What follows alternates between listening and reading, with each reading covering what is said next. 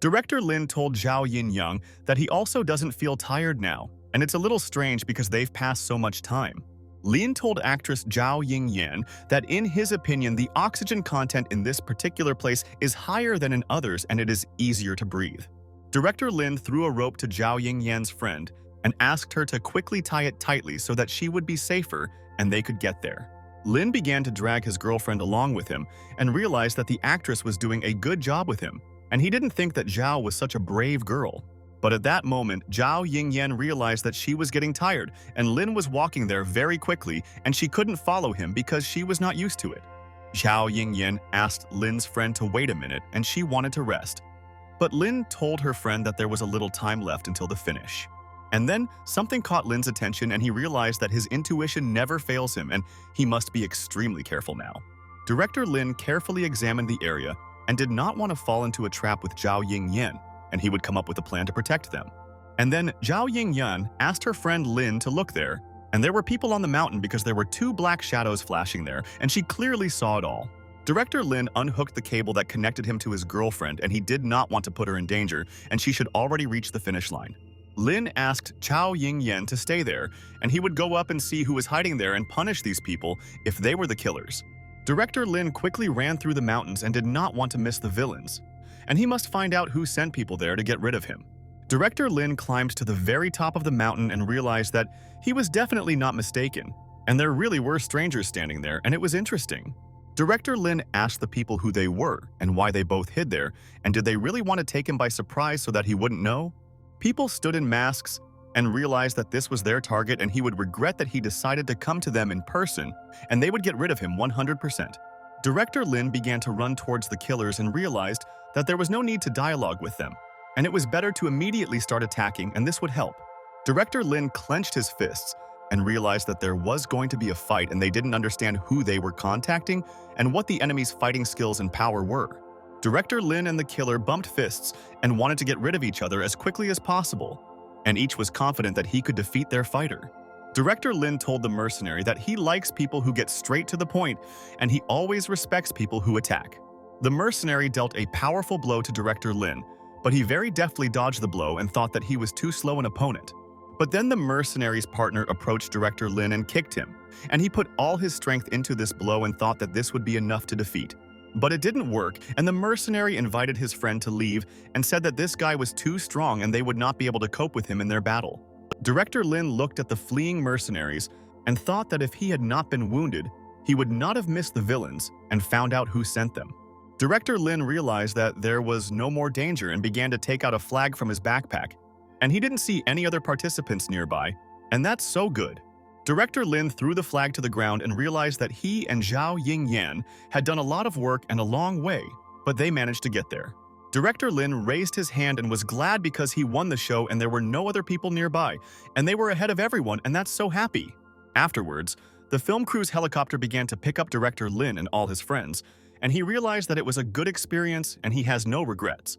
Director Lin asked Yong Li if she found any information on the cameras, and she nodded positively to her best friend Lin.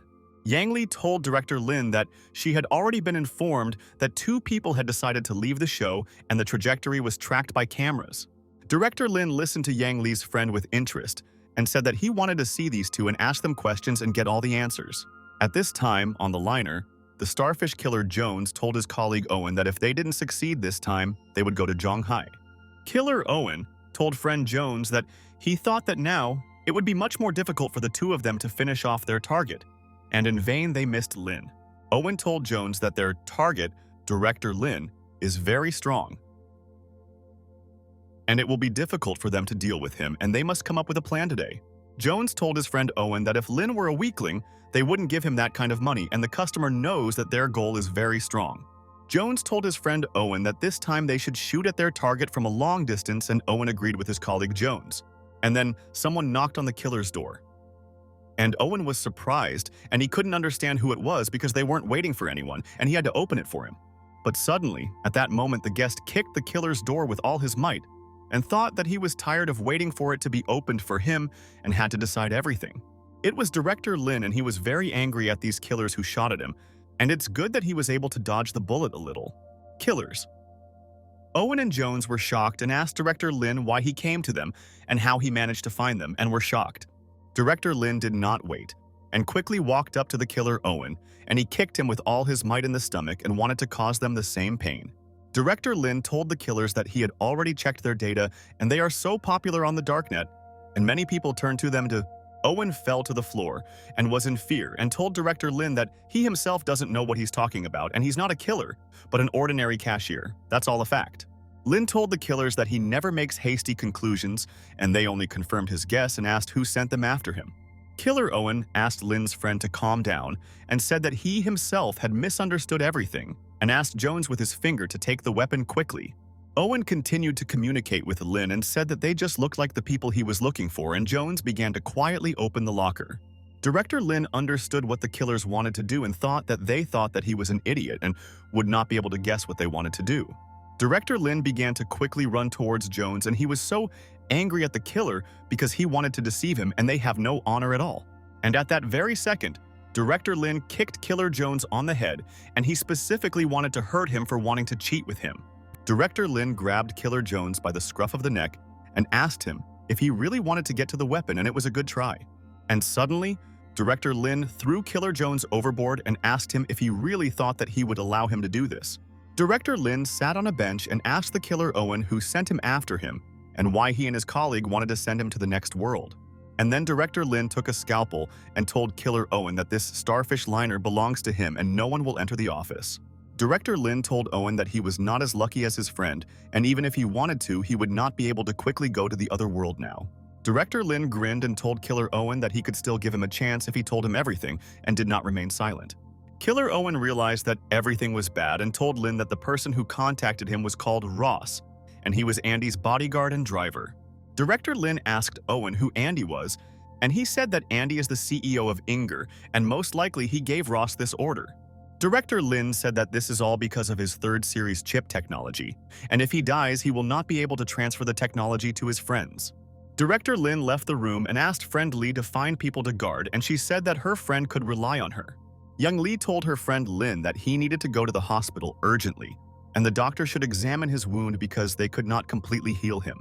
And after a while, Director Lin returned to Zhonghai and decided to first visit Lingyun Corporation and meet with Zi Qingyang. Zi Qingyan was sitting in her office and filling out documents, and she was thinking about her beloved Lin and did not know when he would return and hug his sweetheart. And then Director Lin approached Zi Qing, and he put a drink on her table and thought that it looks like she works every day without rest. Director Lin winked at sweet Zi Qingyang and asked her to rest a little, and the boss allows her to take a rest because she is a valuable employee. Zi Qing immediately hugged Lin and asked when he returned to Shanghai, and he asked her to behave decently because they were at work. Zi Qing was surprised and asked, "Dear Lin, what happened to his shoulder?" and something told her that he was injured there at the show. Director Lin told sweet Zi Qing that nothing had happened, but she asked him to let her examine his injury and see for herself. Director Lin took off his suit and his entire shoulder was bandaged, but he didn't want to tell Zi Qing about it so that she wouldn't be nervous now.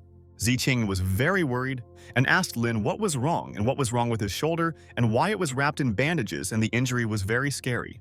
Director Lin smiled and asked the sweetheart not to be nervous and said that he was a little injured on the set and it was nothing serious.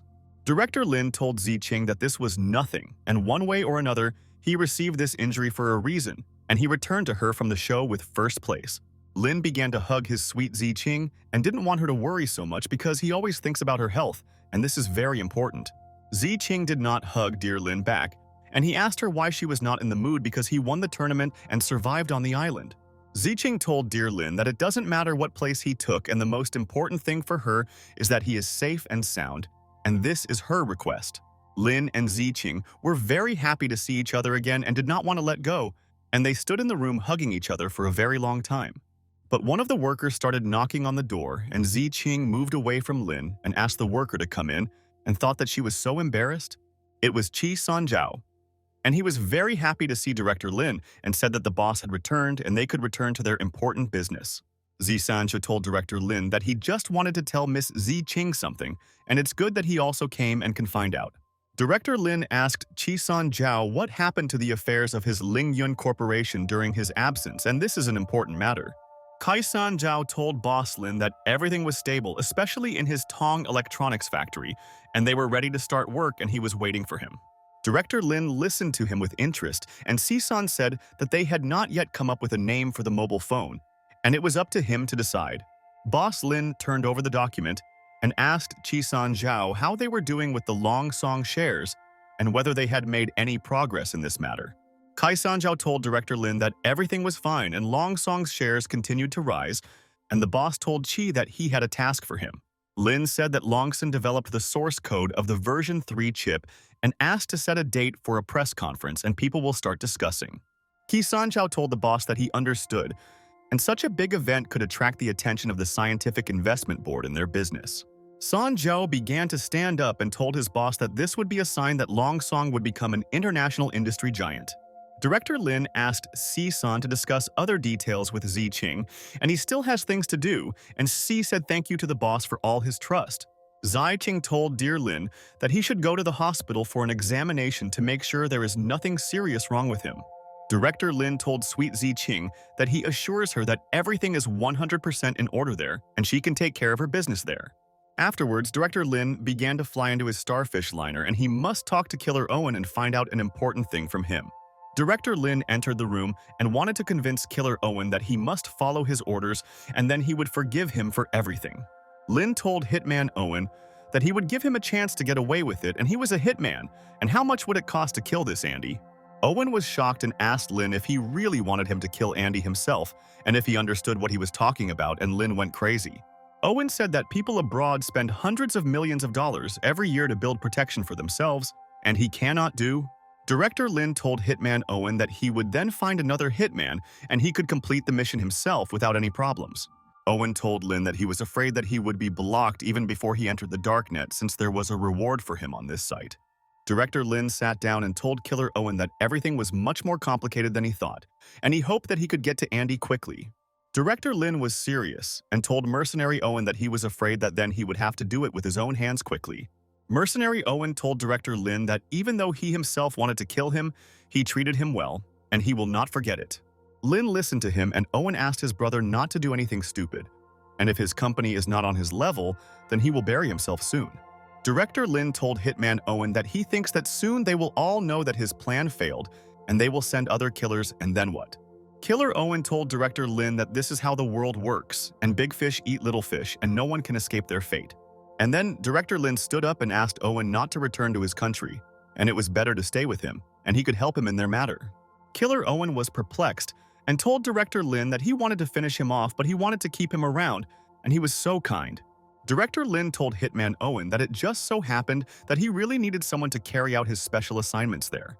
Owen was so surprised and thought that this man knows how to forgive and he appreciates it and will never forget all his help in this mission of theirs. Killer Owen said thank you to Director Lin, and after he himself recently failed the task, now he has nowhere to return to the city.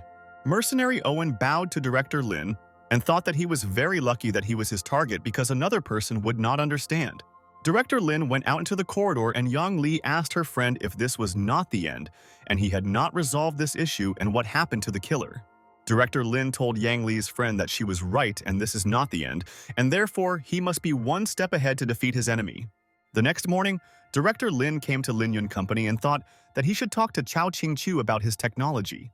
Cao Qingqiu asked Lin if he really released the third version of the chip and why didn't he say about it because they could promote the news. Director Lin told Cao Qingqiu that there was no point in her participation there, and she should just watch how the media would bother them in the future. But at that moment, someone knocked on the door of the director's office, and he told Cao that someone had come to him and they would talk to her in the evening. The employee entered the room and told Director Lin that Andy Alice had come to see him there, and that she wanted to talk to him and that it was very important. Director Lin asked his man to let Andy Alice in and realized that it was interesting, and he wanted to ask her a few questions now. Andy Alice began to enter the room and thought that she should be very careful because Lin could harm her and the company. Andy Alice said, "Good afternoon" to Director Lin, and she is very happy to see him today and hopes that they can sign a contract with him. Director Lin asked Andy Alice to sit down and asked what he owed such a visit and what she wanted to talk to him about at his corporation. Andy Alice told Mr. Lin that she thought it was so important for them to talk about the third chip technology, and it was very interesting to her. Director Lin told Andy Alice that they had already had such a conversation and asked if they hadn't discussed everything then, and he thought that she was angry. Andy Alice said that with the technology of the Lunson Company, the chip technology is useless, and their cooperation is the best situation for both. Andy Alice asked Mr. Lin to think about it, and he said that then at dinner he put forward his conditions to her and she didn't like it then. Andy Alice told Director Lin that they couldn't meet all his demands, but she definitely came to him with good intentions. Director Lin told Andy Alice to get lost and let her father come to talk to him personally. Otherwise, he will soon meet with the A family.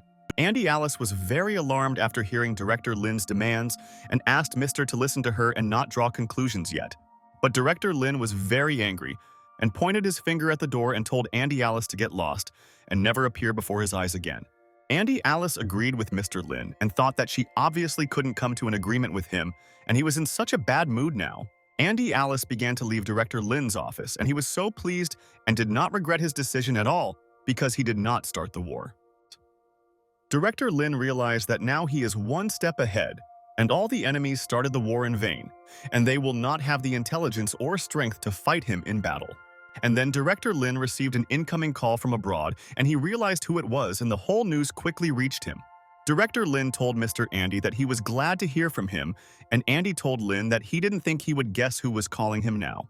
Andy told Merlin that they are still making every effort and hope to cooperate, and he himself can convince Mr. Lin. Director Lin told Mr. Andy that he doesn't know what he's thinking, but a couple of days ago they tried to kill him on the show and it's not pleasant. Mr. Andy asked Lin if this really happened, and it was terrible, and where were the team responsible for security on the show looking? Lin said that the law and order situation in their city is not good, and he is a little afraid that his daughter Andy Alice will not be able to get out of the city alive. Mr. Alice was furious when he heard Director Lin's words and said that if he dared to hurt his daughter, he would definitely not live. Lin told Mr. Andy that if his daughter dares to enter the airport soon, he will guarantee that she will not board the plane, and that is sad.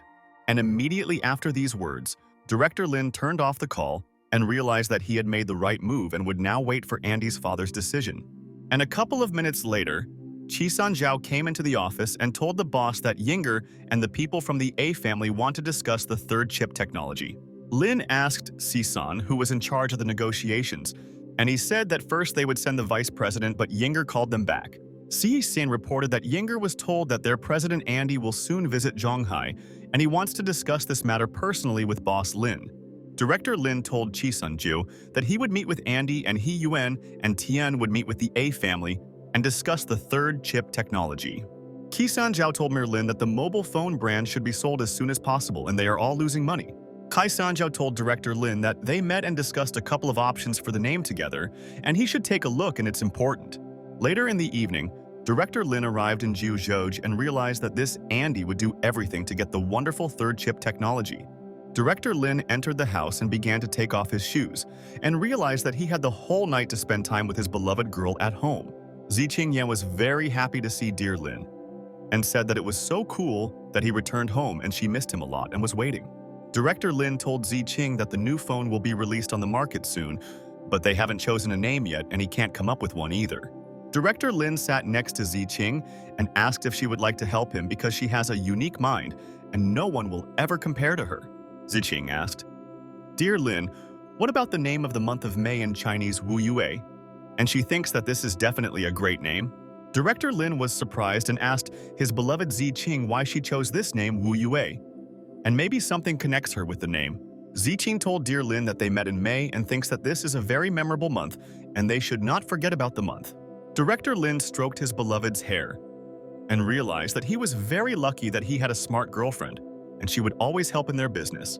Director Lin agreed with Ziqing and said that so be it, and he likes the name Wu Yue, and all people will remember this brand.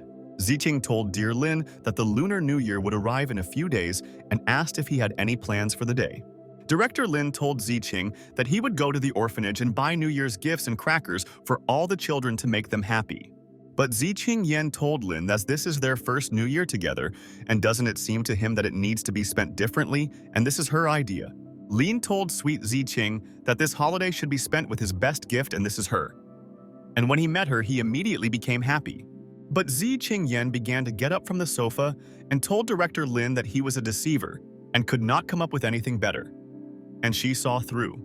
Ziking told director Lin that their first meeting was in the parking lot, and he treated her coldly, and she remembered it forever.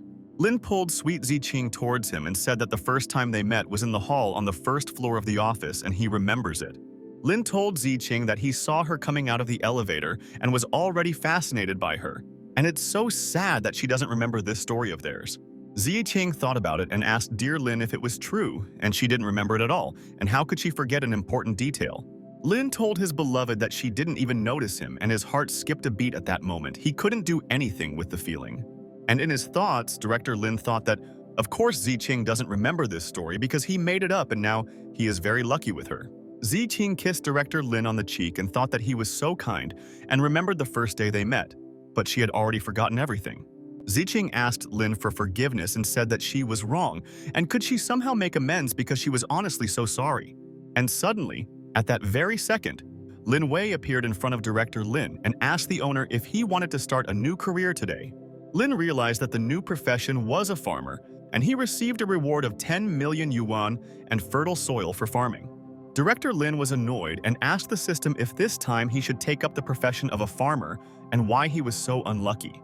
Lin Wei told Master Lin that the boss was right and asked him to start a career, and then he could get acquainted with the career information. Director Lin was not happy, but he agreed to start a new career and hoped that next time he would definitely have a cool profession.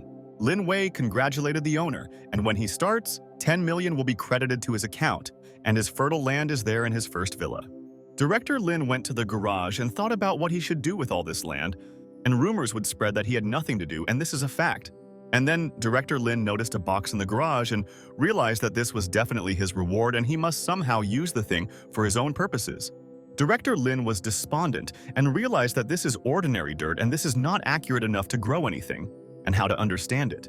And then Lin realized that fertile soil is a special formula and should be used with clay, and then there will be a result. Director Lin realized what was going on, and now he must come up with an ingenious plan to get the plants he needs from this soil. But then suddenly Director Lin's gaze fell on something, and he realized that it looked like there was not only clay there and he should look around there. Director Lin noticed that there was a folded document in the box, and he had to study it and see if there was anything important for the case. Director Lin realized that this document was his land purchase and sale agreement, and he bought land in Huangxi village and immediately concluded a contract. Director Lin thought, did he really get land, and not only a house and land, but also a fish pond? And this is great news, and he is interested. Afterwards, Director Lin went to bed and realized that he needed rest. And the next morning, he went down to the kitchen and wanted to have breakfast at home with Qing.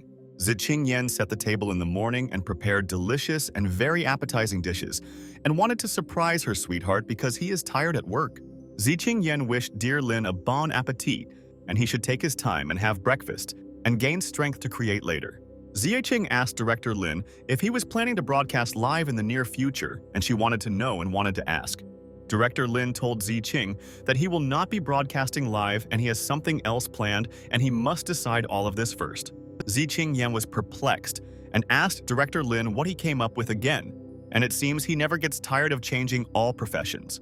Ziqing Yan was shocked and asked Director Lin if this was some kind of special activity, and that's why he didn't want to tell her about it. Director Lin told Ziqing that she is right, and this is a bit of a special occupation, and that is why he does not want to tell anyone about this profession. Ziqing told dear Lin that she hopes that he will no longer give massages to women, and if so, she is categorically against it. Lin asked sweet Ziqing what she was talking about and said that in order to experience the hardships of life, he would take up agriculture. Ziqing didn't believe it and asked if Lin really wants to plow the land now, but there are definitely other ways to gain life experience. Director Lin told Ziqing that experience is not the only reason why he wants to do this, and that what they are eating now is very harmful. Director Lin told sweet Ziqing that he plans to grow some vegetables for them, and then it will all be healthy. Ziqing said that this is so romantic, but the fruits and vegetables they buy are good, and she doesn't want him to be so tired at work. Director Lin stroked his beloved's hair and realized that he was happy when the girl was worried that he might get tired at work. Director Lin told Ziqing Yang that he knows this, but he is definitely ready to do anything for her, and the most important thing for him is the smile of his beloved guy. Ziqing Yang told dear Lin that then she would go with him, and together, they would definitely be able to grow the best fruits and vegetables in this world. But Lin pushed Ziqing away and asked what she would do there, and the company was full of work, and she had no need to dig in the ground with him. Ziqing asked Director Lin why he decided that she definitely couldn't handle it and she could help him water and it wouldn't be that difficult. But Director Lin told Ziqing that this is not the same as watering flowers all day, and this watering is different from her usual method. Ziqing told Lin that if he really wants to go, it's not a problem and it's just not far from Saifang, and she will go to him, and that's so cool. And then Qi Sanjiao wrote to Director Lin, and the meeting with Yinger will definitely take place at 1 o'clock in the afternoon at the Bandao Hotel, and they invited expert Liang. Director Lin read Qi Sanjiao's message and agreed with him, and realized that today he will solve many important issues of the company. And after a while, Director Lin came to the Bandao Hotel and thought that he had come up with a plan and no one could blackmail him today. Liang Ruxu told Director Lin that they were glad to see him, and next to her was the director of the Inger Company, Mr. Andy, and he was also glad to meet. Liang Ruxu told Mir Andy's desk, "This is their young businessman in Zhonghai Lin Yi, and he is the director of Lingyun Corporation, and he is glad to see." Mr. Andy said good afternoon to Director Lin, and he is glad that they will be able to communicate with him personally and come to the optimal conclusion there. They all went into the restaurant and sat down at the table and thought that now they could discuss all matters in a cozy atmosphere and no one would be offended there. Director Lin asked the waitress what kind of drink this was, and she told him that it was the best wine in the Bandao Hotel and he should appreciate it. Director Lin told the waitress that the wine tasted like cheap foreign wine and it was better to bring 2 bottles of their signature wine to them. The waitress ran and told Director Lin that they would do everything to make them happy and would bring him the hotel's signature wine.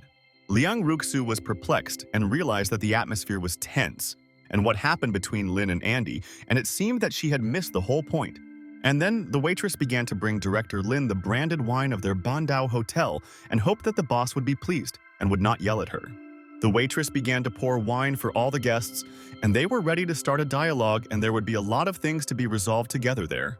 Liang Ruxu told Mr. Andy that she wanted to make a toast and wished great success to both of them in business and investment in Zhonghai. Mr. Andy said thank you to Miss Liang Ruxu for all the words, and he himself also hopes for cooperation and business will be in full swing. But suddenly, Director Lin stopped Liang Ruxu and did not allow her to drink with Mr. Andy, and he did not want her to drink wine. Director Lin asked Liang Ruxu not to drink with this man, and he told her that he himself would personally drink with him because they have common interests. Andy told Mr. Lin that he is a brilliant person and he doesn't believe that he developed the innovative third chip technology recently. Mr. Andy told Director Lin that he would drink this glass for their cooperation, and they hit glasses with each other as friends. But suddenly, Director Lin told Mr. Andy that his level was no longer enough to clink glasses with him on equal terms, and he must remember. Mr. Andy told Director Lin that he came to him today with sincere intentions and hopes to receive the same from him. Director Lin asked Old Man Andy if he really thinks that this cooperation will be successful, and it looks like his grandfather has gone crazy. Director Lin asked Mr. Andy, or does he think that he is such a forgetful person that he will instantly forget that he wanted to kill him? Liang Ruxu was completely shocked when she heard Director Lin's words and wondered if Mr. Andy wanted to kill her friend Lin. Mr. Andy forcefully and rudely put his glass of wine on the table and thought that it seems that Director Lin believes in himself too much, and this is a problem. Mr. Andy sat down and began to think how he could solve the whole problem so that Lin would agree to share his chip technology with them. Director Lin told Mr. Andy that if he offered him some compensation, he would let go of the past and not remember. And at that very second, unexpectedly, Director Lin poured wine on Mr. Andy's head and said that he was only pretending to be stupid. Director Lin told Mr. Andy that his daughter's life is only in his hands, and it is up to him to decide whether she will live or not, and he must think. In an instant, the guards surrounded Mr. Andy and asked Director Lin what he was doing and why he did this to Mr. in the restaurant. Director Lin asked people to take Miss Liang Ruxu away from there, and he himself must deal with this matter because he was simply tired of it. Director Lin told Old Man Andy that he should not interrupt him so that he could listen to important information about his daughter. Director Lin told Mr. Andy that he already knew about him and the lithography machine company, and it was no secret. Lin told Mr. Andy that he and his daughter secretly owned as much as 24%, and should he exchange the shares for life. Andy told Lin that he ordered the assassination attempt on him and was ready to quickly pay compensation for it, and asked him to believe in sincerity. Director Lin told Mr. Andy that he is Lin Yi and can't help but take revenge on him now, And will he really make peace with him just because of his money? Mr. Andy was furious and ordered his men to capture Director Lin, and he wants to personally take revenge on the puppy and teach the freak a lesson. Mr. Andy's security guard started running towards Director Lin, and he thought that this guy was weak and he couldn't do anything with strength. But Director Lin skillfully kicked the guard right in the face and was glad that the guys wanted to test their strength and did not understand that they were losers. The guard began to fly towards the wall and punched a hole in it, and no one could understand whether Director Lin was really so strong and powerful. The guard in the wall started screaming and begging for help, and all his colleagues were horrified and thought that they had seen this blow for the first time in their lives. Director Lin approached another guard and asked if he also wanted to feel the same pain that his colleague at work was now experiencing. The guard clenched his fist and told Director Lin to go back, and he told all his friends that they must protect Mr. Andy from the scoundrel. Director Lin walked to the bar and quickly grabbed a bottle of wine and realized that this was the perfect weapon to attack this enemy. And at the same moment, Director Lin walked up to the guard and hit him on the head with all his might with a bottle, and was glad that now he knew his strength. The security guard was in a lot of pain, but he wanted to fight to the end, and he would not back down in front of this fighter and would continue to protect Mr. Andy. The security guard was furious and started to run towards Director Lin, and he waved his arms non-stop and wanted to hit him in the face now. But Director Lin easily defended himself from all the guard's blows and immediately hit him in the stomach with all his might. Director Lin told the guard to get lost and not stand in his way anymore. Otherwise, he would get worse, and he would punish the athlete even more severely. The guard was lying on the floor unconscious, and Mr. Andy said that this guy was strong and he always beats all his people and no one defeated. Director Lin asked Mr. Andy if there would be more fighters and he wanted to compete there, and Andy asked the scoundrel not to go there. But at that very second, Director Lin grabbed Mr. Andy tightly by his hair and began to drag him towards him, and Andy could not escape anywhere. Director Lin asked Mr. Andy how they will now solve this situation, and he hopes that they will find the right solution there. Mr. Andy asked Lin not to kill him and said that he could give him 11% of his shares in exchange for technology. Director Lin told Mr. Andy that he couldn't bribe him that easily, and he had to find something more meaningful for the sake of his Alice. Director Lin asked Mr. Andy what he thought would happen to the price of his shares if he told everyone that he himself hired a killer. Mr. Andy told Director Lin that the share in the lithography machine does not belong to him, and he is not lying and is telling everything honestly now. Mr. Andy told Lin that it would not be possible to withdraw 24% of the shares in exchange for the chip technology, and they would not agree. Director Lin threw Mr. Andy to the floor and said that he knows that he can handle this problem, but he requires at least 11. Mr. Andy was very hurt, and he told Director Lin that he would try to do everything in his power and agree to all his conditions. Director Lin told Mr. Andy that if he had cooperated with him earlier, there wouldn't be so many unnecessary problems and headaches. Lin told Andy that all their persuasion should remain secret, and he should call him when he thinks it over, and he hopes that there will be no nonsense. Director Lin left the restaurant and thought that Mr. Andy himself decided that he could manage everyone, but quickly realized that he was so mistaken. And then Liang Ruxu approached Director Lin, and she wanted to tell him something and said that it was important and asked him to give his time. Liang Ruxu was alarmed and asked her friend Lin to follow her there quickly, and she would explain all the information to him so that he would understand. Director Lin and Liang Ruxu came into the room, and she asked her friend to sit on the sofa and she should ask him something that worries her. Director Lin asked Liang Ruxu what happened and why she was so nervous, and she seemed to want to know something, and he was willing to listen. Liang Ruxu asked her friend Lin if he was really wounded and asked her to let her examine him, and she should look at his wound, and this is so important. But Director Lin covered his wound with his shirt and told his best friend Liang Ruxu that he was fine and there was no need for her to be nervous now. But Liang Ruxu insistently asked him to let her look at his wound, and she must make sure with her own eyes that everything was okay with him. Liang Ruxu opened Director Lin's shirt and noticed the wound on his shoulder and realized that it looked scary and looked like Lin was in pain. Liang Ruxu told her friend Lin that these people are crazy and he should quickly solve his problem before threatening his enemy. Liang Ruxu told her friend Lin that it couldn't be left like this, and he told her that he had already dealt with it and asked her not to worry. Lin told Liang Ruxu that Andy wanted to kill him, and he decided that he would let the old man live a little longer and make him his errand dog.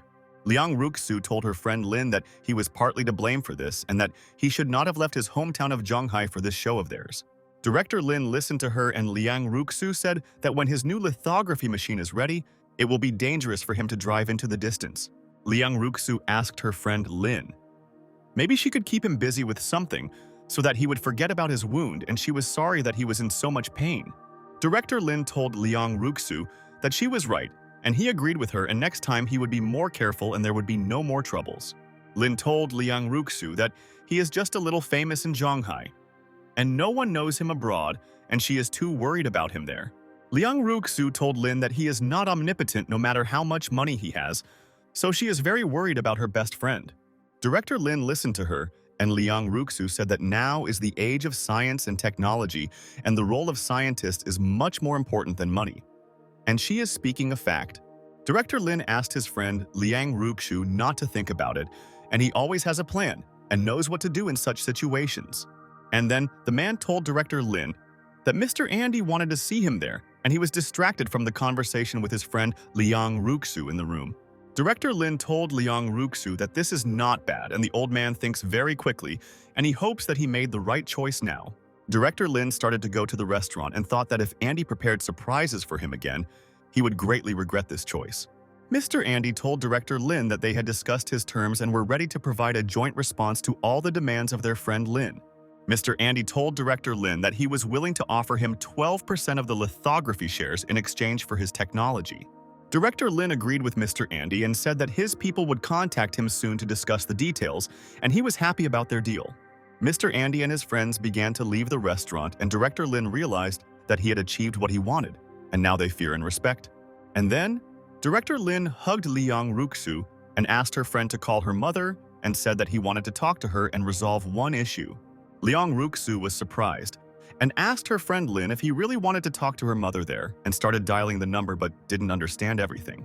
Liang Ruxu told Shen Shui's mother that Lin wants to talk to her and says that this is important and she should listen to his words now. Liang Ruxu handed the phone to her friend Lin and wanted to hear what her mother and Lin would talk about and what common interests they had in the business. Director Lin told Aunt Shen Shui that he already has 12% shares, and is she interested, and she was shocked by this. Director Lin told Aunt Shen Shui that he managed to get shares, but he can't invest in it, and that's all her concern. Shen Shui told Lin that sometimes he gives such surprises, but this matter is of great importance and she cannot refuse him. Director Lin told Aunt Shen Shui that she had made the right decision and he would call her after everything was already implemented. Director Lin completed the call with Aunt Shen Shui and realized that everything was going according to plan, and she always helps him in his work, and he is grateful. Liang Ruxu was nervous and told Director Lin that sometimes he takes on too much and he must be extremely careful. Liang Ruxu told Director Lin that he received shares and also began to cooperate with her mother, and what does this all mean? But Director Lin just kissed Liang Ruxu and thought that she was so beautiful when she was worried, and she was nervous for nothing, and it was harmful. Lin told Liang Ruxu that he trusted her family and she was supposed to be transferred to Yanjing, and he wanted her to stay near him.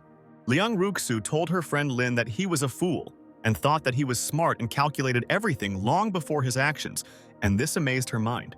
Afterwards, Director Lin returned to Jiuzhou and thought that he had very successfully completed all the plans for today and could be proud of himself. Director Lin entered his villa and thought that he was starting to get tired quickly and seemed to need a good rest from all his hard work. Director Lin sat down on the sofa and realized that he still had to fully study his new profession in the system and find out all the information. And then Ziqing approached Director Lin from behind and began to massage his shoulders and thought that it looked like he had a lot to do today. Ziqing Yan asked, "Dear Lin, if he was really tired and he should take care of himself because he manages to get everywhere and never rests." Director Lin asked Ziqing what was going on in the company and if there was any good news for him, and he wanted to hear exactly those words there. Ziqing realized that her dear Lin controls so many companies and how he manages everywhere, and she cannot understand all the energy of her dear. Ziqing told dear Lin that it was Chinese New Year, and nothing special was happening, and they had a final meeting. Lin asked Ziqing if she was busy tomorrow, and he planned to go to Shifang to inspect a plot of land, and she could help him there. Ziqing Yin was very glad that Lin offered her this and said that she was not busy and she was looking forward to it, and she even prepared. Ziqing asked dear Lin to wait and ran somewhere, but he sat in bewilderment and he could not understand what she wanted to show. A few minutes later, Ziqing came out to Lin wearing boots, and she only wanted to surprise him and was happy to help him with farming. Ziqing Yin put on a stylish outfit and asked Lin what he thought about her style, and she wanted to hear his opinion on all these clothes. Director Lin was completely shocked and asked Ziqing what kind of outfit this was and why she was dressed in such an outfit now, and surprised him so much. Ziqing told Director Lin that she would go with him in this, and she asked him if she looked like an ordinary hard worker like everyone else. Director Lin started laughing and told Ziqing that he didn't know about the hard worker, but she looked a lot like the stupid daughter of a landowner. Ziqing was angry and asked Lin who he called stupid, and he should be careful with his words because she will go to Shifeng. Lin was horrified, and Ziqing said that she would plant it in the ground, and in the fall there would be a harvest and one of them would cook for her and the other would carry it. But suddenly, Director Lin quickly hugged Ziqing and kissed her, and he didn't want her to be angry with him because he was just joking there. Director Lin told Ziqing that she should be careful, and if he puts her on the ground, he will use everyone for one thing. Ziqing pushed Director Lin and said that he was a pervert, and how could he say such a thing to the girl he loved, and it looks like he is so spoiled. And then Director Lin began to attract Ziqing to him, and he did not want to let go of his beloved, and now Qingyun will not be able to escape anywhere. Director Lin told Ziqing that he is not to be joked with because he is such a spoiled guy and he will not forgive anyone for such jokes with the boss. The next morning, Director Lin and Ziqing went to see their site in Huangxi village and thought that there would be a lot of space there. Director Lin saw the abandoned buildings and told Ziqing that this is not what he imagined and it looks poor and such a pity. Director Lin told Ziqing that there are a lot of such places, and further on is the village of Huangxi, and there is his house and land where they wanted to harvest. And after a while they arrived in the village of Huangxi, and Ziqing asked Lin where his house was and asked him to quickly show her the plot in his house. Lin asked Ziqing why she calls him by name, and the villagers will not understand this, and if she is acting out a performance then let it go to the end. Ziqing Yan whispered in Director Lin's ear that he is her dear and she loves him so much and cannot live without him for a single day, and this is not a joke. Director Lin asked Ziqing to stop doing this and said that they would rather inspect the house and realized that she was a real beauty. They went into the house and Ziqing told Lin that she liked it there, and there was a special atmosphere there, and she didn't want to leave there, and it was a good house. Ziqing Yan told Director Lin that these lands must be there somewhere and asked him to go and inspect his entire house with her.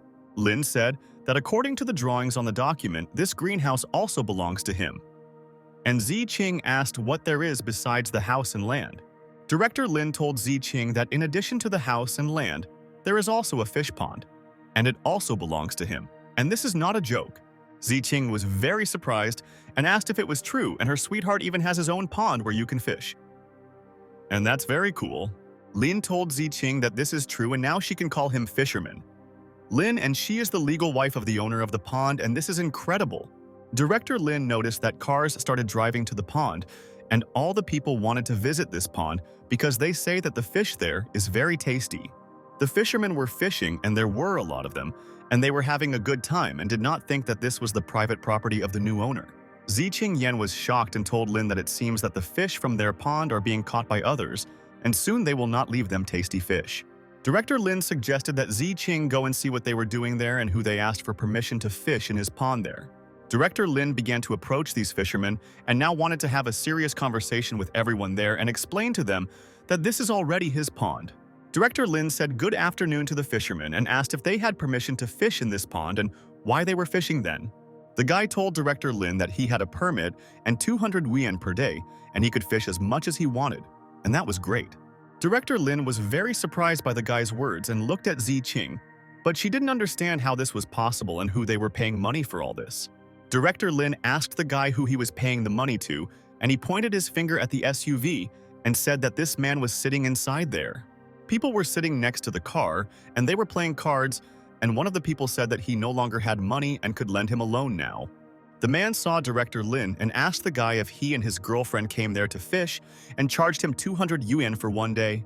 Director Lin told the man that he doesn't fish and just wants to ask him if this place belongs to him and where he came up with it. The man was angry and asked Director Lin what he meant and the pond belongs to them. And how else do they take money from people for everything? Ziqing was also furious and said that this is not true, and the pond rightfully belongs to them, and on what grounds do they take money for it? The man was surprised and asked Director Lin if they bought the house from Old Man Zhao, and he didn't know who the real owner of the house was before. Director Lin told the man that the house is a greenhouse and a pond is now his, and it is impossible to sell the place by the pond to fishermen, and he says everything seriously. Director Lin asked the man how they had the courage to sell the place by the pond, and how they came up with such a thing there. The man said that his name was Yu De-kyung, and he was the one who opened the largest seed sales office in the city, and he was looking to discuss it. Director Lin listened to him, and Yu De-kyung said that he did not appear there all the time, and he did not know what to do, and he was not to blame for their matter. Director Lin asked Yu De-kyung what he wanted to discuss with him, and he wants to hear from him now what plans he is making for his house. Yu De-kyung told Director Lin that he liked this pond and how much he bought it for and let him sell it for a couple of tens of yuan to a friend.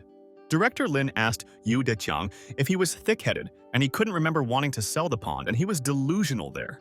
Yu De-kyung's friend asked Director Lin to slow down and asked him to watch his tone and how he communicates with his best friend now. But at that very second, Director Lin lightly hit the impudent guy and thought that they all think that they have captured this place, but he will punish them. Yu De-kyung was horrified and told his friend Lin that he understood everything and this is his pond and no more questions. And tomorrow, all people will leave the pond. Director Lin asked Yu De-kyung if they had been fishing there for so many days, caught all the fish in the pond, and now they just want to leave. Director Lin told Yu De-kyung that if they put in small fish worth thousands of yuan, the problem will be solved forever. Yu De-kyung was shocked and asked Director Lin what he was talking about and where he would get 100,000 because he hadn't even saved up 10,000 there. And at that very second, suddenly Director Lin kicked Yu De-kyung in the stomach, and he realized that he could not communicate with him in a good way and he would deceive him. Ziqing looked at all this and thought, what kind of people these are, and they all only know how to wave their fists and always deceive all people. Yu De-kyung told his friends that they should attack the scoundrel Lin together, and then they could defeat him, and he would beg for mercy there. Director Lin hit one of Yu De-kyung's friends and realized that all these people are sweet, and none of them can fight back the fighting master. Director Lin hit the second friend and thought that they were wasting their time, and could not do anything to him, and he would flex his muscles now. Director Lin continued to beat up all of Yu De-kyung's friends, and he wanted to quickly get to their head and show him all the skills and all the power. Yu De-kyung fell to his knees and asked his brother not to beat him, and he would throw a lot of fish worth 100,000 into the pond, and he would never see him again. And then Yu De-kyung ran to the fishermen and started shouting and said that the fishing was over and they should quickly leave from there, and this is an order. And at that moment, someone called Director Lin from an unfamiliar number, and he did not understand who was calling him now and what this person needed. It was Ningyue, and she told Brother Lin that they would soon be in Zhonghai and asked to pick them up, and he said that he would pick them all up at the station. Ziqing Yan was very happy and asked Director Lin if Ningyue was coming to them in Zhonghai with her boyfriend, and that would be great for them. Lin said that he does not think that Ningyue will come with a boyfriend, and most likely with children from the orphanage who will go to Zhonghai University. Afterwards, Director Lin quickly arrived at the station and waited for Sister Ningyue. And he missed her so much, and they had not seen each other for a long time, and now he is happy. Ningyue came to Zhonghai and started waving to Sister Ziqing and said that she missed her so much and she decided to come to wonderful Zhonghai. Ziqing noticed that Ningyu came there with people and wanted to get to know them as soon as possible and find out everything about each of her sister's friends. Ningyue introduced her friend Ziqing Yang to her friends and said that this is definitely her best friend and they can call her sister, and she is a miracle. Ningyue said that this girl's name is Zheng Yawen, and she is a student and linguist at the university, and she is a very good student and so smart. Ningyue told Ziqing that the other girl's name is Wen Wanning, and she is a student at Fengtian Medical University, and she loves Zhonghai. Ningyue said that the guy next to her is called Chen Xuanyu, and he is already a third-year student at the Pedagogical University, and he is also her friend. The students greeted Sister Ziqing, and they are glad to meet, and they will have fun together, and she is the most beautiful friend. Ningyue told Sister Ziqing that she had only seen this place on the internet and they sold such expensive things, and it was so interesting. Ziqing Yan then asked Ningyue to go to this building and buy something there, and she should keep her company, and this is very important. Ziqing Yan told Sister Ningyue that they would have fun with her, and she should visit all the interesting places in Zhonghai City. Zheng Yawen told Sister Ningyu that Mom Wang said that she should not let her brother buy things for them, and she is nervous now. Director Lin asked Ningyue if her boyfriend is not rich and let him buy them something, and then they will be happy and he will please everyone there. Ninju, with full awareness of the truth, told brother Lin that her boyfriend's money did not fall from the sky and he could not buy expensive things. Director Lin asked sister Ningyue if she really wanted to say that money was falling from the sky to him, and how could she think of it. Director Lin thought about it and realized that although in truth Ningyue is right in some ways and his money is falling from heaven to him, but it doesn't matter there. Ziqing asked Lin and Ningyu to stop arguing and said that she has all her brother's money and the last word is hers and she decides it. Ningyue hugged Ziqing and said that she loved her and she was glad that her brother would have such a kind and beautiful bride and she was definitely an angel. Ningyue told the students that when they return home they will say that their sister bought it all for them, and Mom Wang will not say anything to them for this. Chen Xuanyu and Director Lin looked at how Ningyue and Ziqing were happy and realized that the girls had completely different interests and could not understand. Director Lin asked Chen Xuanyu if he bought a computer and he would choose some laptop model for him a little later for a friend. Chen Xuanyu told brother Lin that he shouldn't do this, and he is already in his 3rd year, and this computer in the library is enough for him. Director Lin asked Chen Xuanyu if he was a stranger to him and could he use a computer when he was in graduate school. Chen Xuanyu said thank you to Director Lin. And does he really have so much money and can he calmly spend all the money? And that's so cool. Director Lin hugged Chen Xuanyu and thought that he was a great guy and had a good character and he liked it and was surprised by him. Principal Lin told Chen Xuanyu that his money is enough to support him for the rest of his life and the student just needs to study hard. Chen Xuanyu told Director Lin that he was so cool and asked him if he could try to find his older brother in the city. Director Lin asked Chen Xuanyu if his brother was not sentenced to 8 years, and he thought that he was in prison and it seems he was mistaken. Chen Xuanyu told Director Lin that apparently his brother had already had his sentence commuted and released early, and he was a free man. Chen Xuanyu told brother Lin that he heard from his mother that he had been out of prison for more than 3 months, but there was no news from him. Director Lin felt sorry for the student's brother, and he realized that Xuanyu was very worried about his brother and wanted to bring him home, and he felt sorry for him. Director Lin told Chen Xuanyu that when he returns, he will immediately try to find out all the information about him and help his friend. Later that night, they arrived in Juzhou, and Director Lin realized that today they had a good time with sister Ningyue, and she was so happy.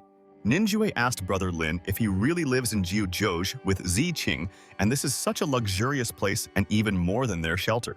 Ziqing Yan told Ningyue that they can come to Juzhou at any time, and they will welcome guests, and she loves all the children of the orphanage. And half an hour later, Director Lin took a shower and refreshed himself after a very difficult day. And he hasn't received guests at his place for a long time, and he's tired of them. But suddenly, at that moment, Director Lin froze in place and realized that he should not have let the girls go to the mall alone. Director Lin noticed a lot of boxes in the room, and he asked the girls what they were and did they really buy all this and how is it so? Ningyue smiled and told brother Lin that he was wrong and that Ziqing Yan had collected her things to give to the shelter, and she was so generous. Director Lin asked Ningyue if they really came to Zhonghai and wanted to rob them, and thought that he already wanted Ningyue to leave. Principal Lin told Ningyue and the students that tomorrow the 3 of them would definitely return to school, and that he should not see them again because they infuriate him so much. The next morning, Director Lin came to Longsong Institute, and he should talk to Shen Tianzhuo, and he will definitely help with their case. Lin told Shen Tianzhuo that he had solved the problem with the source of their radiation, and 1 word from him, and the lithography machine would be ready. Shen Tianzhuo was surprised and asked the boss if it was really so fast, and he told his friend that it was only necessary to put a little effort there. Lin told Tianzhuo that he also received 12% of Yinger's shares, and they will conduct a global purchase, and he is waiting for his list. Shen Tianzhuo asked Director Lin if he also had shares in the Inger company and how he was able to acquire them, and this is fantastic. Director Lin told Shen Tianzhuo that he himself did not expect this, and this was not in his plans, and he received the shares of Yinger Company by accident.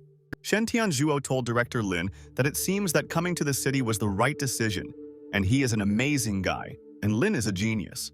Shen asked to give him 3 months and he will fill out all the technical problems, but then laying down and assembling will take a very long time. Director Lin told Shen Tianzhuo that he had already thought about this aspect for a long time, and there would be no problems, and he could be confident in this matter. Shen Tianzhuo said that in the future he plans to recruit another group of people and purchase some equipment to speed up their affairs. Director Lin listened to him, and Shen Tianzhuo told the boss that it could be a big expense and he would say everything in advance. Lin told Shen Tianzhuo that he didn't have to worry about the money, and since everything had already been sorted out, they would deliver their lithography machine. Director Lin told Shen Tianzhuo that although this lithography machine is important, he should not forget to rest and not get tired. Shen Tianzhuo told Director Lin that he would not overdo it, and he asked the boss not to be nervous and not to think about his friend's health at all. Lin realized that so far everything is going smoothly and there is a potential threat to the Hua family, and they will hope that this is not the calm before the storm, and he is right. Lin called Yuan and said that he wanted to find a man, and his name was Wu Fei Yue, and he was only released from prison 3 months ago. Yuan called Director Lin back and said that they all made inquiries about Wu Fei Yue, and they found him as the boss asked, and this is the law.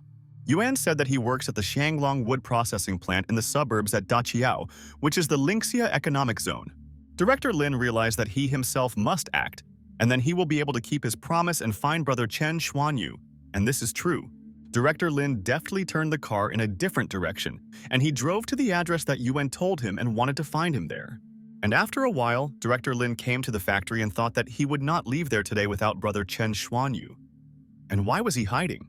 Director Lin was determined and realized that today no one would stop him and would make every effort for the sake of his best friend. The man asked Lin what he was doing there, and Lin told his uncle that he wanted to ask if a man named Ni Wu Fei Yue worked in the factory. The security guard said that Wu Fei Yue quit a month ago, and a residential complex is being built across the road in Liulichang, and he is now working at a construction site. Director Lin began to walk towards the building under construction and thought that he would definitely convince brother Chen Xuanyu that he should return to his family. At this time, the cook prepared lunch and told all the workers that they should stand in line and they would all receive their dish today. Wu Fei Yue was also waiting for his dish and realized that he had been working since the morning and he should have lunch to gain strength and continue his work. Director Lin saw Wu Fei Yue and told his brother that he was finally able to find him and he has no idea how long he had been looking for him. Wu Fei Yue was very surprised and did not expect that someone would look for him and thought that no one needed him. And why did this person come?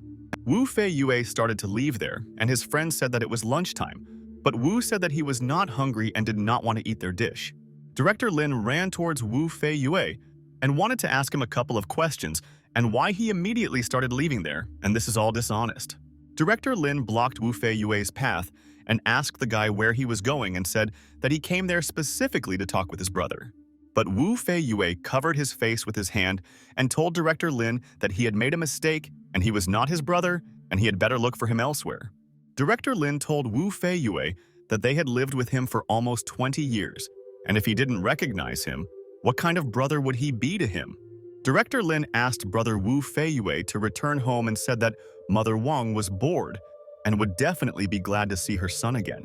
Wu Fei Yue asked brother Lin to go to a quieter place, and there, they could discuss everything with him, and he also missed his brother. Director Lin told brother Wu Fei Yue that they should look for somewhere to eat, and he was so hungry and would eat anything right now. Director Lin and Wu Fei Yue came to the cafe, and he realized that now no one would interfere with their conversation, and they could discuss important matters. Wu Fei Yue told brother Lin that the orphanage had gotten better over these few years, and asked if mom and dad were okay now, and he missed him.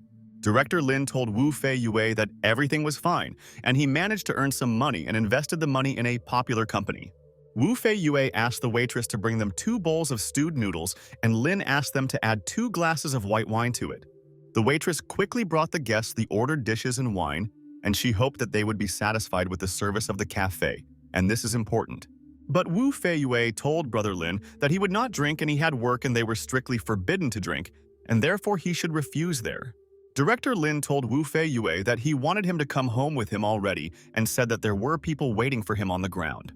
Wu Fei Yue asked how he could come back after everything, and he fought every day and almost gave his mother a heart attack, and that's all. Lin asked Wu Fei Yue if he didn't stand up for him as a child, and his mother said that she didn't know what happened and he wanted to return him there.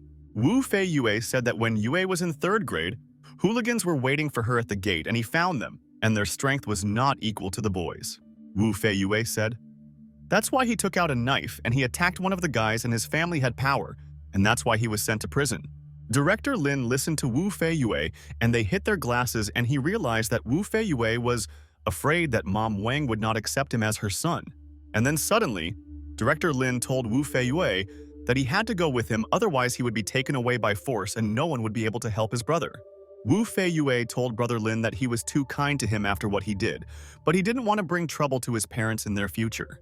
Lin asked Wu Feiyue to stop eating and pack his things, and he returned to Yangcheng, and now he has money and power for him. Wu Feiyue was very happy and told Brother Lin that he would go and immediately receive his salary, and then he and his brother could go to Yangcheng. Wu Feiyue told Brother Lin that he missed his family very much, and they are very dear to him, and he will never forget the kindness of his family. And after lunch, Director Lin waited outside for Wu Feiyue to come out so they could go to Yangcheng, and then he would be satisfied with the mission. But suddenly, Director Lin heard someone tell Wu Feiyue that he had not finished his work yet, and how could he pay the money? Director Lin turned off the game and started listening to the dialogue between his brother and the boss, and he wanted to know why this man was being rude to Feiyue. Wu Feiyue told the boss that when he came there, he said that the salary would be paid daily, and that changed dramatically. Project manager Wu Wenlong told Feiyue that these are the rules, and since he is sorry, and he will give 500 yuan for transportation costs. Wu Feiyue was angry with the boss and thought that he was acting so unfairly and did not think about honor at all, and he didn't like it there. Wu Feiyue told Wu Wenlong that they pay 500 yuan for 1 day, and where is the rest of his salary, and what is the manager up to? And this is dishonest. Wu Wenlong told Feiyue to stop arguing with him and get lost. And so he gave him 500 yuan, and an idiot dares to ask for even more money. But suddenly Director Lin came into the room and put his foot right on the boss's desk and thought how dare he communicate with his brother like that. Director Lin asked Wu Wenlong who he thinks he is to communicate with an employee like that, and he should show him respect there. Wu Wenlong asked Wu Feiyue who this person was and did he really hire a person to get money out of him, and how could he do this? Wu Feiyue told the boss that this is not so, and he is mistaken. But if he only gives him 500 yuan, he will not last long, and that is their problem. Wu Wenlong told Feiyue that the entire company is working hard to finish the construction on time, and if they don't make it in time, it will be his pain. And then, Wu Wenlong threw money at Feiyue and told him to take this money and get out of there, and he doesn't have time to argue with him and have conflicts. Wu Feiyue realized that boss Wenlong only threw him 500, and that was not enough, because he worked honestly to get his money. Wu Feiyue wanted to pick up the money from the floor and thought that he bought mom and dad something, but suddenly he heard his boss Wenlong scream. Director Lin grabbed Wu Wenlong by the throat tightly and began to choke him and asked whether he would pay the money to his brother or not. And that is the question. Wu Feiyue approached Director Lin and asked him what he was doing, and asked him not to create problems and they should just leave with the money. Director Lin released Wu Wenlong and he fell to the floor and asked Lin how dare he do this to him, and was he really tired of living? Wu Wenlong said that now, not only will they not be able to take the money, but if they don't pay 20,000, no one will leave there today. And at that very second, many people with bats ran into the room and they all wanted to protect the owner and teach the insolent Lin a lesson. Now, Feiyue told Wenlong that his brother is still young and let him forgive him because he is much more experienced, and he no longer needs money and he does not lie. But Wu Wenlong pushed Feiyue and said that the guy was just a stinking migrant worker and how dare he even open his mouth in the room. Wu Feiyue blocked Brother Lin with himself and asked him to be extremely careful with the fighters now, and the people began to run towards them quickly. Director Lin himself began to walk towards these people and thought that he would show them what would happen if they did not respect his brother, and he would beat everyone up. The guy wanted to hit Director Lin with a bat, but he grabbed his bat and thought that his opponent's swing was too slow and he was weak. And at that moment, Director Lin dealt a powerful blow to the guy's face and thought that it seemed like one blow would be enough for these guys, and that's a fact. The guy fell to the floor and realized that Director Lin had very fast hands and reflexes, and he easily took the weapon out of his hands now. Director Lin told all the fighters that he will not spare any of them if they get even one step closer, and they get like this one of their colleagues. There was silence in the room, and Director Lin waited for these brave fighters to take a step to get punched in the face for violating. Wu Wenlong asked Feiyue to tell his brother to calm down, and he would immediately give him his salary and no longer be rude to him there. Director Lin told Wu Wenlong that he should have thought about this earlier, and it doesn't matter what his salary is, and he is waiting for 20,000. Chief Wu Wenlong agreed with his friend. Lin opened the closet for them and began to take out money from there and wanted to pay it off faster. Wu Wenlong's boss gave Wu Feiyue 20,000, and said that he worked honestly and they would miss such a valuable person so much. Director Lin walked out of the room onto the street with brother Fei Yue and realized that it was good that he intervened in this conflict and that his brother deserved. The employee was shocked and asked his colleague Wu Wenlong what happened and what was the noise that was coming from Wu's boss's room. Fei Yue said that his brother called him home to celebrate the new year, but the boss refused to pay him, and so a fight broke out in the office. The employee asked Wu Fei Yue why the boss refused to pay, and when he came there for the first time, the salary was due every day. Wu Fei Yue told his friends that the boss said something different this time, and if his brother had not helped him, he would not have been able to get his money. The worker, hearing the words of his friend Wu Fei Yue, threw his helmet on the ground, and he said that if this is so, then he too will not work there in the future. The man's colleague told his friend that they need to take their money before it's too late, because the boss may not give them the full amount for today. Wu Fei Yue asked brother Lin to wait for him and he would go and pack his things, and they could go because they had been at the construction site for a long time. Director Lin asked Wu Fei Yue if he had any clothes that they needed to pick up, and anyway, there were a couple of days until their new year. Director Lin told Wu Fei Yue that they could go to a store in Yancheng City and he would buy him clothes and give him a New Year's gift. Wu Fei Yue told brother Lin that there is no need to do this and he has money, but he is right, and they will go to the center and buy something for their parents. And after a while, Director Lin brought his brother to the shopping center and he told Lin that this place was quite expensive and he bought her nothing. Director Lin told Wu Fei Yue that when their brothers and sisters came there back then, they bought things there and seemed to like everything. Wu Fei Yue suggested to Director Lin that it would be better to find another place to shop and that this shopping center is not a place where ordinary people go. Director Lin asked brother Wu Fei Yue not to be nervous and said that everything was fine and they would find an interesting gift for their mom and dad. Wu Fei Yue told Director Lin that it is indeed very expensive there and he thinks that 20,000 is not enough to buy a lot of things there. Wu Fei Yue told brother Lin that he just saw someone there selling a lighter for 120,000 and who would afford it. Lin told his brother that he himself pays because he always helped him in their childhood during fights, and now his brother has earned a good fortune. Director Lin asked Wu Fei Yue to let him buy him a gift, and he agreed with his brother and said thank you for all his concern for his family.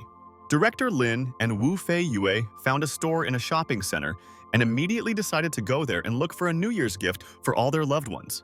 But the girl told them that they cannot enter their store wearing these clothes of theirs, and it will affect their image and scare away other people inside. Director Lin was furious and asked the saleswoman if she really believed that she could judge people by their appearance and what kind of horror this was. The girl was also angry with Director Lin and asked him to just watch his behavior or she would call the security and he would be sent to prison. But suddenly, someone called Lin's friend, and it was Qin Han, and he was walking there with the girl and was glad to meet his best friend in the center. Director Lin told Qin Han who he saw there and asked his friend what he was doing there and whether he was also looking for a gift there. Qin Han told Director Lin that he came to please his friend and did they also want to buy things there and said that it was great. Lin told Qin Han that they had just been kicked out of there, saying that they didn't have the right appearance and couldn't buy things there. Qin Han asked if he had too much self-importance for such a store and said that this was his friend's shopping center and he would help them. The girl bowed and asked Mr. Qin Han for forgiveness, and she did not want to behave like that and hopes that he will give her a second chance. Director Lin told the girl that this was none of his concern and told Wu Fei Yue that they were going somewhere else and would not buy anything there. Wu Fei Yue told brother Lin that it was okay and that it was normal that he wasn't allowed in and he really didn't have very good clothes there. Qin Han asked Fei Yue if he was Lin's older brother and the guy was too kind and it was better never to be nice to such people. Wu Fei Yue told Qin Han that the poor man has no time for pride, and he was raised this way, and he communicates well with everyone and respects people. Director Lin smiled and asked Wu Fei Yue what kind of everyday person he is, and he should forget about this word when he is next to his brother. Director Lin and Wu Fei Yue went into the store and bought gifts, and all the sellers said thank you to the customers for their purchases, and they will be waiting for them. Qin Han told his friends that shopping was over, and it was time to take a break from everything, and he had not met Lin for a long time, and they should relieve stress. And then they all came to the spa salon and thought that this was a great place to relieve stress and forget about everything. And they were so lucky. All my friends had a massage, and they realized that life was good and they would praise the service after the procedures because everything was at the highest level. But then Wu Fei Yue looked at the phone and began to get nervous. and Director Lin did not understand what his brother saw on the phone. And it was so strange. Director Lin asked Wu Fei-yue what happened, and his brother said that Wu Wenlong was calling him, and this is the contractor from whom everything was taken away. Director Lin told his brother that everything was fine and said that he could pick up the phone and he wanted to listen to what he had to say, and it was so interesting. Wu Wenlong asked Fei-yue where he is now. And not only did his brother beat him, he is also inciting other people to go on strike, and this is a shock. Wu Wenlong's boss told Wu Fei-yue that if he didn't break his legs today, he wouldn't forgive himself for it, and he should be careful. Wu Fei-yue told Wu's boss Wenlong that he did not incite anyone, and it had nothing to do with him, and how could he make it up? Wu Wenlong ordered Fei-yue to quickly tell him where he is now, and if he calls the police himself, everything will become serious and the guy will not avoid problems. Director Lin asked Wu Wenlong to come to them and said that they were near a hot spring, and Fei-yue asked why he told him this. Wu Wenlong told Fei-yue that if he considers himself cool, let him stay there and he will soon come to him and personally take his life. Wu Fei-yue asked Brother Lin why he said this because Wu Wenlong will soon come to them to take revenge, and what will they do with this guy? Director Lin said that he knows that some people do not understand the first time, and such people should never show fear and doubt. Wu Fei-yue told Director Lin that they cannot cross the road with such people, and they can cause them a lot of problems, and this is true. Director Lin asked Brother Wu Fei-yue what he was afraid of because his brother and friend Qin Han were there with him and no one would do anything to the guys. Qin Han asked his friend Lin why he needed him at all and said that he could handle him with his left hand and not even break a sweat, and he was sure. And a couple of hours later, people led by Wu Wenlong came to the spa salon and they wanted to see the face of this scoundrel Wu Fei-yue, and they would take revenge on him. Wu Wenlong told the company's deputy director Yonglu Lu Chen that they don't know that this source belongs to his uncle, and that's cool. Lu Chen said that they already have little time for this project, and now all the people are on strike and this guy needs to be taught a lesson right now. Wu Wenlong told Lu Chen that this is great, and when the time comes they will block the door and the scoundrels will not be able to escape anywhere, and this is good news. Lu Chen told Wu Wenlong that these people will not leave this place until he rips their legs off, and then they will understand that they should not play with the boss. Lu Chen told Wu Wenlong that he swears on his name that he will do this and people will regret being born into this world, and he promises this to them. Lu Chen and all his people entered the building and the administrator said good evening to him and he was glad to see them there and how he could help the guests. Lu Chen asked the administrator where his uncle was and he had to quickly meet him and discuss a very important matter now, and he was looking for him.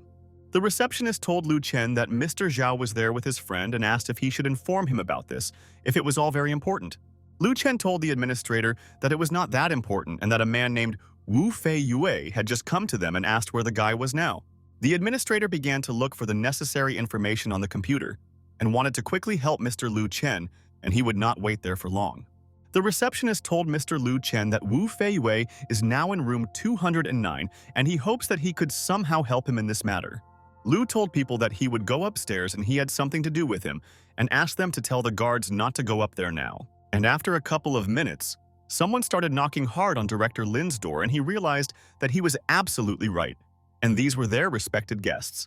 Wu Fei-yue began to fuss and realized that he made a mistake, and now they will punish them, and he does not want his brother to suffer because of his business. But Director Lin asked Brother Wu Fei-yue to sit still, and he could handle them himself and he had nothing to worry about and all these people are weak. Director Lin asked his brother to remember that in this city, anyone who dares to harm Lin will definitely not live to see the morning, and he does not lie to his brother. Director Lin opened the door and began to go out into the corridor and thought that he was glad that he would do a warm-up and people would understand who they messed with.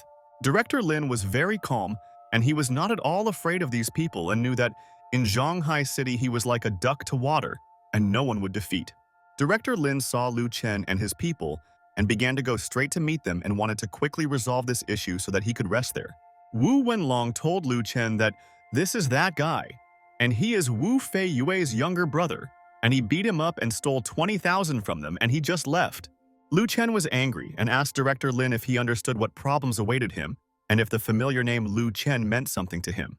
But Director Lin told Lu Chen that he had no idea who it was, but if this person did not pay his brother his salary, he would definitely be finished.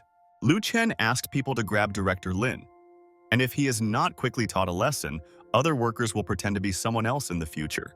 People began to quickly run towards Director Lin and wanted to beat him with all their might and show the boss that they are all capable of much. But Director Lin grabbed one guy tightly by the hair and realized that he was in trouble, and now he definitely wouldn't let him go and he was doomed to pain. Director Lin hit the guy's head on the wall and thought that they still didn't understand that they couldn't defeat him and still wanted to beat him up.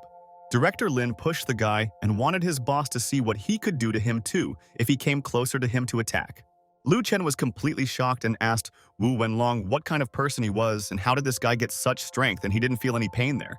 Director Lin began to slowly approach Lu Chen and thought that he himself would teach him a lesson so that he would remember this 100%. Lu Chen saw Director Lin's fist in front of him and realized that he would not have time to escape anywhere and this guy swung and the enemy was fast. Director Lin hit Lu Chen in the face and wanted him to be hurt as well. And why did they threaten his brother? And this is the main mistake of people. Director Lin asked Lu Chen if he didn't come there to quickly take revenge on him, and why was he standing there and not even hitting them? Lu Chen was furious and asked his people what they were doing and didn't they see that their boss was being beaten and why no one would protect the boss. People started running to Director Lin and said that they would attack this scoundrel together and then he would definitely not be able to do anything to them. Director Lin kicked the athlete in the stomach and realized that he had improved his stretching and could now kick even harder, and this made the fighter so happy. The guy collided with his men, and they all began to fall quickly to the floor and could not even get close to Director Lin in their battle. Director Lin told Lu Chen that he doesn't care how many people he has and if he moves home, he will already be crawling and this is not a joke. Director Lin began to approach Wu Wenlong and said that he gave him a chance during the day, but it seems that he is so stupid that he came to him again. And at that moment, Director Lin kicked Wu Wenlong in the stomach and asked if she really wanted to die, and he could arrange this for his friend. Wu Wenlong began to scream and was in great pain, and he wanted to return home quickly and realized that he had made a mistake by contacting the fighter. Wu Wenlong fell to his knees and asked Director Lin not to hit him, and he said that if he hit him again, he would die and could not stand it. Director Lin glanced at Lu Chen and asked if he also wanted to join his best friend there, because he helped him in everything. But Lu Chen said that he is giving up, and this source belongs to his uncle, and they will give him the best rest, but his uncle must not find out this. Director Lin slapped Lu Chen and said that if this uncle of his talks so much, he will also be beaten and he guarantees. Lu Chen called his uncle and wanted him to help him defeat this bastard, and he would pay for everything he did to him and his friends. Lu Chen told his uncle that he was being beaten on the second floor and asked him to call all his people there and save him from the scoundrel, and he is so strong. And 3 minutes later, my uncle began to climb to the top floor, and he will personally punish the one who beat Lu Chen and he will not come out of there alive. It was the owner of the source, Zhao Hendong, and he could not understand who could harm his dear Lu Chen, and this person would regret it. Zhao Hengdong was shocked because he saw that all of Lu Chen's friends were lying there on the floor unconscious, and his own nephew was injured there. Zhao Hendong ran to Lu Chen and asked him who beat him like that, and this person would know what it was like to face the wrath of Mr. Hendong. Lu Chen pointed his finger at Director Lin and said that this is that guy, and he came to their construction site and beat up his people and stole all their money. Lin listened to the guy and Lu Chen said that Lin also incited other workers to go on strike, and all their projects were suspended because of him. Zhao Hengdong froze in surprise and asked his mister if he was Director Lin from Ling Yun Corporation, and he was not mistaken. Director Lin was at a loss and asked Mr. Zhao Hengdong if he really knew him and asked him to explain how he knew who he was. Zhao Hengdong bowed and told Mr. Lin that he had seen him on Yawen Island, and if he had known that he would come to them, he would have met him. Lin told Zhao Hengdong that his nephew hired people and interrupted his rest, and he had to start a fight, and it's definitely not his fault. Director Lin told Mr. Zhao Hengdong that if something doesn't suit him there, he can try his luck right now in the room. But Zhao Hengdong told Mr. Lin that he had nothing to blame him for, and his nephew was young and ignorant, and his family spoiled the guy. But suddenly, at that moment, Director Lin kicked Lu Chen in the stomach with all his might and said that then he himself would teach him a lesson without any problems. Director Lin told Mr. Zhao Hengdong that for now he was just letting off steam because his nephew had made him very angry and this was pissing him off. Director Lin told Zhao Hengdong that he suggested that they take up the education of Lu Chen. Otherwise, he would definitely not live long years of life. Zhao Hengdong bowed and told Director Lin that he understood what he meant and he would definitely take their matter seriously. Zhao Hengdong approached his nephew Lu Chen and asked if he understood who he was contacting, and this is the main problem, and his uncle is very nervous. Lu Chen asked Zhao Hengdong who this person even was, and he didn't understand why he bowed to him, and it was a shame for the family. Zhao Hengdong said that Lin is someone he cannot compete with, and Lin is one of the billionaires of Shanghai, and he is a very influential and rich type. Lu Chen was shocked by the words, and Zhao Hengdong said that they could never compare to Lin, and he was lucky that he didn't kill him in the hotel today. Lu Chen was perplexed and asked Zhao Hengdong if Lin is the richest and so powerful, then why does his brother work at a construction site?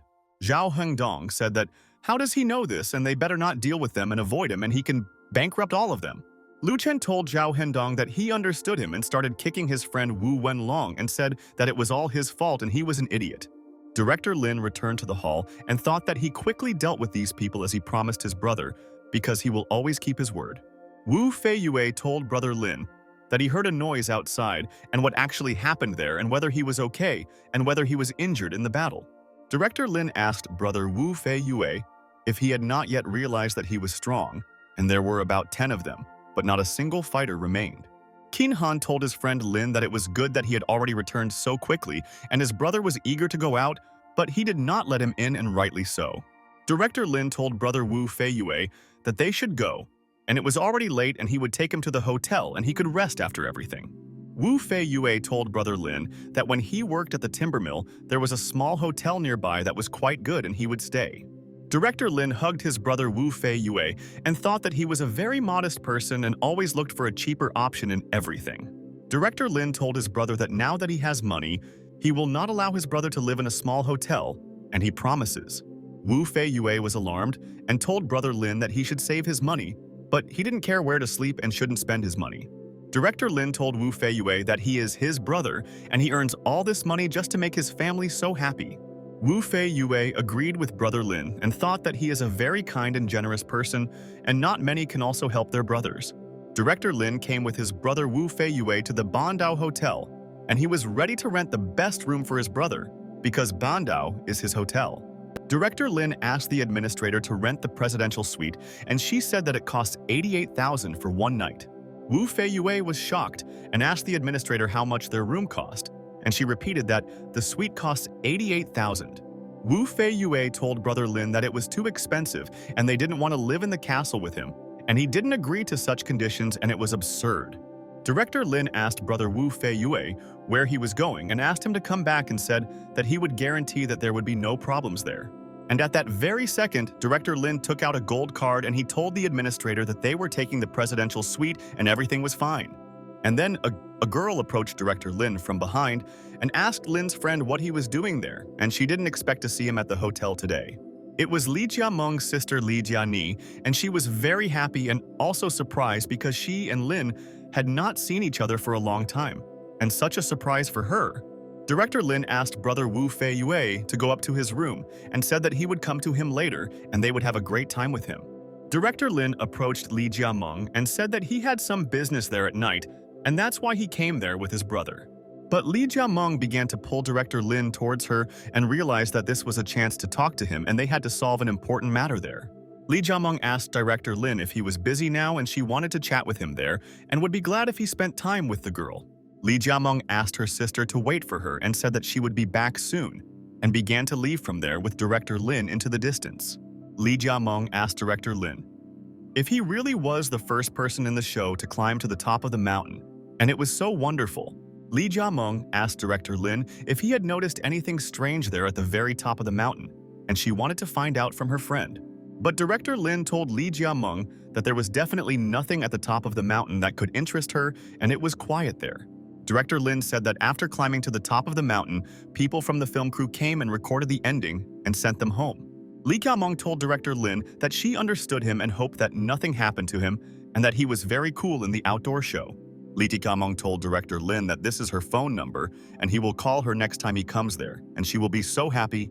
Director Lin looked at the piece of paper with the phone number and realized that Li Jiameng was a good girl and her sister was also a good girl. Director Lin began to leave from there and told Li Jiameng that they would meet again and asked her to take care of herself and he would call her soon. Director Lin went outside and the guy next to the van told Mr. Lin that he had arrived there and everything was ready and he could evaluate. Director Lin got into the van and thought that he has very punctual workers everywhere, and this makes him happy and he is happy with all the work. Director Lin asked his man to go to this address and he wants to do one thing, and it is very important, and the driver understood the boss. The driver started driving to the address and realized that it looked like Director Lin was preparing a surprise for someone, and he always knows how to surprise his friends. And after a while, the driver arrived at the seashore and thought that he was not mistaken. And this was exactly the address that Director Lin had already given him. Director Lin started carrying fireworks with his assistant, and he thought everything through well and knew that all people would definitely like it. They quickly placed fireworks everywhere, and the assistant told his Director Lin that he had gone and had a lot to do and was happy to help. Director Lin called Liang Ruxu and hoped that his plan would succeed and she would be there because she never expected this, and he always surprises. Director Lin asked Liang Ruxu where she is now in Zhonghai or Yanjing, and this is very important for one matter and she must answer. Liang Ruxu told friend Lin that she was back in Yanjing for the whole holiday weekend and asked where he could go in Zhonghai. Director Lin told Liang Ruxu that he urgently needed her now and he was setting off fireworks and wanted her to see it and it would surprise her. But Liang Ruxu told Director Lin that she is now there in her hometown and how will she see it, and it seems that she will not see the beauty. But suddenly, Liang Ruxu noticed that behind her someone started to set off fireworks a lot of times, and it seemed to be very close to her house. Liang Ruxu saw incredible fireworks and realized that it was a miracle, and Director Lin surprised her again. And where did he buy so much equipment from? Liang Ruxu asked her friend Lin why he didn't say that he had come to her and asked her to wait for her downstairs, and she was already coming down and running to him. Liang Kunsao was angry and asked his daughter where she was going at such a late hour, and she said that Lin was there and was setting off fireworks there. Shen Shui was happy and told her daughter that she should get him out of there as soon as possible, and fireworks and explosions are prohibited in the city. Father was still angry, and Shen Shui told Liang that if she herself did not take Lin away in time, they would both be arrested and her father's reputation would be over. Liang Ruxu told her mother that she understood her and thought that she had not even thought that Lin could go to jail because of the fireworks. Director Lin continued to set off fireworks and realized that he himself had chosen the best fireworks, and most importantly, his best lady was happy. Liang Ruxu came to Director Lin and he told her that she still came out to him and he was glad that they would watch all this together. But Liang Ruxu was angry and started pushing Director Lin and said that there was no time and they should leave from there until there were no problems. Lin asked Liang Ruxu what kind of person she was, and she complained that he was not a romantic, and when he made a surprise, she immediately pulled him to the hotels. Liang Ruxu asked Lin what other romance was there, and it was forbidden to let off fireworks there, and if she had arrived a little late, she would have been imprisoned. Liang Ruxu asked her friend Lin to quickly drive along this path, and this way they could hide from the police and they wouldn't ask them questions there. Director Lin was driving quickly along the road, and Liang Ruxu asked her friend to be a little more careful and they might get into an accident and it would be dangerous. Liang Ruxu told Director Lin that he was irresponsible and how could he do this and put her reputation in danger, and it was stupid. Liang Ruxu pinched Director Lin and wanted to hurt him because he attracted the attention of her parents and now her father is nervous. Liang Ruxu kissed Director Lin and he asked because she should have liked it, and he knows what she likes and they are connected with the sweetheart. Liang Ruxu was pleased and told dear Lin that she really liked everything, and he launched fantastic fireworks, and that's cool. Director Lin continued to drive along the road and thought that no one seemed to be following them, and he could slow down and not drive like that. Liang Ruxu looked at the phone and told Director Lin that it was almost 12 at night, and she should be home at this time. Director Lin drove to Liang Ruxu's house and said that they arrived quickly and she had nothing to worry about and asked when he would arrive. Director Lin told Liang Ruxu that he would come see her tomorrow if he was free and hoped that they could hang out with her tomorrow. Liang Ruxu told Director Lin that she rarely sees him anyway and he should spend time with her, and then the lady will be happy with everything. Director Lin told Liang Ruxu that he would come to her right after he took his brother to his mother, and then they would spend time alone. Director Lin said goodbye to Liang Ruxu and began to leave there, and he should return to his brother and find out how he was doing and whether he liked the room. And the next morning, Director Lin woke up, and he and his brother both decided that they should go to a restaurant for breakfast and they were hungry. But Director Lin noticed one person in the corridor, and he wondered what she wanted and why she was following him everywhere, and it was so strange. It was Li Jiameng. and she told Director Lin that he had finally come out and she had been waiting for him all morning, and now they could discuss their matter. Director Lin asked Li Jiameng what she wanted, and she said that her grandfather wanted to meet him and they would discuss important matters. Director Lin was surprised and told Li Jiameng that they don't know her that well and why does her grandfather need him, and it seems stupid. Li Jiameng told Principal Lin that she knew it was too much, but her family really wanted to see him, and she hoped he would agree. Lin thought that her grandfather must want to know more about this island, and there are many strange things there. I wonder if grandfather knows something. Director Lin asked his brother to go to the hotel lobby and wait for him there, and soon he would return and they would go to Mom Wang's orphanage. Wu Feiyue agreed with Brother Lin's and asked him to be extremely careful there, and he knows that his brother can handle anyone in the world. Wu Feiyue looked at Li Jiameng and thought that something was wrong and he didn't want his brother to go with her, and why was he worried there? And after a while, Director Lin came with Li Jiameng to a very old district of Yanjing, and he realized that there was a unique atmosphere there. Director Lin thought that he too had long wanted to know the whole truth about Yawan Island, and today he would find the necessary information in the area. The people inside the house said that there was someone from the Li family there, and it seems that the same guy is with her, and they are glad that he came to visit them there. Director Lin noticed that people opened the castle and thought that he was a star there, and it seems that all people know that he won the show about the island. Li Jianai told Principal Lin that her grandfather was inside the building, and he could go in there and grandfather would be happy to discuss what he wanted. Director Lin entered this building and saw that an old man was sitting there, and a man was standing next to him, and he assumed that this was her grandfather.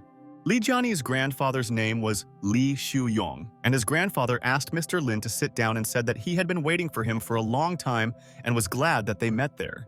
Director Lin sat on a chair and thought that grandfather was strange. And what did he want from him? And why did he wait for this meeting for a long time? And what did grandfather need? Director Lin told Li Shuyun that he didn't like to change the subject and immediately asked his grandfather why they needed him and what they all wanted to get. Li Shuyong asked Mr. Lin to drink tea first, and it will cheer him up and they can start discussing an important topic, which is good. Li Shuyong said that Director Lin had probably already guessed that his main goal was to ask about Juchuan Island, and it was so interesting. Lin told Mr. that he wants to talk honestly and openly, and he should tell him what he knows about the island, and then he will tell too. Li Shuyan told Director Lin that this is fair, but he himself wants the guest to start first, and then he will also tell all the secrets to them. Director Lin told Mr. Li Shuyong that judging by his tone, he wanted to get big benefits without much cost, and he saw through his plans. Director Lin told Li Shuyun that even though he is younger than him, there is no need to deceive him at all, and he has other things to do and end the conversation. Mr. Li Shuyong told Director Lin that aggression will not help him at all, and he must understand well who is sitting in front of him now.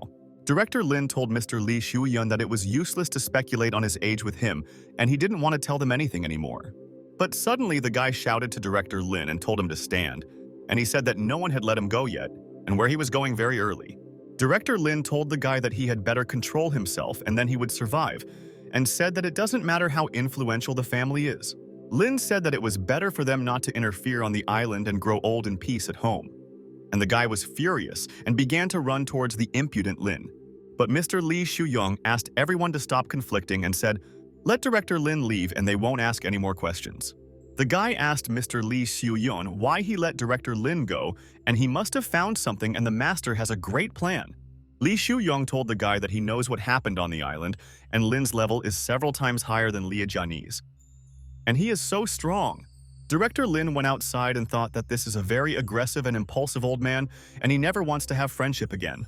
Li Jiameng asked Director Lin what they talked about with her grandfather, and she was so interested in knowing their dialogue, and it seemed like everything went well there. But Lin told Li Jiameng that she and her grandfather didn't talk about anything, and he was a little out of his mind, so he recommended finding the lady. Director Lin asked Li Jiameng not to accompany him, and she and her grandfather are of the same blood, and he no longer wants anything to do with her family. Director Lin approached the taxi and asked to take him to the 7-star hotel, and he had nothing else to do in this place, and in vain he came there. On the way, Director Lin noticed that 2 vans were following him, and he realized that it seemed that the old man would not calm down, and he had to teach a lesson. Director Lin thought that he should have expected this because he was a very cunning old man, and he couldn't say anything to his face in the room. Director Lin told the driver that he had changed his mind and asked to go where there were no people, and the taxi driver was very surprised by his client's request. The driver told his brother that he shouldn't do this, and he's just a taxi driver and he doesn't have much money and he has nothing to rob today. Director Lin told the taxi driver that he had misunderstood him and that people were following him and he needed to find a quiet place and chat there. The driver told Director Lin that there is a long-term construction there and he definitely thinks that this is a suitable place, and Lin said that it's all great. Director Lin realized that this is a good place and he will quickly deal with the scoundrels who think that everyone can quietly spy there. The cars also slowed down in front of the long-term construction site and began to get out of the car, and Lin was 100% ready and was waiting for this arrival. And a second later, many people began to approach Director Lin and they were all serious, and Lin was very calm now. Director Lin asked the people who they were, and he knows that they were all following him from the very house of Lee Shu-yun and what they want from him there. The guy told Director Lin that he was truly an unusual person, and he discovered them so quickly and he found out that he was being monitored. The guy asked Director Lin to introduce himself and said that his name was Wei Xiaoqi and he had definitely heard about his Wei family from Yanjing City. Wei Xiaoqi told Lin that he participated in the show with him and then he was the best, and he wants Mr. to visit Wei's house, and this is so important. Lin asked Wei Xiaoqi why they should act out the surveillance scene, and he knows very well that he is too tough for him and their level is on par with Lee's.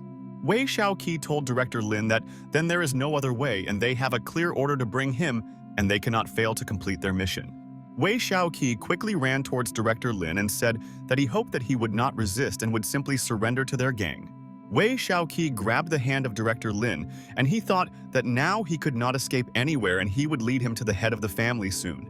Wei Xiaoqi continued to pull Director Lin's hand with all his might, but his hand did not move even a millimeter, and he was very strong.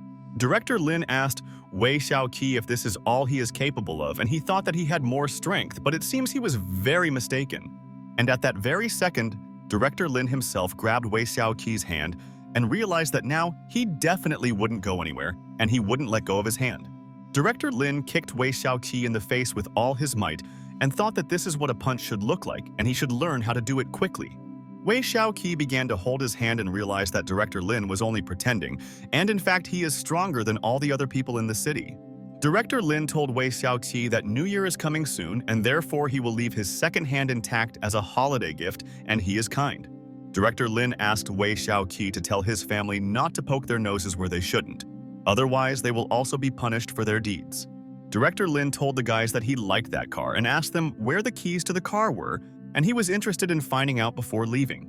Wei Xiaoqi's friend told Director Lin that he had the keys to the car and he wondered why the guy asked about it and what he wanted to do there. Director Lin asked the guy to give him the keys to the car and he wants to test it in reality, and he will tell you whether he likes this fashionable car. The guy took out the car keys and began to hand them over to Director Lin, and realized that he was lucky that this fighter did not beat him up, and he is very kind.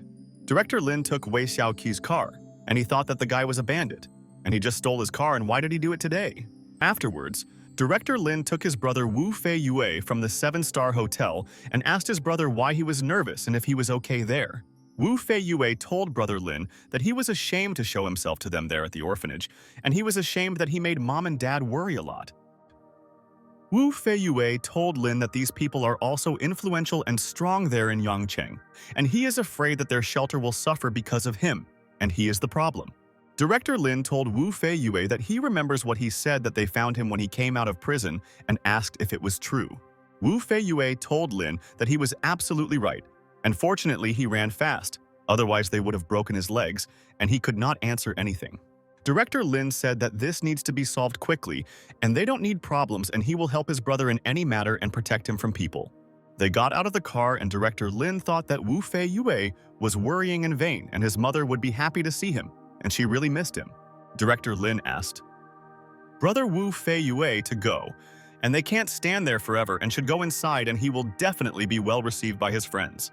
Director Lin asked Wu Fei-yue not to be afraid, and he will be home soon. And he knows that parents are always waiting for their children, and they will be happy to visit. Director Lin shouted and asked Mom Wang to see who he brought to the orphanage, and he was sure that she would be surprised to see this person. Mom, Wang began to come out to them and was glad that Lin returned to his mother, and he does not forget to visit her, and he always helps financially. Mom Wang came out to them with Ningyu, and she told her son Lin that she was happy and who he wanted to introduce to her and what kind of surprises they were. Mom. Wang saw Wu Feiyue and froze in place in surprise, and she never expected that Lin would bring his brother Wu Feiyue to the orphanage. Wu Feiyue told Mom Wang that he missed her and was glad to see that she hasn't changed at all, and she's just as beautiful and it's all wonderful. Mom. Wang started crying and thought that she didn't hope that she could see Wu Feiyue's son one more time, and she was shocked today. Mom. Wang hugged Wu Feiyue and said that he was a scoundrel, and finally, he decided to return home, and he doesn't know how much he missed him then. Director Lin smiled and asked Mom Wang why she was crying. And the new year was coming soon, and not a funeral, and she should smile more often now. Mom Wang asked her son Lin what he was saying to her, and she would now hit him for such words if he said such a word to Mom Wang again. Mom Wang said that they should cook there, and it's already New Year's Eve, and they will have a great holiday, and she guarantees it. At night, Mom Vannon and all her children continued to sit in the kitchen and realized that they had not planned to do this for a long time, and she was glad that everything turned out this way. Director Lin sat with his brother and thought that it was good that he decided to meet with his mother, and he was sure that she would accept her son. Director Lin decided to go to the children in the orphanage, and they were so happy that their brother came back and spent the holiday with them. And it's cool. Aunt Wang asked Lin where he wanted to go, and she thought that he would stay there today, and she prepared a bed for him and was happy. Director Lin told Mom Wang that he needed to see a friend, and it was for work, and he might come back late, and they shouldn't wait for him. Director Lin decided to come to Dr. Li's house and thought that he had to see his best friend and then he would be happy. Dr. Li was happy and asked Director Lin what he was doing there and shouldn't he be there with his family before the holiday. Director Lin smiled and asked Li Chu-han if she was also his family and asked if she had dinner today, and he wanted to invite her. Dr. Li told Director Lin that she wanted to have dinner now and wanted to cook some dish and didn't know what to cook yet. Director Lin went to Dr. Li's house and thought that he had not seen her for a long time and missed her, and was glad that she had not gone anywhere these days. Director Lin asked Dr. Li if she really works even for the new year and asked if she bought new clothes, and that's interesting. Dr. Li told Director Lin that she had clothes and nowhere to wear them, but she bought new underwear if he was interested. Director Lin took out the package and asked Dr. Li to try on these clothes and evaluate them, and he hopes that she will like it and be happy. Dr. Li asked Director Lin if he really bought it for her, and he said that on New Year's Eve, you already need to wear new clothes. Dr. Li was very glad that Director Lin did not forget about her at all, and always visits her and gives her gifts, and no one compares to him. And then Dar Li hugged Director Lin and told him thank you for not forgetting about her friend, and she really appreciates it and won't forget. And after a while, Dr. Li prepared a dish and wanted her friend Lin to have dinner with her, and she is sure that he will like this dish. Dr. Li asked Director Lin to try this dish and immediately evaluate whether it was tasty, and then she would improve her cooking skills. Director Lin was delighted and told Dr. Li that she was an excellent cook and it was a very tasty dish and he would finish it quickly. Dr. Li was pleased and she tried to make Lin's friend appreciate it, and it's good that he liked the dish and she was developing the skill. And after a couple of hours, Director Lin realized that he had to return to the orphanage. Otherwise, Mom Wang would be nervous if her son came late. Director Lin asked Dr. Li to go to bed early and not work so late, and he is worried and doesn't want her to get sick. Dr. Li listened to him, and Director Lin said that she had worked so hard this year and therefore should take a break from everything at home. Dr. Li asked Director Lin if he was already leaving, and he told her that he would return to her in a couple of days and would miss these days.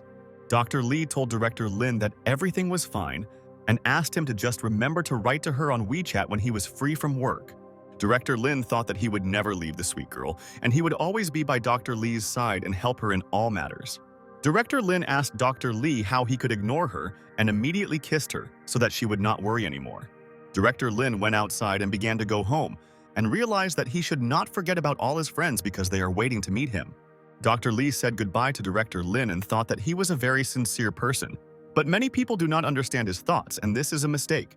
Director Lin also said goodbye to Li Chu-han and continued to look out the window at her because she saw him off and did not want to leave the window there.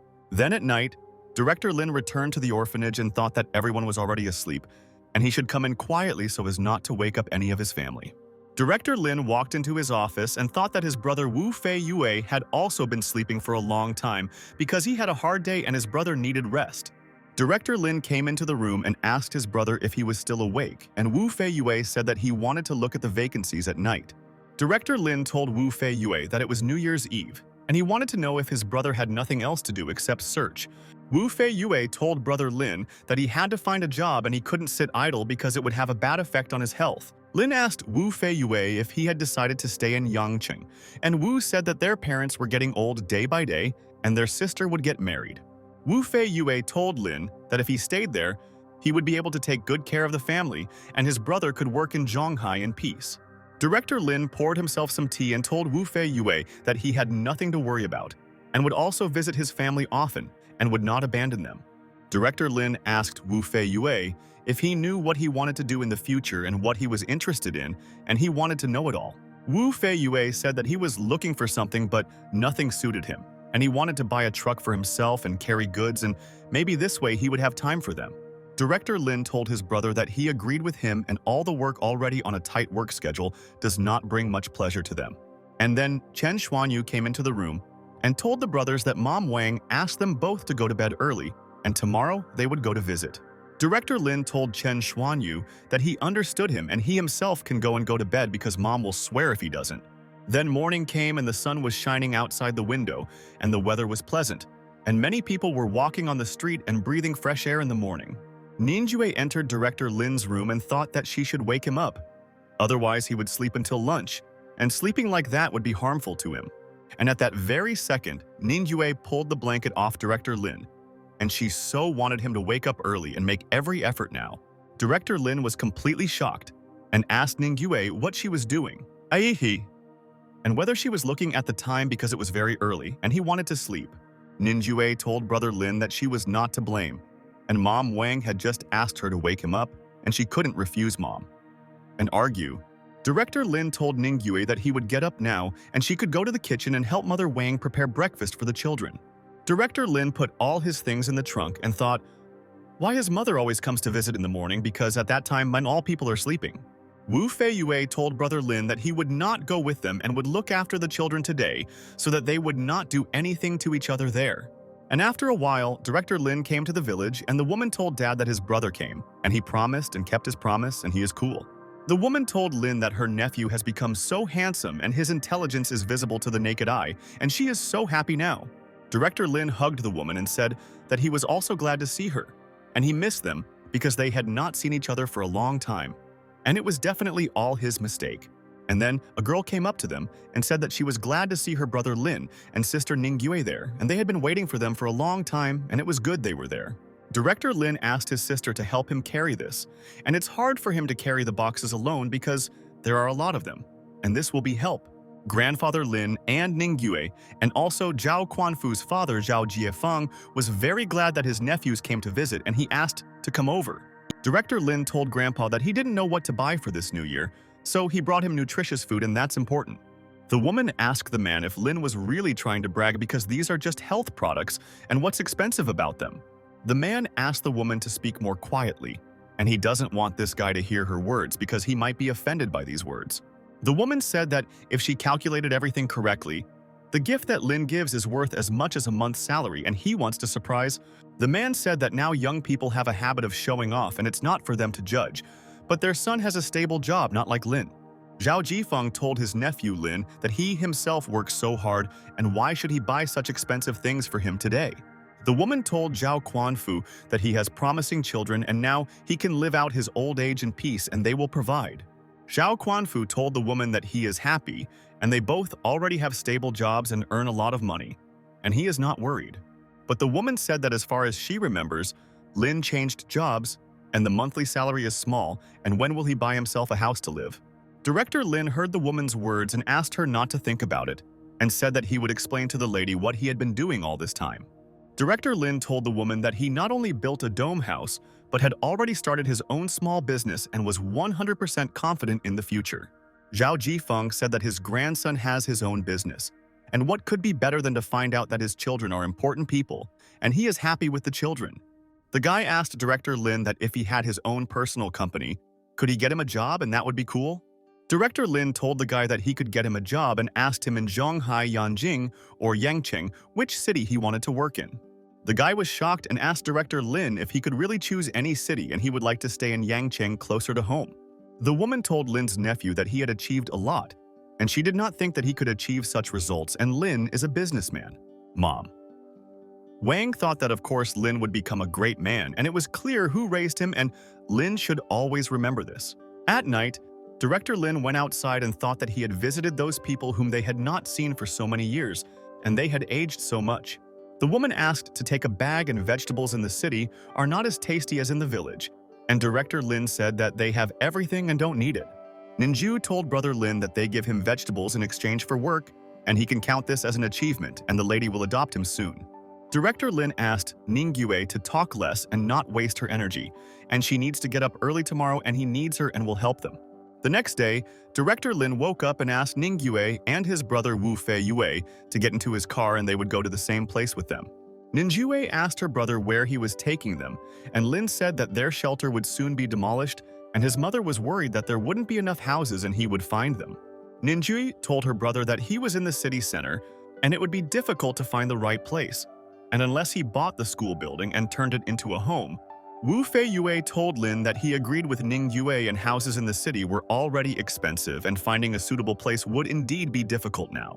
Director Lin told brother Wu Fei Yue that they should therefore take matters into their own hands, and Mama Wang might not be able to cope with this demolition.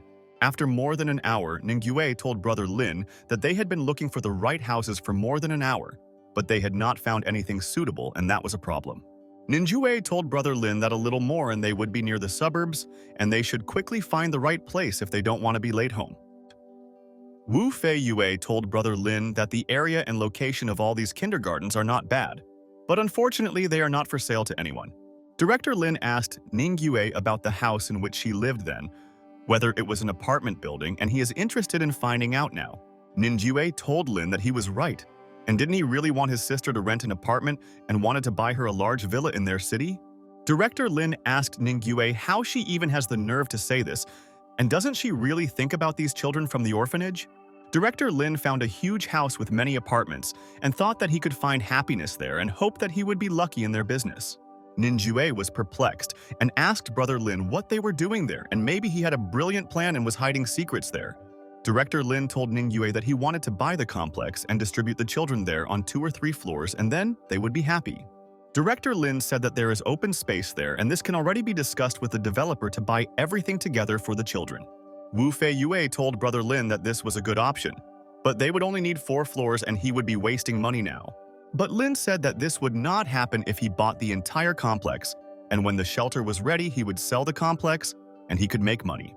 Director Lin came into this complex and wanted to discuss the price, and if everything suited him, the children from the orphanage would have a new home in the city center. The girl said good afternoon to Director Lin and asked what kind of house he needed and how big it should be, and she would find an apartment. The girl said that they have a variety of options ranging from 79 square meters even to 350. Ningyue told the girl that they wanted to buy an apartment building there and hoped that they could find a great place from their companies. The girl asked Ningyue if she meant an apartment, and although it would be cheaper, it would be better for them to buy a private house, and that's the plan. Ningyue told the girl that she misunderstood them, and they needed not a house but an apartment complex where there would be a lot of places for them. The girl told Ningyue that she understood her wishes and asked Chen to come to her, and he told Miss Sun that he was already on his way there. The girl told Chen that these people needed an apartment and asked them to familiarize themselves with the options, and he told Miss that he understood her and would do it. Ningyue asked handsome Chen if that girl was really leaving them, and maybe selling apartments was not her profile and she was not experienced. But the seller Chen told Ningyue that this girl just has business and is busy, and he himself will explain all the information and he is happy to help them. Ninju told Chen that everything was fine and they understood everything. And after all, the commission for the apartment was small, and it was clear that they didn't want to serve them. Chen said that they have apartments that will go on sale to them on the 15th, and he will show them all the options now. Chen said that the apartments in this house are of the same type. There are 60 square meters, and if there are not many people in the family, then there is enough space. Ningyue told brother Lin that he should decide for himself next, and if he was satisfied with the option, he could buy a residential complex for their children. Director Lin listened carefully to vendor Chen's words and realized that this is a good residential complex and he should find out the price of the houses. Director Lin told salesman Chen that he liked this empty lot and asked him if this place was for sale, and it was very beautiful there. Seller Chen was very surprised and asked Director Lin if he really wanted to buy a whole plot, and he didn't expect that this was his wish. Director Lin told Seller Chen that he was serious and he would buy the plot if it was for sale and discuss the details with him. And at that very second, suddenly Director Lin pointed his finger at another huge building and told the Seller Chen that he would buy this building too. Seller Chen asked Director Lin if he was joking and the price of this building was at least $1 billion and whether he could afford such a house. Director Lin told Seller Chen that he was not interested in the price and was only interested in finding out whether it was for sale or not, and that these were all wishes. Salesman Chen told Director Lin that he understood him and then he should discuss it with the manager and then he would tell the exact answer. Director Lin handed the salesman Chen a shield and asked him to give this business card to the manager, and he was sure that the manager would be happy there. Salesman Chen looked at the business card and found out that this man was Lin Yi, and he was the CEO of Ling Yun Corporation, and it was not a joke.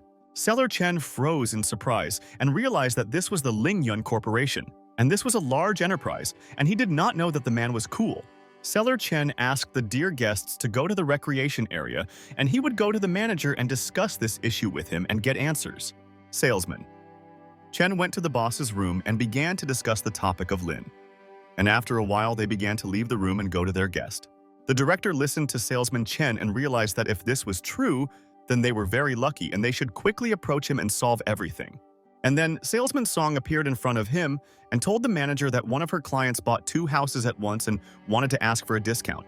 But the manager pushed the saleswoman Song and asked her to move away and said that he had more important things to do and then they would discuss everything she wanted from him.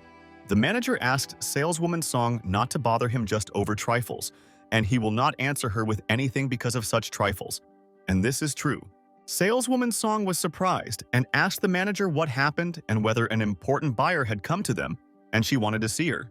The manager told Sun that a very influential man came to them and wants to buy the entire building, and he is very rich, and this is definitely not a joke. The manager told Song that she had been working there for 2 years and was still not as good as Chen, and that if the deal went through, he would get a promotion. Song asked Chen if the 3 whom she sent to him really wanted to buy the entire building, and Chen agreed and said that these were those people. Sun froze in surprise and thought that she would have a heart attack, and how could she give such a client to Chen, and it was her mistake. Sun told the manager that the fact is that these 3 had already originally come to her to buy a house, and in fact these are all her clients. But Song told the manager that she was a little busy, so she called Chen, so this deal must be hers and she is absolutely right. The manager was very angry and asked the salesman Song what kind of nonsense she was talking about there and told her to get lost and said that he did not want to see her. Saleswoman Song fell to her knees and realized that the wrong choice and underestimation of a person had ruined her entire career, and now she would be fired. The manager sat down on the sofa and said good afternoon to Mr. Lin, and he himself is the sales manager of TR and Fashion, and he informed the office about the guest. The manager told Mr. Lin that their director was going there, and they were all talking about all the details and hoped that they could arrange everything. Lin told the manager that there was no need to disturb their director about such a trivial matter, and that he was also very busy and had business there. The manager was perplexed and asked Director Lin if he was joking, and said that he had never even dreamed of such money, and it was definitely a dream. And then, the director of the company came into the room and told Mr. Lin that what a surprise it was, and he didn't expect that he would come to Yangcheng, and he was glad to see him. The director of the company told Mr. Lin that if he buys this entire building, he will give him the empty plot for free, and he is glad to see his friend. Director Lin told the man that this was great, and said that then they could prepare a contract and they would quickly finalize the deal with them. And after a while, Director Lin and his sister and brother began to leave this building, and thought that, well, they were able to close the deal. Ninju carried the documents and realized that Brother Lin would provide for all their children from the orphanage, and they would be delighted with the new home, and that's good. Ninjue asked Director Lin if he really knew the owner of this property, but Lin said that he himself did not know the man. But Ninjue told Brother Lin that they were chatting with the man as if they had known each other for a long time. And that's why his words seemed strange. Lin said that this is common politeness and let her not think that everything is so simple and he is much more influential than him, and that's why he is polite. Director Lin told Ningyu that if the day comes when he definitely loses money and power, This man will be the first to hit him. Nin Jue asked Brother Lin if all capitalists are vile and terrible people and are ready to do anything to achieve their goal, and this is a shock. Director Lin told Ning Yue that there is nothing unusual in this. And this is business, and in business the strongest survive, and this is their unspoken law. Nin Jue told Brother Lin that it seems that only people without moral principles can do business, and it seems that she and Wu will not survive in the world. Aunt Wang noticed that her children had returned and ran to them and wanted to talk to Wu Fei Yue and hoped that he would agree to the conditions. Mom. Wang asked Wu Fei Yue if he remembers how they went to visit and his cousin's friend has a beautiful granddaughter and she will introduce. Wu Fei Yue listened to her and Mother Wang told her son that he should quickly get a haircut and take a bath and not let her down there tomorrow. Wu Fei Yue told his mother that now is not the time for this, and he just graduated from school and served time in prison, and what kind of girl would talk to him? Aunt Wang told Wu Fei Yue that his education and background do not matter if he is a good person, and he should not think about it. Nin Jue asked Brother Wu Fei Yue not to be modest, and if he cleans himself up a little, he will be a very handsome guy in the city. Director Lin hugged Wu Fei Yue and invited his brother to take a walk, and he said that they would make him handsome and everyone would be crazy about him. Director Lin thought that they should talk with their brother about this very important topic and found a special place so as not to be disturbed. Director Lin told his brother that he had previously said that he was found after he was released from prison and asked if he remembered the people. Wu Fei Yue was surprised and asked Director Lin why he was asking about the appearance of these people and what he wanted to do, and it scared him there. Director Lin told Wu Fei Yue that he wanted to help him deal with this problem as soon as possible before leaving and solve everything.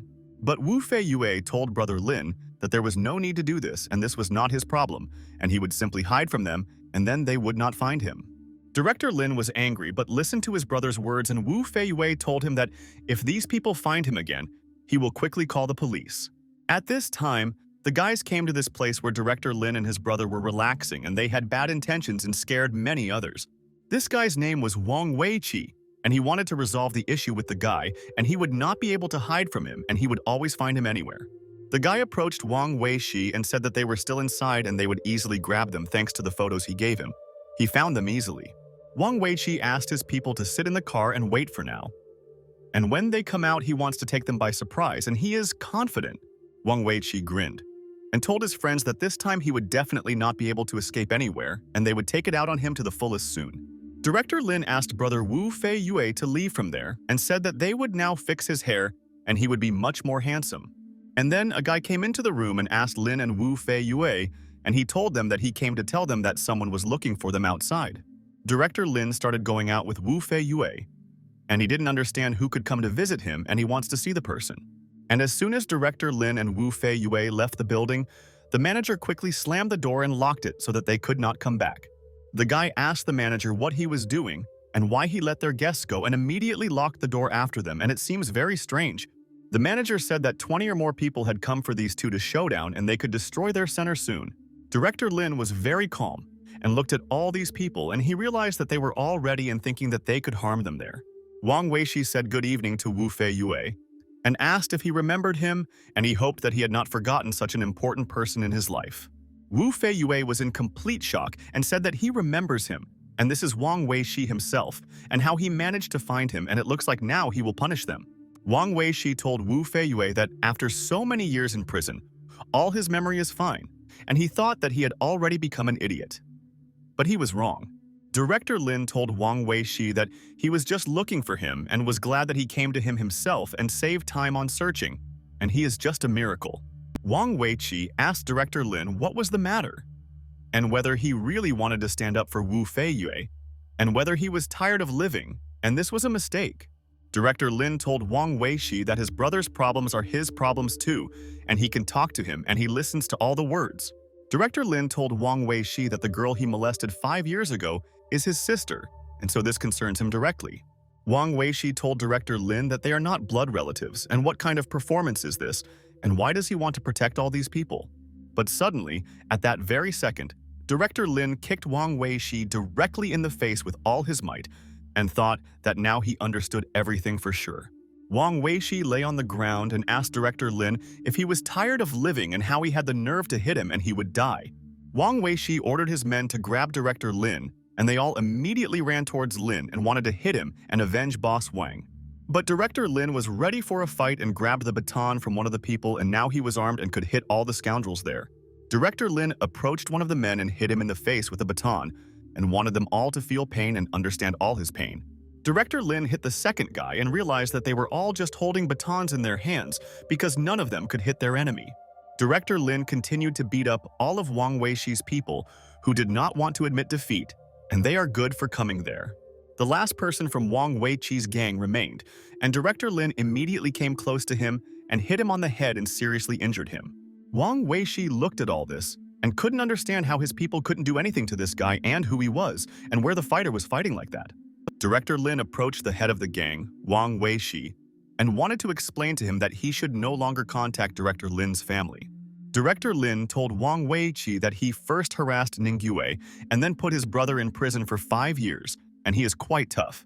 Wang Weiqi told Lin that his brother attacked him with a knife and asked him to call his brother, and he definitely couldn't cope with him and he would chicken out.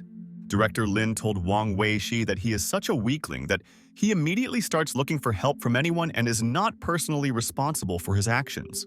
Director Lin threw Wang Weiqi to the ground and said that he would let him make a call because he himself is a very kind person and sweet. Wang Weiqi called his brother and asked him to help him and said that this scoundrel beat them all and he didn't want to let them go home and he was a monster. And 10 minutes later, a car stopped near the center, and Lin realized that it looked like this was the brother of the weakling, and he should talk to him. The guy got out of the car with his people and started looking for his brother there, and he guarantees that he will help him if he is in trouble now. Brother saw Director Lin, who was standing over Wang Weiqi, and they and their friends were all kneeling in front of Lin and were beaten and begged. Director Lin recognized Brother Wang Weiqi and asked if it was him again and if his wound had healed, and this was a forgotten pain, and he would take revenge on him. The guy froze in surprise and realized that it was Director Lin and how his brother contacted him, and he doesn't know if they can leave there without pain. Director Lin approached the guy and asked if he wasn't happy to see him there and didn't miss his old friend, or maybe he forgot everything. The guy handed Director Lin a cigarette and thought that he should correct the situation, and he doesn't know why his brother didn't please Lin there. The guy told Director Lin that he had not forgotten anything, and if he had known that Director Lin would be there, he would have settled everything there in advance. Director Lin asked the guy if he is the sign of this man named Wang Weiqi and what his parents do, and he is interested to know. The guy said that Wang Weiqi's father has already opened a company with a market value of more than 2 billion, and his mother has a good status. Director Lin asked if the Wang Weiqi family only has 2 billion and a reputation, and that's not enough for such conceit. The guy told Director Lin that young people nowadays are spoiled, and that's why Wang Weiqi behaves like this, and asked him not to be nervous about him.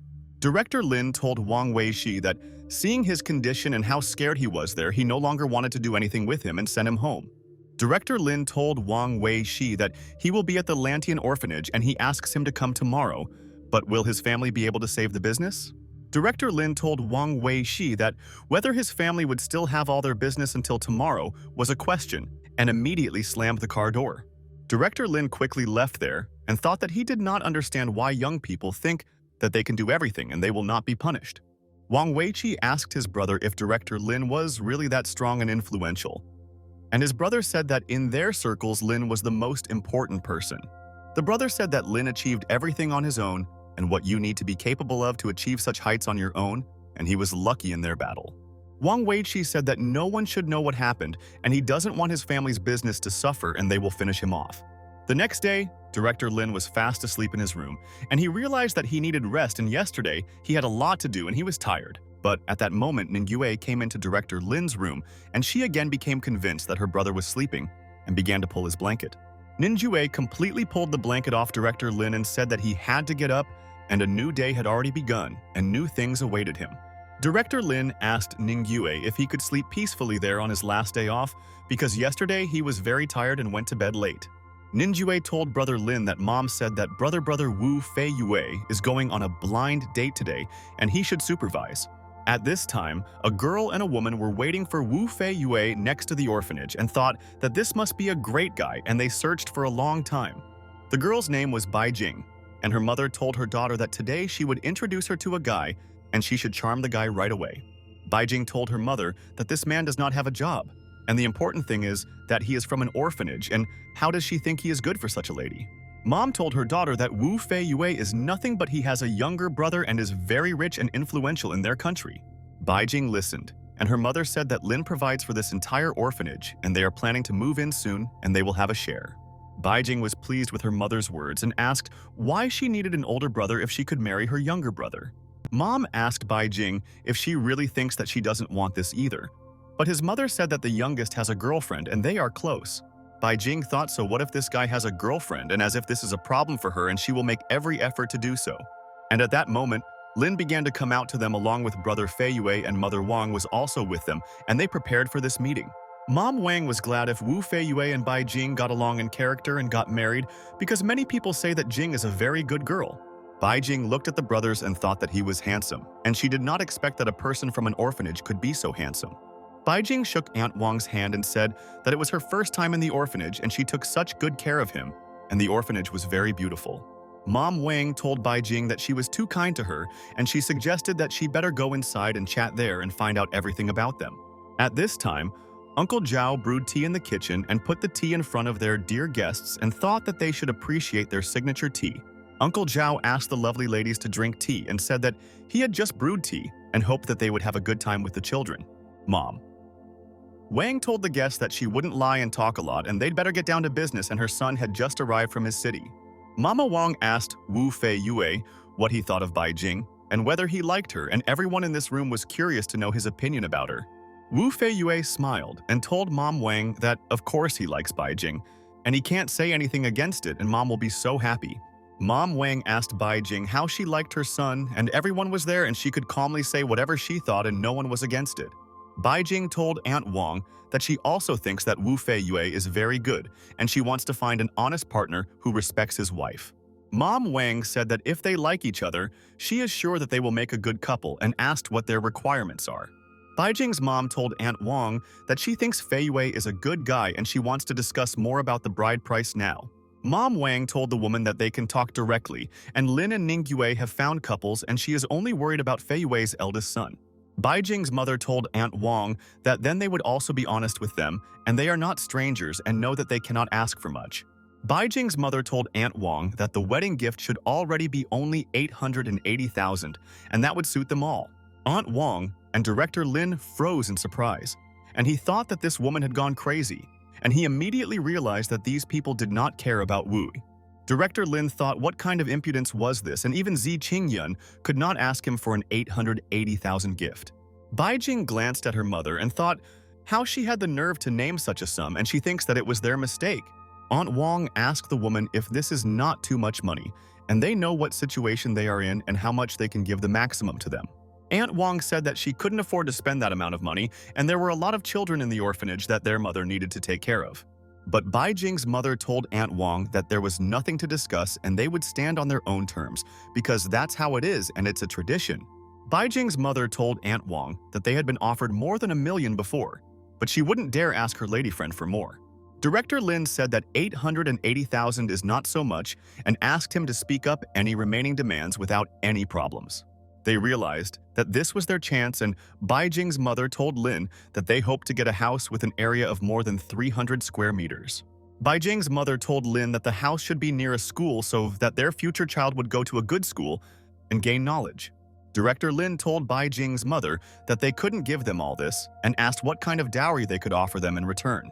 The woman asked Director Lin what kind of dowry he was talking about, and this is an old tradition and now the bride should not give them anything. Director Lin asked Baijing's mother who told her this, and only a concubine could get married without a dowry, and he knows this law. Baijing's mother and daughter were shocked, and Lin said that the main wife is supposed to make a contribution, and the more dowry, the higher the status. Baijing was furious at Director Lin's words, and she stood up abruptly and wanted to yell at him and ask him if he was joking with her. But at that moment, Ningyue ran into the room and told Brother Lin that the fifth master was looking for him outside and he wanted to discuss something with him. Baijing's mother and daughter were perplexed and wondered if this was the same fifth master, and he was very popular, and how did they know each other? Director Lin went outside and thought that he no longer wants to communicate with the Baijing family there. And she infuriates him, and they are stupid people. Director Lin noticed that Master Huang Yunhan's and his entire family came to him, and they had a lot of different boxes and packages in their hands. Huang Yunhan told Mr. Lin that these days he himself paid tribute to his ancestors and did not know that he had arrived, and the new year was soon. Bai Jing's mother realized that this was indeed the famous fifth master and wondered why he communicated so respectfully with the young guy. Director Lin was angry and told the fifth master that he congratulated him and asked him to leave the gifts he brought and everyone to leave from there. Bai Jing's mother approached Liu's friend and asked what she was doing there and thought that she was at work now and did not expect to meet her. Liu was surprised and asked her friend if she really knew Mr. Lin, and the woman said that her daughter was on a blind date with her brother.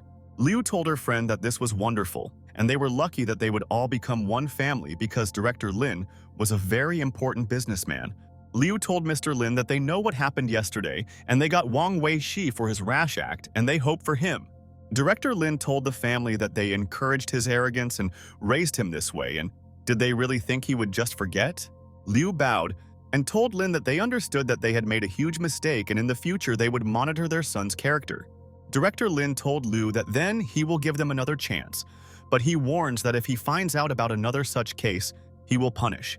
Liu walked up to her son Wang Weishi and grabbed his head, and she realized that he rarely uses this part of his body, and Wang is a stupid young man. Liu was angry and asked Wang Weishi that he was standing there and he should personally say thank you to Director Lin for forgiving him there. Wang Weiqi said thank you to Director Lin for forgiving him and he will no longer behave like this, and he realized his mistake and is ashamed. At this time, Bai Jing's mother and daughter looked at how this respected and rich Wang family bowed to Director Lin and asked for forgiveness there. Bai Jing's mother and daughter froze in place and wondered what exactly Wu Feiyue's brother was doing there and where he got so much respect from others. And then Wang Weiqi noticed an interesting thing and thought that he should tell Director Lin about this and he should find out the truth now. Wang Weiqi approached Director Lin and said that he had something to tell him and hoped he would listen to him because their feud was over. Director Lin told Wang Weiqi that he no longer needed to ask for forgiveness and he would not touch their company. And then what did he want to tell him? Wang Weiqi told Lin that he knows this woman and this is Bai Jing, and she is a very slutty girl and should never be messed with. Bai Jing started screaming at Wang Weiqi and asked him to stop talking nonsense and all his words are lies, and he doesn't know what kind of girl she is. Wang Weiqi asked Bai Jing not to pretend to be an innocent lamb, and he also has a photo where she behaves very indecently, and he will show. Bai Jing's mother asked Aunt Wang not to listen to this guy and he is just slandering his daughter, and in fact her daughter Bai is pure and innocent. Aunt Wang told Bai Jing's mother that at this point she was saying goodbye to them and she needed to think about everything carefully and then they would talk to them again. Bai Jing told Wu Feiyue that life is complicated and that nothing can happen, and asked her to better not think about the old past. Wu Feiyue was also shocked, and Bai Jing told him that they fit each other so well and could become a great family with a sweetheart. Director Lin thought about why he was suffering, and Mr. Wang asked Director Lin if he needed help in this matter, and he would help. Director Lin asked Mr. Wang to get rid of these people, and he said that it hurt him to look at them, and now he understood their guts. Mr. Wang shouted to Bai Jing's mother and daughter and said that Director Lin wanted them to leave this place and asked if there were any questions. Bai Jing's mother and her daughter were horrified and told Mr. Wang that they were already leaving, and they had no questions and everything had already been decided with them. Mom. Wang watched the woman leave with Bai Jing and realized that at this time you can't trust anyone and no one knows their character. Mom Wang said that Bai Jing seemed like a good girl. There were no signs of trouble and let the young people do what they want, and she was tired. Afterwards, Director Lin flew away from Yangcheng and thought that he was tired of solving family issues, and it seemed they could handle it themselves without his help. Ziqingyan was already waiting there for dear Lin and started waving her hands and told him that she was there and could find her, and she was very happy there. Ziqingyan hugged dear Lin tightly and thought that he had not been home for so many days, and finally, he flew back and it makes me happy. Director Lin asked his beloved Ziqing if she had managed to miss him during these days, and he wants to know how she spent all her days there. Ziqingyan kissed Director Lin on the cheek and said that the darling was right and she really missed him, and it's good that he returned to the city. Ziqing asked Director Lin what his plans will be for the new year, and she thinks that he has many goals and business strategies for this year. Director Lin smiled and told Ziqing that farming is his top priority now, and he should take up this profession. Ziqing asked Director Lin if he had any plans regarding the development of the company, and she thought that he had definitely come up with a new plan. Director Lin told Z that this year the design of the lithography machine will be ready and they will have a big breakthrough in the field of science. Ziqing Yang wished good luck to director Lin in his efforts, and that everything he planned would come true, and he would always be lucky in all his elections. Director Lin asked Ziqing if she really came to pick him up, and he would be the driver, and she said that he was absolutely right in his words. They drove from there, and Ziqing told dear Lin that her boyfriend is her personal driver for life, and she is glad when he always drives her. And after a while, Director Lin and Ziqing came to his Lin Yun Corporation and thought that they had many important meetings and things to do now. Director Lin knocked on He Yuan's door and thought that she should be happy to know that the boss was back at work and he would come to see her there. He Yuan was sitting at the computer and told the man that he could come to her and thought that it seemed that Chi Sun Zhao had come with papers. Director Lin came into the office and said good afternoon to Yuan, and he was glad to see that his employee was working in the morning and not having breakfast as usual. Yuan asked Director Lin when he learned how to knock on doors, and Lin said that he had brought a New Year's gift for a friend.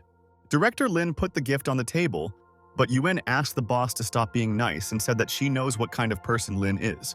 Yuan told Director Lin that she knows very well that he himself never comes just like that, and it looks like he has business for the company.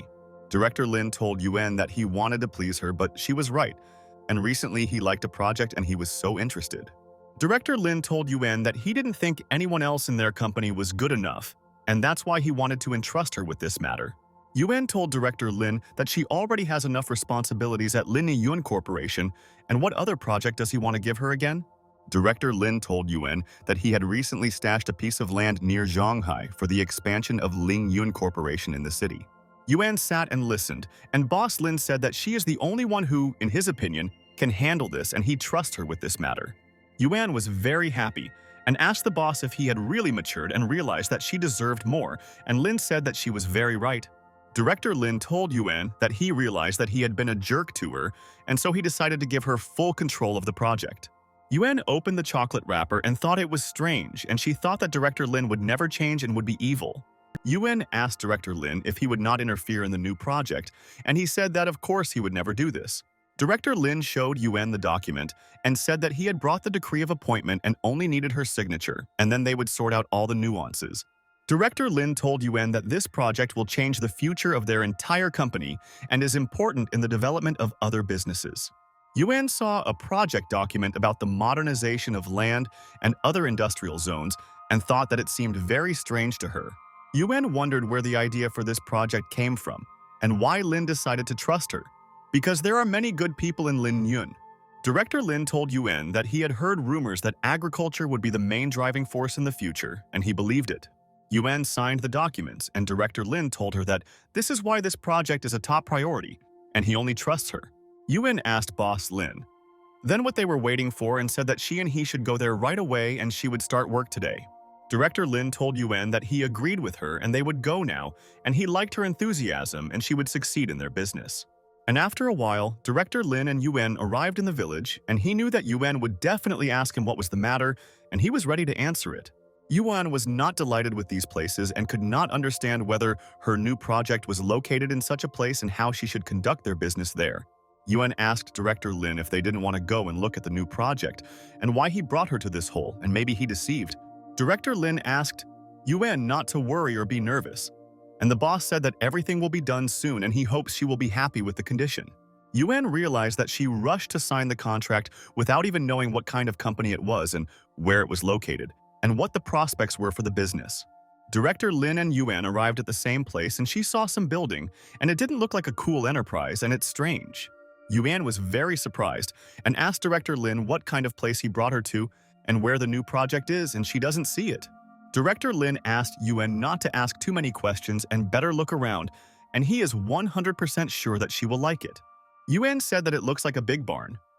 And what is so interesting about it, but although this greenhouse is well renovated recently, Director Lin told Yuan that this is his new project and he has already bought this greenhouse and plans to grow fruit there, and she is the main one.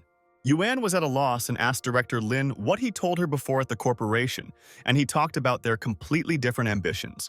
Yuan told Director Lin that he said that he would expand their Lin Yun Corporation, and this is an ordinary greenhouse, and what is unusual about it?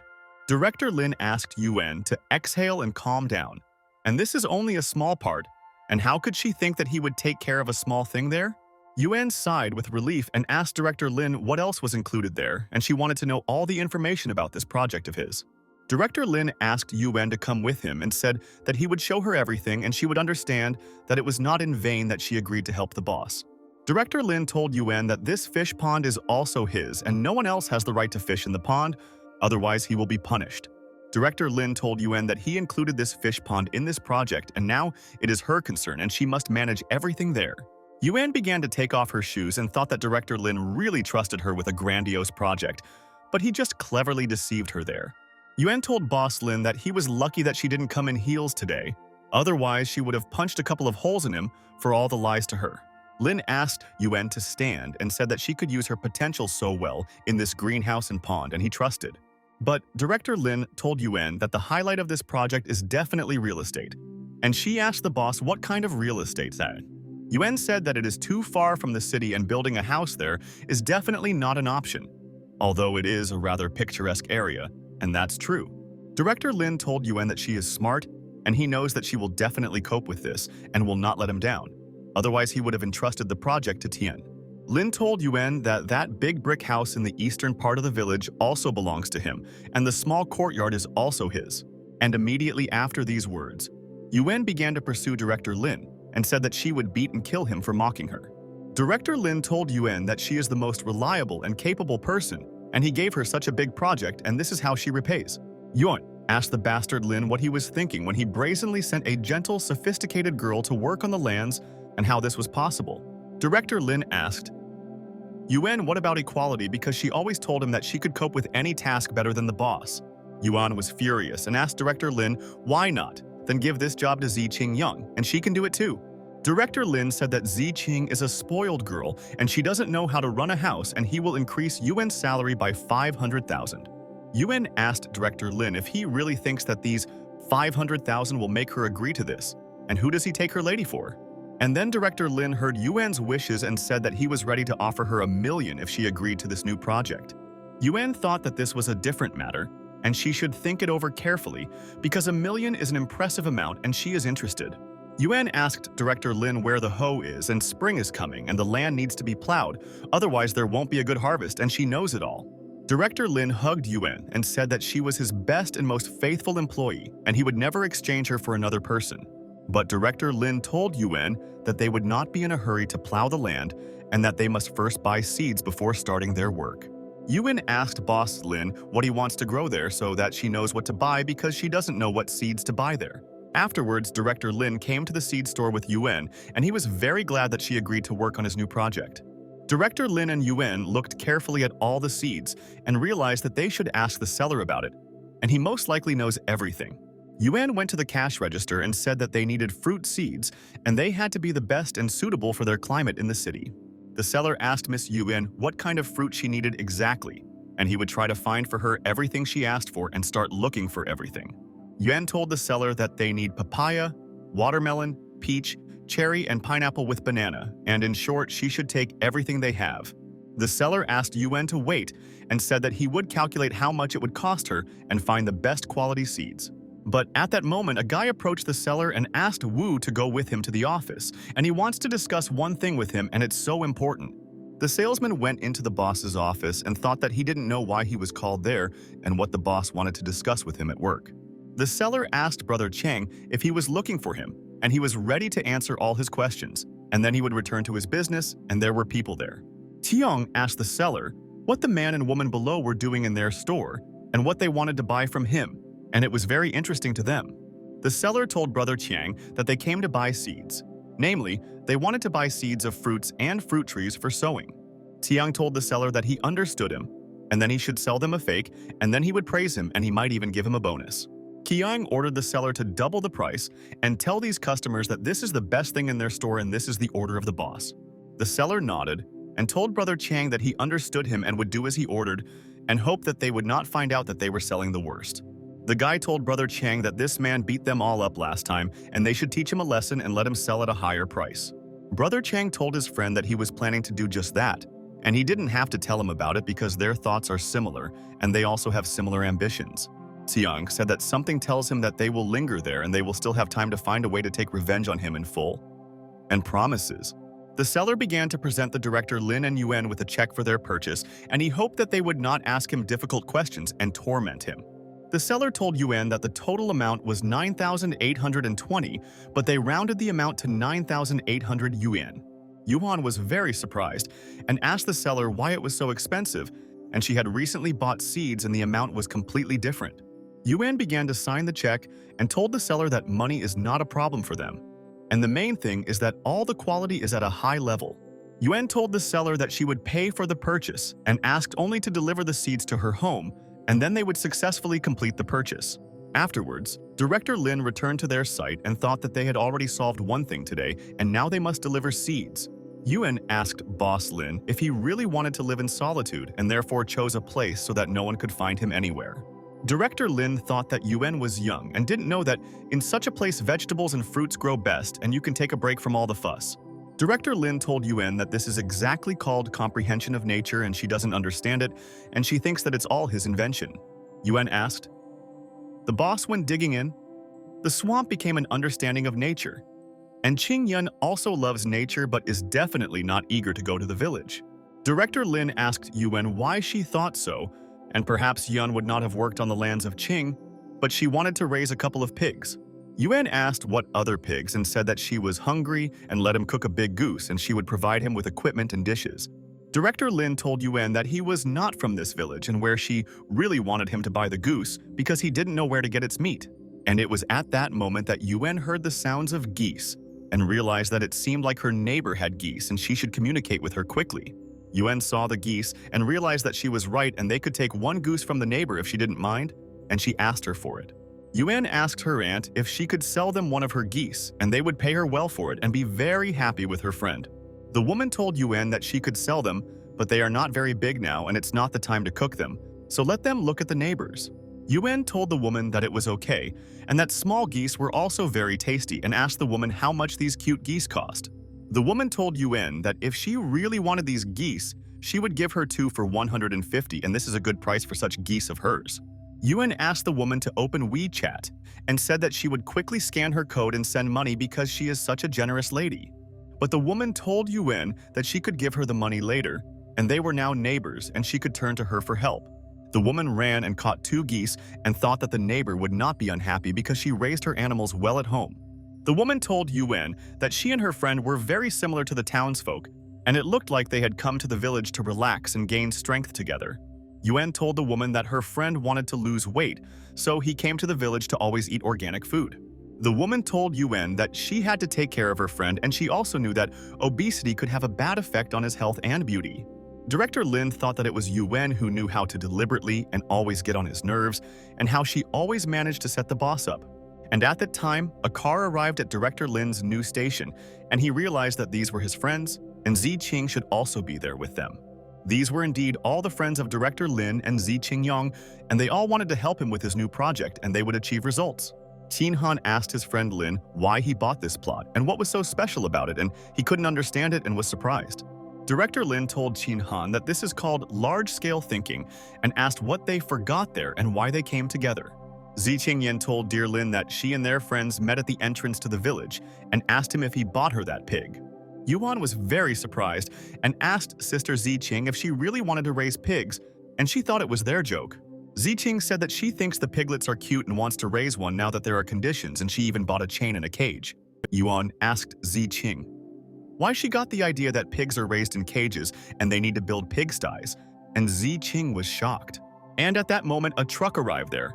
Director Lin realized that it looked like they had brought them seeds and they could start growing fruits. The delivery man told Director Lin and Yuan that their goods had arrived and they could accept it. And Yuan asked for the seeds, and the seedlings had already been delivered. Zi Qingyan also wanted to look at what Lin and Yuan bought and evaluate the seeds and seedlings because she understands them and knows a lot. Zi Qingyan looked at their purchase with interest and asked Dear Lin why these seedlings are bald and they seem to be dead or old. Gao Songyun told friend Lin that he also had the feeling that all these seedlings were dead, and it looked like they had been deceived in the store there. Yuan asked her friends since when did they understand plants and seedlings, and asked them to help take them home. They took all the bags of seedlings and seeds, and the truck drove away from there, and Director Lin thought that they should study all the seeds. Ziqing Yan opened the bag and asked Yuan what kind of seeds they were, and she thought they were not very good and what plants they chose. Yuan said that there were watermelons, melons, strawberries, and everything else would be grown on trees, and said that there were ordinary fruits in the bag. Yuan began to untie the bag of seeds and thought that it looks like Ziqing was right and it's a pity she didn't listen to her, and it looks like it's a problem. Ziqing Yang asked Sister Yuan what was in the bag and why she had been looking at the bag so carefully for a whole minute and what she saw. Yuan told Sister Ziqing that there is something wrong with these seeds and it seems they were deceived and they were brought the cheapest and low-grade ones. Director Lin was very surprised and asked Yuan what was wrong with these seeds and hoped that she could explain it to him. Yuan told Director Lin that these seeds are a little dry and should not be like that, and Ziqing asked if they were deceived there. Yuan called her neighbor and asked her aunt if she was busy and she desperately needed the help of an experienced woman and would be glad to receive her advice. The woman told Yuan that she was always there and asked what happened and how she could help her and she would do her best to help. Yuan told her neighbor that they had just bought seeds and fruit trees and they thought something was wrong with them and she could check. The woman approached them and opened the bag and began to carefully examine all the seeds there and said that she was sure this was a defective product. The woman said that they most likely will not bear fruit if they plant them in the ground, and if something grows, it will be inedible. The neighbor told Yuan that these seeds were useless and she was there in complete shock when she learned about this and asked if the seller had deceived her. The woman said that she was absolutely sure that these were very bad seeds and they had better return them to where they got them before it was too late. Yuan scattered the seeds and was furious, and asked if they really sold her a defective product and she wouldn't just leave it like that. Gao Song Yuan asked, Yuan not to be nervous, and this is not such an obvious and unsolvable problem, and there is nothing to be angry about and she will fix it and return everything. A friend told everyone that if anyone in Zhonghai found out that Director Lin himself was fooled, he would become a laughingstock and this would not happen. Qin Han told his friends that they would go together and looked at this idiot who thought that Director Lin could simply be deceived. The friends quickly got into the car and drove to the store where they bought the goods and wanted to quickly resolve the issue and find out their opinion about the product. The seller met Director Lin and asked if they all wanted to order more seeds, and they had all the varieties in their warehouse and they were fresh. Gao Zongyuan asked the seller to come to him and said that he had a question for him and he hoped that he would get a quick answer there. The seller asked the Mr. what he wanted, and he could answer any of his questions there and does everything to ensure that their client is always satisfied. But suddenly, at that very second, Gao Zongyuan kicked the seller in the stomach with all his might and thought that this guy was pissing him off with his character. The seller flew a couple of meters and crashed into racks of seeds, and he did not have time to defend himself and did not expect the client to hit him. Gao Zongyuan asked the seller how he dared to sell the worst and spoiled seeds to Brother Lin and deceive the kindest man. The seller was lying on the floor, and Gao Zongyuan asked him who he thought he was and thought that he could just deceive all people. The seller began to come to his senses and told the mister that he definitely did not sell the spoiled seeds and did not know how this happened to them. Gao Zongyuan told the salesman to stop lying and call his boss, and if he did not hear a logical explanation, he would finish him there. The boss came out to them and asked the client what he was doing there, and he already needed an explanation from him and why he made a mess in their store. The guy told Director Lin that he is a manager, and if there are any problems, they should resolve the issues with him, and he is ready to listen. Lin told the manager that they sold them expensive seeds, but their quality did not correspond to the price, and by giving them a fake, they crossed the line. The manager said that this was slander, and they never deceived customers, and there were no problems with the product, and they replaced the bag themselves. Tin Han told the store manager that then they would not be able to have a dialogue and they would solve this issue differently, and he would greatly offend him. The manager ordered his people to take these people and they will show them what punishment looks like, and they brazenly accused them all of deception. Director Lin and his friends also started running towards these people, and the guys were glad that they would be able to stretch their muscles there today. Director Lin kicked the guy in the face and thought that these are very arrogant people and they deceived them and also want to beat up the clients. The manager's people were very angry and thought that the bastard didn't want to give up and was fighting them back, and this would be his fatal mistake today. Director Lin kicked the guy in the stomach and thought that it's good that he's not so angry, otherwise no one would have left the store for such a fight for sure. Tin Han also hit the guy in the face and realized that these people are weak and want to protect their manager and are ready for any orders from the boss. And then suddenly, a man approached them and asked Director Lin and his friends what they were doing there and wanted to hear an explanation from them. The man told Director Lin that if they thought that he would just allow them to riot in his store, then they were very mistaken. Director Lin realized that this meant everything was set up and realized that he was ready to accept their game because he loves to play and he has such an attitude. The manager told Brother Chang that he had finally arrived and they said that they sold them spoiled seeds and started beating people. Tiong asked Director Lin what he meant, and they definitely produced these seeds themselves, and where did they get the idea that they sold a fake? But at that very second, a man appeared in the establishment and asked everyone to stand there and said that now they would quickly settle the conflict with them. The man said that he was Zhou Aimin and the head of the village committee and asked the guys who started the fight to go with him to their office. Director Lin told Qin Han and Gao Zong that they should go and take a walk and find out what Mr. Zhou Aimin wants to tell them.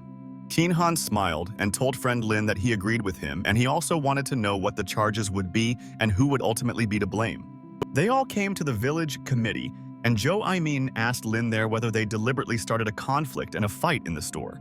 Zhou Aimin told Lin that according to the law, they are all not only required to pay damages for the losses, but also sentenced to 7 days of arrest.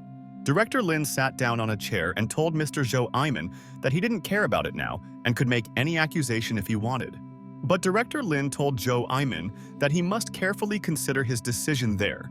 Otherwise, he himself would not be able to cope with the consequences. Zhou Aimin was furious and hit the table with his fist, and he asked the scoundrel Lin if he was really threatening him and was not afraid to go to jail. Zhou Aimin asked Lin if he understood where he was now and if the boy was arrogant, and maybe he wanted to know his anger and character. And then a guy ran into the room and told Zhou Aimin that they clearly had problems and a couple of luxury cars were parked outside and this was a problem.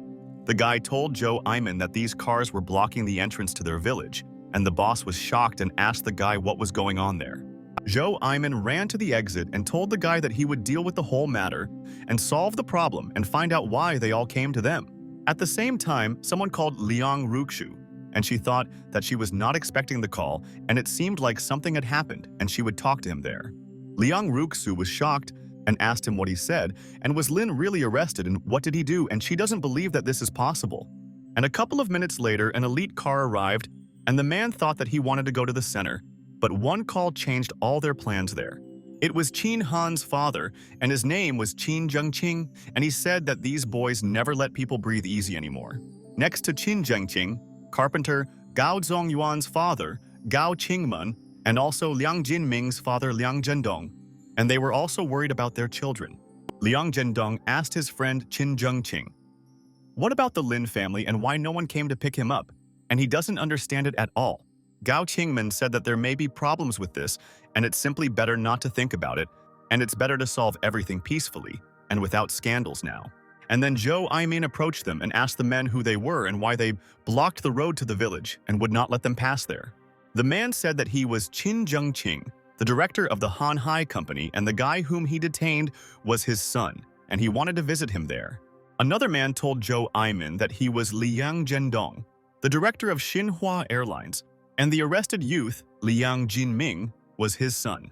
Their friend told Zhou Aimin that his name is Gao Qingmen, and he has a Long Teng company, and Gao Zongyuan is his son, and he also missed his son.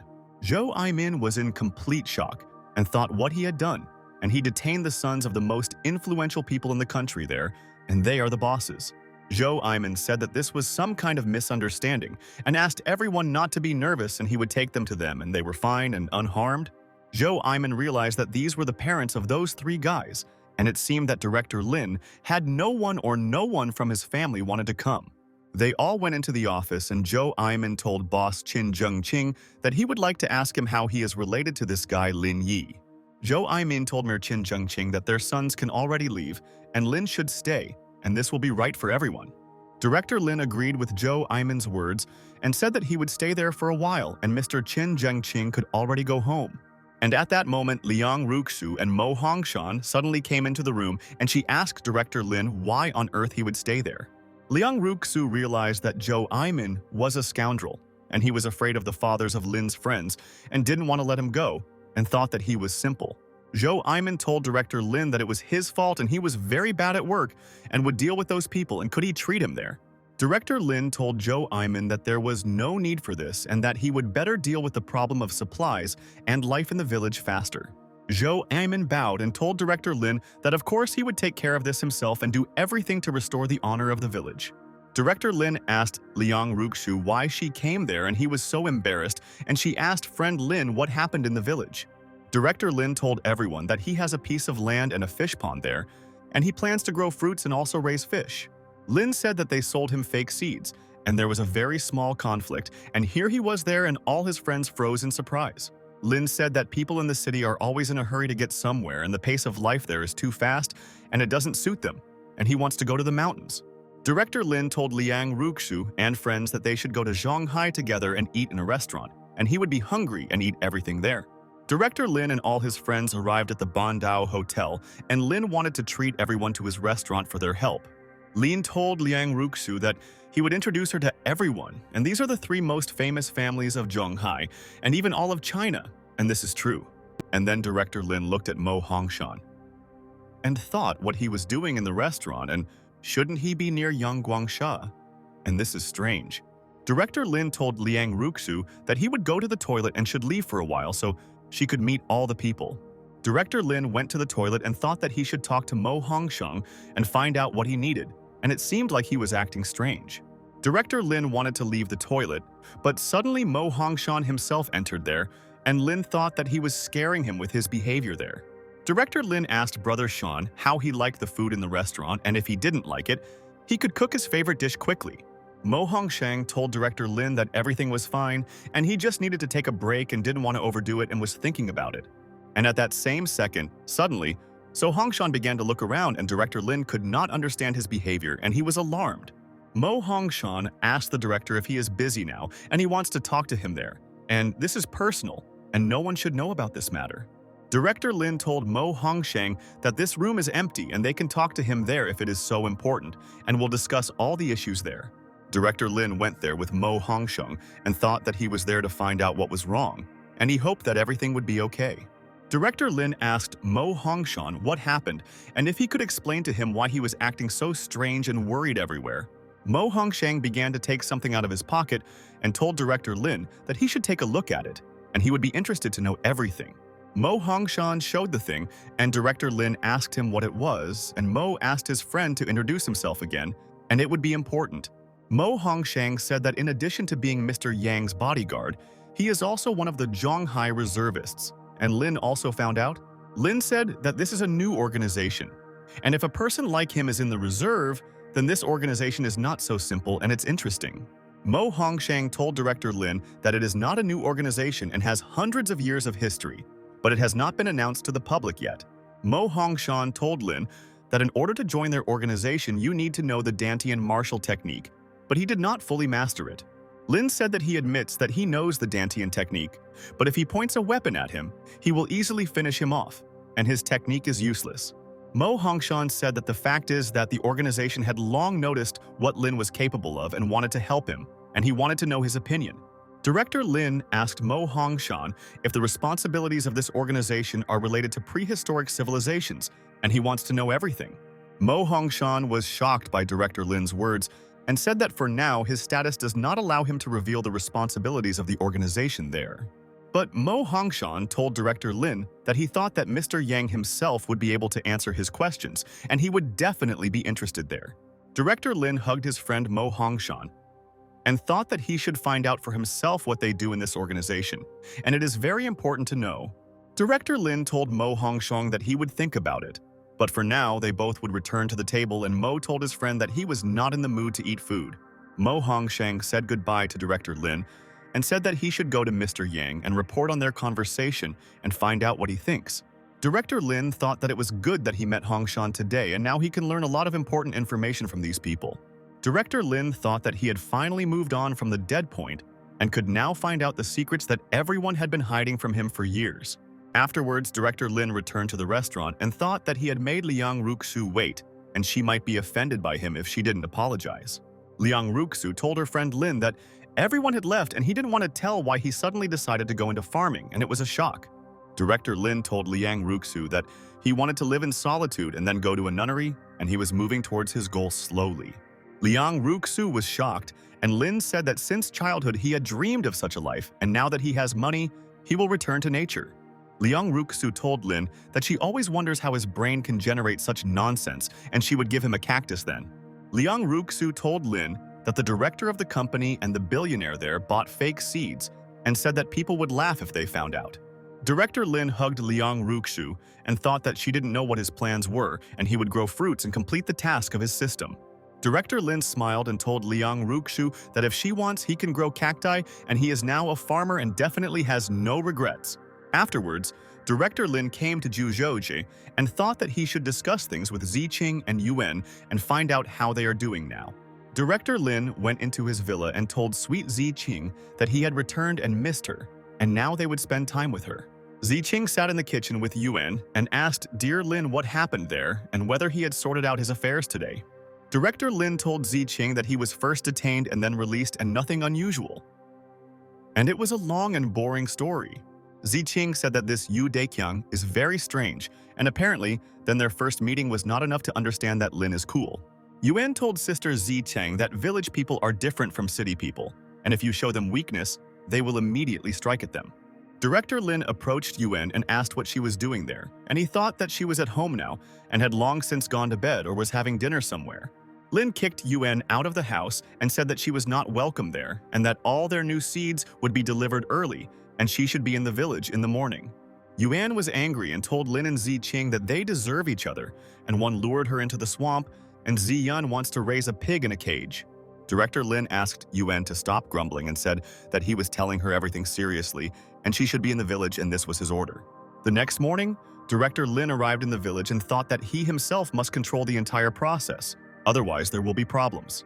Director Lin was surprised and asked Yuan if ginseng had been delivered to them and if they were growing them in a greenhouse, and it was all so strange. Yuan said that not only ginseng but also 4 fresh gyrophores are edible and told Director Lin that this is definitely the secret of his success. Director Lin was at a loss and told Yuan that he really didn't understand why he needed them and asked him to explain the nuances. Yuan told Boss Lin that then he should grow vegetables and leave the ginseng and gyrophores to her, and he wouldn't be able to cope anyway. Director Lin was surprised and asked Yuan why she needed them and would she really succeed by growing these plants in a greenhouse. Yuan told Director Lin that he himself gave her these plants and now it is her business and he should not ask her how things are going there. Director Lin poured the seeds onto a bucket and thought that he should quickly do all the things in the village because he still has a lot of things to do. Director Lin began to stir the seeds and realized that Yuan could also help him succeed, and she knew more information. Director Lin realized that he liked this profession. And at the beginning he thought that working as a farmer was boring, but now he realized that he was mistaken. Lin planted a tree and wanted it to give a harvest after a while, and they would eat organic food together with their beloved Qing. And then, the system notified the owner Lin that the first plant was planted today and the reward was a growth mixture and he should fill their lands. Director Lin realized that the system wants him to sow all his empty lands there and realized that this is great and he will begin to do everything. And at night, Director Lin decided to come to Brother Shan. And then he can definitely ask questions to Mr. Yang and he wants to know from the organization. Director Lin told Brother Shan that he was glad to see him and he asked Director Lin to come in there and Mr. Yang was waiting for him and he was glad to meet him. Mr. Yang told the boy Lin that he had finally waited for him and he asked to try his tea and said that he had a signature taste. Director Lin asked Mr. Yang to communicate without small talk, and they are not strangers and he came to discuss important matters with a friend.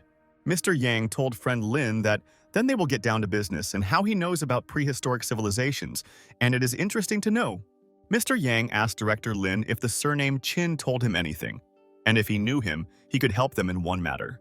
Director Lin was surprised what kind of Qin this is, and he doesn't know this guy and maybe he has something to do with their technique that they profess.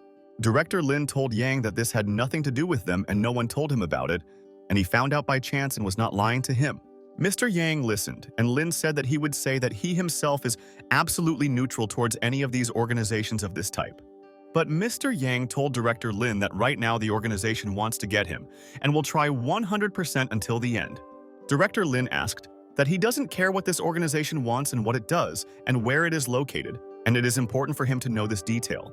Mr. Yang stood up and told Director Lin that the organization kept many secrets about prehistoric civilization, and it was true. Mr. Yang said that besides their fellow countrymen on the island of Telia for a short time, at 30 degrees north latitude, there are also other people there. Director Lin was surprised, and Mr. Yang said that after all the long research, the most ancient civilization of Telia was discovered. 3 years ago, scientists discovered a uranium mine on the island and an abandoned nuclear reactor nearby, and very advanced technology. Director Lin was shocked after hearing all the information from Mr. Yang and asked if this was not a joke and he didn't expect this coming to him. Director Lin realized that the system must be somehow connected with this civilization, and Lin Wei told him something about the ancient people then. Mr. Yang said that initially with this knowledge and their smart people, they had an advantage in the organization and this helped them. But Yang told Lin that recently developed countries began to develop drugs that change genes, and this prevented them. Lin realized that's why the Hua family wanted to recruit him so much, and they wanted to develop a gene drug and could it be related. Director Lin asked Mr. Yang if he could look at these documents and he wanted to make sure of one thing, and it was so exciting. Mr. Yang told Lin that he can study them and he will help him contact people from the organization, and they will all find him in the future. Mr. Yang patted Director Lin on the shoulder and asked him to remember that everything he heard must be kept secret and this is all very important. Director Lin went outside and said goodbye to Mr. Yang and realized that it was good that he decided to come to the meeting and learned a lot of new things. Afterwards, Director Lin contacted Aunt Shen and said that he wanted to ask her something, and if she knew, he was waiting for an honest answer from a friend. Director Lin asked Aunt Shen if there was a Qin family in China that he should pay attention to, and he was very interested in them. Shen Shui was very surprised and asked her friend Lin if he really knew about this family, and she didn't think that he would be able to find out about the family. Director Lin listened carefully to Aunt Shen, and she told Lin that she would tell him everything she knew about this family and he would be surprised. Shen Shui told Lin that his biological mother is Qin Ying Yue, and she is from the Qin family, and she is the most talented woman in their Yanjing. Director Lin froze in surprise and thought that he never expected to hear such news from Shen Shui and did not know about his mother. Director Lin said thank you to Aunt Shen. And he understood her, and this news surprised him very much, and no one told him about it until that day. Director Lin sat down on the sofa and decided that he needed to calm down, and he was shocked because no one told him who his real mother was. Director Lin thought that what a beautiful name Qin Ying Yue was, and he didn't know what his origin was and could get the answers from Aunt Shen. And after a week, Director Lin continued to work on the project, and he grew fruits and made sure that everything was in order with the matter. Director Lin was working on the ground, and a neighbor came up to him and wanted to know why he was working alone and where that sweet helping girl was. Director Lin said good afternoon to the neighbor, and Yuen is busy today and will not be able to come, so he replaces her and watches the fruit. The neighbor asked Director Lin if he had lunch, and today they have fish there, and he should come and have lunch with them, and they are happy to see him. Director Lin agreed with the neighbor and said that she was very kind to him, and he would not forget this and would soon repay her with the same kindness again. And after a couple of minutes, Director Lin came to his neighbor and realized that he could not come to visit empty-handed and had to buy a gift. Director Lin decided to bring wine to the neighbors, and he put it on the table and hoped that they would like it and have a good time there. The guy was shocked and asked Brother Lin why he brought them such expensive wine, and he was even scared to drink such high-quality wine there. Director Lin asked the guy not to be nervous and said that there were several boxes of this wine in his car and he didn't mind and was happy for everyone. The guy told Brother Lin that he had only seen such good wine on TV, let alone drunk it, and it was clearly fantastic. The neighbor was angry and asked the guy not to crack with happiness, and the main thing is that he could then stand on 2 legs after trying such wine there. The neighbor was preparing a delicious dish, and Director Lin realized that he was so lucky with his neighbors and that she was generous and always happy to see guests at home. The guy asked his brother how his greenhouse was and whether he had planted everything, and he said that they were simple people and knew the best about farming.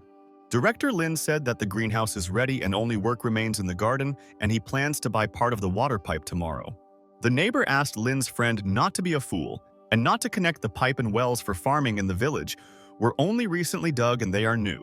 The neighbor told Lin that every family pays money for them and he is new there and cannot just use water from their well. Director Lin was surprised and told his neighbor that they usually don't pay money for water from a well everywhere, and where does this strange tradition come from? The neighbor told Lin's friend that in any case he would take him there and he could pay the money so that he would not have problems with business.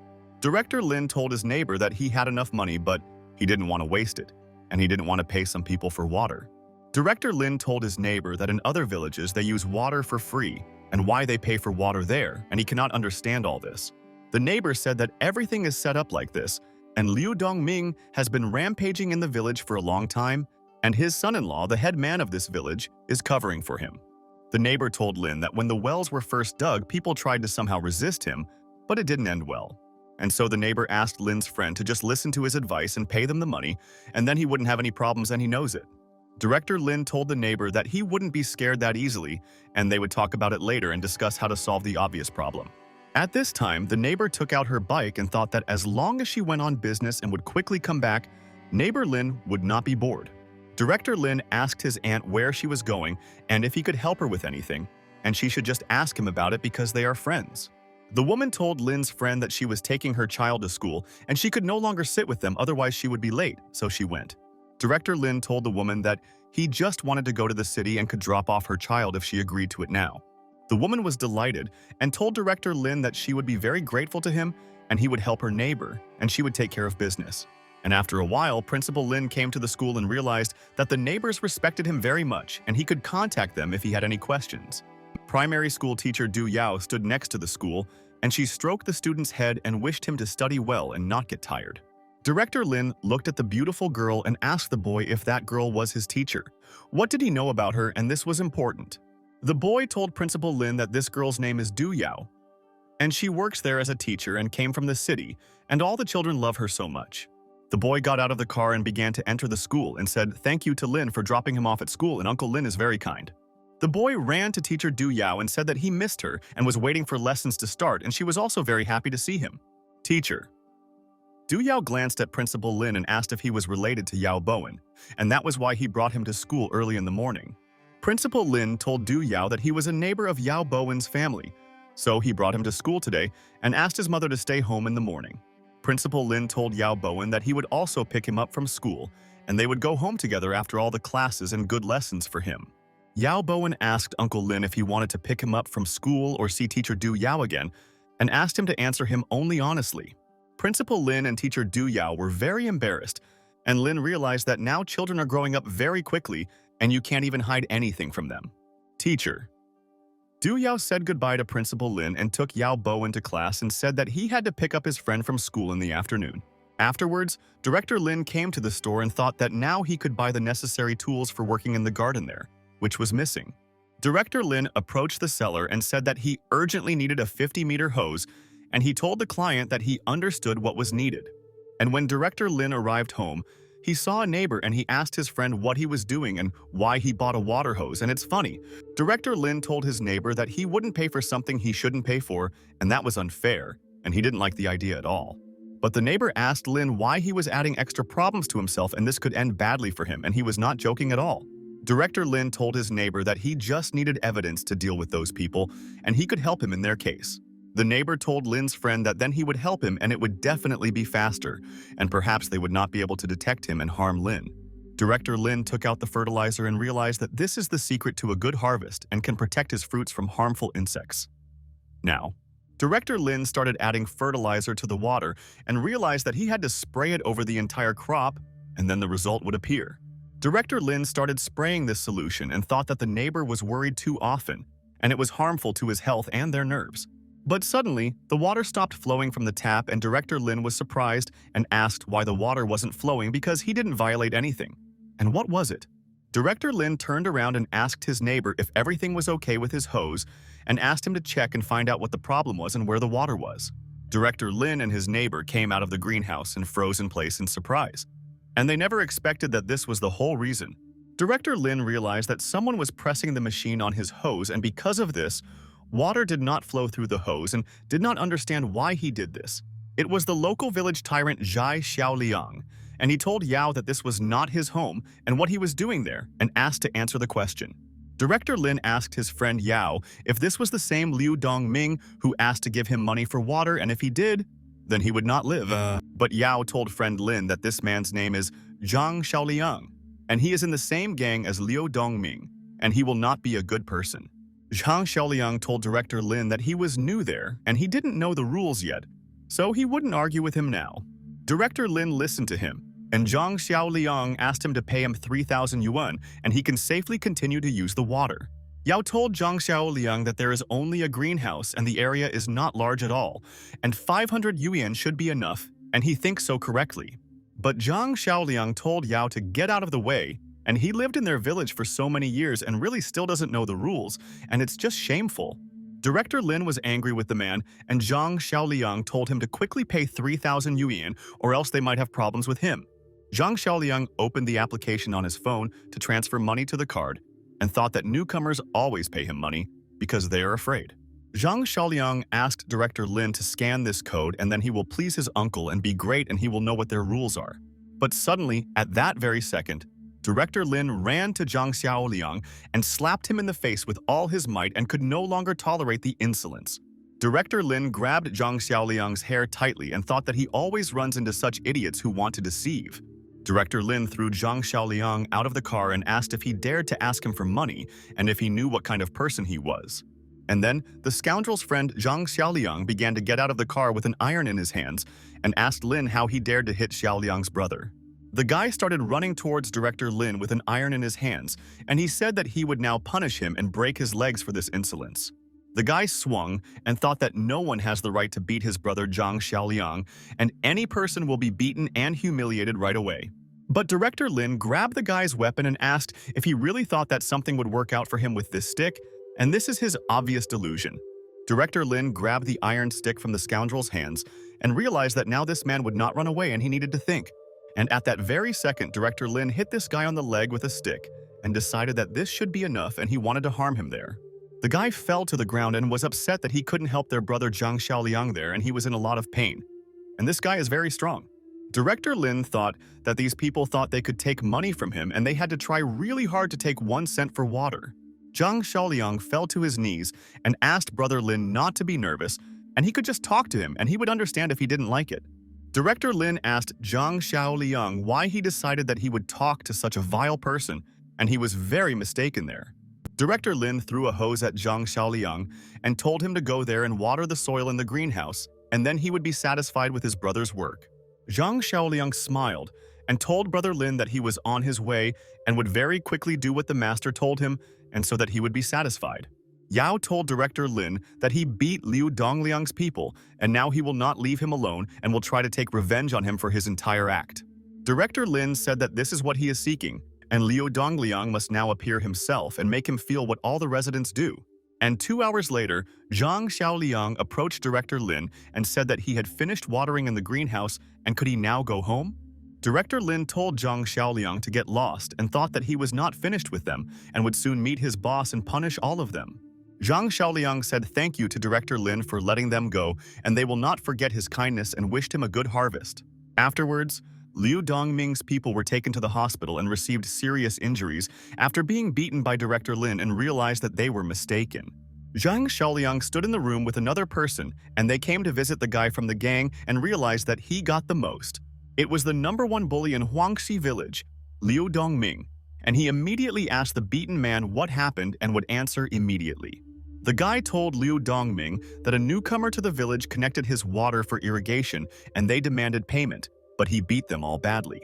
Liu Dongming said that this guy seems to fight very well, and Yu Deqiang's people attacked him a couple of days ago but failed. Zhang Xiaoliang asked Liu Dongming what they should do now, and their whole village was buzzing about it, and they would be laughed at if they didn't answer him. Liu Dongming said, "It's okay, because the guy has a fish pond and he will find an excavator and fill his road and that will be right." Liu Dongming said that if the newcomer dares to interfere with their plans there again, he will bury him on the same road and he will know all his rage. During this time, Director Lin continued to work on the farm and knew that every day he was developing more in his new profession as a farmer.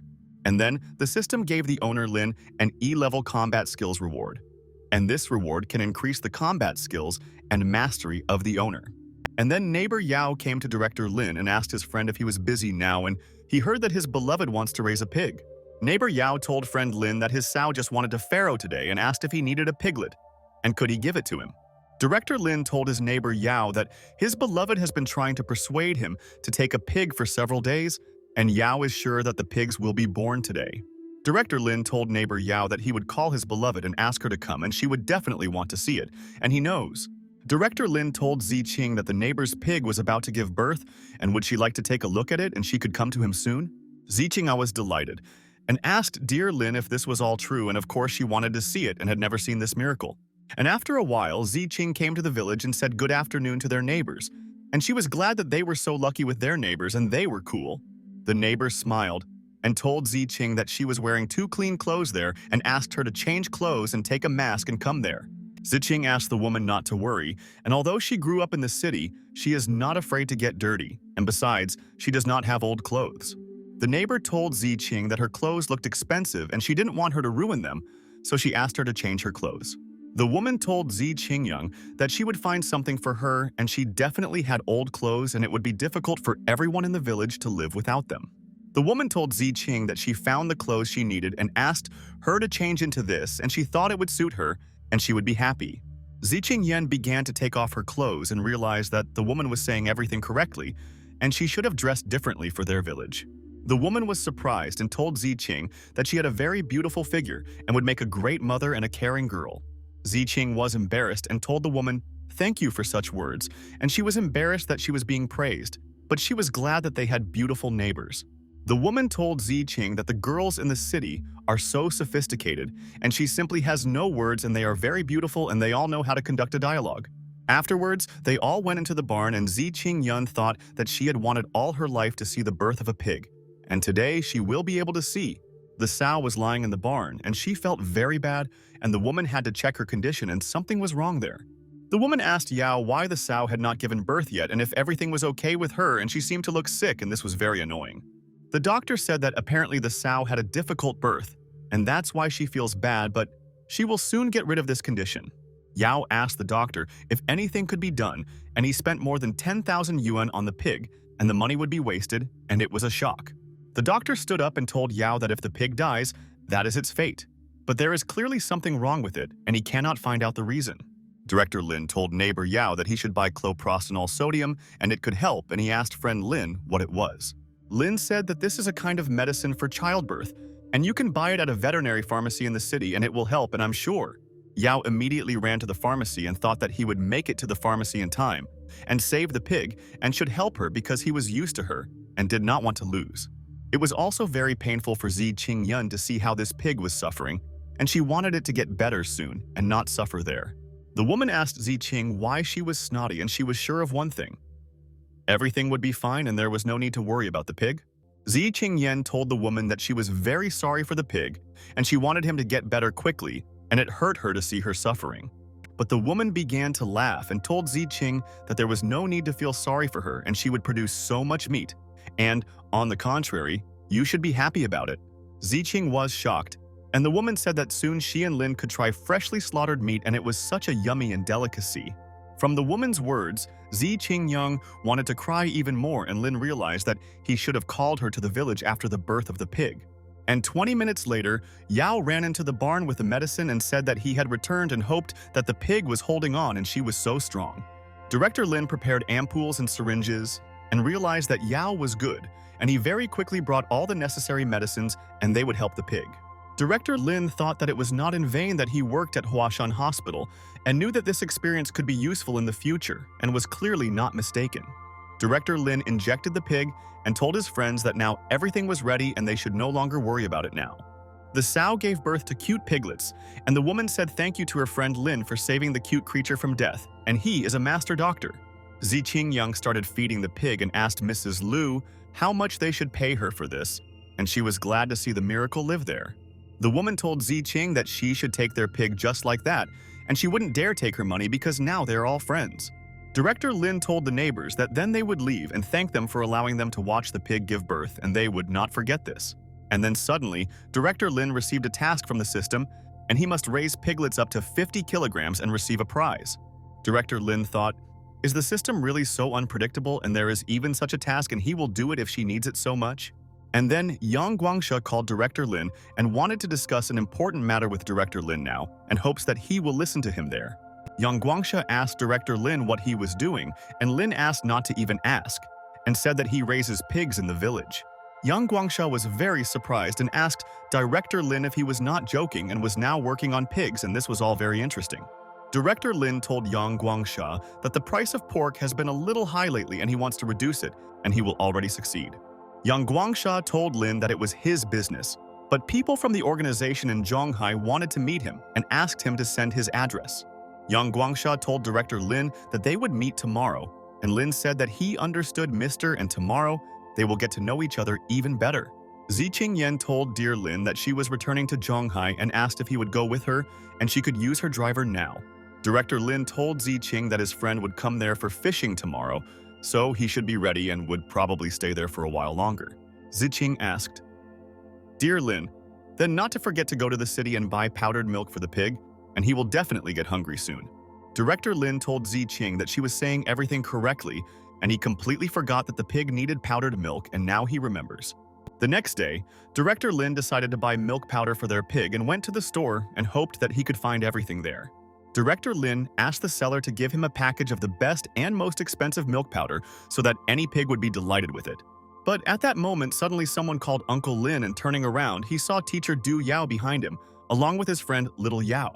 Principal Lin asked if there were no classes today, and Yao said that the teacher brought them to buy brooms and mops, and there would be cleaning tomorrow. Principal Lin told teacher Du Yao that he would take them back after they finished shopping, and she said a huge thank you to him. And after a while, Director Lin put all the teacher's purchases in his trunk and said that they could get into the car and they would drive quickly. But suddenly, someone asked teacher Du Yao to wait for him, and he wants to talk to her about important things and find out the answers to all his questions. And behind Director Lin stood Boss Liu, along with Zhang Xiaoliang, and they were angry and wanted to take revenge on the newcomer for beating them. Teacher. Du Yao started hiding behind Principal Lin, and she was very afraid of the bullies and thought that they could definitely harm her. Zhang Xiaoliang told the boss that it was that guy, and it was Lin who broke the leg of their Manhwa and beat him severely and did not want to spare the guy. Liu Dongming told Director Lin that he can ask him for all this beating of his people, but he will not take this girl and she is only his. Director Lin listened to the guy, and Liu Dongming asked him if he thought too much of himself and thought that no one could punish him like that. Director Lin told teacher Du Yao that they would not communicate with these people there and asked him to better go to the car, and she agreed. Zhang Xiaoliang asked the boss, Liu Dongming, what they should do now, and they will lose this impudent man because he started leaving there with his girlfriend. Liu Dongming asked Zhang Xiaoliang to block their path and prevent them from leaving there, and they would intercept him there and punish him for such behavior. Zhang Xiaoliang quickly got into the car and thought that their boss was absolutely right, and he would not allow Director Lin to leave there ever in his life. And a couple of minutes later, Zhang Xiaoliang blocked the way for Director Lin and wanted to take revenge on him for forcing him to water his greenhouse. Yao Bowen was shocked and told Uncle Lin that they blocked their path and how now they could hide from the bandits, and he was very scared. Zhang Xiaoliang asked the director, maybe he thinks he is cool and how far he will go now, and he now wants to look at his actions. Principal Lin asked teacher Du Yao to fasten the children, and she was still in fear but agreed with Lin and said that she would do everything. Teacher. Du Yao fastened the children so that they would not get injured now and hopes that Lin can solve this problem and conflict. Teacher. Du Yao told Principal Lin that everything is ready and she has already done what he asked, and they believe in him, and Lin is a strong person. And at that moment, Director Lin pressed the gas pedal with all his might and thought that the idiots would understand that it was not worth messing with him now. Director Lin was very calm and confident that his plan would definitely work 100%, and none of them expected him to do it. And at that very second, Director Lin crashed into Zhang Xiaoliang's car at high speed and wanted them to be scared and hurt in the car. Zhang Xiaoliang and Liu Dongming were horrified and thought that this guy had gone crazy and maybe the guy didn't care about his health at all. Director Lin began to leave there and realized that everything worked out, and he would take revenge on all the bandits for scaring his friends, and this is a disaster. Liu Dongming got out of the car and told Director Lin that he would not let him through and would still find him, and he would guarantee that Lin would die. Liu Dongming ordered his people to call an excavator, and he would definitely level the scoundrel's house to the ground, and nothing would stop him from doing it. Principal Lin asked teacher Du Yao and the students if they were okay after the incident, and could they go to the hospital if they were injured. But teacher Du Yao told Principal Lin that everything was fine and none of them were hurt and he shouldn't be nervous and everything turned out fine. Teacher. Du Yao asked the students if everything was okay with them, and they said that it was cool and it was like they were all on a ride. Du Yao said thank you to Lin and he helped a lot, and Liu Dongming has been haunting her for a long time and even comes to her home, and Lin saved her from the scoundrel. Director Lin told Du Yao that there are also a lot of conflicts between him and Liu Dongming, and in any case, he wants to put him in his place. And a couple of minutes later, Principal Lin had already arrived at Huangxi Primary School and had to leave teacher Du Yao there with the students. Principal Lin saw that teacher Du Yao had bought a lot of school instruments from the store and wanted to give a gift to the students. And then Du Yao's classmate from the university, Guo Fei, approached them and he told Du Yao that she returned so quickly and he wanted to go after her. Du Yao told her friend Guo Fei that on the way to school they met Mr. Lin there and he kindly gave them a lift to school and he was very helpful. Guo Fei asked Du Yao to just call him next time and he is sure that if Liu Dongming pesters her again, he will beat her up. But Du Yao did not pay attention to Guo Fei's words and told her friend Lin thank you very much, and if he had time she wanted to treat him. Director Lin told Du Yao that everything is fine and this is nothing, and he is always happy to help. And the main thing is that his friends are happy with everything. Director Lin told Du Yao that he would not distract her, and said that he had to go and he still had a lot to do today and more plans. And after a while, Director Lin returned to his house in the village, and he noticed that his pig began to grunt and understood what she wanted from him. Director Lin asked the pig if she really wanted to eat again, and he would now bring her food, and the main thing was that the pig was healthy. And then suddenly, teacher Du Yao came to visit Principal Lin and she told Lin's friend good afternoon and she was glad to meet him. Du Yao told Director Lin that she heard that he lives there and is also alone, so she brought him something and he probably didn't have lunch. Principal Lin told teacher Du Yao that he was busy with this pig and did not have time to eat, and this animal is just like a person. Teacher. Du Yao told Principal Lin that he seems to have no shortage of money at all, and why did he come to Huangxi village recently? Du Yao asked Lin if he wanted to invest, but he said that he just wanted to experience village life and the air there was good. Du Yao told Director Lin that he was right, and this village has clean air and many people there are good except those scoundrels and they are evil. Du Yao told Director Lin, "Thank you again for helping her today, and now it's time for her to leave and they will meet again and discuss their affairs." Principal Lin smiled and told teacher Du Yao that he also wanted to thank her for bringing him lunch and he was so hungry. Teacher. Du Yao said goodbye to her friend Lin and realized that he was kind and saved her life and did not ask for anything in return and was an example to follow. But suddenly, at that moment, Guo Fei came to Director Lin's house and was very surprised and asked Du Yao what she was doing there and alone. Du Yao told Guo Fei that she wanted to thank Director Lin and he lives there alone, so she decided to bring him lunch to his house. Guo Fei asked Du Yao if she didn't understand how dangerous Liu Dongming was and he had to accompany her everywhere and why she didn't call him. Guo Fei suggested that Du Yao take her home or go to the cinema, but she did not agree to this and said that she should write lesson plans. Principal Lin looked at teacher Du Yao and thought that this new friend of his was a very interesting girl, and she had attracted his attention. And then Director Lin heard the sounds of cars and thought that it seemed that guests had come to him, and he completely forgot that they decided to meet there. Director Lin turned around and saw that there were elite cars behind him and realized that it was Mr. Yang and he wanted to introduce him to someone. Mr. Yang told Director Lin that he was well settled in the cozy village, and at first he thought that his friend was joking, but it was the truth. Director Lin told Mr. Yang that in order for him to trust him, he would send him vegetables from the garden when they ripened soon. Yang Guangsha told Lin that these were people from the organization and they came there specifically to meet him, and they wanted to ask something. In front of Director Lin stood a guy from the second group, Tao Chung, and a girl from the second group, Wang Bing Yu, and they wanted to see him there. Director Lin shook hands with people from the organization and said that his name is Lin Yi, and he hopes that together they can achieve success. At this time, the pig continued to ask for food, and Lin thought that she eats twice as much as he does, and where does this pig have such an appetite? Liang Ruxu was surprised and asked Director Lin if he really raised pigs and she didn't think about it and didn't know the hobby. Director Lin told Liang Ruxu that he wants to experience life in this village and this cannot be done without pigs and they will help him there. Director Lin was walking with Liang Ruxu, and people from the organization there kept looking at their friend, and they looked for this guy for a long time. Wang Bing Yu also asked Brother Tao Chung how he thinks Lin may have mental problems and who breeds pigs in cages, and this is absurd. Tao Chung told Bing Yu that powerful people always have their own quirks, and it is just a matter of personal preference and it is not for them to judge. Wang Bing Yu told Tao Chung that she was very curious about how such a guy could master the Dantian, and she still couldn't believe it all. Tao Cheng told Bing Yu that maybe Lin is a genius and let them stop thinking about it and first sort out the situation with Mr. They all went into the house and Tao Cheng told Mr. Lin that he and Bing Yu came there mainly to find information. Tao Cheng told Director Lin that they all want to know who taught him martial arts, and they know that he has unique fighting skills. Lin told Tao Cheng that he studied the style himself, and in this regard, they can all be sure that he is not associated with anyone and grew up in an orphanage. Tao Cheng told Director Lin that they intended to recruit him into the organization and conduct training tests, and this could help them. Director Lin told Tao Cheng that this is not a problem, but he also wants to find out about the situation on Tilia Island, and this haunts and torments him. Tao Cheng said that Tilia Island is actually a small town where all kinds of people from all over the world live, and there is an excellent climate.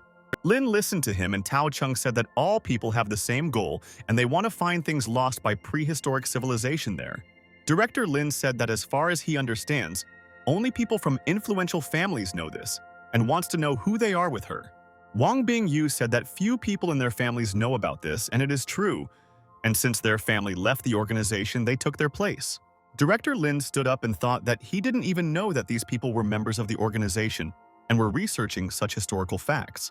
Director Lin told the people from the organization that he understood them and immediately asked them when the test would begin, and he wanted to learn the skills. Tao Cheng told Director Lin that everything would start in half a month and he would call him, and he better be prepared in advance before leaving. And at that second, Director Lin and Tao Cheng heard a loud sound from the engine and could not understand where this sound was coming from, and someone had arrived. They turned around and noticed that behind them, there were so many different excavators, and Director Lin did not understand, and he did not start construction there. And Liu Dongming appeared there along with Zhang Xiaoliang and the whole gang, and he wanted Lin to beg to spare him, and he will achieve this today. Liang Ruxu was shocked and asked Director Lin if he knew who all these people were, and they didn't seem to be in a happy mood, and she was definitely sure. Director Lin said that they were just a bunch of local bullies, and they decided that they could bully other people for personal gain. Liang Ruxu was angry and asked Director Lin why he didn't call her, and she would have dealt with this issue and what he had done. Lin told Liang Ruxu that if he called her, all the bandits would, in the worst case, face prison, and he wanted to count all the bones there for them. Liang Ruxu was very worried and asked her friend Lin to try not to finish them off because she knows how aggressive her partner is.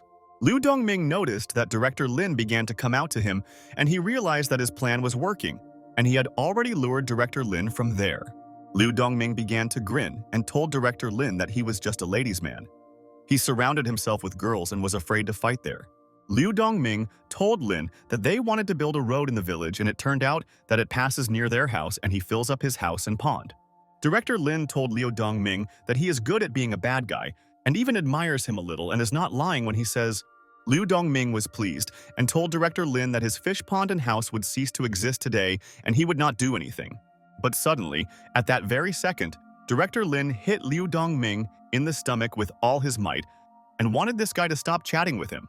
Liu Dongming fell to the ground and thought that Director Lin punched him unexpectedly, and he did not have time to defend himself from his blow, and this is vile. Liu Dongming continued to roll on the ground, and all the people were shocked and did not think that Director Lin would be able to throw a punch so quickly. Director Lin told Liu Dongming that he had brought so many people there with him, but don't let him think that they would stop him at his house. Director Lin told the hooligans that they don't even look like a gang and what kind of rabble they are, and do they really think that they are on his level, and this is nonsense. Liu Dongming told friend Lin that they follow the rules and don't want to go against him at all, and it seems he just misunderstood them. Yang Guangsha asked Liang Ruxu to call the main person and he would sort it out, and this is already chaos and their conflict needs to be resolved. People asked Mr. Yang Guangsha, why don't they intervene, and he said that it was not such a problem and he thought that Lin was strong. Yang Guangsha looked at his assistant and he nodded to him and realized that Director Lin knew what he was doing and he didn't need help there at all. Liu Dongming at this time ordered his people to attack Lin's and he will pay them 3 times more and they will become rich in promises. But suddenly at that very second, Assistant Yang Guangsha shot into the air and ordered no one to move or make sudden movements and freeze. Liu Dongming fell to the ground and thought that he had seen a lot. And who was this man and where did he get a weapon permit? And this is a shock. Liu Dongming was horrified and asked Mr. who he was and why he pointed the gun at him and how he could get out of this situation now. Director Lin told Mr. Yang Guangsha and his people that he really likes the way they approach the problem and this is a cool method. Liu Dongming asked his brother to forget about what happened and he would no longer bother him and think about his behavior. And this is true. But Director Lin told Liu Dongming that it was too late and he should have thought about it earlier, and in vain he chased him everywhere. And then cars started driving there and Director Lin realized that now Liu Dongming would not be able to escape anywhere with the people, and he was caught. The cars surrounded them, and Director Lin realized that the village boss had messed with the wrong person and thought that he would serve him there. Liu Dongming and Zhang Xiaoliang were in complete shock and realized that it was all a disaster and they had to escape from there, and they wouldn't let them all go now.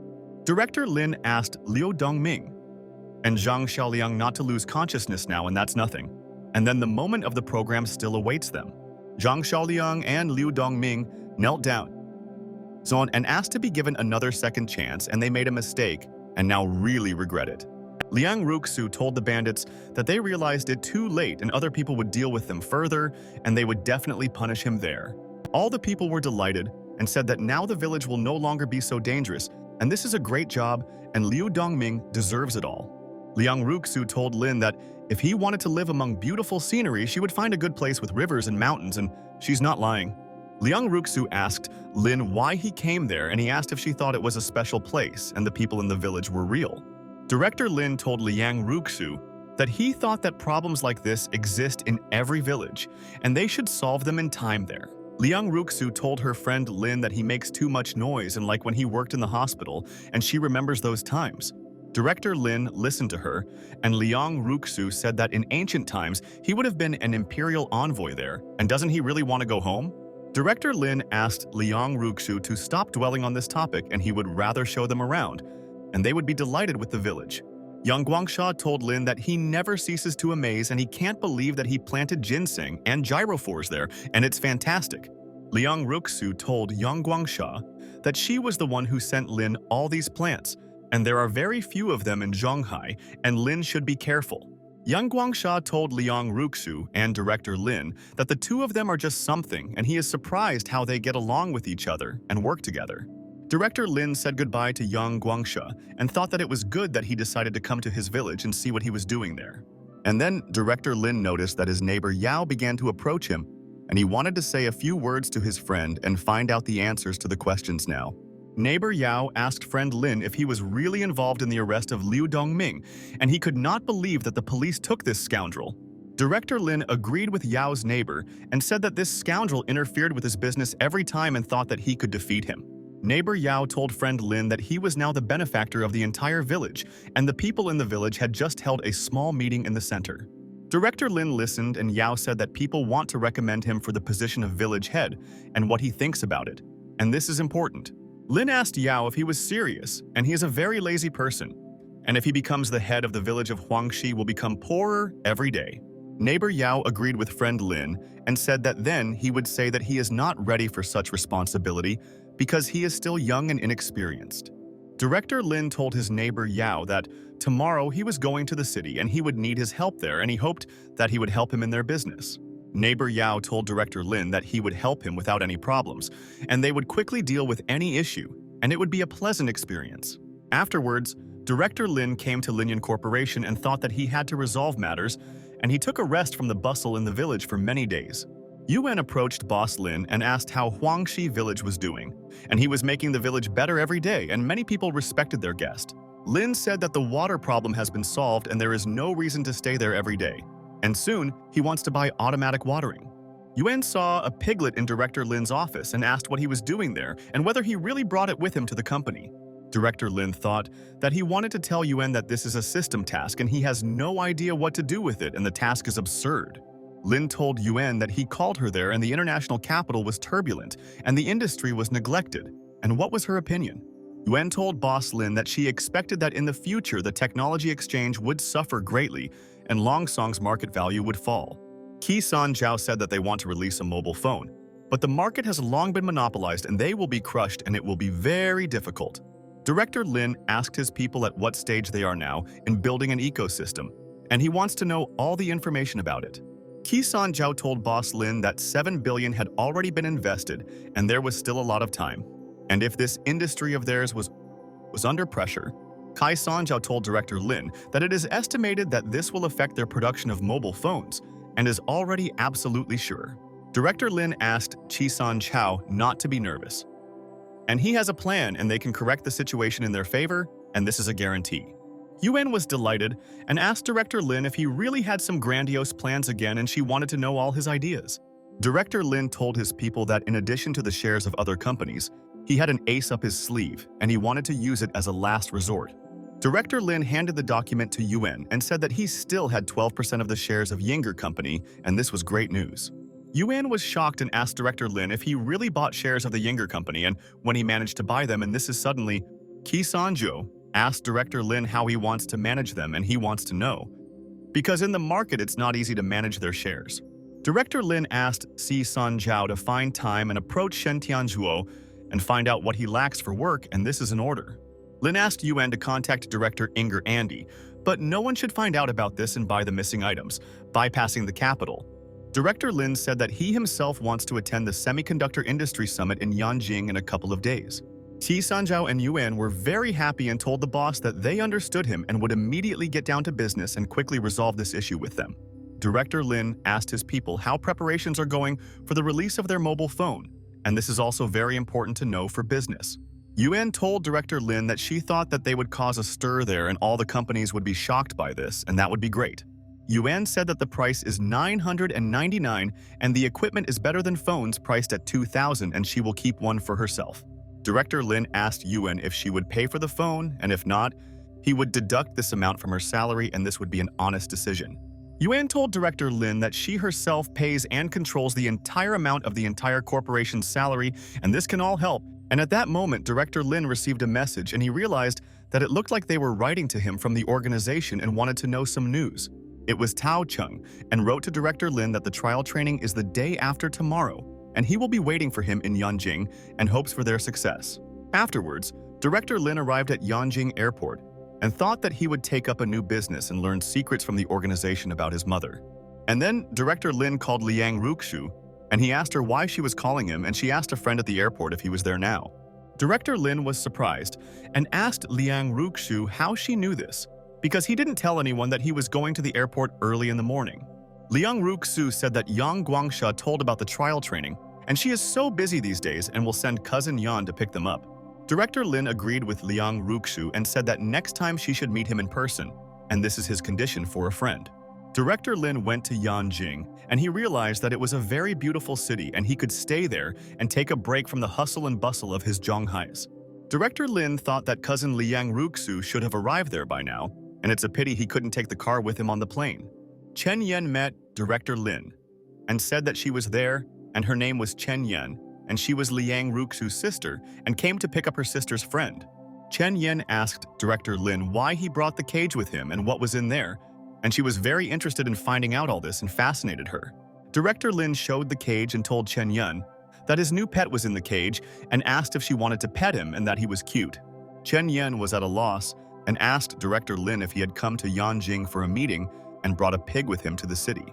Director Lin asked Chen Yan to go and said that he needed to find a place to stay because he didn't have a home in this city yet. Director Lin told Chen Yan that, by the way, a pharmaceutical industry summit was recently held in Yanjing, and that Sister Chen knows about it. Chen Yan said that her father took the initiative to conduct, and it is being held at the same university as the semiconductor. Director Lin and Chen Yan decided to stop a taxi and go together to resolve issues, and he should quickly find out all the information about them. Director Lin told Chen Yan that his friend from Huashan Hospital should have already arrived there for the meeting, and he hoped to meet. Chen Yan asked Director Lin, maybe he wants to go away to meet this friend and she won't tell Sister Liang Ruxu about it. Director Lin lightly hit Chen Yan on the head and said that she was a smart girl, and he knew that she would help him and he would help her too. And after a while, they arrived at the assembly hall of Yanjing University, and Director Lin thought that he must attend this meeting now. Director Lin realized that in this meeting he could find out many of their competitors who would want to know the secrets of their phones of the future. The security guard told Mr. and Miss that the conference had already started there, and if they were more than half an hour late, he could not let them into the hall. Chen Yan pointed her finger at the guard and asked if he understood who was standing in front of him and how dare he communicate with guests like that today. Chen Yin pointed her finger at the person performing on stage and told the security guard that her dad was there and he was the organizer of this meeting.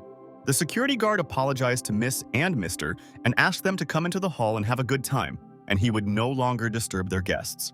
Chen Yin said that the meeting is coming to an end, and her dad now wants to introduce her to some uncles and she needs to go look after him. Director Lin told Chen Yin that they would go and see what was going on and find out what these guys think about technology, and this is important and interesting. Father Chen Yin told all the spectators that he had finished his speech and thanked them for their understanding and hoped that they were satisfied with this meeting. Director Lin immediately noticed one person and thought that he did not expect to see her, and he was so glad that she decided to come. Li Chuhan stood there with her friends Kui Ying and Tao Nan, and they all discussed the meeting and thought that everything went well and they were happy. Cao Nan asked Li Chuhan not to put all her energy into just her career, and she graduated a long time ago and needs to find a cute guy. Kui Ying asked Li Chuhan if Chen Rui didn't ask for her number, and she thinks that this guy is very good and his family is quite rich. Chen Rui also came to the meeting and thought that he should go and chat with the cute girl Li, and then he could succeed. Kui Ying told her friends that Chen Rui was coming to them, and they should be ready because he is so cute and you need to impress him, and he will be happy. Dr. Li told her friends that Chen Rui is not interested in her and she does not want to communicate with him. And why should she do this if he does not make her happy there? Chen Rui said good afternoon to Miss Li Chu-han, and he was glad that she also came to the meeting, and she should have found out all the information there. Chen Rui told Dr. Li that the meeting was over and maybe they could have dinner together today, and he had already booked the place and was waiting for her consent. Dr. Li told Chen Rui that she was very sorry, but she definitely had a meeting with her friends this evening and they wanted to have dinner with them. Cao Nan told Dr. Li that she didn't have time to see her tonight and she agreed to watch a movie with her husband and he would wait for her. Kui Ying told her friend Li Chu-han that she didn't have time and wanted to go to her mother-in-law's house for dinner with her husband and she would be busy.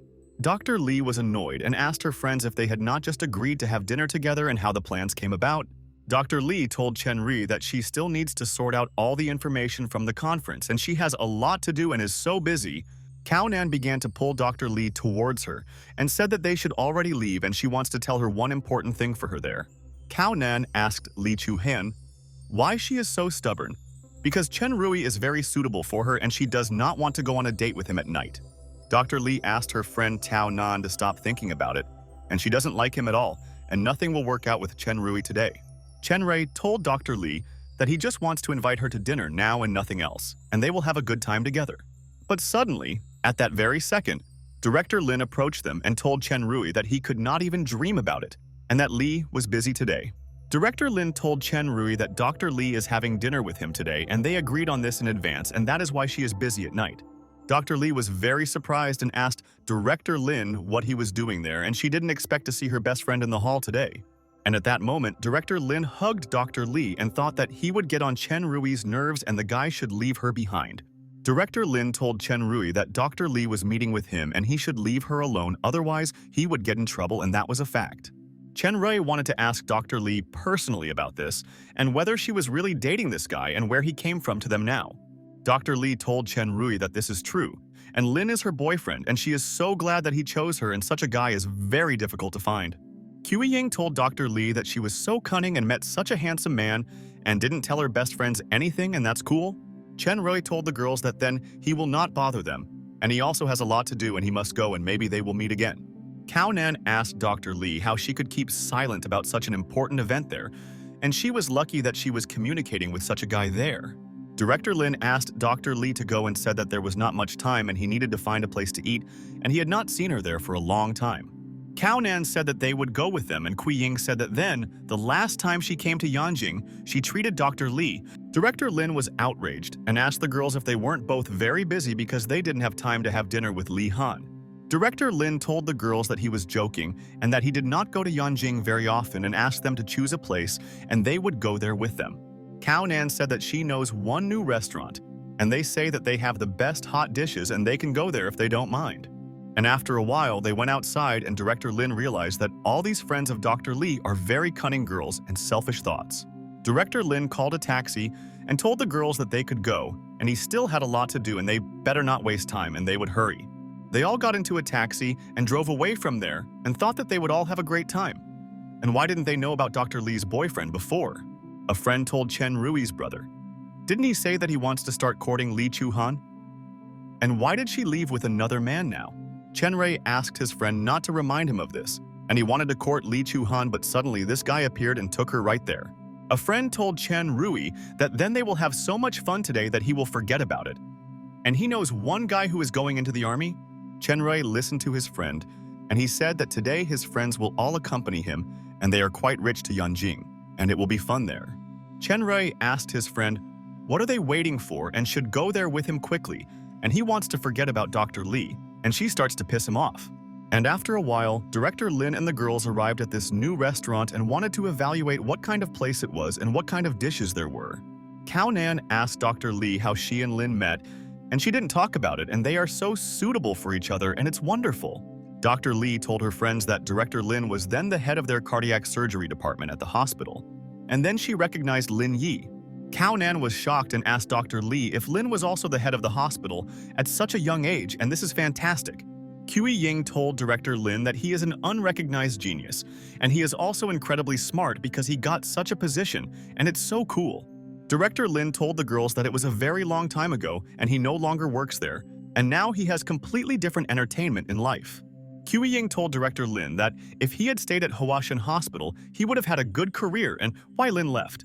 Cao Nan asked Director Lin if it was because working in the hospital was too tiring, and maybe he wanted an easier job. Director Lin said that this is not the reason, and now he is engaged in agriculture, and he likes everything, and he himself does not regret anything. Cao Nan and Kui Ying were perplexed and asked Director Lin if he was really engaged in agriculture and how he got to this point. Director Lin went with Dr. Lee to select dishes, and they wanted to try their popular and signature dishes and find out everything. Cao Nan asked Sui if she thought the guy Lee was crazy, and if it weren't for his handsome appearance, she would have considered him crazy.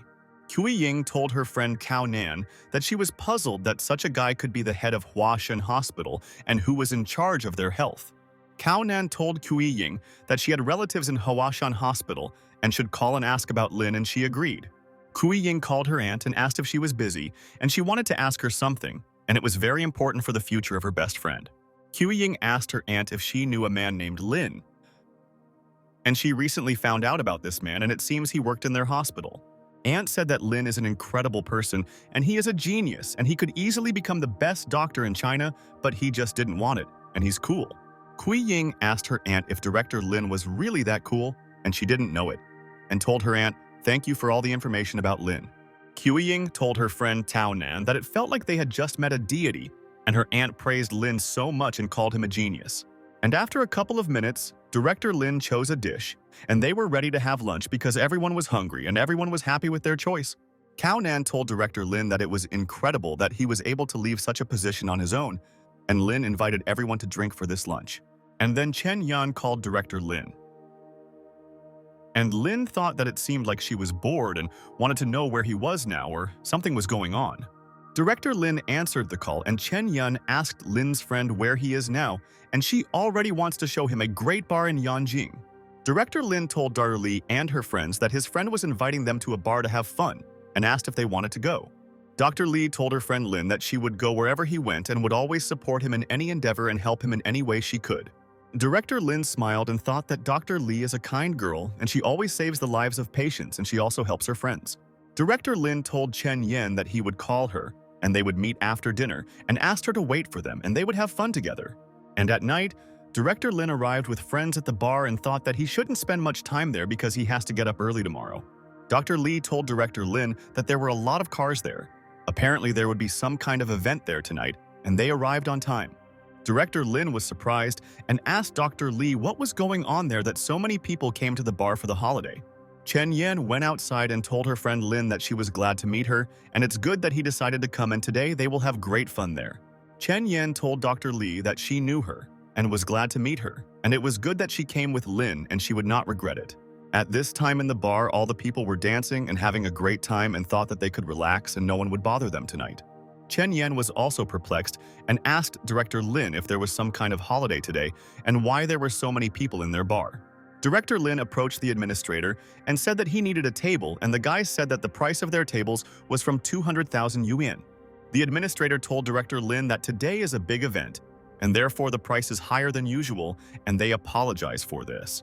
Director Lin handed the card to the administrator and said that he didn't care and asked to book one table and he would be happy. The guy asked Director Lin and his friends to follow him and he would find a great place for them and they would have a good time at the bar. Director Lin noticed on the way that all the people were whispering to each other and could not understand what they were discussing, but they were clearly looking at him there. Man. Director Lin noticed that even the girls in the distance were discussing something, and he tensed and realized that this was strange and he should be on guard there. Director Lin sat down at the table with Dr. Li and Chen Yan and could not calm down and thought that it seemed that his intuition was correct. Director Lin slapped his knee and asked what was going on and why he couldn't relax, and it was their strange bar. Director Lin told his friends that they felt as if he himself was in a wolf's den and everyone was watching him, and he was not comfortable there. Chen Yan asked her friend Lin what was wrong and why couldn't he just sit with them and relax, and maybe he was nervous in vain. Lin said that when he was on Yawan Island, he beat up an idiot named Gu Changchuan, and this was seen by many rich people in the city of Yanjing. Chen Yan was completely shocked and asked Director Lin if he had fought with Gu Changchuan, and she could not imagine that he had fought. And then someone asked all the people to make way and give way to one very popular person, and he should pass and let everyone leave. It was Li Chenjing, and he walked into a bar and wanted everyone to respect him, and he didn't want to look at anyone and thought that he was a popular person. Chen Yan saw him and was very happy and said that it was Li Chenxing himself, and he came to the bar and she had long wanted to see this guy. Dr. Li was at a loss and asked her friend Chen Yan if this Li Chenxing was really so popular, and Chen Yan agreed with her. Director Lin looked at Li Chenxing and thought how small the world is, and he never expected to see this idiot at the bar today, and it's a surprise. Chen Yan asked Lin's friend if he really knew Li Chenxing, and Lin just smiled at her and thought that he knew the idiot better than others. Director Lin pointed his finger at Li Chenxing and told his friends that he also gave him a little beating and therefore remembered his face well. Chen Yan was very surprised and thought maybe friend Lin was beating everyone along the way, and why did he beat up everyone he knew? Because Li Chenxing is good. And suddenly, at that very second, Li Chenxing looked to the side and noticed one very familiar person and realized that this was making him so nervous. Li Chenxing noticed Director Lin sitting next to him, and he also looked at him without taking his eyes off and realized that this was their good meeting. Li Chenxing was not in the mood and thought where this Director Lin came from, and he found him even in another city, and he pisses everyone off. Li Chenxing approached his manager Tony and wanted to chat with him and ask him something, and he should know the answers to his questions. Li Chenxing asked Tony what Director Lin was doing there and why he came to this particular bar, and said that he did not want to see him there. Tony told Li Chenxing that for such an important event, it was quite predictable that Director Lin would join in the fun today. Li Chenxing told Tony that Director Lin had come to squander his 50 million winnings, and such a person would not last long. The DJ said that next they will invite a popular star and everyone knows him, and it is Li Chenxing who will sing a song especially for them now. All the people were happy and told Li Chenxing that they love him and want him to sing more than one song, and they are all his fans and he is so handsome. Director Lin told Dr. Li that it seems that Li Chenxing is quite famous, and many girls are crazy about him, and he didn't know about all this. Chen Yan told friend Lin that otherwise they would not have invited Li Chenxing today because the bar invites only super popular people. Chen Yan said that she heard from her father that new rules will be introduced in radio and films that will limit their stars. Lin said that the current entertainment industry is really out of control, so it wouldn't hurt to limit it a little now. Li Chenxing said that he was honored to perform for them in this bar, and today he will present to all of them a new single, Flying Alone. The musicians started playing the melody and thought that Li Chenxing had definitely prepared a great song for the fans and they would be happy about their single. The guitarist also started playing a melody so that Li Chenxing would tune into his new song and they would try to surprise all the people in the bar. Li Chenxing began to sing a song and said that he was getting off the flight and was definitely going to take off, and his soul was hanging in the air and he was proud of himself there. Director Lin thought, what is this all about and what is the meaning of the song? And even he can sing better than Li Chenxing, and he is clearly overrated. Chen Yan told Lin that his appearance alone would be enough to surpass Li Chenxing, and he could stop singing and just stand on stage and everyone would fall in love. Director Lin told Chen Yan that he thought it would be rude to women, and that's why he never lets his friends down. And after a couple of minutes, Li Chenjing finished singing his song, and he hoped that everything turned out great and he definitely recorded a new hit. All the girls were delighted with Li Chenxing's song and said that he is the best, and no one can surpass him, and they adore him for all this. Li Chenxing told fans that he is currently wearing limited edition shoes, and they are brand new. And do they want the shoes? All the fans told Li Chenxing that they want these shoes and they all deserve it, and thank him for giving people such a gift. Li Chenxing thought that this was his chance to take revenge on the scoundrel director Lin, and he would do everything to make him nervous, and this is all his main goal. And at that very second, Li Chenxing threw his shoes with all his might right at the place where Director Lin was sitting with Dr. Li on purpose. Li Chenxing's shoes touched Director Lin's desk and quickly began to bounce right into Dr. Li's face, and she didn't expect it at all. Dr. Li was in pain from the shoe hitting her face, and she thought that this Li Chenxing could have been more careful and seemed to hate Lin. Li Chenxing said that he congratulates this gentleman and these shoes of his go to him and asked him to keep them, and in the future, they will become more expensive. Director Lin was furious with Li Chenxing's action and realized that he deliberately threw the shoes at Dr. Li, and now he will finish him there. Director Lin could barely control himself and thought that soon he would not be able to stand it and would definitely beat Li Chenxing and hit him with these shoes. The DJ congratulated this mister, and he received a pair of shoes from Li Chenxing and served them 2 fruit plates at her expense now. The DJ approached Li Chenxing and asked what he was doing, and there were a lot of rich guests there today, and he couldn't treat the guests like that. Li Chenxing told the DJ that that guy has nothing, and he is an ordinary streamer, and he is only pretending to be rich so as not to embarrass himself there. Chen Yan told Lin's friend that it seems Li Chenxing is provoking him, and he should not be fooled by his provocation, and Lin will be able to take revenge. But Director Lin didn't listen to Chen Yan's words and was busy with Dr. Li and asked her if she was okay, and she said everything was fine. Director Lin asked Dr. Li not to worry and said that Li Chenxing would definitely not go unpunished, and he would soon know their anger. The DJ said that the song is sung, but this is not the end, and there is also something like an auction waiting for them where they can buy a performance from Chen Xing.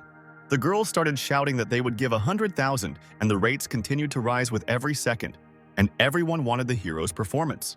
But suddenly, at that very second, Director Lin stood up and said that he would give 5 million yuan for Li Chenxing's entire performance. Li Chenxing was shocked by Director Lin's proposed price, and how could he offer such a huge price and definitely a catch from Lin? Li Chenxing thought that the reality show's winnings were only 30 million after taxes and Lin would spend the money. The DJ said that the guest at the 6th table made a bet of 5 million and asked if there would be a higher bet now. Director Lin asked Chen Yan to do him a favor and play along nicely, and she agreed with her friend and was ready to help. The DJ said that the guest at the 6th table can order a song, and Li Chenxing has many good songs, and he can choose any. Director Lin told the girl that Li Chenxing has all disgusting songs, and he needs something else from him, and he will ask for it there. Li Chenxing was perplexed by Director Lin's words and thought what he was talking about because he has incredible songs, and everyone likes everything. Director Lin said that, let Li Chenxing empty this bucket of alcohol and he will get his money, and he promises that he will give the money. Chen Yan smiled and said that Director Lin is such a joker and she just washed her feet in it, and how will Li Chenxing drink it all? The DJ asked Lin if this was too much, and maybe he would come up with something else, and Li Chenxing would make a toast and apologize to him. But Director Lin grabbed this bucket in his hands and thought that he would never change his decision, and Li Chenxing should be punished for his deeds. Director Lin refused to change his condition and said that he himself wants Li Chenxing to drink it, otherwise they will not get all the money. Tony was furious at Director Lin's words and asked if he had lost his mind and what conditions he was setting for his star there.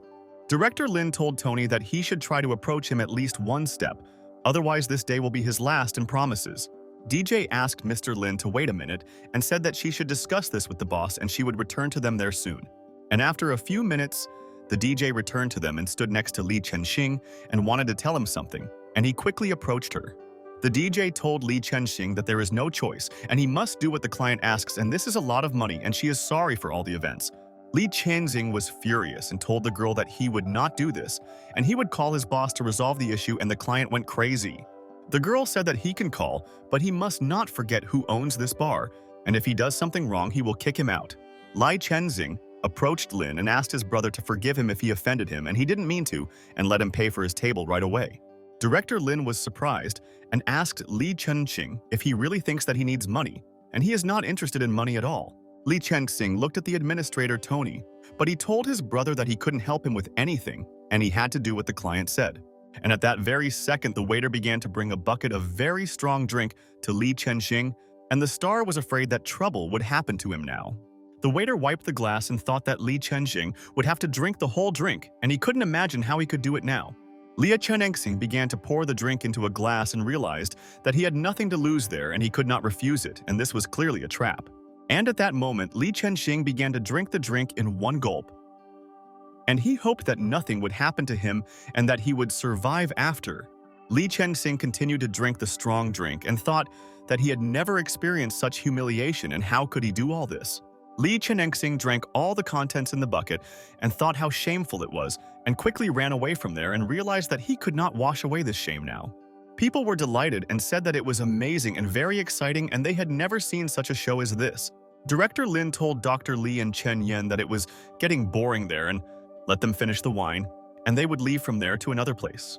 Chen Yan told her friend Lin that he was right and it was late, and they should slowly get ready to go home, and her sister Liang Ruxu was worried there. And then all the friends got up from their seats and headed for the exit, and Lin was pleased that Li Chenxing received what he deserved for his action. At this time, Zhao Mo and all his friends were sitting in a room on the second floor of the bar, and they organized a celebration in honor of the departure of their best friend. Zhao Mo told Brother Ping that he was leaving tomorrow, so this toast is for him, and they will miss him and wish him success in his affairs. Ping told Zhao Mo that it looks like they are breaking up forever and tomorrow is just a trial training and they can meet with them. Zhao Mo asked his friend where he was going and what kind of secret he didn't want to tell even his best friends there. Gu Changchuan told Brother Ping that if he understood him correctly, the place where he was going should be that same secret organization. Ping told Gu Changchuan that everything is correct, but he doesn't know what exactly he will do and needs to wait until he officially becomes a member. Gu Changchuan told Brother Ping that with hard work and training, he would achieve great heights, and he did not doubt his brother at all. But at that very second, a man ran into the room and told Brother Zhao that they had a problem and he had to find out everything and do something about everything. The guy told Zhao that there was Lin down there whom they encountered on Yawan Island, and Zhao asked the guy if he really said it seriously. Pin asked his friends what happened and why they were all suddenly so excited, and who was this Lin, and what did the guy do to his friends? Zhao told Ping that this guy came from Zhonghai, and some of them suffered greatly at his hands and could not forget these grievances. Pin forcefully put his drink on the table and thought that he didn't know who this guy was, but he was already making him nervous, and how could he hurt his friend? Pin stood up and said that no one dares to touch his friends and they will look at what he is like and he should test his skill. Director Lin went outside with his friends at this time and said that it was stuffy inside the bar, but outside it was much better and the air was fresh. And then Zhao Mo approached Director Lin, and Lin realized that today he would meet with old acquaintances, and he had not seen all of them for a long time. Director Lin wondered if they were chasing him, and he couldn't even breathe fresh air and stand with their friends on the street. All of Zhao Mo's people clenched their fists, and they perfectly remember who Director Lin is and how they suffered from him. And he is an invulnerable guy. Zhao Mo told Director Lin that they had not seen each other for a long time, and he no longer expected to see him in the city of Yanjing. And it was a surprise for him. Director Lin asked them if they really wanted to fight, and maybe they had already forgotten what happened on Yawan Island, or should they be reminded of it? Zhao Yimou told Director Lin that until he destroys him, he will definitely not be able to live in peace and will remember what he did to him. And then suddenly, Chen Yan asked Zhao Mo what he was doing, and what problems they had with Director Lin, and she wanted to know their details. Chen Yan told Zhao Mo that he crossed the line, and why do they want to harm Director Lin even when he is just relaxing there? Zhao Yimou told Chen Yan that this did not concern her and asked her to go and do business and not interfere with them sorting out one common matter. And at that moment, suddenly Ping told Director Lin that he was nobody in Yanjing, so he would put him in his place and he would drag on forever.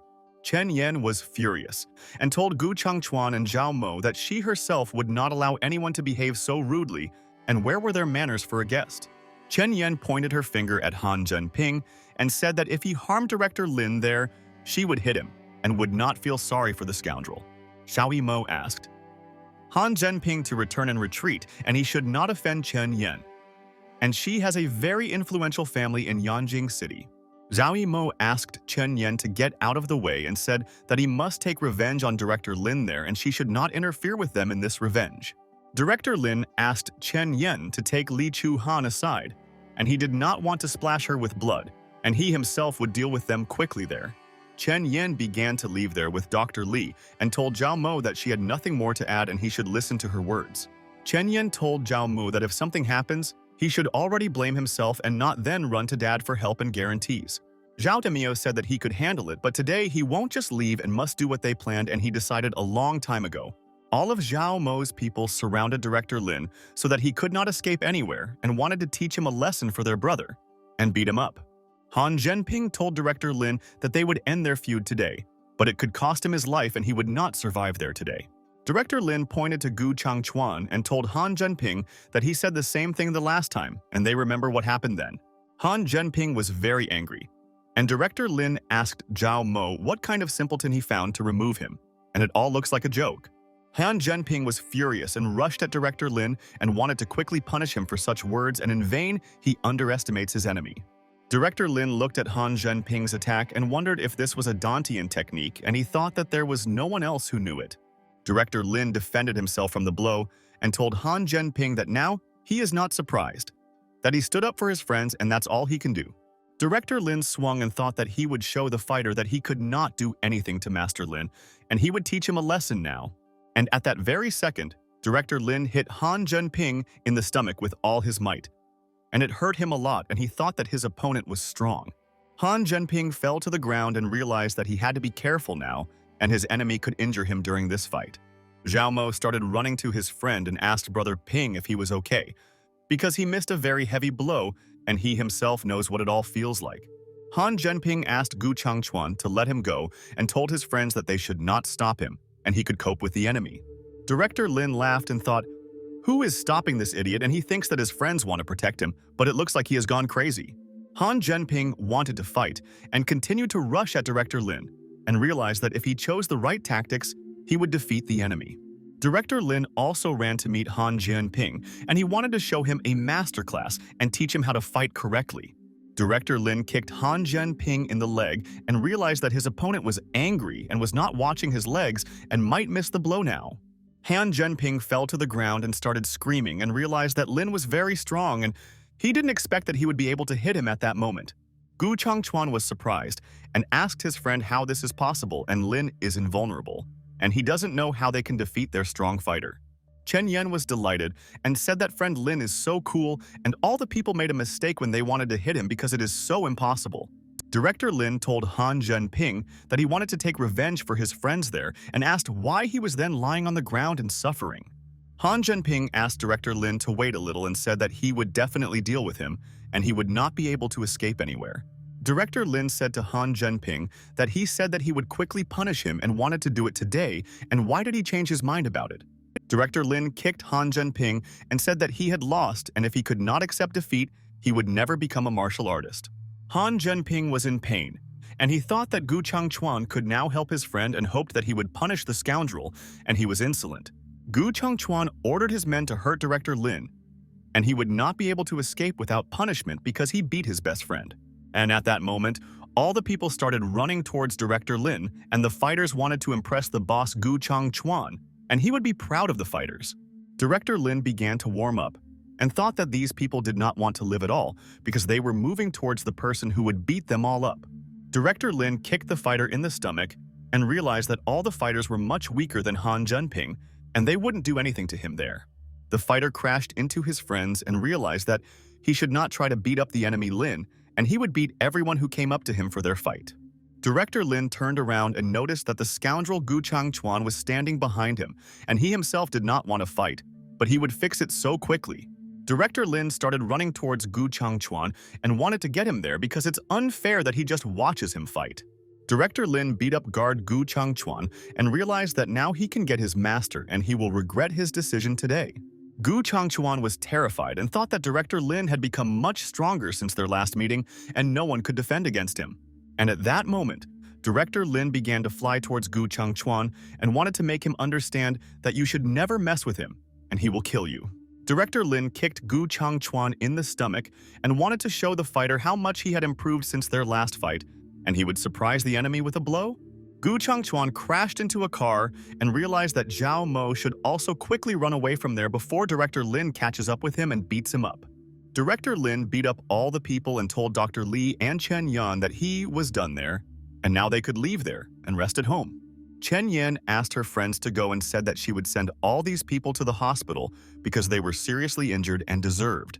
Dr. Li and Lin agreed with Chen Yan and wished her good luck, and they said that they would see her again and Chen Yan should also go home. Chen Yan called Liang Ruxu's sister and thought that she didn't think that her sister had such acquaintances and Lin knew how to fight better than others.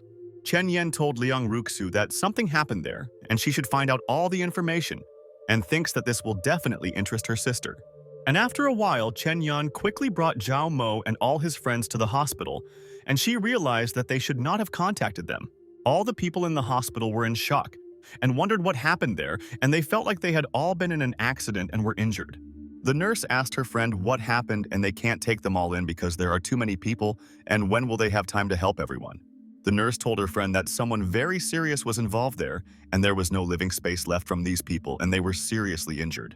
The friend was in shock, and the nurse said that one was sent to intensive care, and in any case, this incident was quite major. And then people began to approach Chen Yan and asked what happened, and they were a family of traumatized people and asked to tell them the events. Chen Yan said that people wanted to attack Lin's friend, but he beat them all up and they threatened to kill Director Lin, and he had no choice. The man said that as far as he knows, the man named Lin is an ordinary businessman and they will cope with him and they should not be nervous. The man agreed with his friend and said that a businessman of Lin's level was no match for them, and one call and he would be arrested and he would not be able to defend himself. Chen Yan told the entire family of people that they had better wait until their children wake up and listen to them, and they will definitely explain all the events to them.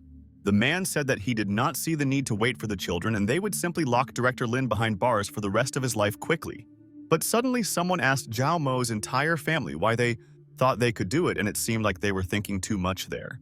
It was Liang Ruxu's family, and Shen Shui thought that she would fix the whole situation and knew that friend Lin was not to blame for everything, and it was true. The woman from Zhao Mo's family was happy and told Shen Shui that she had also come there and she wanted to talk to her about an important matter. Shen Shui told the woman that Lin is a real child and he is very cruel and asked what condition all the children are in now. The woman told her friend Shen Shui that all the children were beaten and their bones were broken, and one was in intensive care and is now in serious condition. The man asked Director Shen if she was on better terms with Lin, and if she took his side, it wouldn't make sense. Liang Chunsao said that their family and Lin know each other well, and he already heard what happened from her daughter.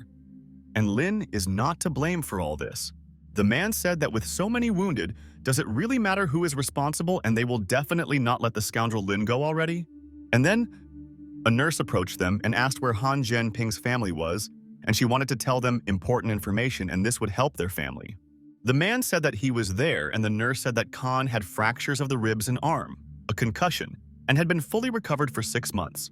The man was furious and asked what 6 months and tomorrow Han Zhen has a trial training, and he swears on his name that he will figure it out. Liang Kunkao. Just brother. Han not to be impulsive, and he asked friend Liang not to stop him, and he had already ruined the future of his son. But suddenly at that moment a girl approached them and asked everyone to calm down and they could figure it out and she wants to know everything. The girl told everyone that let them discuss everything together without nerves, and then they could come to a conclusion and find out what happened to their son. Mr. Khan asked the girl who she was and where she came from in the hospital and what she wanted to discuss with her family, and she was very strange. The girl began to take off her mask and thought that Mr. Han would be surprised there, and he did not expect this in hopes that he will understand all this quietly. The girl told Mr. Khan that she had not seen her darling for more than 20 years, but his temper remained the same violent and he did not change. Mr. Han was shocked and asked the girl if it was Yue, and he didn't expect to see her today, and how did she show up at the hospital today? Shen Shui started to go to Yue and asked if it was her and how she was feeling, and she wanted to ask her friend a lot of questions there. Liang Ruxu was surprised and asked her father who this person was, and she was on good terms with her mother, but she had never seen this girl. Liang Kunsao told his daughter that this lady's name was Qin Ying Yue, and she was already her mother's best friend, and they had not seen each other for 20 years. And then suddenly, Liang Kunsao told his daughter that Qin Yingyue is the biological mother of director Lin. And this is the truth. And he is not lying to her. Liang Ruxu was at a loss and asked her father if he was not joking now, and this sweet woman was the biological mother of director Lin. Qin Yingyue hugged Shen Shui and said that there was still a problem that needed to be solved and she wanted to correct all their previous mistakes. Qin Yingyue said that she came there mainly to talk about Lin, and she wanted to know important details about her dear son. Shen Shui listened to her, and Qin Yingyue said that Lin is her son, and she apologizes to everyone for this incident and hopes that everything will be settled. Mr. Han asked Qin how this can be settled, and she should look at his son and she is from a rich family and what will she offer? She said that she is Qin Yingyue, and due to the decline of the Qin family, she has little to offer, but do not forget that Lin has his father. Mr. Han told Qin Yingyue that then she should call him and the father can solve his son's problems if he is such an influential guy. Qin Yingyue told Mr. Han that if they insist, she can ask Lin Jingjian to come and talk to them there in person. The entire Han family was completely shocked and wondered if she was talking about Lin Jingjian, and they thought that this man was a legend and a myth. The Han family was horrified and told Qin Yingyue that then there is no need to bother him, and Lin Jingjian is a very busy person, and they understood. Qin Yingyue bowed and told the Han family that besides this, she wants them to keep this a secret and this is very important to her. Qin Yingyue told the Han family that she doesn't want anyone to know that she has returned, and this is an important secret, and she will take the secret to the grave. Qin Yingyue began to leave there and realized that now these people would not do anything to her beloved son, and he would be safe there. Qin Yingyue left the hospital and thought that she should not appear there, and people could tell Lin Yi that they saw her. But then Shen Shui appeared behind her and asked Qin Yingyue not to leave, and she wanted to talk to her about everything and she missed her. Shen Shui asked Qin Yingyue to sit together somewhere and she has a lot to tell her, and it is interesting and she might be surprised now. Shen Shui told her husband Liang Sunsao that he could go home and Liang Ruxu would go with her and he would not be interested in the ladies there. Liang Kunsao was surprised and asked his wife if she was taking Liang Ruxu with her, and he now wanted to take her home because she was so tired. Shen Shui told Liang Kunsao that someone should bring them tea and water, and that is why she wants to take Liang Ruxu with her. And this is important. Liang Ruxu was surprised and thought about what her mother was talking about, and it seems she wants to send her father home so that he does not listen to their conversation with Qin. The girls came to the establishment and Shen Shui thought that she definitely hadn't seen Qin Yingyue for more than 20 years and should tell her everything. Liang Ruxu began to bring tea to the women and wanted to understand what they both wanted to discuss there, and it seems that it all concerns Qin Yingyue Lin's son. Liang Ruxu told Aunt Qin that she brought her tea and they could sit there and she would not disturb them and sit aside now. Qin Yingyue told Liang Ruxu that she grew up so much and she remembers how they matched her and Lin in childhood and they often played with him together.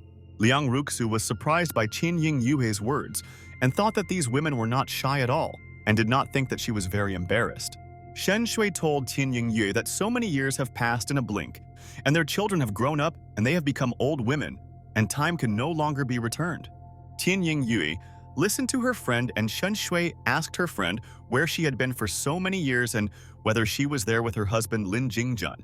Qin said that it is difficult to live with such a person, and he comes to her sometimes, and she envies her because her husband Liang Kunsao is so devoted to her. Shen Shui asked her friend Qin how she can live like this, and so many years have passed and they are not together. And she thinks that it is very difficult for her now. Qin Yingyue put the tea on the table and told her friend that this is her fate and they can change her plans and everything was decided a long time ago. Qin Yingyue told her friend Shen Shui that sometimes life is completely out of their control and they cannot make the right choice for life. Shen Shui supported her friend and asked Qin Yingyue what about her and how she lived all this time and whether she needed help in her affairs. Qin said that when she gave Lin Yi to the Langtian orphanage, she already thought that their connection as mother and son was broken, and she would feel better. But how to break the connection between mother and son, and she was often there in Yangqing and even near the orphanage before Lin entered university. Shen Shui told Qin Yingyue that then, Lin's success in the past 6 months and sudden growth in Zhonghai must be their doing. Qin told Shen that it sounds like she underestimates Lin, and his father does not sit in one place and she has no business, and how can they help? Shen Shui was shocked and asked if Lin himself created such a large corporation, and she always thought that they were secretly helping. Shen Shui asked her friend Qin Yingyue what her plans were now, and whether she wanted to see Lin, and whether she missed her son during this time. Qin Yingyue said that she gave birth to Lin but did not raise him, and therefore is not sure whether she has the right to be present in Lin's life. Shen asked, "What about the Qin family?" And then she was furious because of her connection with Lin Jingjian and if they knew about Lin's birth. Qin Yingyue said that this is why they don't know. And besides, what happened then was the mistake of the Qin family and no one is to blame. Shen Shui asked her friend Qin Yingyue if she knew that Lin would be going to trial training soon and what she thought about it all. Qin said that she knows and heard his father say that this is all just a formality and the question is whether Lin can get used to it. Qin said that in addition, if Lin Yi joins the organization in the future, there is a chance that they will meet, and that's all great. Qin Yingyue told her friend Shen Shui that it was late and she should go home and they could meet again and sit together. Shen Shui asked Qin to leave her contact information, and she can't just disappear again because she's been waiting so long. Qin Yingyue agreed with Shen Shui and thought that she missed her friend and hoped that she could meet Lin's son. Then the next morning, Director Lin began to leave Lin Yun Company and wanted to come for a trial training because this was the beginning. Director Lin was perplexed and wondered why there was such a traffic jam on the street, and he had never seen so many cars gathered there. Tao Cheng told Lin that they were already getting ready and where he was, and Lin said that it took him 40 minutes to drive 10 kilometers on the street. Tao Cheng asked Director Lin why he didn't go there earlier and he would cover him and asked him to hurry up so as not to let him down there. The leader of the second team, Qiu Yuluo, said that it's 9 o'clock and Lin isn't there yet. And does he understand what kind of place this is and that he shouldn't be late? Tao Cheng told Qiu Yuluo that he just talked to Lin and he will be there soon and there is traffic on the street, and that is why Lin is a little delayed. Qiu Yuluo told Tao Cheng that Lin was supposed to be there before 9, and this was unacceptable, and she would expel him to show his status to others. But suddenly, a girl approached Qiu Yuluo and asked her to stop saying such things, and they could wait for their member for a couple of minutes. The leader of the third team, Ning Che, said that she heard that Lin is handsome and why exclude him and there is nothing wrong with that. Qiu Yuluo started shouting at Ning Che and said that she herself was the main instructor of this training and it was not for her to decide what to do with their participant. Ning Che listened to her and Qiu Yuluo said that this is her rule and if she is unhappy she can turn to the main thing and not chat with her there. And at that very second, Lin's car stopped next to the girls and he got to this place and thought that the road was so long. Director Lin got out of the car and told the organizers that he had already arrived on time and apologized for the slight delay. Qiu Yuluo was unhappy and told Director Lin that he was 1 minute late and how could he allow this to happen and this is bad upbringing. And suddenly, Qiu Yuluo told Director Lin that he would definitely not participate in the training and that he could return home. Director Lin asked Qiu Yuluo who she was to remove him from training and put forward her own conditions, and this is all very strange. Tao Cheng blocked Lin's way and said that he had better watch what he said there and said that it was Qiu Yuluo who was the leader of the second group. Ning Che asked if Qiu Yuluo is the leader, and this is a little too much, and besides, Lin arrived 3 minutes earlier, and why was Lin late? Ning Che pointed her finger at the wall clock and told Qiu Yuluo that this clock is just for decoration, and the time on it is not accurate, and she is right. Qiu Yuluo told Ning Che that she is in charge of the trial training, and so it is up to her to decide what to do with member Lin, and she is in charge now.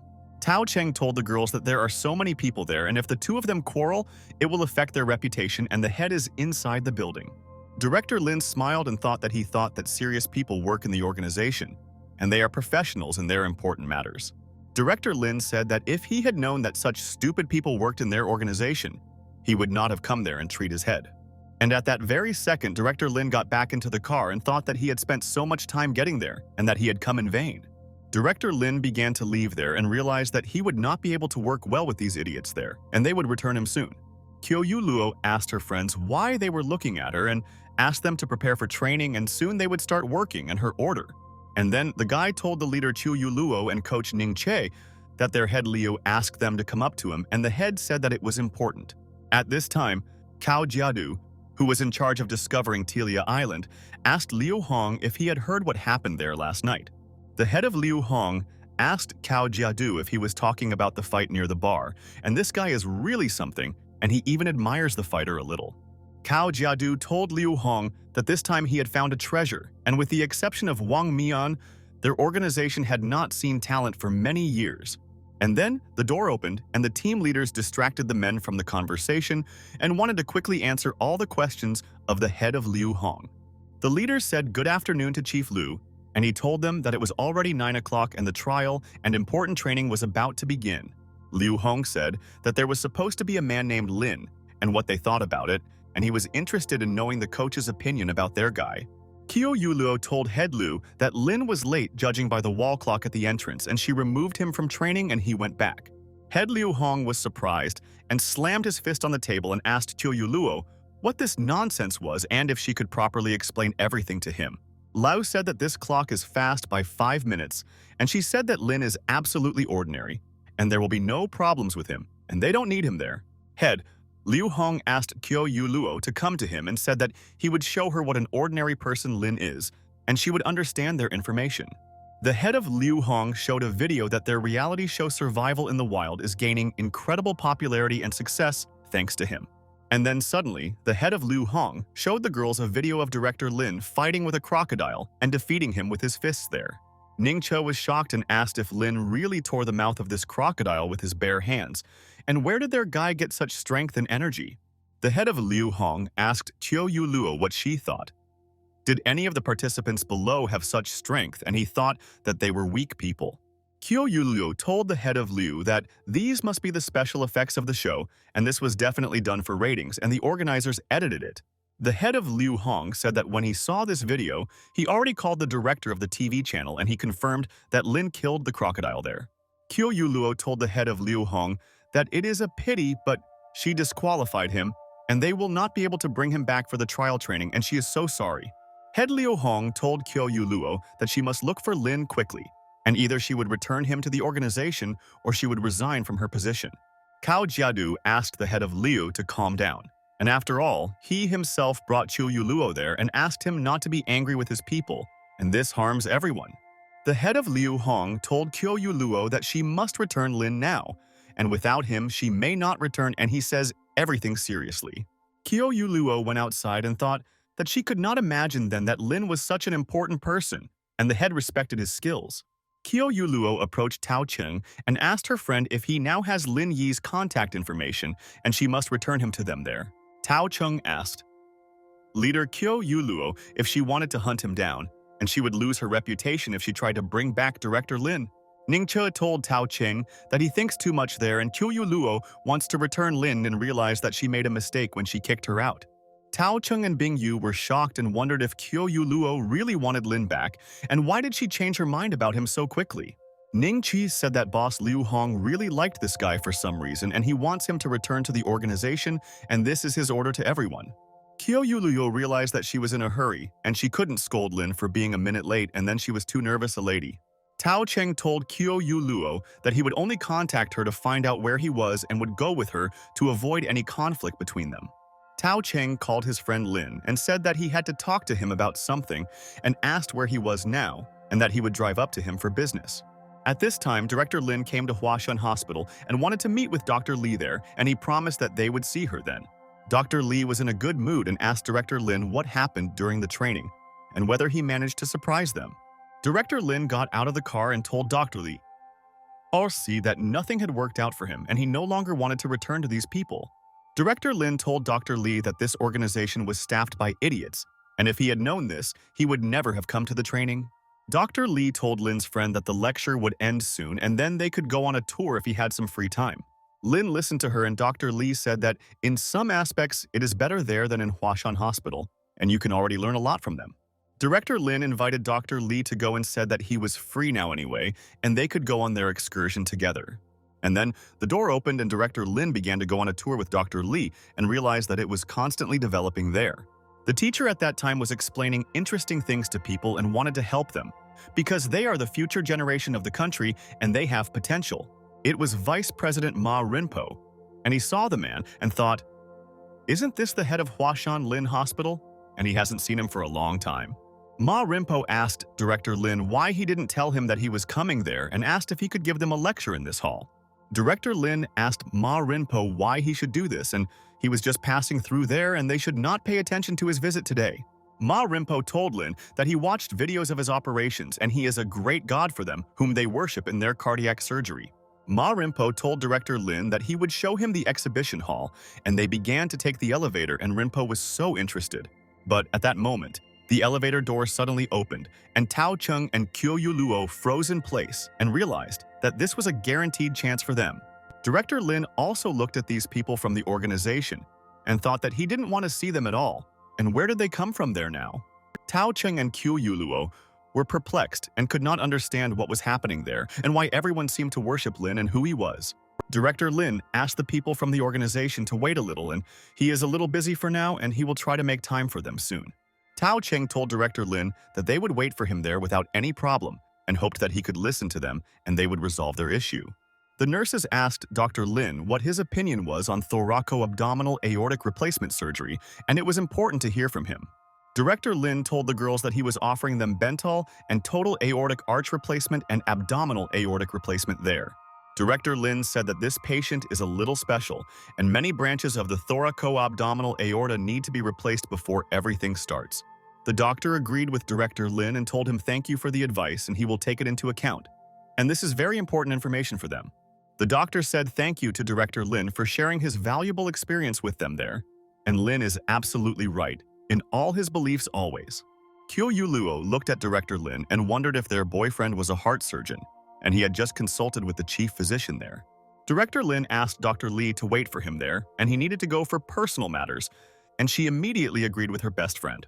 Director Lin approached the people from the organization and asked Tao Chung why they were looking for him, because he told them everything then when they met.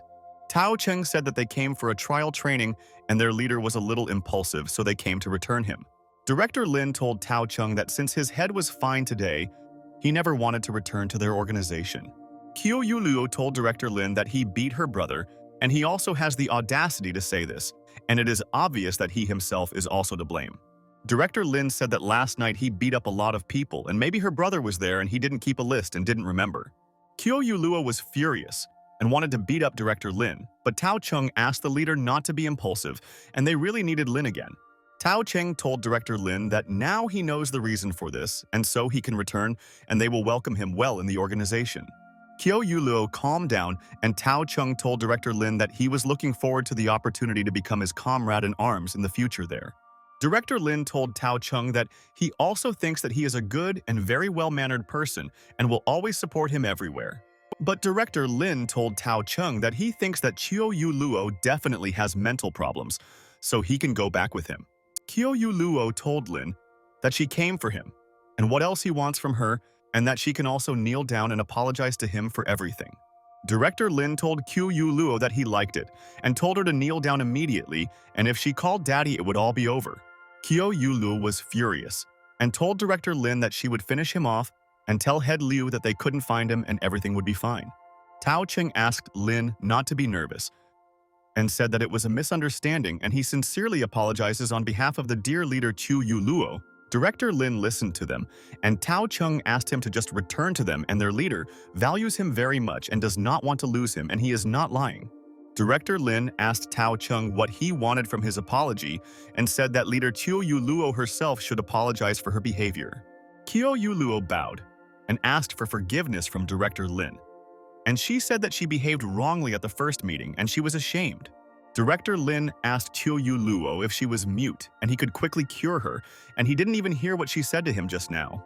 Kyo Yu Luo shouted louder and asked for forgiveness from Director Lin. And now he had to hear her apology, and she sincerely wishes. Director Lin told Kyo Yu Luo that this is enough and he heard her and will not ask for anything more, and he is ready to talk with them. Director Lin told people from the organization that they can go, and he himself will come to them when he finishes his business, and he promises them this. And after a while, Director Lin arrived at the training base and he told Tao Cheng that it was a little empty and maybe the training was over. Tao Cheng told Lin that they are not really that strict, but there are exceptions to some of the necessary rules and they do not rush people. Tao Cheng told friend Lin that during today's training they would test his reaction if he did not mind, and Lin agreed with him. Director Lin went inside the building and saw a machine with tennis balls and realized that he remembers 100% that he saw the machine. Director Lin was thinking and asked Tao Chung if they were training with these things today, and he thought that a different approach. Tao Chung asked Lin to wait and said that he would check the machine and fill it with tennis balls, and they could start testing them. And at that moment, the door opened, and people began to enter the room, and they wanted to see with their own eyes the training of their participant. It was the head of Liu Hong with a friend, and they realized that Chiu Yu Luo kept her promise and brought Lin to them, and he is happy, and she is an excellent coach. The head of Liu Hong told his people that it's good that they brought this guy back, otherwise it would be a loss for the organization, and is calm.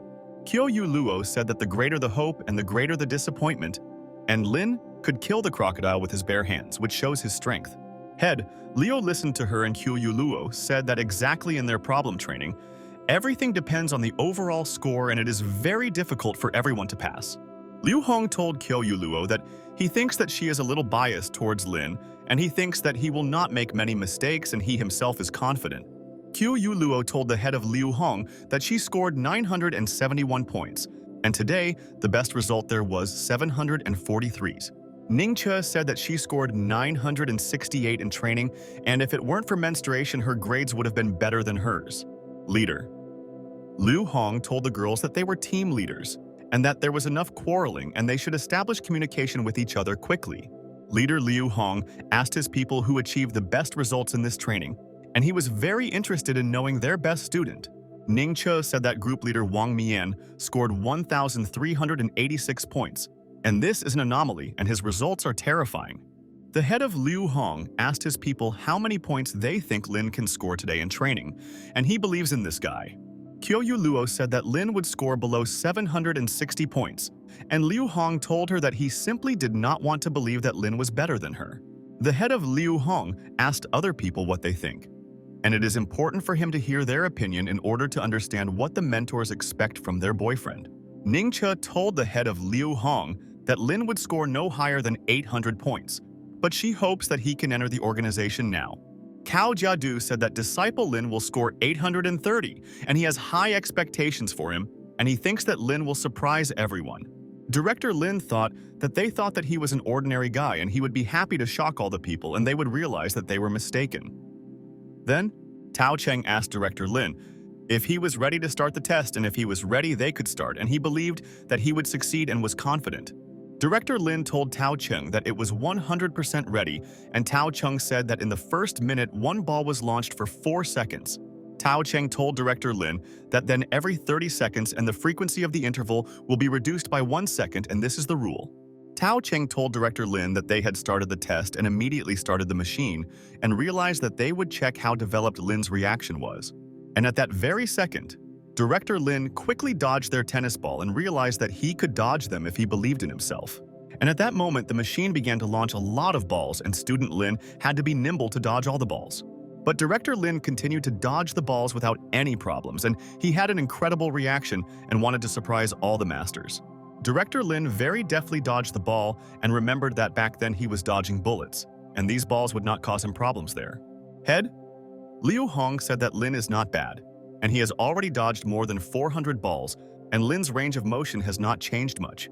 Chiu Yu Luo asked the head of Liu Hong to calm down and said that the frequency of 1.5 seconds has just begun, and now they will see his potential.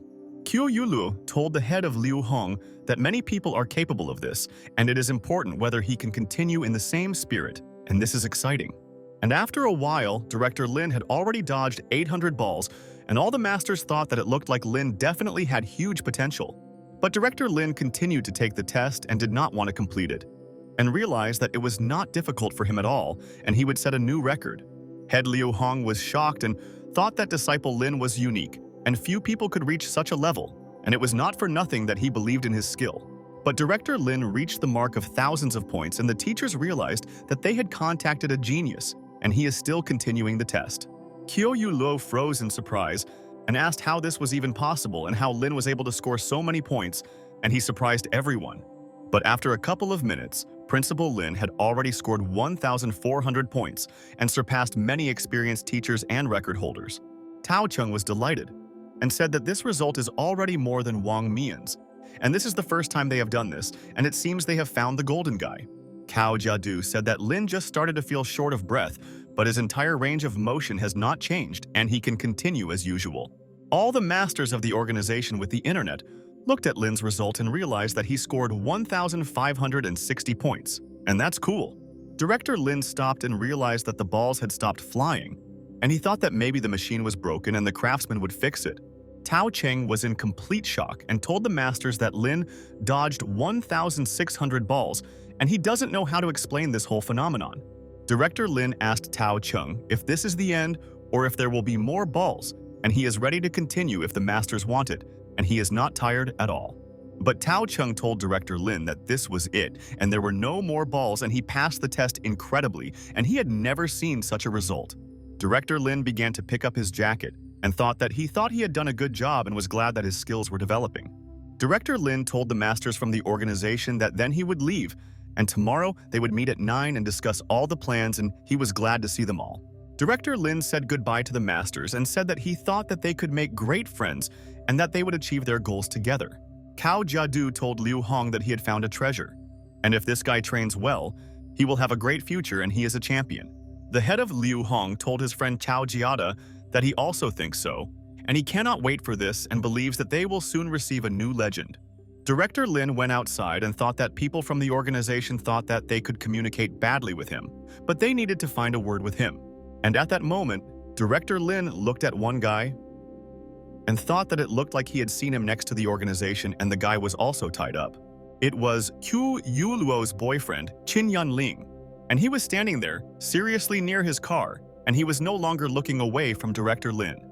Director Lin got into the car and started to drive away from there and thought that he still had a lot to do and should go with him to Linyun Corporation.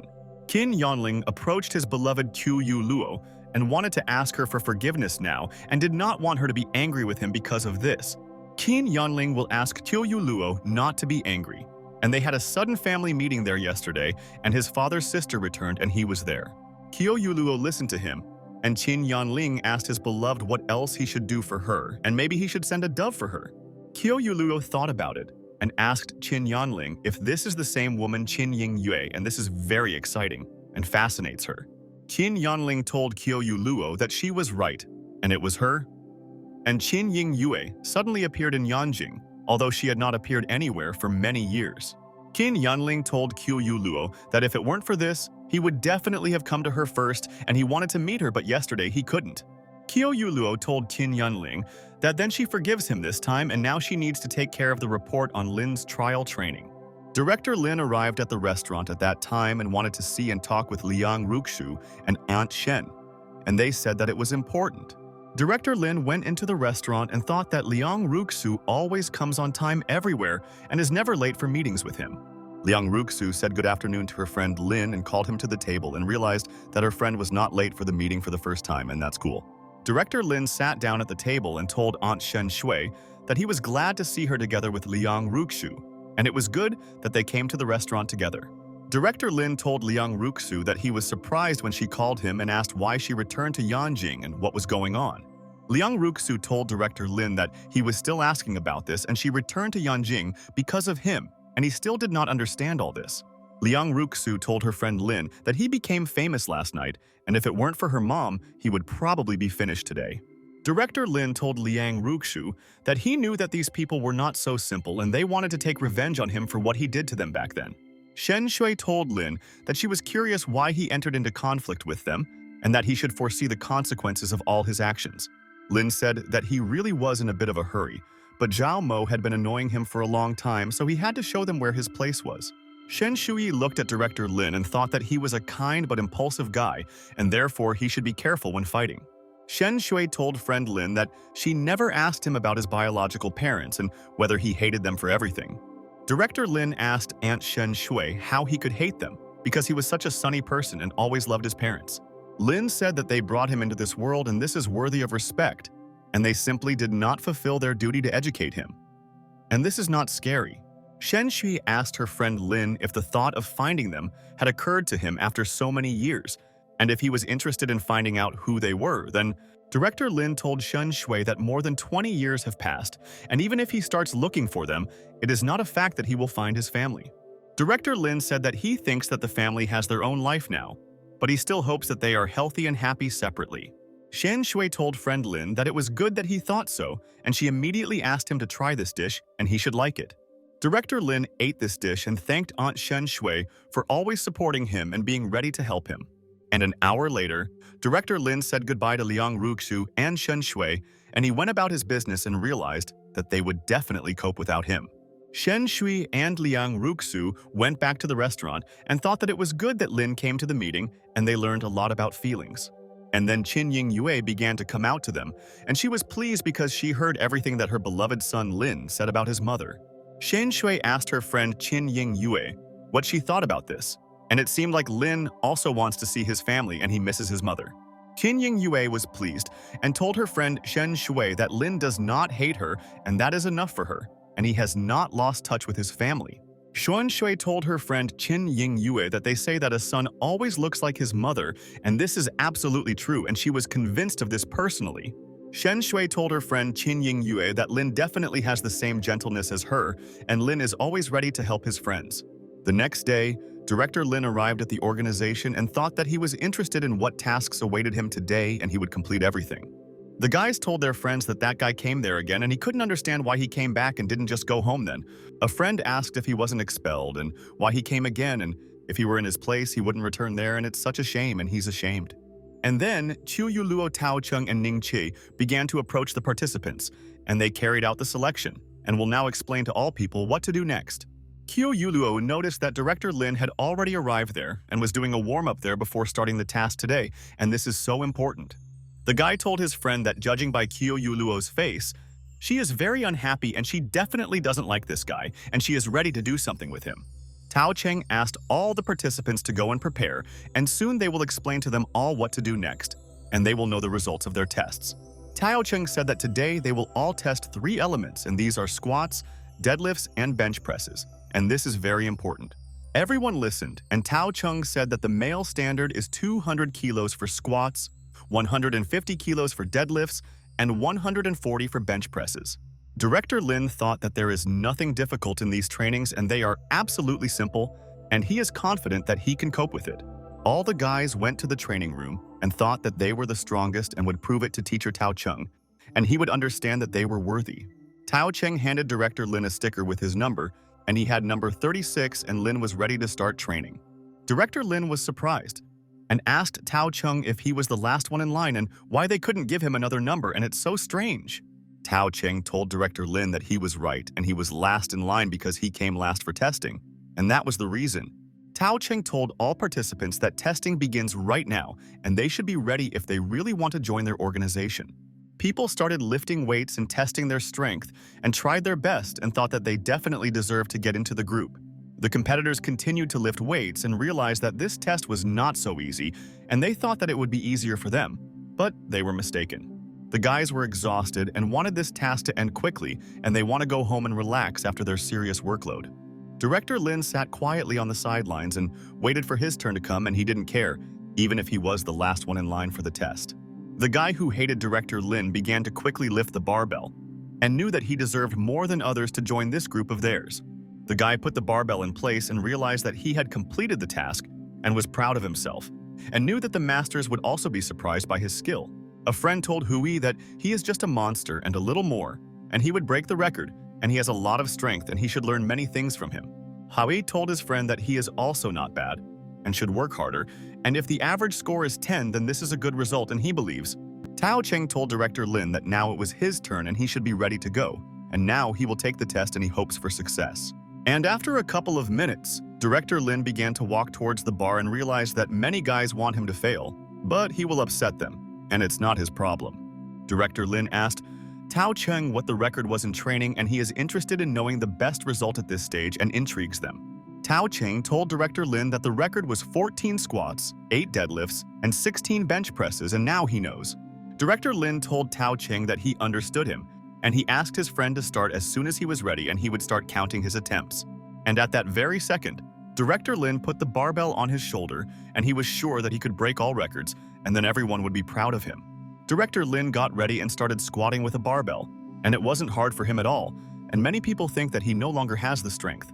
Director Lin squatted with the barbell to the end and realized that he would continue to squat in the same spirit and show the athletes a masterclass there. Director Lin exhaled and realized that his strength would be enough for a lot of attempts, and he would break the record so that there would be no questions about his strength. Tao Cheng continued to count and realized that contestant Lin had already done 15 squats and he was not tired at all during this time and was happy. Tao Cheng counted about 20. And Director Lin thought why none of all the people there could do more because it's not that difficult. Director Lin put the barbell back in place and realized that the first goal had already been achieved, and he must proceed to their other task quickly. Director Lin told Tao Cheng that they should move on to the next point, and he wants to complete all the tasks as soon as possible, and he has a lot to do. But Tao Cheng asked Director Lin to wait, and he could have continued to squat there. But why did he stop? And this is a shock. Director Lin told Tao Cheng that none of the 3 records were definitely more than 20, and he had done so much, and there was no point in straining himself. Head Liu Hong asked Tao Cheng what Wang Mian's record was that year, and he wants to know it so he can compare Lin's and Mian's results. Tao Cheng told the head of Liu Hong that Wang Mian did 26 squats, 29 bench presses, another 29 deadlifts. Head Liu Hong listened to the words of teacher Tao Cheng and asked student Lin to do the same, and he knows that he can do no worse there. Head Liu Hong told disciple Lin that they still had a higher record, and if he could reach 30, Lin would definitely suit them.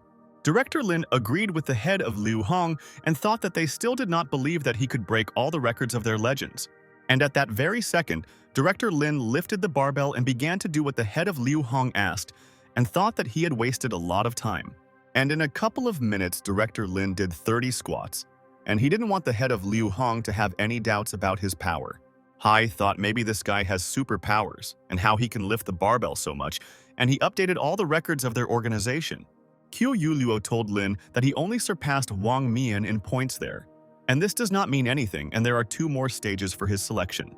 Ningche told Qiu Yuluo that she is stubborn as a donkey, and does she really consider disciple Lin weak with such results? And this is strange. Tao Cheng asked Director Lin to move on to deadlifts, and they will find out if he can break the records, and he is also interested in finding out. Director Lin stood in front of the barbell and thought that he should believe in himself, and then everything would work out and not hear the words of the critics in their hall. Director Lin continued to do the exercise and wanted to complete everything quickly in order to have time to visit his friends, and this is so important. Tao Cheng counted and realized that Director Lin had already done 30 times and broke the record. And how could he do all the exercises cool? The guys froze in surprise and said that disciple Lin is a monster and no one can compare with him, and where does he get so much strength and power from? Director Lin stopped at the 30 bench press mark, and he was pleased and realized that he should not show his skills to them. Tao Cheng told Director Lin that he did 30 bench presses and finished the exercise, and it was unexpected and very cool for them. Director Lin stood up and told Tao Cheng that their trial training today had come to an end, and he could definitely go about his business. Tao Cheng told Director Lin that this was it and he was right and he could go home and rest if he wanted because it was fantastic and he was amazed. Director Lin told Tao Cheng that he would go then, and if tomorrow he was last in line again, then he would come to them at noon. Qiu Yuluo watched Director Lin leave and realized that this guy is cooler than others and is showing incredible results now.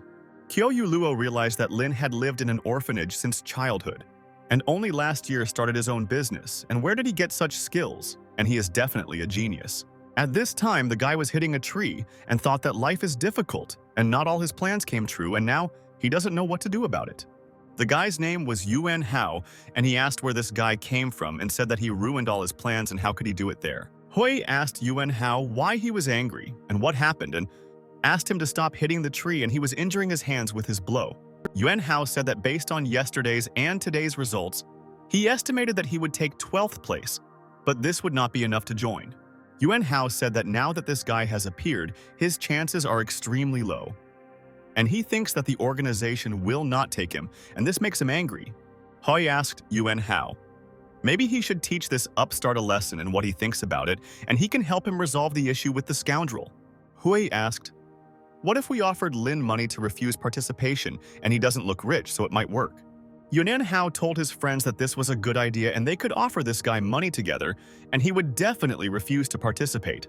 Yuan Hao said that he would find out all the information about this guy, and then they can be sure that their plan will work and it will help. At this time, Liang Ruxu began to go to the thermal spring, and she wanted to rest there from all her affairs and no one would interfere with her rest.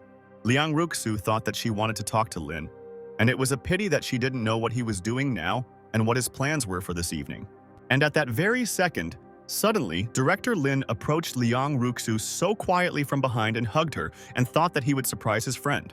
Director Lin asked Liang Ruxu if she thought that people like her shouldn't come there and it could definitely be very dangerous. Liang Ruxu told her friend Lin that she was wearing a mask and no one would recognize her there, and therefore she confidently walked there and was not afraid of anything or anyone.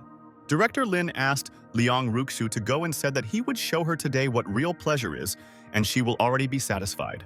Liang Ruxu told Lin that it was as if he only got pleasure from these words, and he was not happy when he earned billions. Director Lin told Liang Ruxu that money is nothing when it's all about the body and soul, and asked her to trust him, and she will not forget it. The man met them at the entrance and said good afternoon to Miss Liang Ruxu and asked if she had come to them to relax, and they would arrange all this for her. Liang Ruxu told the administrator that she wanted to take a little break from everything, and they recommended this place to her and insisted on her coming. The man told Liang Ruxu that he would order a place to be prepared for them and ask them to follow him, and he would lead them to the right place. Director Lin asked Liang Ruxu, who said that in a mask no one would recognize her there, and said that she was great at making jokes and it was funny. Director Lin was sitting in the pool with Liang Ruxu and thought that she should like such a vacation and she works very hard there. Director Lin asked Liang Ruxu why she suddenly decided to look there because she never goes to such places alone. Liang Ruxu told friend Lin that she had dealt with everything, and that's why she was there and asked when she planned to return to Zhonghai. Director Lin told Liang Ruxu that he would return to Zhonghai in a few days and would she like to come with him and show him the private jet? Liang Ruxu told her friend Lin that she didn't care about it, and it was as if she had never seen airplanes and thought that this way she could surprise her. Director Lin got up from his seat and began to walk towards Liang Ruxu and thought that the mayor's job requires a lot of strength and his friend should be in shape. Director Lin asked Liang Ruxu to help her not to be nervous and quickly relieve tension, and hopes that afterwards she will smile at him. Director Lin started giving Liang Ruxu a massage and realized that it relieved stress, and she was glad that her friend was helping her with stress. The next day, Director Lin came to the training base and he thought that there should be a final test soon because everyone was already ready.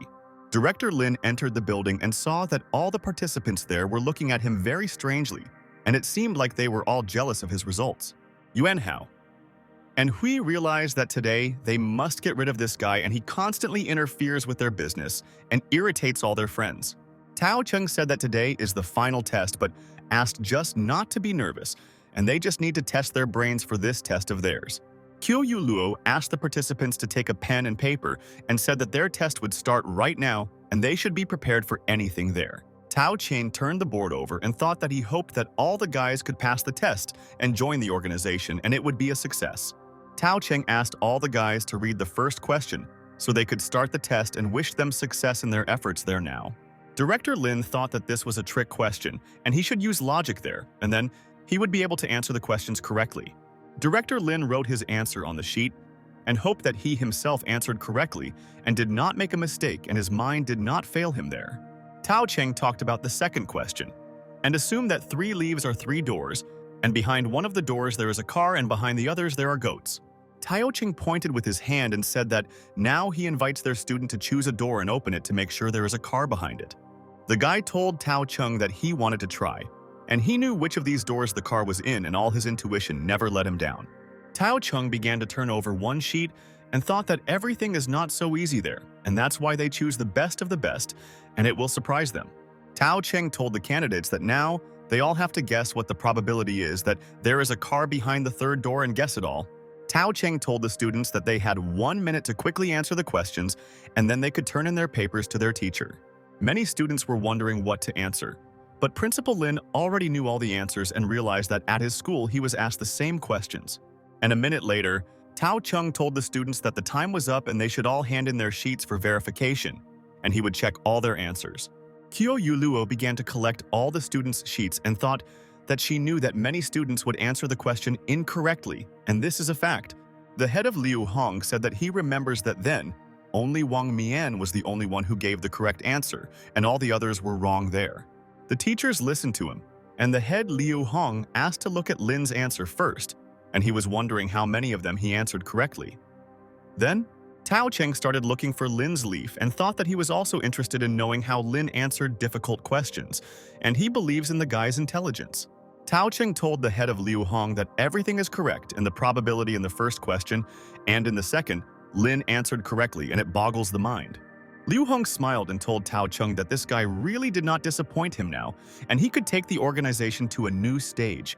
Qiu Yuluo asked Boss Liu Hong not to rejoice so early, and maybe Lin just guessed with the answers, and he is not so smart and he is lucky now. Tao Cheng checked all the students' work and thought that now he can tell all the students the results of their test and they are waiting for it.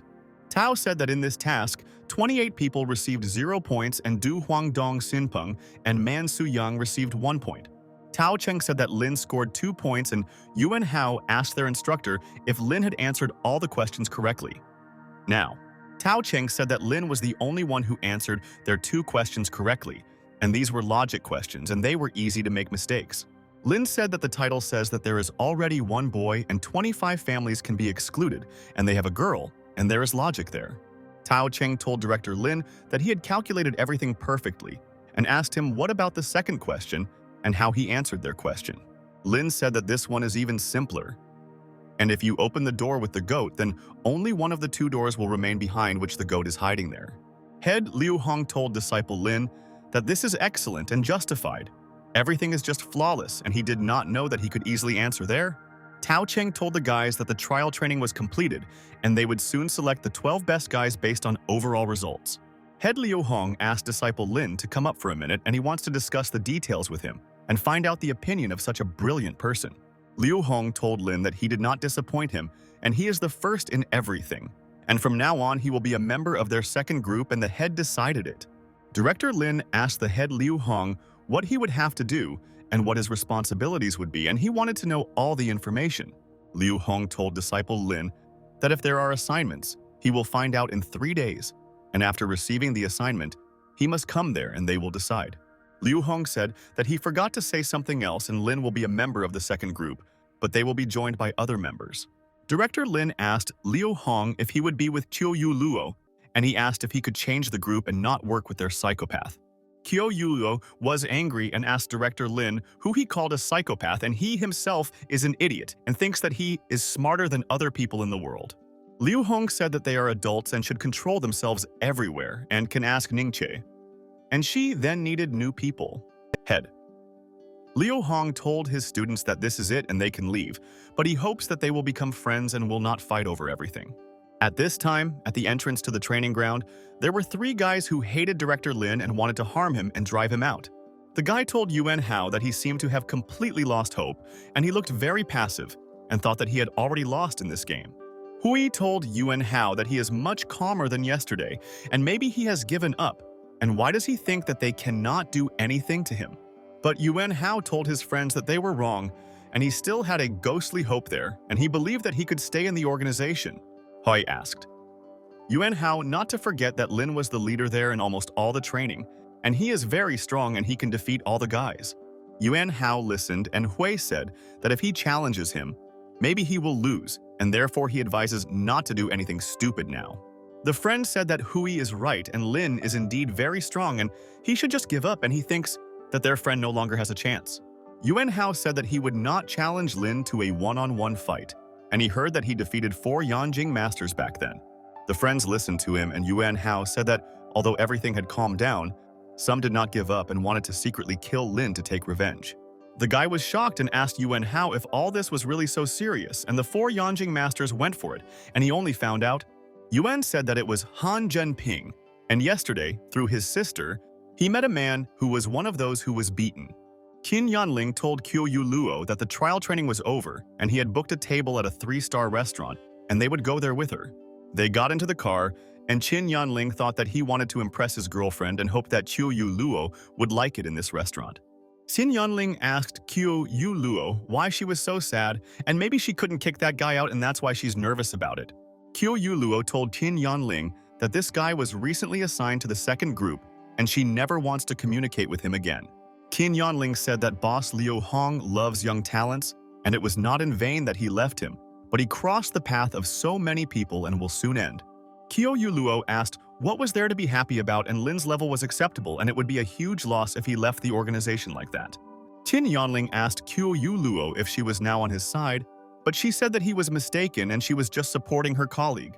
Kyo Yuluo told Tin Yanling that this is just her point of view, and she did not want to offend him, and she thinks that he has great potential.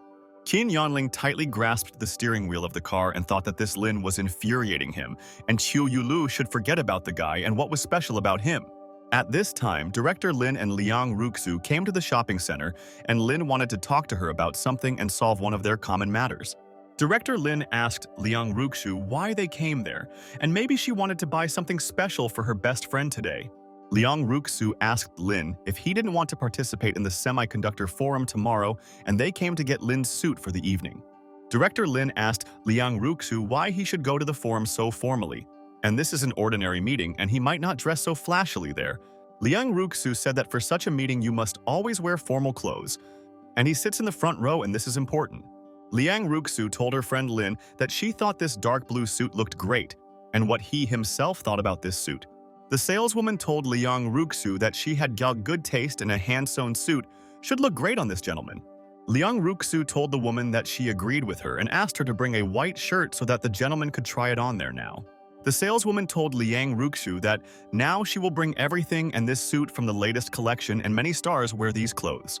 The saleswoman asked director Lin if he would try on all the clothes, and he said that of course he would try them on and that this was his important business. And after a couple of minutes, director Lin began to go out to Liang Ruxu, and she can evaluate his appearance and whether it is suitable for the forum. And at that moment, director Lin came out to Liang Ruxu in a very fashionable suit, and it looked great on him, and the choice was cool. The saleswoman was shocked and said, "What a handsome guy he is, and this is a real model, and he could star in their advertisements for such suits." Director Lin looked in the mirror and realized that he had become very handsome, and everyone on the forum would be crazy about him and should buy a suit himself. And then Liang Ruxu began to roll up director Lin's trousers and wanted everything to look great and not hang down, and he would be the best there. Director Lin asked Liang Ruxu what she was doing, and he felt somehow awkward there and didn't want her to help him with their business in the store. Liang Ruxu told her friend Lin that the trousers were a little long and did not look good, and she would fix the whole situation quickly. Director Lin said that Mrs. Liang Ruxu herself rolls up the legs of his trousers, and this confuses him, and he feels awkward, but thank you, Liang. Liang Ruxu told her friend Lin that she thought these clothes suited him very well, and they had to buy him, and she knew that anything would suit him. Director Lin wanted to pay at the checkout, but Liang Ruxu asked him to wait and said that she would pay herself and give him a gift. Director Lin said that the woman pays for him in the store, and he is the happiest man on earth, and he will definitely not remain in debt. Director Lin and Liang Ruxu did their shopping and left the shopping center, and Lin realized that Liang had taken everything into account in advance, and she is a smart girl. Han Zhenping was watching director Lin, and he did not forget what he did to him then, and he will punish him for beating him without regret then. Han Zhenping asked Brother Chang if he sees the guy who came out of the building and he is his target, and it is he who is involved in all their troubles. Local bully Li Si-chung told Brother Ping that he understood him, and he would do everything 100% so that there would be no questions left. But Han Zhenping said that the woman next to Lin should not be touched, and she has an influential family, and should do nothing when they are walking together. Li Si-chung told Brother Ping that he understood him and asked him to prepare his money and not think about it because he is definitely a professional in his field. Gu Changchuan asked Brother Ping if everything was settled now and whether there should be any problems and whether this person could be trusted in such a matter. Han Zhenping said that Li Si-chung is different from them and he is capable of murder, and he is 100% confident in him, and he will not make a mistake there. At this time, Director Lin put all their purchases in the trunk and he realized that they bought a lot of things and thanked Ruxu for all this. Director Lin told Liang Ruxu that since they were there, why don't they watch the movie later, and there were a lot of good movies coming out recently. Liang Ruxu agreed with Lin's friend and asked him to buy them food and drinks, and she would go and buy them tickets to an interesting film. Director Lin asked Liang Ruxu what she wants to eat, and he himself doesn't know her preference, so he wants to ask so as not to make a mistake. Liang Ruxu told friend Lin that they sell a lot of candied fruit on a stick, and she wanted to eat the fruit and it looked delicious. Director Lin thought that this was the first time he had heard of fruit on a stick, and Liang Ruxu always tries unusual dishes and always likes them. Liang Ruxu asked Director Lin to buy her strawberries and then she would be happy, because this is her favorite fruit and it's true. And 20 minutes later, director Lin returned to Liang Ruxu, and he realized that she would interrogate him for being late on the street. Liang Ruxu told Lin that he took too much time to eat or was distracted by flirting with some beauty on the way to a movie. Director Lin asked Liang Ruxu to look around and see which lady could compare with her, and she said that he doesn't even know how to flatter a girl. Liang Ruxu pulled director Lin to her and thought that Lin is not a bad person and she believes his words and he is definitely not lying to her now. Liang Ruxu told director Lin that they should go and they would both make it to the start of the film, and there were still 2 minutes and he arrived on time. Director Lin and Liang Ruxu entered the hall and waited for the film to start and thought that the film should be good and he believed in their script. Liang Ruxu told her friend Lin that she wanted strawberries, but he bought them and she was glad that he somehow found the fruit the lady needed. Director Lin told Liang Ruxu that it would taste better if she licked it and then she would feel the full taste of the fruit, and he knew it. Liang Ruxu started trying strawberries and realized that this sweetness was an excellent substitute for fresh fruit, and you might not even feel the difference. Director Lin looked at Liang Ruxu and thought that she was so beautiful and he was lucky to have such friends who would support him. Director Lin told Liang Ruxu that they were in a movie theater and that she should stop seducing him, otherwise he might not be able to hold back now. But suddenly, at that moment, Liang Ruxu felt pain in her teeth and she could not understand what the problem was and why her tooth began to hurt now. Director Lin was worried and asked Liang Ruxu what happened, and maybe she was in pain and they could go to the hospital with her as soon as possible. But Liang Ruxu told Lin's friend that she felt discomfort in her teeth and could not understand what caused this, and it was all a mystery. Liang Ruxu told director Lin that there was something in the strawberry and she realized it because her tooth started to hurt after she bit into the strawberry. And suddenly, at that moment, spitting in Liang Ruxu's hand, she noticed a beautiful and expensive ring there and could not understand how she ended up there. Director Lin asked her friend Liang Ruxu if this was the ring.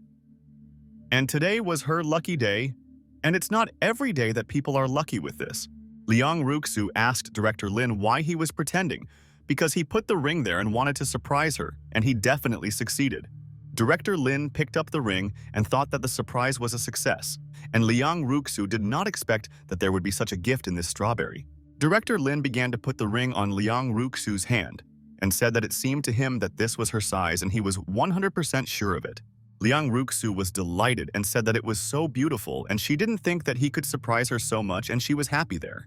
Liang Ruxu pressed herself close to director Lin and thought that he was a kind and attentive guy, and he knew how to surprise a girl and help her. Liang Ruxu never wanted to part with Lin because he can always lend a strong shoulder in difficult times and save lives. Afterwards, director Lin brought Liang Ruxu home and realized that it was a great evening, and he had a good time with a nice girl. Liang Ruxu wished her friend Lin good night and may he be very careful on the road, and she will worry until she gets home. Director Lin asked Liang Ruxu not to be nervous and said that he drives better than others and next time he will demonstrate. Ruxu began to enter the house and thought that it was the best day of her life, and Lin made her happy and she would never forget it. Director Lin saw a car behind him and realized that this car was following him from the cinema itself, and who could be following him there? Director Lin was delighted and realized that today he would have such a fun night and the pursuing person would regret what he was doing. Director Lin settled in the Penghu Hotel and was sure that the man himself would come to him and try to take his life, and this would benefit him. Killer. Li Xichang opened the door to director Lin's room and began to enter there without making a sound so that he would not notice the killer in his room. Li Xichang looked there and realized that his goal was there, and he himself was absolutely confident that he would complete the mission and Khan would be pleased. Li Xichang pointed the weapon at director Lin and told him to just not move or make sudden movements and he would shoot him now. Director Lin asked Li Xichang who sent him on this mission, and he could not understand it and what was promised to him for their successful mission. Li Xichang told director Lin that he was too calm. And did he really know that he would come to him and deliberately did not lock the door, and he knows? Director Lin told Li Xichang that he immediately discovered him, and because of this, he left the door open and asked to know who sent him. Li Si told director Lin that he did not come there to chat with him and that someone was already ready to give him $1 million for his head. Director Lin told Li Xichang that he gave him a chance to tell who was behind this, but it seems like he doesn't want to take his chance right there. And at that very second, Director Lin picked up a scalpel and realized that this killer had fallen into a trap and would not be able to escape from the room. And at that moment, Director Lin threw a scalpel towards Li Si-chung and thought that the killer had a chance and could pay him more. Li Si-chung's hand was hurt by Lin's throw, and he dropped the gun on the floor and realized that he needed to get out of there quickly if he wanted to survive. Li Si-chung realized that Director Lin had calculated everything, and therefore he himself decided to let him into the house, and he wounded him in the arm and could finish him off. Li Si-chung began to quickly run away from there and realized that he would try to deal with Director Lin another time, but now it was better to run away. But Director Lin jumped towards the killer and did not want to let him go until he told him who exactly sent him on this mission. Director Lin kicked Li Si-chung on the back and realized that this should be enough to prevent the killer from escaping, and he will interrogate him there. Li Si-chung fell to the floor, and Director Lin realized that this was his chance. And in vain, the killer underestimated his target and he could put pressure on him. Director Lin started to put Li Si-chung's arm in a painful hold to break it if he didn't tell him the truth, and he threatened him. Director Lin ordered Li Si-chung to tell him who sent him there, and he is silent in vain, because soon he will be silent forever and will never speak. But Li Si-chung told Director Lin that he is a principled warrior and he will not tell him anything even under the threat of death, and he promises this. And at that very second, Director Lin sharply pulled Li Si-chung's hand and immediately broke it, and thought that the killer deserved it with his behavior. Li Si-chung began to scream in pain and realized that Director Lin was dangerous and he would not feel sorry for him if he did not tell him everything about the owner. Director Lin sat down on a chair and thought that this killer would sooner or later tell him everything and he would force him to do it. Director Lin asked the killer if he really thinks that he is an ordinary person and does not know what to do in such a situation with their enemy. Li Si-chung told Director Lin that he could quickly call the police and then he would be arrested and he was ready to serve time for the crime. But suddenly, Director Lin took out a scalpel and told the killer that if he doesn't want to do it in a good way, they will communicate with him in a bad way. Li Si-chung realized that Director Lin had already dealt with the killers, and he heard that people were saying that he was ready to do anything to find out the case.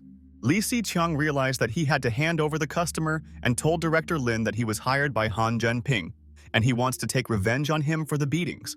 The next day, there was a forum, and all the important businessmen were there and wanted to find out innovative information about all technologies. People were happy and understood that the organizers had tried their best, and all the guests were glad that they were able to get to such an important forum today. Shen Shui told Lin that everyone who came there today works in the semiconductor field, and is he sure that he doesn't want to talk? Lin told Shen Shui that he thought that all this was not of great importance and the future of this best industry in China did not depend on them. Shen Shui was surprised and asked Director Lin how he knew this and how he could confidently say about it without knowing anything there. Director Lin told Aunt Shen that these people are only interested in profit, and the future in this area is definitely not theirs, and he himself is confident. Shen Shui asked her friend Lin who is the future of this industry, and she wants to know his opinion and his point of view in this important matter. Director Lin pointed his finger at himself and told Aunt Shen that the whole future is in the hands of the young generation, and only they create trends. Director Lin told Shen Shui that during this time, in total, he had already invested 60 billion, and that's 200 million, a day. Shen Shui listened to him, and Director Lin asked her aunt what she thought. Did anyone present dare to make such determination? Shen Shui asked her friend Lin, does the future of semiconductors lie in the hands of young people, or did she misunderstand him? Lin said that capitalists think about profit and young people only think about the future, and he invested in 40 companies in this industry. Shen Shui asked the villain Lin, so he wants to monopolize this industry, and she believes that he is capable of this, and he has created a lot. And then suddenly Director Lin told Aunt Shen Shui that she was a very smart and far-sighted woman, and he would give her 30%. Shen Shui told Lin that he had better organize a roof over her head for these actions, and he is a capable boy and she believes in his work. Director Lin said thank you to Aunt Shen for the compliment, and she will definitely get a lot of shares in different companies because she has always helped. Shen Shui thought that this child's intelligence was even more cool and amazing than his father's, and he surpassed him in many ways. Lin asked Aunt Shen to look at these people, and they have such a face as if they were left without a family and are sitting as if at a funeral, and despondency. Shen Shui told Principal Lin that even if this was the case, he should not be interested in it and should only think about his own plans. Director Lin was surprised and asked Aunt Shen what she meant, and he couldn't understand what she wanted to tell him, and she was hiding the point. Shen Shui told Director Lin that he beat up their family members and what kind of faces they might have after the injuries and pain they received in their fight. People were passive and they did not want to react in any way to the events taking place, and their brothers and sons suffered then. Director Lin told Shen Shui that if he knew that his presence would oppress so many people today, he would not have come to their forum. Shen Shui pointed her finger and asked friend Lin to turn his attention to the right, and he should find out who these people are and why they came. Shen Shui pointed to one woman and said that this lady's name is Wang Dongqing, Zhao Mo's mother, and she is worried that her son was injured recently. Shen Shui said that the other woman's name is Fu Yahui and Han Zhenping, whom he almost killed her son and he beat him up last time. Shen Shui said that behind Fu Yahui, her husband Han Jinlei is sitting, and they also have not forgotten who exactly seriously injured their beloved son. Director Lin thought as soon as he caught her attention and they were all resting for a couple of days and were going to take revenge on him in an unexpected. The organizer told the distinguished guests that their third semiconductor summit will officially begin very soon with them. Shen Shui told Lin that the most important thing was already beginning and asked him to take a break from the phone, otherwise he would miss the information now. Fu Yahui told Han Jinlei that Shen Shui brought him to the meeting and they are now powerless and cannot do anything with this scoundrel. Han Jinlei told Fu Yahui that for now they will not do anything, but they will not give it up so easily and will avenge their beloved son soon. Han Jinlei said that this Lin is indeed not simple, and his second version of the chip has a decisive influence in the field of future technology. Han Jinlei said that if Lin could transfer this technology to them, many of their problems would be solved in just a matter of minutes. Fu Yahui told Han Jinlei that Director Wang was there, and she would immediately approach her after the meeting and talk about their affairs. Han Jinlei listened to her, and Fu Yahui said that if Wang Dongqing joins them, they will have a trump card and they will use it immediately. The presenter told all the guests that today's meeting was already over, and thanks to everyone who took part in it, and this is important to them. And then Han Jinlei, together with Fu Yahui, approached Wang Dongqing, and they told the director that they were glad to see her and wanted to talk with her there. Fu Yahui told Wang Dongqing that they would like to discuss something with her there, and a terrible thing happened near the bar a couple of days ago, and it's a shock. Wang Dongqing asked Fu Yahui what was wrong with this, and were they really planning to do something with Lin and take revenge for the suffering of their son? Han Jinlei said that they will not touch Lin, and they want to get the second chip technology from him as compensation and find out everything. Wang Dongqing told Han Jinlei that their corporation has no shares in the semiconductor industry, so she will not participate in it. But Han Jinlei told Miss Wang Dongqing that this is a great time to start doing this before many people buy up all their shares. Wang Dongqing said that she has known Shen Shui for many years, and her reputation is so important to her. And Zhao Mo is waiting for her, and their conversation is definitely over. Han Jinlei and Fu Yahui did not understand Wang Dongqing's reaction and thought maybe she was afraid that Director Lin might strike her case. Director Lin and Shen Shui went outside, but suddenly someone there asked to stand and said that he wanted to talk to Shen Shui now. Han Jinlei told Shen Shui that they have a conversation with Lin and whether she is against it, and they promised that they will not keep him there. Shen Shui told her friends that of course she doesn't mind, and they can communicate with Lin as much as they want if it is interesting to everyone there. Han Jinlei told Director Lin that in order not to spoil their reputation now, they do not plan to sue him for beatings. But Han Jinlei told Director Lin that what happened, they just can't forget his act, and it's still in their brain. Director Lin agreed with Han Jinlei and told him to immediately tell them what they needed from him and what tasks they set for the whole day. Han Jinlei told Director Lin that everything is very simple and they want his second series, chip technology, and the company really needs it. Director Lin told Han Jinlei that he is direct proof that capitalists have no conscience and they steal other people's ideas of geniuses. Han Jinlei was angry and asked Lin if he had forgotten who he was talking to, and if he wanted to, he would destroy his entire corporation in seconds. Han Jinlei told Director Lin that he just wanted to come to an agreement with him, and he could consider this a kind of exchange for everything. Director Lin asked Han Jinlei if they knew that their son had already hired a hitman to finish him off, and he barely escaped that time. Shen Shuyi was very surprised and asked friend Lin what he just said, and was this person really trying to kill him? And this is a shock. Fu Yahui said that this was slander, and Director Lin made up everything to now justify his actions and protect himself from the family's justice. But suddenly, at that very second, Director Lin took out his phone and decided to show the family the video. Now and then they will understand that it's all true. In the video, Lee Si-jia said that he was hired by Han Junping, and Lin said that he has irrefutable arguments and what they will tell him. Han Q-lin-lei called Director Flint a scoundrel, and how can he so brazenly blackmail their son, and they know that he is not to blame for this. Director Lin told Han Jin-lei that he had nothing more to talk about there with him, and he said and proved to them everything he wanted and no longer wants. Director Lin told Han Jin-lei that he can continue to try to take revenge on him, but don't let them think that he won't be able to respond. Director Lin started to open the car door and thought that these idiots did not want to accept the fact that their son was not ideal in society. Director Lin told Aunt Shen that they should go from there, and he was already a little hungry and they would have lunch with her at their restaurant. Han Jin-lei approached Director Lin and asked him to wait, and they would talk to him and resolve all disagreements regarding their business. Han Jin-lei told Shen that this was some kind of misunderstanding, and he would definitely sort it out with his son at home, and he would answer him for all his affairs. Shen Shui told Mr. Han Jin-lei that this has nothing to do with her and this is a private matter between him and Lin, and she is just a witness to their affairs. At this time, husband Wang Dongqing was watching the conflict and told his wife that something was going on with Han Jin-lei, and he didn't like it all. Husband Wang Dongqing was surprised and asked his wife why Han Jin-lei is now trying to curry favor with Lin and disgrace himself there. Wang Dongqing told her husband that Han Jin-lei made such a fuss, and it seems like they have something serious, and they can't agree there.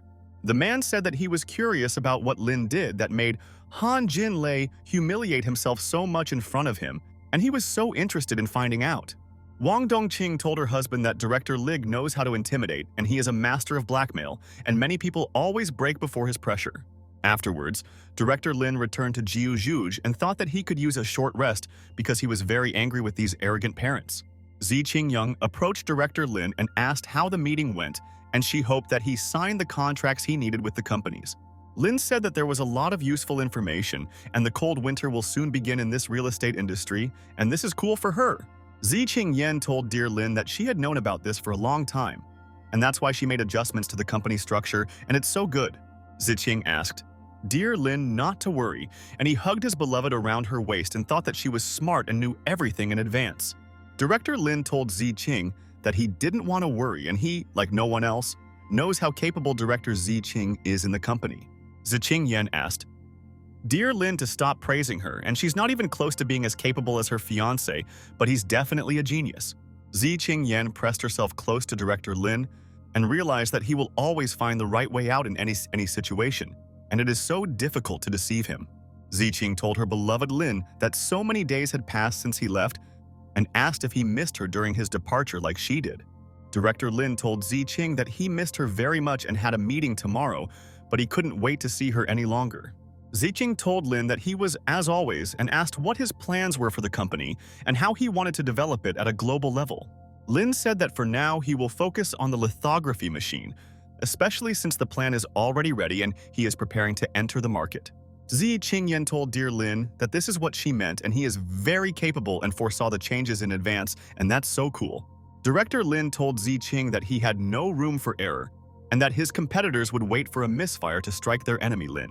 Ziqing Yan asked Director Lin why he thinks so, and she knows that he can defeat all enemies and become the king of the industry. Ziqing Yan sat on the sofa and thought that she and Lin were waiting for a long conversation, and it was so interesting to listen to his stories, and now she was happy. Ziqing Yan lay down on the sofa and thought that Lin's stories are a replacement for fairy tales, and she, like a child, listens to everything he says about his business. Director Lin said that this is because such a girl should have the best guy next to her and always pamper her with gifts. Director Lin told his beloved Ziqing that it couldn't be any other way, and he loves her very much and is ready to do anything for the happiness of his dear. The next morning, Director Lin arrived at Lingyun Corporation and realized that today they had to do a lot of things there with his people. Director Lin went into his office and asked Yuan and Qi Sanjiao how the company was doing lately and what progress they had made there. Qi Sanjiao said that the lithography machine project is progressing so smoothly, and so far, there have been no serious problems in their business. Qi Sanjiao told the boss that manager Tian had already settled in the country and had created a new company and a plan for purchasing and implementing their affairs. Director Lin asked his people what was going on with the Long Song project, and Yuan said that the first batch of mobile phones had been sold out. But Yuan said that the system has many problems, such as application incompatibility, and this has already had an impact on the brand's reputation. Director Lin asked Yuan if there was a wave of returns and people were unhappy with the phone, and it's important for him to know now. Yuan said that people received a co-branded card so they didn't care, and the phone was not expensive and they were too lazy to change it. Director Lin asked Yuan to hold a meeting and study the bugs. Need to develop a new mobile phone system quickly. But Director Lin said that the co-branded card is not worth giving and they cannot rely on it, and it is bad for the brand reputation. Qi Sanzhao and Yuan told Director Lin that they understood him, and now they will not make mistakes and they will learn day by day. Lin said that he was recently in a meeting and their next target for the future is semiconductors, and it is developing rapidly these days. Director Lin said that they would stop people at the beginning, and Qi Sanzhao had already asked the boss if it was too risky for them. Kai Sanzhao told Director Lin that he thought that monopolization would no longer have the best effect on Lingyun Corporation. Director Lin asked Qi Sanzhao not to worry, and he knows what he is doing, and they will reach a new level and no one will stop them. Yuan and Qi Sanzhao were delighted and told Principal Lin that they both understood him and would try their best for their goal. Afterwards, Director Lin arrived in Huangxi village and realized that he had not controlled how the plants grew in his greenhouse there for a long time. Director Lin realized that, apparently, he would be able to harvest the harvest before others, and he only had to wait 2 months for everything. Director Lin saw a strange thing and thought maybe it was a weed, and asked the system if it could tell the difference in his plants. Director Lin realized that he needed to find time to buy herbicides, and they would help get rid of all the harmful weeds there. Neighbor Yao asked Director Lin when he returned to the village, and he had not seen him for several days, and wanted to talk to him there. Director Lin told neighbor Yao that he had business and just returned to the village today, and he also missed him and hadn't forgotten. Director Lin told his neighbor Yao that he had weeds growing up to his waist and he wanted to buy herbicides, and which ones would he advise him to buy soon. Neighbor Yao told friend Lin that he would help him with herbicides and he also needed to buy them, and he would bring them to him at the same time a little later. But Director Lin said that there is no need to buy him herbicides and he always helps him anyway, and he is embarrassed to ask for it every time. Director Lin told his neighbor Yao that he could buy herbicides in Zhonghai, and at the same time take some for his friend, because he owed him there. Neighbor Yao told Director Lin that if he buys fertilizer from his home in Zhonghai, he will not mind, and he will help him a lot there. Then, Director Lin asked his neighbor Yao to make him a list of what else he needed to bring from Zhonghai, and he would bring him anything. Director Lin came out of the greenhouse and thought that he had to resolve many issues, and then he would be happy with this day. Today. And then suddenly, Director Lin noticed teacher Du Yao in his yard, and she wanted to communicate with Lin and resolve their common issues. Teacher. Du Yao was very happy and told Lin that he had returned and she was waiting for him, because then they had not agreed with him about everything. Principal Lin looked at the time and told teacher Du Yao that they still have classes and why did she come there, and it's strange. Du Yao said that she has no classes on Saturday, but Guo Fei keeps calling her and wants to find her, so she told him that she is busy there. Principal Lin smiled and asked teacher Du Yao if Guo Fei had not given up yet, and his persistence was praiseworthy and he respected it. Teacher. Du Yao asked friend Lin not to joke like that and said that this guy had already got her and she couldn't run away from him. Teacher. Du Yao asked her friend Lin how he grew all this, and his watermelons are the size of a volleyball and she has never seen anything like it. Director Lin told Du Yao's friend that he himself does not know how all the fruits and berries grow so quickly and cannot unravel this secret. But teacher Du Yao told Director Lin that there are a lot of weeds in his greenhouse and he should buy more herbicides, and this is so important. Director Lin told teacher Du Yao that she was right and he wanted to go to his place in Zhonghai, and they sell excellent quality herbicides there. Teacher. Du Yao was surprised and asked her friend Lin if he was going to Zhonghai and asked if he could take her there with him. Du Yao told her friend Lin that she wanted to buy some materials there for the graduate school exam, but the library there did not have these books. Director Lin agreed with Du Yao and said that then they would go together, and he was 100% sure that she would be able to find books there. And at that moment, Guo Fei suddenly came there and asked Du Yao if she didn't tell him that she wanted to help her parents now. Guo Fei asked Du Yao what she was doing there and why she wasn't answering calls, and it seemed like she was hiding from him, and he was waiting for an explanation from her. Teacher. Du Yao told Guo Fei that Lin's friend came to the village and she wanted to help him with plants because he doesn't know it well. Guofei told Du Yao that yesterday he heard from her and other teachers that she wanted to go to Zhonghai and he could take her there. But teacher Du Yao told friend Guofei that she had already agreed with Lin and he was also going to Zhonghai and could give her a ride along the way. Guofei asked if Lin didn't have other things to do and buying books would take a lot of time and it would be better if he took her there by car. But teacher Du Yao refused and told Guofei that she had already promised Lin that she would go with him and must keep her promise. Director Lin said that he thought that they would leave in the evening and she could admire the night views of Zhonghai together. Guofei was furious at Director Lin's words and asked why they were going so late and where they would spend the night and whether they would be together with her. Principal Lin told Guofei that he had one thing on his mind, and where Du Yao would spend the night should not worry him, and he himself was responsible for the teacher. Guofei asked Director Lin who he took him for, and he wanted to rent different rooms for him and Du Yao, and she was like a friend to him.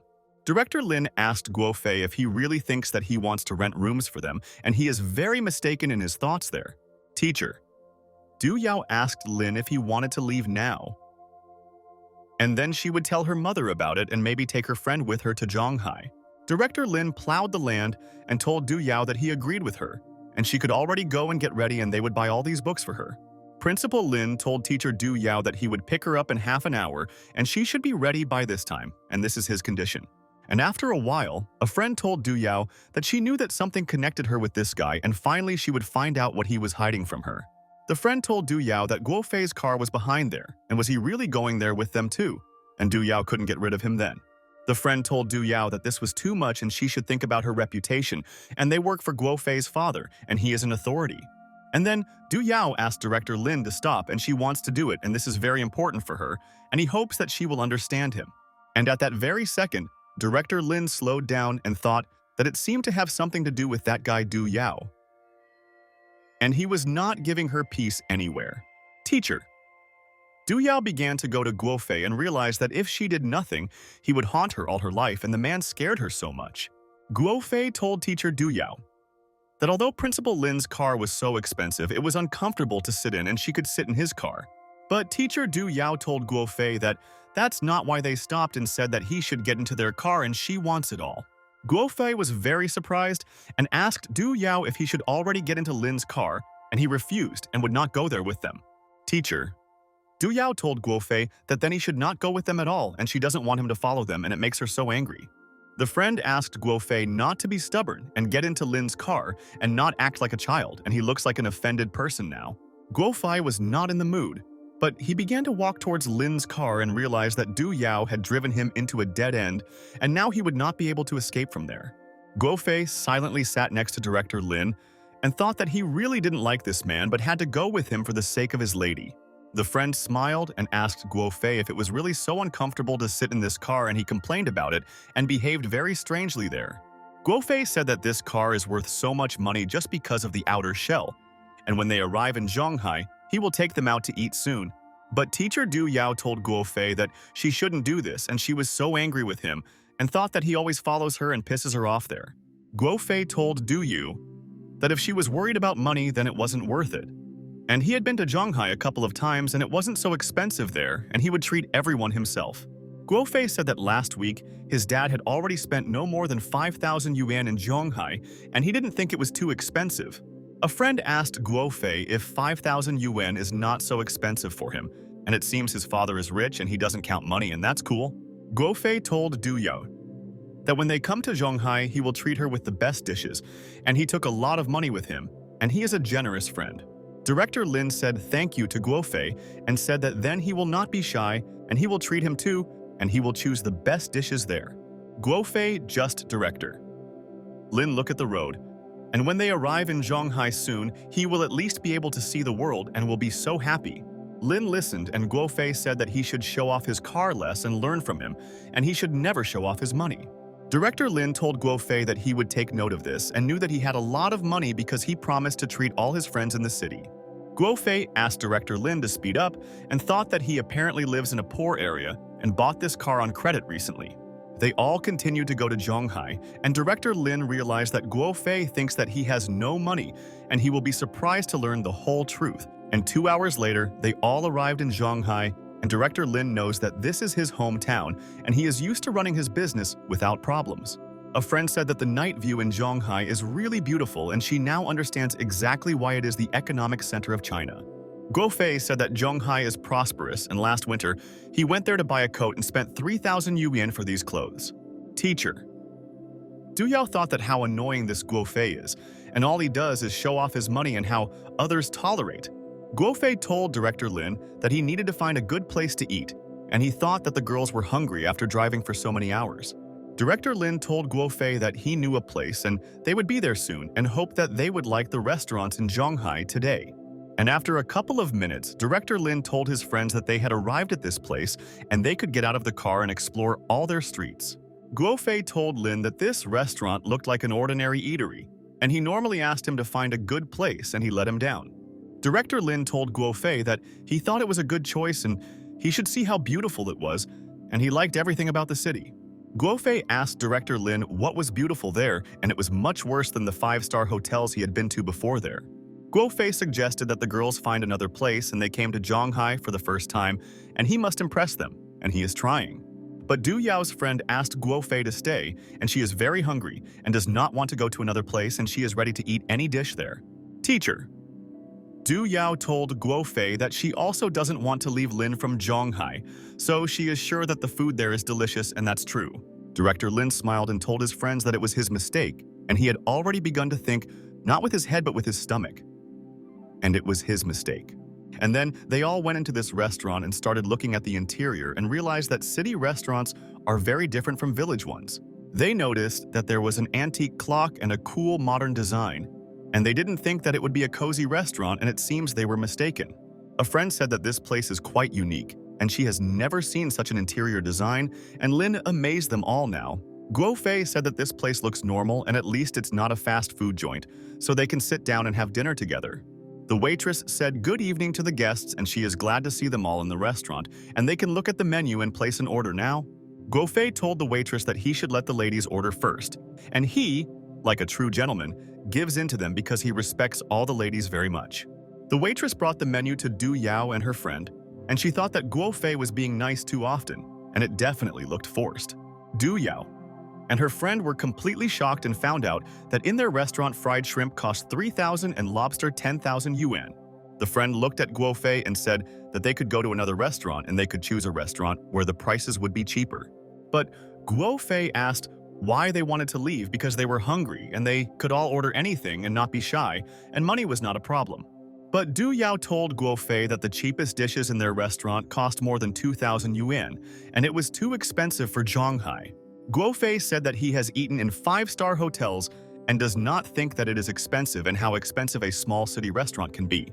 Du Yu and her friend started choosing a dish and thought that Guo Fei is so generous and doesn't care that this restaurant is very expensive. Du Yao and her friends said that they would have Italian soup and thought that it looked like Guo Fei would later regret her generosity, and this is obvious. The waitress said that she had accepted the order and would bring everyone 4 servings of Italian soup, and many guests praised this delicious dish. But Guo Fei told the waitress that she misunderstood them, and there was 1 portion of Italian soup for everyone, and he thought that they had such portions. But the waitress asked for forgiveness and said that the Italian soup is designed for 1 person and 1 serving will satisfy only 1. Director Lin told the waitress that he should then give everyone 4 servings of soup, and Guo Fei said that he was treating him and he had enough money. Director Lin told the waitress that they would have 4 more servings of this abalone and salted duck with minced meat and wild daylily too. Director Lin then asked to add crab soup and fried rice with sauce and 2 glasses of orange juice and 2 glasses of cola. The waitress told Director Lin that she had written down the order and they should wait, and soon she would bring them all the dishes and make everyone happy. The waitress began to go into the kitchen to report the order, and all the friends were sitting at the table, and Director Lin realized that this was correct. Du Yao told Brother Lin that the abalone he ordered cost more than 10,000 and 4 portions would cost 50,000. Director Lin asked what to do, and Guo Fei shouldn't speak very badly about this place, and he never advises something terrible. Director Lin told Guo Fei that the prices there are normal, and for him, this is not a problem and he has been to better places than this canteen. Guo Fei was very nervous and told his friend Lin that this is a good place and suits them, and the main thing is that all his friends like all the dishes. Lin said that although their food is ordinary, they have very good and very tasty wines, and they are aged for more than 10 years, and he will order. But Guo Fei began to say that there is no need to order wine because he is driving and he does not need to drink alcohol and he is thinking about his health there. Director Lin told Guo Fei that he wouldn't drink wine, but all his friends, and didn't he want to please himself? And he has money. But Guo Fei told Director Lin that he didn't want to drink alone, so he didn't want to order wine, and they could drink water, and that would be enough for them. Guo Fei thought that his family would have to work for a year just to pay for food, and this was the first time he had seen a restaurant that served so few dishes. Director Lin told Guo Fei that this restaurant has 3 Michelin stars, and thanks to Guo Fei they can afford such food there. The friend told Guo Fei thank you for bringing them to such a place, and she didn't know that he was so generous and willing to spend so much. And after a while, the waitress brought all the orders to the guests and hoped that they would like everything and give a good rating for their restaurant. My friend was delighted and said that this abalone was the size of her fist, and she had never seen such a dish as this abalone in her life. Director Lin asked all his friends to eat and said that he was hungry and would not just sit and look at all the delicious dishes on the table. A friend tried all these dishes and realized that she was lucky today that such a generous and kind person as Go is sitting with them. A friend asked Du Yao to try abalone and said that this dish was very tasty and she had never eaten anything like it before. Du Yao told her friend that she was right, and although the prices are a little high, the dishes are delicious, and let her imagine that the rich always dine like this. Guo Fei at this time looked at his account and thought that he did not have much money, and how could he come with it to this Zhonghai? Guo Fei looked at his account and realized that this money was simply not enough to pay the bill, and he did not know what to do in the restaurant now. And after a couple of minutes, all the friends ate and realized that this restaurant is so cool, and that's why it received 3 Michelin stars and professionals work there. Director Lin told his friends that when they finish dinner, they will already start spending the night and tomorrow they need to get up early and they have business there. Then Guo Fei asked his friends to go and said that he would pay the bill for now and hoped that they enjoyed dinner today, and he tried very hard. A friend said that the food in this restaurant is expensive and she has 2,000 yuan nearby and she will give it to him to help him a little now. Du Yao said that her friend was right and she would also give him 3,500 yuan and hoped that this could somehow help pay the bill. But Guo Fei told his friends that there was no need to give money, and he said that he was treating them and he couldn't let them spend money for dinner. A friend asked Guo Fei if this is true, and thank you very much for being generous, and they will not forget his kindness, and he made them happy. Director Lin got up and started going out with his friends, and Guo Fei stood in the restaurant and thought that he would never forget this dinner of theirs. Guo Fei was very upset and thought how much he would have to wash the dishes to cover the rest, and in vain, he boasted that he was very rich. And then Guo Fei approached the waitress and asked her how much they should all pay for dinner. And all the dishes were very tasty now. The waitress counted and told Mr. Guo Fei that in total, they owe them almost 90,000 yuan and they are glad to have such clients. Guo Fei froze in surprise and thought, why so much? And he hoped that he would pay less and he should have taken money from them. Guo Fei told the waitress that he was in such a hurry that he did not bring enough money with him, and he would not be able to close the account, and he was very sorry there. But suddenly, at that moment, the waitress told Guo Fei that the guy who was sitting at their table had already paid and he didn't owe them money. Guo Fei was very surprised and asked the waitress if someone had already paid for them, and this was great news, and he was glad that he was lucky there. Then they started driving and Guo Fei realized that Director Lin himself had closed the account and he didn't think that he would help him in difficult times. Guo Fei told Director Lin that he agreed that he was treating them, and why did he still pay the bill at the expensive restaurant now? Director Lin told Guo Fei that it was almost 90,000, and is he sure? Does he really want to spend that kind of money for their regular dinner? But Director Lin told Guo Fei that although he could transfer this money to him, it was a little painful for him to spend it in a restaurant for it. Guo Fei thought that he didn't have that kind of money and how would he transfer the money to friend Lin, and he should explain to him that he couldn't do it. Guo Fei told Director Lin that all his money is on the card so he cannot transfer it and will return to this when he withdraws their money. Director Lin told Guo Fei that he agreed with him and said that he had decided, and then they would go to the bank and he could withdraw his money there. Guo Fei realized that if they went to the bank now, his friends would find out that he didn't have that much money and he was pretending to be rich all the time. And then Guo Fei had an idea and asked his friend Lin how about he paid for the food and he would pay for the hotel and they would be even. Director Lin thought that a little more and he would make Guo Fei himself admit that he was just bragging and he has no money there. Director Lin asked Guo Fei if he didn't say that all expenses upon arrival in Zhonghai would fall on his shoulders and why he pays for food. Guofei told director Lin that he should also invest somehow and asked him not to be greedy and help his friends with some expenses. Teacher. Du Yao asked her friend Lin to find a simpler place for them to spend the night and not have to go to an expensive hotel, and it's not worth it. Teacher. Du Yao told her friends that they also have money, and it will definitely be enough to rent a hotel room, and she is sure of it. But Guofei asked Du Yao to stop, and this is their first time in Zhonghai. And how can he allow girls to pay for something? And this is such impudence. Director Lin asked his friend Guofei how much money he has and which hotel he wants to go to, and he is waiting with interest for his answer now.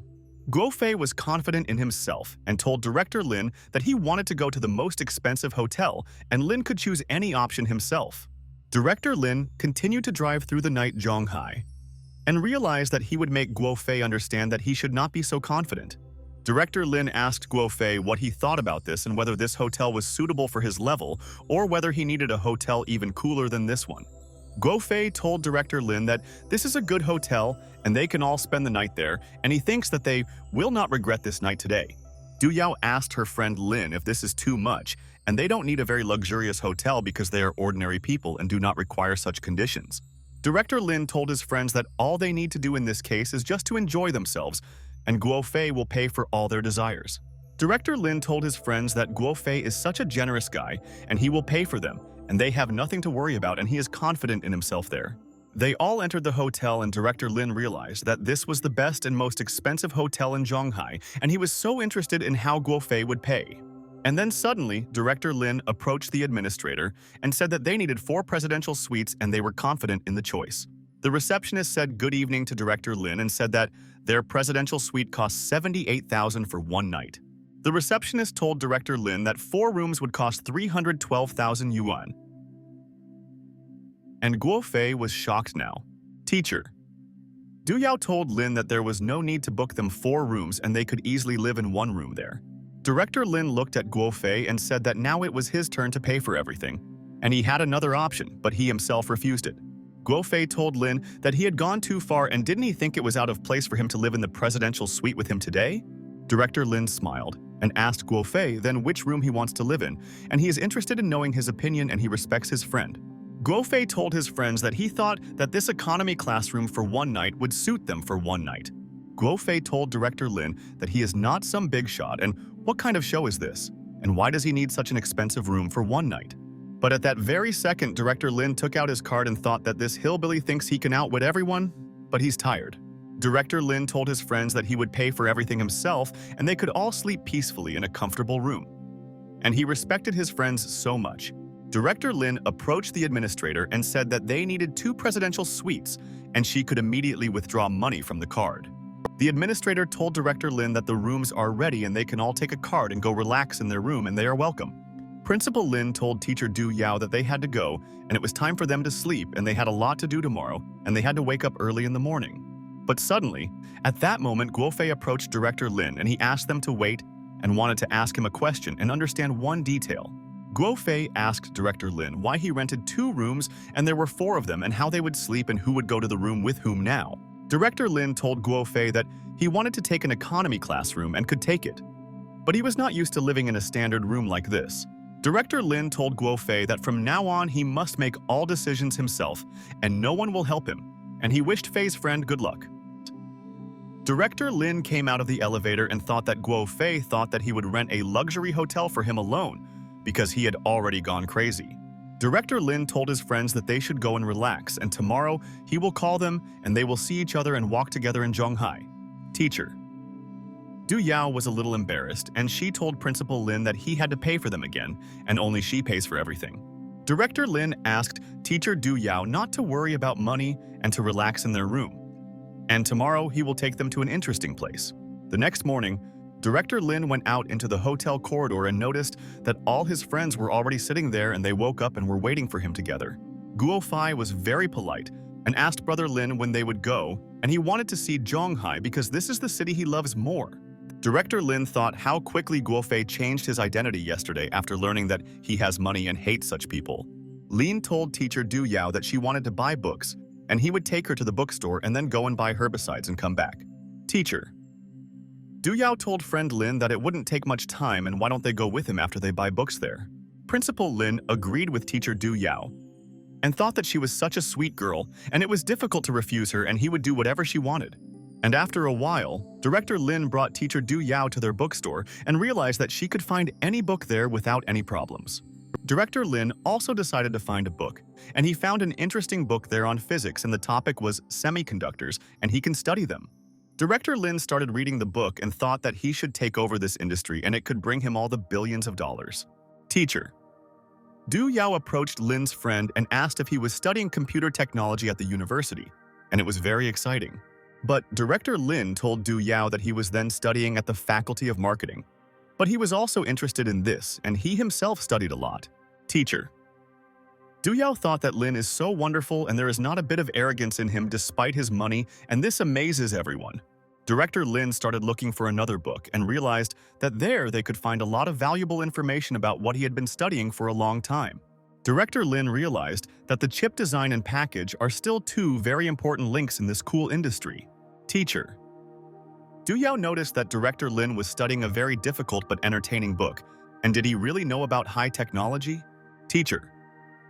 Du Yao thought that Lin was so cool and realized that she was very lucky that she now had such a friend, and he would help in all matters. The friend told Lin that they had finished and could go, and Lin immediately put the book back and said that then they could leave from there. Afterwards, Director Lin arrived at the fertilizer store and realized that there he could find a remedy against weeds that harm the crop.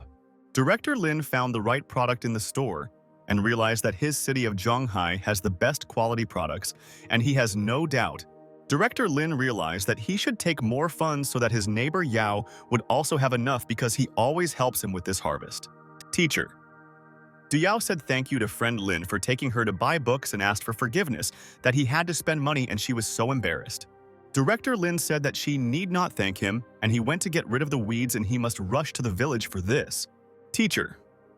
Du Yao said goodbye to her friend Lin and realized that she was lucky to have found such a bookstore in Zhonghai, and it was cool. Director Lin wanted to find information about how to grow rare plants, but he heard that someone was calling him and who needed him now. Director Lin was at a loss and realized that Aunt Shen was calling him and she never calls him unless something happened with business. Shen Shui told friend Lin that the matter with Han Jinping was definitely resolved, and the Wang family helped them, and Lin asked his aunt what kind of Wang family this was. Director Lin asked Aunt Shen if Wang Mian is part of this family and why they need to help him without any benefit and is interested in this. Shen told Lin that he was right and Wang never does things for nothing, and in the future the strength of the Wang family can become stronger than the Liang family, and this is a fact. Director Lin thought that such a big event had happened and this Wang family decided to show themselves and that the family had great influence. Director Lin sat on the sofa and thought that he had completely forgotten about these people and made no attempt to resolve issues with the Han family. Director Lin realized that he seemed to have underestimated them, and he thought that this family could not do anything and ended up indebted to them. Young Guangsha asked friend Lin to come to the base tomorrow at 10 o'clock in the morning and they will discuss the task in detail with him there. Director Lin realized that after waiting for so long, he would finally receive the task, and he had long wanted to know the task of this organization. The next day, Director Lin arrived at the place where Yang Guangsha asked, and now he will listen carefully to what task they will give him. Director Lin walked into the room and was surprised and thought that he never expected to see them there, and thought that he and Yang Guangsha would be alone. Director Lin thought that this organization is famous for secrets, and he was wondering what task they could give to a newcomer and what he could do. Director Lin noticed that Tu Luo was sitting in the room, and she looked at newcomer Lin and thought that she hoped that Lin would not come.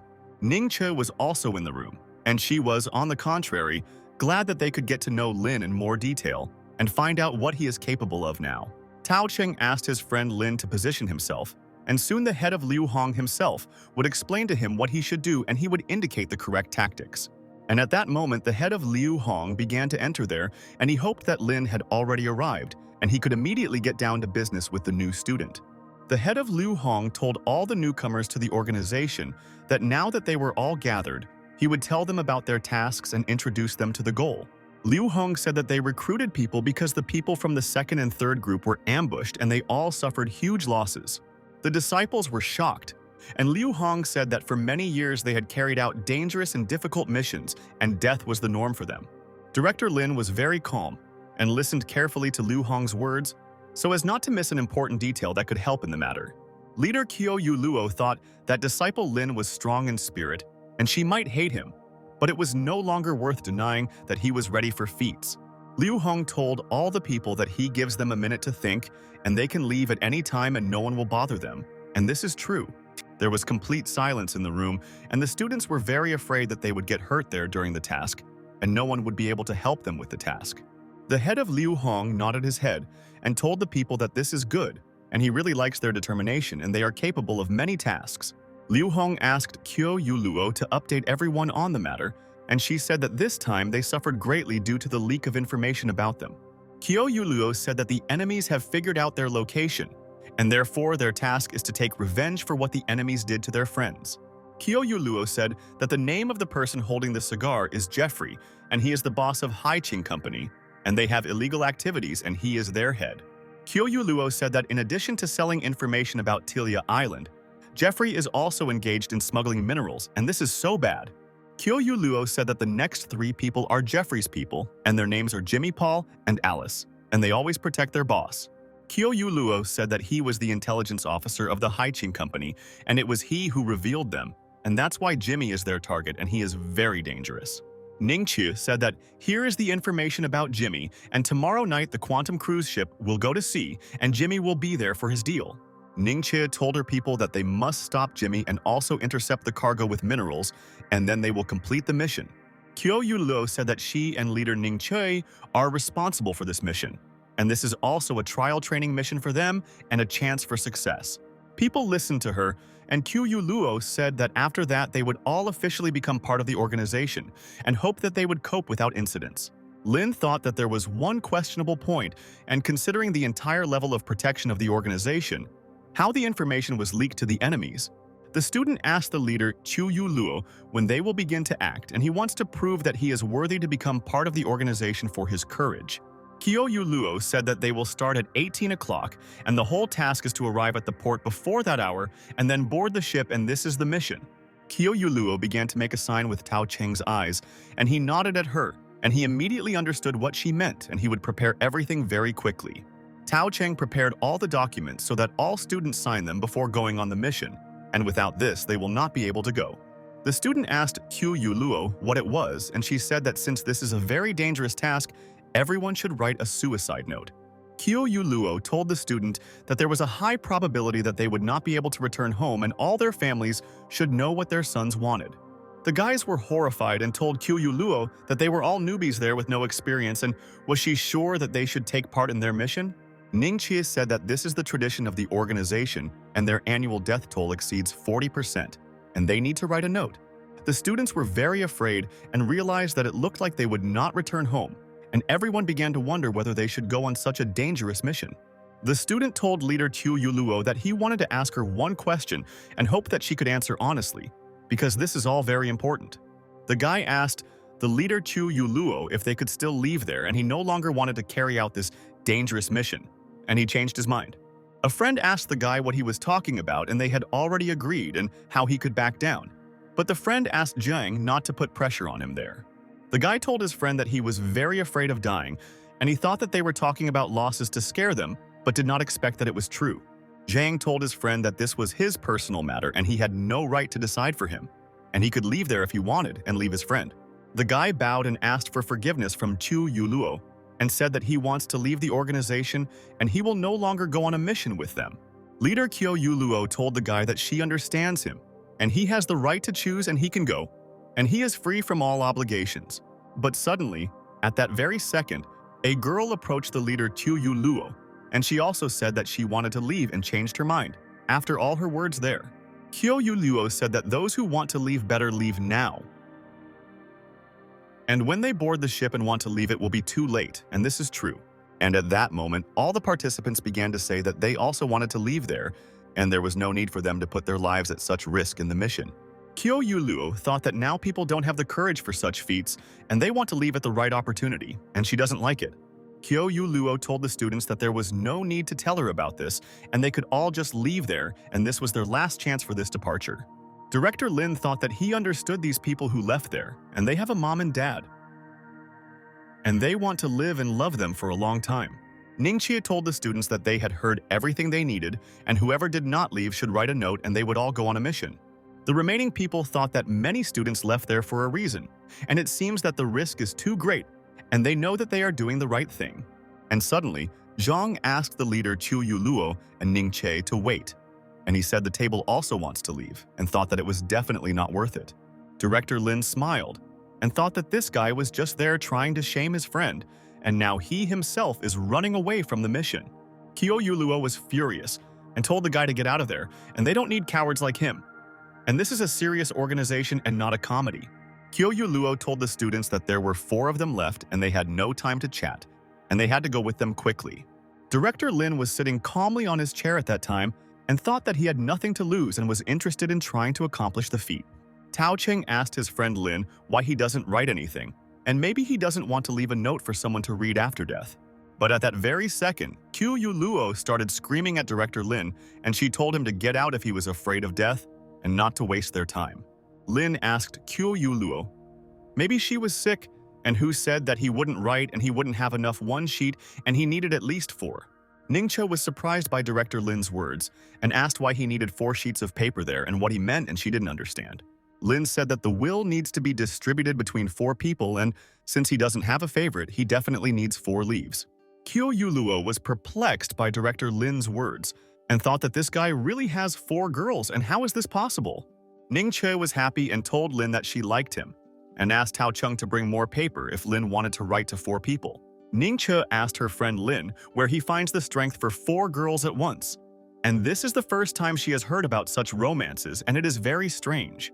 Kyo Yuluo was shocked and asked Ningxi how she wasn't ashamed to ask such a thing, and she shouldn't find out what Lin was doing in her life.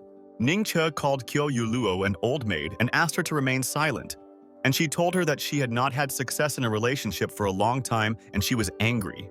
Director Lin told Ningxia that he didn't think there was a problem and that Kyo Yuluo was most likely infertile and therefore unable to give birth to children. Ningxia was surprised and asked Lin how he understood this because they didn't tell him anything, and she doesn't know how he could guess about it. Director Lin told Ningxia that he was a surgeon, and didn't her friends from this organization tell her about this and seemed to consider it unnecessary. Kyo Yuluo listened with interest to Director Lin's words and thought that he was a cool guy and they could work well together with him on the mission. Principal Lin told the teachers that they said there was a high chance of dying on a mission, but why are they still alive now?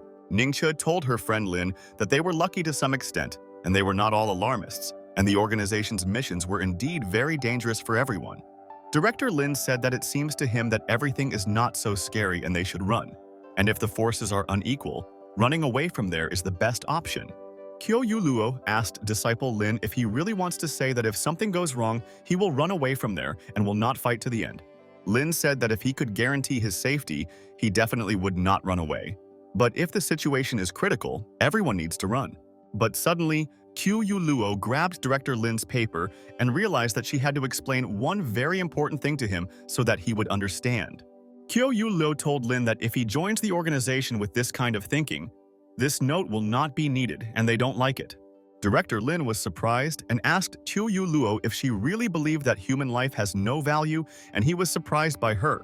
Kyo Yuluo said that they do not call for sacrifice, but people like him are greedy for life and afraid of death and will abandon their own in critical days. Kyo Yuluo threw Director Lin's sheet on the table and said that she herself would tell Boss Liu Hong about everything, and he could definitely return home. Director Lin was angry and got up from his seat and started to leave from there, and he said that Kyo Yuluo was sick and she should go to the doctor today. Kyo Yuluo thought that if the head of Liu Hong found out that they missed Lin there again, he could easily fire her from this job.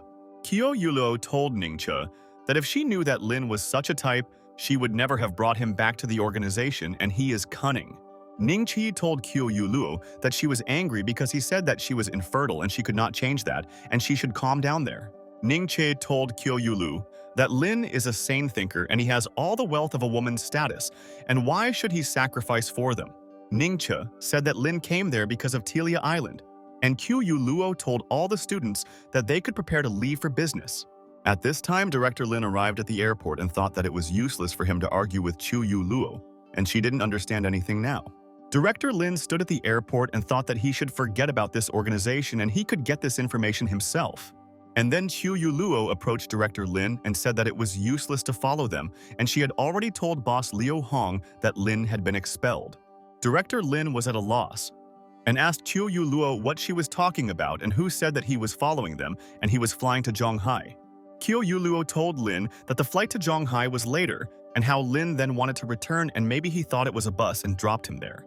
Director Lin asked Qiu Luo how the organization recruited her, and she is a mentally retarded person and must be treated in the hospital for a year.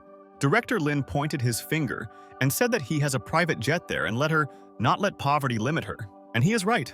Qiu Luo was shocked and asked if Director Lin really had a private jet and where did he get so much money from, and this is so interesting. Director Lin asked Qiu Luo to think before speaking next time, and she is a leader and may lose authority soon. Ningxia told Qiu Luo that her intelligence is not enough to compete with Lin, and she is not his opponent, and she should remain silent in an argument with him. Qiu Luo was angry and told her friend Yanin Che that she hoped she would never see Lin again, and asked her to go from there to the headquarters. Afterwards, the director went to the country and thought that he didn't care about the opinions of others and would do what his heart told him. And then, Director Lin was met by Manager Tian and said that she was very glad to see him and she was busy with business and forgot to call him. Director Lin told Tian that he was glad to see her and he had not been in the country for 3 months and how she was doing, and he hoped for positivity now. Tian told boss Lin that everything was going well and Andy was responsive and she had no serious problems and was coping with everything so far. Tian told her boss that according to the current progress, in a month her work there will be finished and in 2 months the car will be ready. Director Lin told Tian that this was a good job and she told him that they had put a lot of effort into it and had practically started this business from scratch. But Tian told Lin that because of their actions, it is likely that their acquisition of Yinger's shares will soon become known to all people. Director Lin got into the car and thought that it was good that he entrusted this task to Tian, and she coped with everything 100%, and he is satisfied. Director Lin told Tian that it was a matter of time, and he thought that by this time many people had already begun to guess about it. Tian said that there are already 2 suppliers who want to delay the order, because the goods have not passed inspection, and the capitalists are interfering with them. Lin said that these people have a keen business sense and they surprised him, and he knows that after the release of this machine, they will definitely enter the market. Tian asked boss Lin what his plans are for today. Do they go to their company or does he want to walk around this country with her? Director Lin told Tian that he would send his luggage to the hotel and they would go for a walk with her, and she would show him the most interesting places. And then they came to the sea to swim. And Tian told Lin that he suddenly flew into the country and he must have important business there. Tian asked Director Lin if she could help him with something, and he could entrust her with even a difficult task and she would not let the boss down. Director Lin told Tian that today there will be an event on the cruise ship and he will go there, and has she heard about it? Tian said that a couple of days ago a local rich man invited her to board the liner, but she refused. But there is one condition to get on the liner. Tian told Lin that he should have a capital of $5 million, and Lin said that what kind of greed is this and money rules there. Tian told Director Lin that he was 100% right and that money could even buy human dignity so easily. And then suddenly, Tian froze in surprise, and she noticed Lin had a huge knife and asked if he would take this thing on board there. Director Lin told Tian that this was for self-defense, and was she really afraid that he might create problems on the cruise ship soon? Tian asked boss Lin why he needed a knife, and he fights so much that he could just star in action films and star a fighter hero there. Director Lin told manager Tian that she was right, and that it would be there and he would try to make it action and people should like it. Director Lin put the huge knife back in the case and thought that it would not scare Tian and would take it out closer to the departure of the ship. But Tian told Director Lin that he would not be able to bring a knife on board and he would definitely be checked at the entrance, and this was a problem. Director Lin told Tian that there was nothing wrong with this, and he knew how to bypass the security check there and carry the knife unnoticed by the ship's security. And after a while, Director Lin climbed onto the liner and thought that he would do his job unnoticed so that no one would understand that he had come. And on the liner, Director Lin noticed the leader of the organization, Ning Che, and next to her stood people unfamiliar to him, and he did not know them yet. Director Lin put on his famous black mask and thought that it seemed like other members of the organization near Ningche had come there. And then, Director Lin noticed the VIP entrance and realized that this was his chance, and he would quickly enter the party and no one would stop him. The girl asked Director Lin to show her his ticket and his ID so that he could enter the event. Director Lin showed her everything, and she told Mr. that they would sail soon and wished him a pleasant trip on this liner. Director Lin wanted to go inside, but suddenly the guy asked him to wait a little and started walking towards him. And Lin was surprised. Director Lin thought that his identity had been revealed and he would not be able to come in and they would call a lot of guards and he might be kicked out of there. The guy pointed his finger at Director Lin and told the mister that he should search him. And after that, he would be able to come to this holiday. Director Lin told the guy that the people ahead were not checked and why did they suddenly decide to check him? And this is very strange. The guy told Lin that this is the rule, and if he was from their country, he would not check it, but unfortunately, this is not the case, and he is their guest. Director Lin put the suitcase on the ground and thought that he could now outwit this guard and he would not find this knife on him. Director Lin opened the suitcase and there was a lot of money there, and he told the guy that these are his things, and he could inspect them without hesitation there. The guard was shocked, and Lin said that if something was missing, it would all be his fault, and he would be held accountable for this incident with him. The girl was angry and asked the guy if he had finished checking, and he said that everything was under control and the mister could go there without questions. Director Lin closed the suitcase and thought that he was lucky that this girl was helping him next to him, and she had a kind heart and mind. And then suddenly, Director Lin took out a wad of dollars from there, and he told the beautiful lady that this was a gift to her for her good work with him. The girl was delighted and thanked Director Lin for such a gift and wished blessings from God for his generosity and kindness. The girl told Lin that on the 4th floor there is a VIP area where there is a lot of entertainment, including sailing, and he will relax there. Director Lin entered the room, and at first he wanted to invade the cruise ship's local network so that he could find his target, Jimmy. But Director Lin realized that the scan would take more than an hour, and he should not attract attention there if he did not want to be kicked out. Director Lin put the laptop back and realized that he still had time to look around there and find important information about this scoundrel. And then Director Lin took out a hidden knife and scalpel from his suitcase, and he realized that this could greatly help him in a fight with his opponent. Director Lin began to hide the knife in his clothes and realized that so far everything was going according to plan and he would take revenge and Jimmy would be very hurt today. Director Lin hid his scalpel and realized that in close combat, it was even more effective than a knife and could come as a surprise to his enemy. Director Lin realized that now he was definitely ready for the party, and the organization would regret that they missed such an experienced soldier. Afterwards, Director Lin went out to the lobby on the 4th floor and he had to spend a whole hour there until the data analysis was completed. But at that moment, a girl approached Director Lin from behind and said that she was very glad to see him on the liner and did not expect this at all. It was Andy Alice, and she told Director Lin that she finally found him and he could help her with something, and she missed him.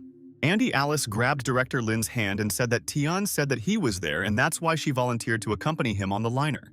Andy Alice told Director Lin that she was very surprised that he decided to come there, and it seemed to her that he did not like such places at all. Director Lin told Andy Alice that she thinks highly of him, and he often visits such places and many friends know all about it. Director Lin asked Andy Alice what happened to her father and whether Inger's company suspects him, and he is interested in knowing all the nuances. Andy Alice said that the situation is not the best because her father recently crossed paths with Director Tian and now he is being followed everywhere. Andy Alice said that this meeting was noticed by 2 members of management, and she already thinks that soon her father will be exposed, and this is very sad. Director Lin told Andy Alice that he was not interested in the affairs of her family and all the money he gave her father would be enough for his pension. And this is true. Director Lin asked Andy Alice if this was all the entertainment on board, and she said that there was another way to have fun, and that was girls. Andy Alice told Director Lin that he can come visit her if he needs it, and she assures that he is better than many of the girls on board. But Director Lin told Andy Alice that he didn't mean that and there were just people with low status there and he was already bored standing there. Andy Alice told Mr. Lin that there are still separate boxes there, and richer people sit in them, and they will definitely be of interest to her businessman. And then Director Lin gave Andy Alice all the playing chips and thought that he didn't need them, and besides games, he had a lot of things to do on board. Director Lin told Andy Alice that he would go to the room to rest, and she could play, and he would return as soon as he was free. Director Lin went into his office and realized that he had to carefully check important information there and understand what was going on the liner. But suddenly, looking at the surveillance cameras, Director Lin suddenly saw a familiar person and could not understand what she was doing on the liner. Director Lin realized that this was Hua Dana, the daughter of the Hua family corporation. And what was going on there that she came there in person and it was intriguing. Director Lin realized that he never found Jimmy, and did he mix with ordinary people to hide his identity from his enemies? And at that moment, someone started knocking on the door, and Director Lin did not understand who came to visit him and what this person needed from the guest. There was a girl standing outside the door, and she said, "Good afternoon to Mr. Lin." Mr. Lin, and she is so happy, and her name is Jihua, and she is the assistant of the respected Hua Dana. Director Lin asked Jihua how they knew he was there, and he didn't tell Hua Dana what room he was in there. Jihua told Lin that they saw him in the arcade and he was chatting with someone else and they didn't want to bother him and Dana wants to meet. Director Lin agreed with Jihua and said that then they will go to Dana and he should ask her a few questions, and this is important for their business. Director Lin noticed that Hua Dan's room was guarded by serious guards, and they did not allow strangers into the room and guarded Miss there. Hua Dana told Director Lin that she was glad to meet him and thank him for deciding to come to her, and she appreciates it and respects him. Lin told Hua Dana that what a coincidence this was and he just had free time and he didn't expect to meet his old friends there. Hua Dana told Director Lin that he is not so simple and she understood this, and he is a determined person and always achieves his goal everywhere. Hua Dana told Director Lin that if she was not mistaken, the girl who stood next to him was definitely Andy Alice, Director Inger's daughter. Director Lin told Hua Dana that she had guessed right and asked her to get straight to the point and not waste a minute because, as they say, time is money. Hua Dana told Director Lin that he cooperates with anyone except her, and this makes her very sad. And why does he always harm Hua's friend? Lin told Hua Dana that he would tell him why, and her family owns one of the most famous corporations in the world and many want to cooperate. But Hua Dana told Director Lin that all these people do not interest her and she wants to get him, and he is her #1 goal for them. And at that very second, the Hua Dana guards told Miss that Mr. Hunter was there and she should find out about it and he could intrigue her now. Hua Dana was surprised and asked her people if Jimmy was there and what he was doing there, and it looked like he had plans on the cruise ship. Director Lin was completely shocked and realized that it was Jimmy. And this person who wants to make a deal with Jimmy is Hua Dana herself. And then, the guard told Miss Hua Dana that Jimmy didn't come, and Hunter was alone and she could discuss important issues with him about this deal. Hua Dana told the guard that then let these people leave if they are now afraid of her, and this deal does not matter without trust. Director Lin asked Hua Dan if she had made an appointment with someone else, and he would return later if she was busy and would not interfere. Hua Dana told her friend Lin that this is not such an important deal and nothing will happen if it doesn't take place, and he is much more important to her than them. Director Lin sat back on the sofa and told Hua Dana that he was so embarrassed when she said that, and he appreciated such concern and it was important. Hua Dana told Lin that she was not joking and that he really was the ideal type of her boyfriend, and besides business, he interests her as a person. Hua Dana told Director Lin that if he wants, she can already be his other half and give him a wonderful night and she is not lying to him. Director Lin told Hua Dana what kind of man he would be if he rejected her because she always appreciated him and supported him in a quarrel with her brother. Hua Dana told Director Lin that she also really appreciates that he trusts her and she will meet all his expectations and he will be satisfied with his friend. Hua Dana thought that Director Lin was a very kind person and she would be so lucky if he dated her because he has many fans. Hua Dana asked Director Lin to wait for her there and said that she would return there soon, but now she wanted to take a shower and freshen up there. Director Lin thought that this was his opportunity and he could find out such necessary information from her and she would help him with this mission. Director Lin continued to wait for Hua Dana and wondered why Jimmy himself didn't come to the meeting. And did he really understand what they were preparing for him? And then someone started knocking non-stop on the door and Hua Dana quickly ran out into the corridor and did not understand what was happening outside. Hua Dana asked Director Lin if he knew what was going on there and who so insistently wanted to break into the room and what they needed from them. Director Lin threw Hua Dan's clothes and asked her to get dressed first, and she should not go out there like that, and she would defeat all their enemies. And at that moment, someone opened the door and they clearly had bad intentions, and Lin realized that he should be ready to meet guests there. And a man entered the room with his people and he was very calm. And everything there went according to his plan, and he hopes that today he will succeed. Director Lin saw the man and realized that this was the purpose of Jimmy's organization, and he came to visit Wadana, and he is clearly angry with her now. Wadana was perplexed and asked the men what they were doing and how they could so brazenly break into her room, and she didn't want to see them. Jimmy told Miss Wadana that he was very sorry that he disturbed her, but it was necessary, and he would now explain to her why he did it. Wadana told Jimmy that such an attitude towards the Wa family is unacceptable, and he asked Miss not to say such things, and she is wrong there. Jimmy said that the Wa family has enormous influence throughout the world, and the deal with him is important for them, and he guaranteed his safety. Wadana told Jimmy that she was too lazy to discuss this nonsense, and since he came, he would take his goods with one hand and give her the thing with the other. Jimmy told Wadana that he would do it without any problems, but there are people in the room who are an eyesore and need to be dealt with. Wadana told Jimmy that this is her man, and if he dares to touch him, the deal will be terminated and she will punish him for all his deeds. Jimmy told Wadana that he is of little interest in who this guy is related to, and the main thing is that he does not influence the deal, and this is his condition. Jimmy asked Miss Wadana to bring the suitcase, and she quickly agreed with him and began to carry his goods, and everything was ready. And at that moment, Wadana and Jimmy began to exchange suitcases, and Lin realized that Jimmy was a bad person and he would deceive everyone. Director Lin thought that Jimmy must have bathwater in his suitcase, and then what is in Wadana's suitcase, and that's interesting. Jimmy opened the suitcase and wanted to check if everything was in place and whether Wadana would deceive him, and that no one could be trusted in a cruel business.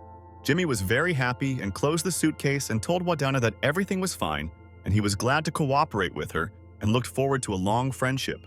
Wadana told Jimmy that he could go and asked him not to spoil her mood anymore, and he pisses her off and she can take revenge on her friend. Jimmy wished Wadana good luck and said that he, on the contrary, liked their deal and would wait for her to contact him again. Wadana asked Director Lin if they would continue what they wanted to do before these people came there and started threatening them there. But Director Lin pushed Wadana's hand away and said that they would come back to this later and thought that he had learned a lot about this Jimmy. Director Lin told Wadana that he had things to do and had to go, and he would contact her soon, and they could go back to what they were discussing. Director Lin returned to his room and thought that the cruise ship would be afloat for a long time, and this would be an opportunity to complete the mission. Director Lin took the laptop and realized that the security system there on the liner was very vulnerable and therefore he had to hack it now. And at that moment, Director Lin noticed which room Jimmy had just entered, and this was what he needed, and he achieved his goal. Director Lin was happy and said that he found Jimmy, and now he will not be able to escape from him anywhere and will be punished for all his actions. Jimmy checked into room 2010 and thought that he was lucky that he had completed the deal with Wadana so successfully, and that was cool. Jimmy opened the suitcase and said that although there were only 10 of them, they still looked tempting, and he managed to get them. Jimmy looked at the goods and said that the technological capabilities of the Wa family should not be underestimated, and they have enormous influence in the city. Jimmy hoped that in the future they could achieve a closer friendship, and this is a great opportunity for him, and he will not miss it. Jimmy asked his friend if the helicopter was ready, and they should quickly fly away from this airliner before people noticed their valuable goods. A friend told Jimmy that the helicopter was ready, and they also recently caught people from this organization who came to arrest him now. Jimmy asked a friend to interrogate them, and there may be valuable information, but they should not interfere with their plans to come true. Jimmy locked his goods in a safe so that people from the organization could not take his treasure, and he would not allow them to do this. Jimmy told his people that if these fighters from the organization do not meet them halfway, they should throw them to feed the fish. Jimmy's people ran to carry out the order and thought that these fighters would really regret that they wanted to arrest their brother Jimmy. Jimmy called his boss and said that they had the goods and they would be back in about 3 hours, and he didn't have to be nervous and everything was fine. And then someone started knocking on Jimmy's door, and he was surprised because he wasn't expecting guests there, and his people wouldn't knock, and who came to him? Jimmy turned off the call and asked who came to him and what this man needed from him now because he was a little too busy to talk. Director Lin stood outside the door and told Mr. Jimmy that his name was Lin. And Miss Wadana asked him to come to him, and it was very important.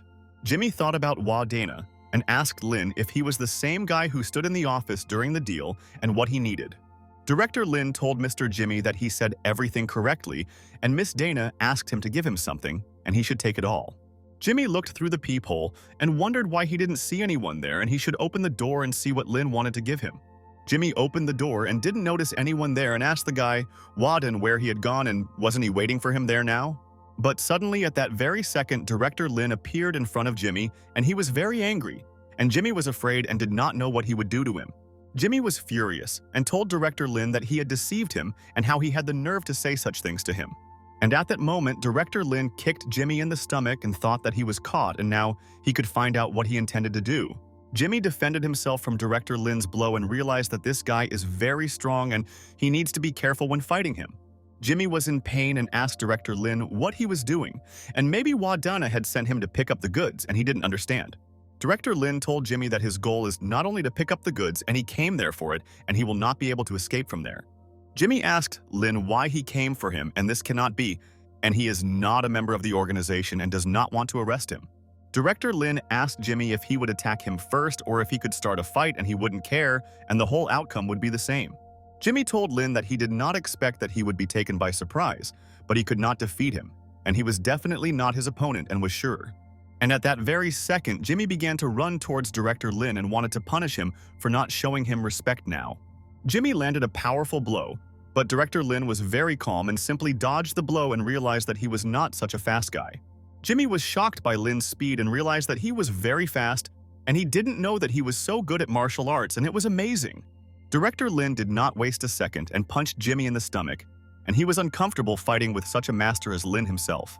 Director Lin began to take out a scalpel from his pocket and thought that it could help him, and Jimmy did not expect a weapon attack.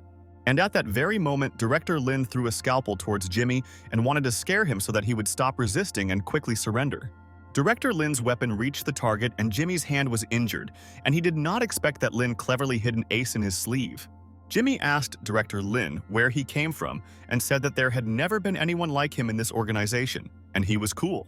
Director Lin told Jimmy that if he had known about him, he would not have been there. And the most important thing in an attack is the effect of surprise. Director Lin told Jimmy that he hoped he understood his situation, so he would ask him a few questions about business. Jimmy asked Director Lin if he really thought that he was afraid of him and that he wouldn't be able to get even one word out of him there. Director Lin agreed with Jimmy and said that then they would do as he wanted and began to slowly take out a huge knife. Jimmy was terrified and asked Director Lin what he wanted to do, and he didn't understand why he took out a knife and it wasn't necessary. Director Lin told Jimmy that he told him that he was not afraid of anything, and he thought that his friend was not joking and he had nothing to lose there. And at that very second, Director Lin waved his knife and realized that this would help him, and he knew which places of the enemy he should attack. Director Lin continued to attack Jimmy and knew that he would not remain silent for long and would soon tell him all the information about the case. Jimmy screamed in pain, and Lin asked him not to be nervous and said that he was a professional himself and cut his rectus femoris muscle. Director Lin told Jimmy that there is no threat to life at all, but only the pain will be severe, and he guarantees him these emotions now. Jimmy told Director Lin that he is not a man, but a monster, and he has no regrets at all, and he will punish him when he gets out of there. Director Lin asked Jimmy if a monster could be so cute and beautiful, and it seems he was very mistaken in his beliefs. Director Lin was furious and swung at Jimmy, and he asked Lin not to do this, and they could come to an agreement with him and resolve the matter. Jimmy cried and told Director Lin that he would tell him everything, and he should not be nervous, and then he would also tell everything. Director Lin told Jimmy next time not to pretend to be cool if he doesn't know who is standing in front of him, and this was a lesson for him. Director Lin started to take out a napkin and thought that he should clean his knife and it will help him in other missions, and this is a fact. Mr. Lin told Jimmy to tell him who the undercover agent he had infiltrated into the organization was, and he would look into the matter.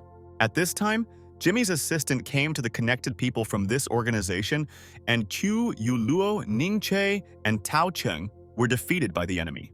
The man asked people from the organization why they were chasing them, and didn't they really have more important things to do, and why put them in prison? Qiu Yuluo told the man that because of them, 13 of the best comrades of the organization died, and they had to avenge their friends. Qiu Yuluo told the man that they were obliged to take revenge, and she still thinks that they can take revenge and they will all get out of there. The man told Qiu Yuluo that revenge had failed and now they had all been captured and they had only one way to survive, and he was not joking there. The man said that he needs the names of scientists from their organization, and if they provide him with a list, he will let them go, and he promises them this.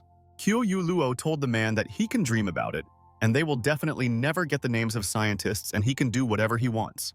The man asked the beautiful lady not to rush to refuse, and he already knows that they don't want to cooperate with him, and they don't like him, and he's also infuriating them now. But the man told Q Yu Luo that this does not mean that others do not want to cooperate with them, and he is absolutely sure that someone there will agree. The man pointed his finger at Ning Qi and said that he had waited so long for her to be brought in and now he can do what he was thinking about recently. Jimmy's people grabbed Ning Che, and she asked the freaks to let her go and what they want to do with her, and she is not afraid of anything and is ready to die. The man put a knife to Ning Qi and said that she better tell them the truth or he sent her to the next world and no one will help her now. Ning Che was very afraid and realized that no one would help her, and they all had to listen to the words of disciple Lin and run away from there. Ning Qi realized that it was a pity that they had few soldiers and many escaped from the organization before they began the mission, and she did not believe in miracles. The man told Ning Che that she was unlucky and he doesn't understand why such a beautiful girl works in a vile organization, and it's a shock. Ning Che wanted someone to save her, but there was no hope and she definitely resigned herself to the fact that these people would simply finish her off and run away from there. Tao Cheng shouted and ordered to let Ning Che go and fight him if he is not a weakling, and he is ready for battle and will do everything to take revenge on the bastard. But the man asked Tao Cheng not to be nervous and said that they would all die today when he played enough and asked him to throw their ladies into bed. The people agreed with the head and quickly did what he asked, and they were glad that they managed to catch such beautiful girls now. Qiu Yuluo and Ning Che realized that Tao Cheng had done everything in his power now, and they themselves were ready for death and would proudly accept it soon. Jimmy's people said that these are very beautiful girls and they have never seen such ladies and their beauty blinds any guy. The man told Ning Che that she should not move, otherwise she would greatly regret being born into this world and just listen to all his instructions and commands. But at that moment, someone started knocking on the door and Jimmy's people didn't understand who it could be because no one except them knew about their business. And at that very second, Director Lin kicked the door and thought that he had made it on time and now the villains would regret offending his friends. The man looked at Director Lin and thought that Jimmy should have dealt with him, but it seems he overpowered him and came for everyone. The man asked Director Lin how he ended up there and whether he really defeated Jimmy in hopes that he can beat up their entire team. And at that moment, one of the people began to slowly take out a gun and he realized that he would simply shoot Director Lin and their problem would be solved. But Director Lin knew that this man wanted to shoot and he began to walk towards Jimmy's friend to punish him for such actions. Director Lin walked up to Jimmy's friend and hit him and realized that these people deserved pain and suffering and he would give it to them soon. Director Lin grabbed the enemy's gun and realized that this idiot didn't even realize that he had lost his weapon, and now they were doomed to the same outcome. Director Lin took aim and realized that no one dares to offend his friends, and now they will find out what will happen to such people in the future. And then, Director Lin got rid of many of Jimmy's people and was glad that he was not late, and leaders Qiu Yuluo and Ning Che remained unharmed. Jimmy's friend was sitting on the floor and asked Director Lin who he was, and when their boss would come, he would not live and the boss would just get rid of him. Director Lin told the man that if his boss was even conscious there now, then he was very lucky and asked how he would come to save them. Jimmy's friend was horrified and asked Director Lin if he had sent their boss to the next world and how could he do this to a person. Director Lin cut the ropes on the leader's hands and thought that these enemies of his hoped that their boss could save them. And how funny that was. Director Lin asked Jimmy's friend not to worry and said that he was alive and could still be useful, and that's why he spared him recently. Director Lin asked leader Ning Che if they were still recruiting for the third group, and it seemed to him that there was no development in their third group, and this is a fact. Ning Che smiled and told friend Lin that when they returned, she would ask head Liu Hong to quickly transfer him to the second group with her. Qiu Yuluo watched Director Lin and could not understand how Lin got there and why he fought with Jimmy, and this is very suspicious. Tao Cheng told friend Lin that they really underestimated him and they never thought that he would become their savior and thank him for everything. Director Lin untied the rest of the people and told Tao Cheng that it was not difficult for him and he was always ready to help his friends in difficult times. Bing Yu from the organization was also sitting there tied up and looking at how Lin was communicating with Tao Cheng. And Lin did not come up to her to untie her. Wang Bingyu asked the director what about her and why he didn't save her and left her tied up, and he should help her because she is his colleague. But suddenly, at that very second, Director Lin grabbed Wang Bingyu tightly by the hair and thought that she was caught and now she would not run away anywhere. Director Lin asked Wang Bingyu if she really had the nerve to open her mouth after what she did to their organization and friends. Director Lin told Wang Bingyu that if it weren't for her, Their second and third groups would not have lost so many people, and Wang Bingyu is evil. Ningqi told friend Lin that Wang Bingyu had worked in the organization for 3 years and worked hard, and how could she do this to them? Wang Bingyu was surprised and asked Director Lin what he was telling everyone and whether he really considered her a traitor and how he would prove it to them. Director Lin asked Wang Bingyu if she wanted him to bring Jimmy into the room and they could discuss this issue about her together. Wang Bingyu was silent and realized that Director Lin saw through her and realized that she was a traitor and she could not escape, and he pinned her today. Qiu Luo began to walk towards Wang Bingyu and pushed Lin along the way, and he could not understand what she was doing and why she was going to the traitor now. But suddenly at this moment, Qiu Luo slapped Wang Bingyu's face with all her might and thought that she already deserved great suffering. Qiu Luo asked Wang Bingyu how she could do this to them, and they were best friends and helped in difficult times. Wang Bingyu said that their family fell into disrepair and all her father's overseas projects were closed, and they owed a lot of money to everyone there. Wang Bingyu said that if she had not done this, her family would already be doomed and she had no choice, and she asks for forgiveness. Qiu Luo raised her hand and asked Wang Bingyu if it was only because of this that she betrayed them all, and if she knew how many they lost there. But at that very moment, Ningqi grabbed Qiu Luo's hand and did not let her hit Wang Bingyu, and thought that she also did not deserve such blows. Ningqi asked her friend Qiu Luo to stop beating Wang Bingyu, and now is not the time for this, and let boss Liu Hong deal with her himself. Qiu Luo looked at Director Lin and asked how he himself knew about it, and she wants him to tell his friends about it now. Director Lin told Qiu Luo that at the last meeting they said that the operation had failed, and 13 of their people had died. Lin said that this shows that the information was leaked and it is quite accurate, and therefore he began to suspect that there are spies inside. Ningqi told Lin that he deliberately conflicted with Yu Luo, creating the illusion of leaving the organization and acting alone. Director Lin told Ningqi that he did not quarrel with Qiu Luo on purpose back then, and it happened naturally and was very funny to everyone. Director Lin told Ningqi that he told the head of Liu Hong right away that he valued his life and he did not object, and that was right. Tao Cheng told friend Lin that shortly after they all boarded the ship, they were drugged and now they know who is guilty. Leader Qiu Luo thought that she was grateful to Director Lin for this act, because otherwise she would have died there and no one would have been able to help her. Director Lin said that there are 2 of their helicopters on the airfield and they can fly to Jimmy in number 2010. Qiu Luo told Director Lin that she understood him and they would go to Jimmy and find out about all his terrible plans and prevent all this. And after a while, they came to the room where Jimmy himself was supposed to be, and Director Lin thought that he had given him a good beating there. Ningqi saw that Jimmy was lying on the floor and not moving, and immediately asked Director Lin if Jimmy had really gone to the next world. Ningqi told her friend Lin that he is such a ruthless person and he always acts for sure and leaves no chance to all his enemies. Lin told Qiu Luo that in that suitcase there is what Jimmy received and he doesn't know what's inside and they should check it. Ningqi opened the suitcase and saw that there was some kind of medicine or something else, and it was an incomprehensible liquid that she had not seen before. Ningqi told her friend Lin that he did a great job, but she was very curious about how he defeated Jimmy because the enemy is a very strong fighter. Jimmy was lying on the floor and Ningqi told Director Lin that the enemy had already reached D level in martial arts and how he defeated Jimmy. Director Lin told Ningqi that he also knows something and has good fighting skills and already relies on his intelligence. Ningqi said that it is now 1 in the morning and all the people on the ship are probably sleeping, so it is better to take him away now while there is no one in the corridors. And after a while, Director Lin and his friends went out to the helicopter, and they all wanted to quickly leave the plane and inform the boss about this mission.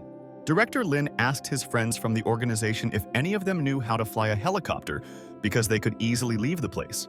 Tao Cheng told his friend Lin that he and Ningqi had pilot licenses and they could handle the helicopter, and he didn't have to worry there. They started flying in a helicopter and realized that their organization needed a person like Lin who would always help his friends. Tao Cheng asked the team what was happening there, and he saw some kind of light in the sea and could not understand from afar that it was glowing at night. Qiu Luo asked Tao Cheng where he saw the light in the sea, and she also wants to see it so much to understand what Tao Cheng means now. Tao Cheng said that they see light towards the stern at 13 o'clock, and Qiu Luo can also see it if he looks there. All the friends began to look at the sea in amazement and realized that there was a boat there and it would sail to the liner, and this bright light was already coming from there. Tao Cheng asked his friends what they think is there, and it looks like someone there wants to board the ship while no one sees it at night. Director Lin noticed that there was a man in a clown mask on the boat and realized that he was definitely not coming to take a break from business on the liner. Director Lin was very surprised and wondered if it was really him and he didn't expect to see this man there, and why was he coming to the liner? And then Director Lin asked Tao Chung to return to the plane and just leave him there, and they should all fly away. And then he would get there himself. Tao Chung asked his friend Lin why he was asking him to come back, and maybe he forgot something on the cruise ship and could he explain everything. But Director Lin asked brother Tao Chung not to ask about this, and they return immediately, and this is very important to him and he is not lying. Tao Chung understood Lin's friend and returned the helicopter to the cruise ship, and was wondering what happened to Lin's friend and who this person was. Kyo Yuluo asked Lin's friend what happened, and she could go with him and help, but Lin told his sister that this was his personal matter. Lin asked his friends to come back and not wait for him, and his private plane is at the airport in Country M, and let them call his name and fly away. Director Lin followed this man and took the elevator and realized that he must resolve this issue once and for all, and this is important. Director Lin noticed that the man began to run down the corridor, and he did not want to stop, and he clearly did not like his surveillance of him. Director Lin ran after this man and realized that he had to catch up with him before it was too late, and he could do stupid things now. Director Lin looked along the corridor, but did not see the man anywhere, and he realized that he had lost him, and this could cost him dearly in the future. Director Lin realized that this person's target must definitely be someone with a special status, and he came to complete the mission there. And at that moment, Director Lin was thinking and froze in place. And he realized that this person's goal is Donna, and now she is in danger. Director Lin went up to the desired floor and thought that he should quickly find Dan and warn him that this man had come. Director Lin noticed a guard on the floor and realized that this person had seriously injured him, and it looked like there was a fight between them there. And then the man went out into the corridor and realized that he was waiting for Director Lin himself to come up to him, and now he could play with him there. The man in the clown mask held a suitcase in his hand and looked at Lin and realized that he had to get rid of this guy very quickly now. The man put his suitcase on the floor and stopped running away from Director Lin and knew that he would catch up with him in any case, and he would not escape there. The man in the clown mask told Director Lin to come to him and they will solve all the issues, and he will not run away from him and he will no longer lie to him. Lin thought that the last time they met, he was level E, but a better system increased his combat power to level D. The man in the clown mask ran towards Lin and wanted to attack him there first, and then finish the task so that no one would interfere. Director Lin swung and realized that this time he would be able to fight back in battle, and it would be very difficult for him to defeat him in terms of skills. And at that moment, the fists of Director Lin and the masked man hit each other hard and realized that they had found a worthy opponent. The man in the clown mask flew a couple of meters away and realized that he should no longer rush at Director Lin first and needed to fight smartly. The man in the clown mask was surprised and told Director Lin that he had become stronger since their last meeting and had trained a lot. The clown realized that he would make another attempt to attack Lin, and with his pressure he would be able to defeat Lin. And this was his chance for success. The man in the clown mask continued to strike many blows at Lin, but he competently defended himself from all the blows and waited for his moment. And then, Director Lin took out a knife and realized that the man in the clown mask does not expect that he will use a weapon in battle, and this will help. And at that moment, Director Lin threw a knife at the man in the clown mask, but he was able to dodge and was not hurt and realized that it was close. Director Lin realized that he missed the mark and now must come up with another plan to stop the scoundrel, and he is also a cunning opponent. While Director Lin was thinking, the man in the clown mask quickly grabbed his suitcase and realized that Lin Yi was distracted during the fight. The man in the clown mask began to run to the side and realized that his enemy would not be able to catch up with him, and he had a chance and he used it right away. The man in the clown mask jumped down and realized that everything was going according to plan, and Director Lin would not help him with the mission, and he would get rid of him. Lin realized that the scoundrel ran away again, and in the last battle he definitely did not use all his strength. And did he really achieve everything in a short time? Director Lin began to wander along the corridor, and he realized that he had to check what was wrong with Dana and whether this person had harmed his friend. And going into the director's room, Lin noticed that Dana was lying there on the floor and not moving, and thought that this couldn't be happening, and it was scary. Director Lin brought medicine and asked Dan to wake up and believed that she was not seriously injured and was just in shock from excitement. Dana asked Director Lin why he was there and where the man in the clown mask went, and for some reason, she doesn't remember a lot. Director Lin told Dana that he accidentally stumbled upon the clown and could not catch up with him and what happened, and can she tell everything? Dana told Director Lin that she didn't know what it was, and this man in a clown mask suddenly appeared and she didn't notice the steps. Dana said that as soon as she opened her eyes, she saw this man in a clown mask and he broke into her room and stole her goods. Director Lin asked Dan if she really tried to stop him and maybe he threatened her and why he took the goods, and this is all important. Dana told Lin that this clown was so strong and fast that she didn't even have time to pull out her gun, and this really surprised her.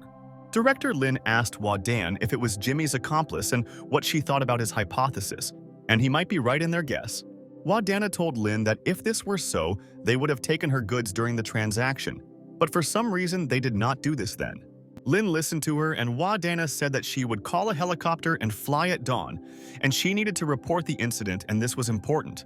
Director Lin hugged Dana and asked her to rest for a while because it was so stressful, but she is a very strong boss of the company. At this time, at the Hitman Corporation headquarters, all the people were waiting for their friend Jimmy and thought that he should have come back by now. The owner of the Hitman Corporation, Jeffrey, asked his people if Jimmy had already arrived and if there was any news from him, but there was no news from him. Jeffrey said that it was strange, and Jimmy called him to say that the task was completed, and after that, he could not contact him now. Hitman Corporation member Jenny said that this is the first time they have done business with the Wah family, but they have a very good reputation in the world. Jeffrey said that most likely they will only land at the pier, so they should all hurry up and find out what's going on. Jenny told Jeffrey's boss that she understood him, and they would do everything to find out all the information about Jimmy and what happened to him. The next morning, the car arrived, and Dana and Director Lin were already getting ready to go home and thought that they needed to rest. Dana asked Director Lin if he would go home and she could take him to the airport, and she was grateful to him for helping her. Director Lin agreed with Dana and said that they could go together, and that way he could protect her if that masked man came. They started driving, and Lin thought that he should find out how his friends from the organization got to the headquarters yesterday and what their head Lou said. But suddenly, Director Lin told Dana that something was wrong, and she asked her friend what was the matter and why he was nervous and what happened. Director Lin told Dana that a car was following them all the time, and they didn't want to fall behind them and who could send these people after them. Dana asked the director who could be so brave as to follow her, and she will definitely find this person and punish. Dana asked the driver to slow down and thought that she should not waste time and figure out the situation now that these people are there. The car stopped, and Director Lin realized that he had to be on guard, and at any moment a fight could start and they could attack. Director Lin and Dana got out of the car, and he realized that now they would ask these people who sent them from there and what they want from them. The girl said good afternoon to Miss Dana and said that her name was Jenny and she was from the Hitman Corporation and wanted to ask her a few questions. Dana told Jenny that the deal had already been concluded, and Jimmy was very glad that they had become friends, and why were they looking for her there during the day? Jenny told Dana that they know the deal is already done, but they can't contact Jimmy and he's never been missing. Jenny told Dana that she thought that she might know where Jimmy is now because the last time he communicated with her was on the liner. Dana was very surprised and asked Jenny if Jimmy had disappeared, and she thought that Jim had already arrived back to his company. Jenny told Dana that she was right, and she hoped that she could give her an explanation and help her find their brother because he was dear to everyone.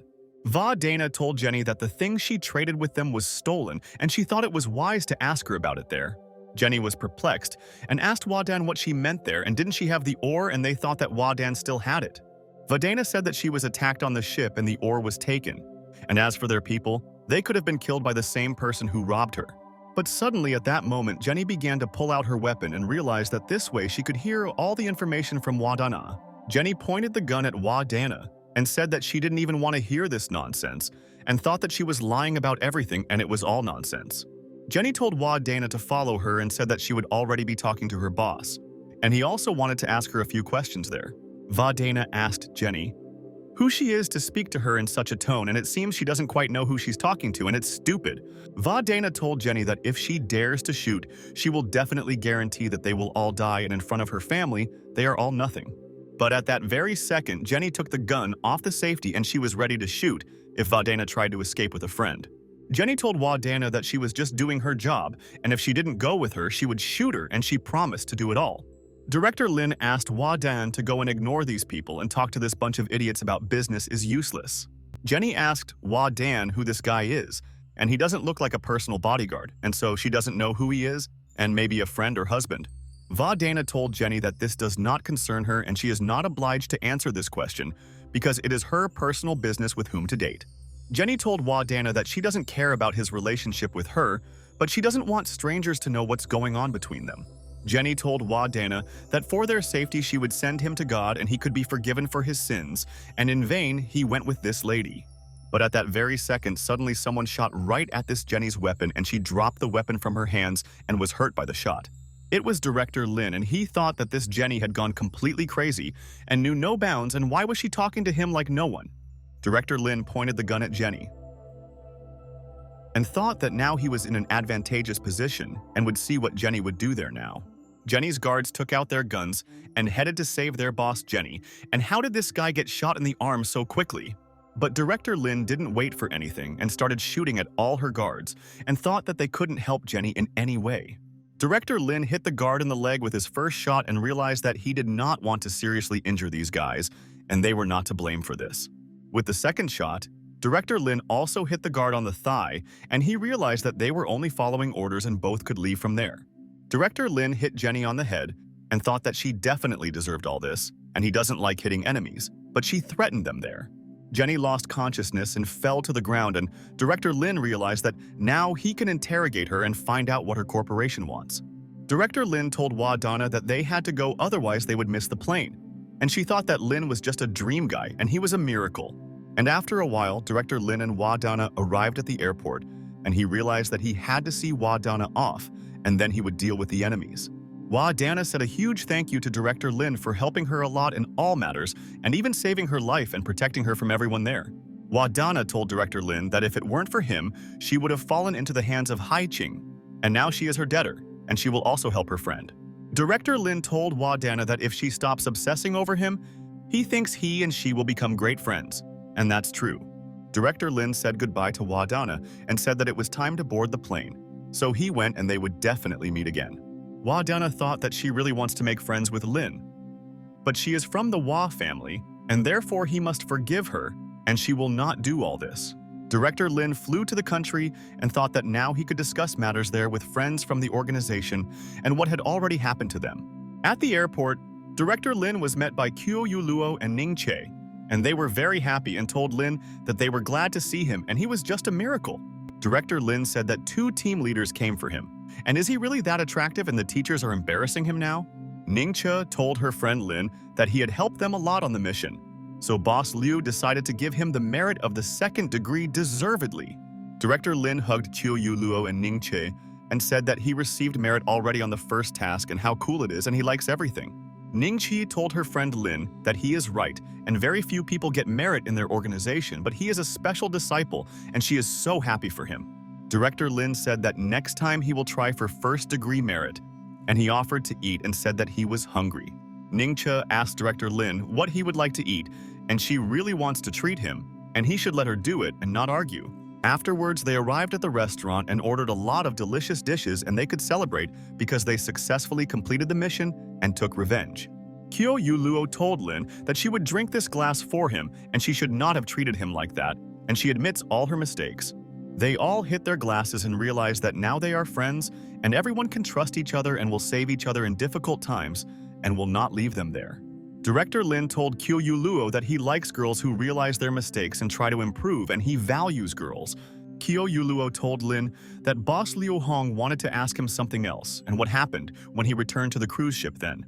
Director Lin told Qiu Yuluo that this was his personal matter and had nothing to do with the task at all, and they could hand it over to the head of Liu Hong.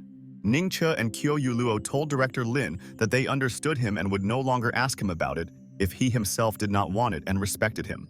Director Lin asked the leaders if they had already checked the contents of the black suitcase, and he was interested in knowing what was in there then. Qiu Yuluo said that they checked this liquid, but so far there is no information and they cannot tell him anything about it yet. Qiu Yuluo told Lin that she also asked the boss about it, and he said that it would take a month to find out what it was, and it was important to him too. Lin listened, and Qiu Yuluo said that However, they suggest that these are drugs that can change genes and improve the human body. Lin said that he understood, and it is not surprising that all the people from other countries are becoming more and more powerful on Tilia Island, and it is all connected. Kyoyuluo told Lin that he was right, and they are superior in many ways, and they are the only ones who have technologies that are unknown to them.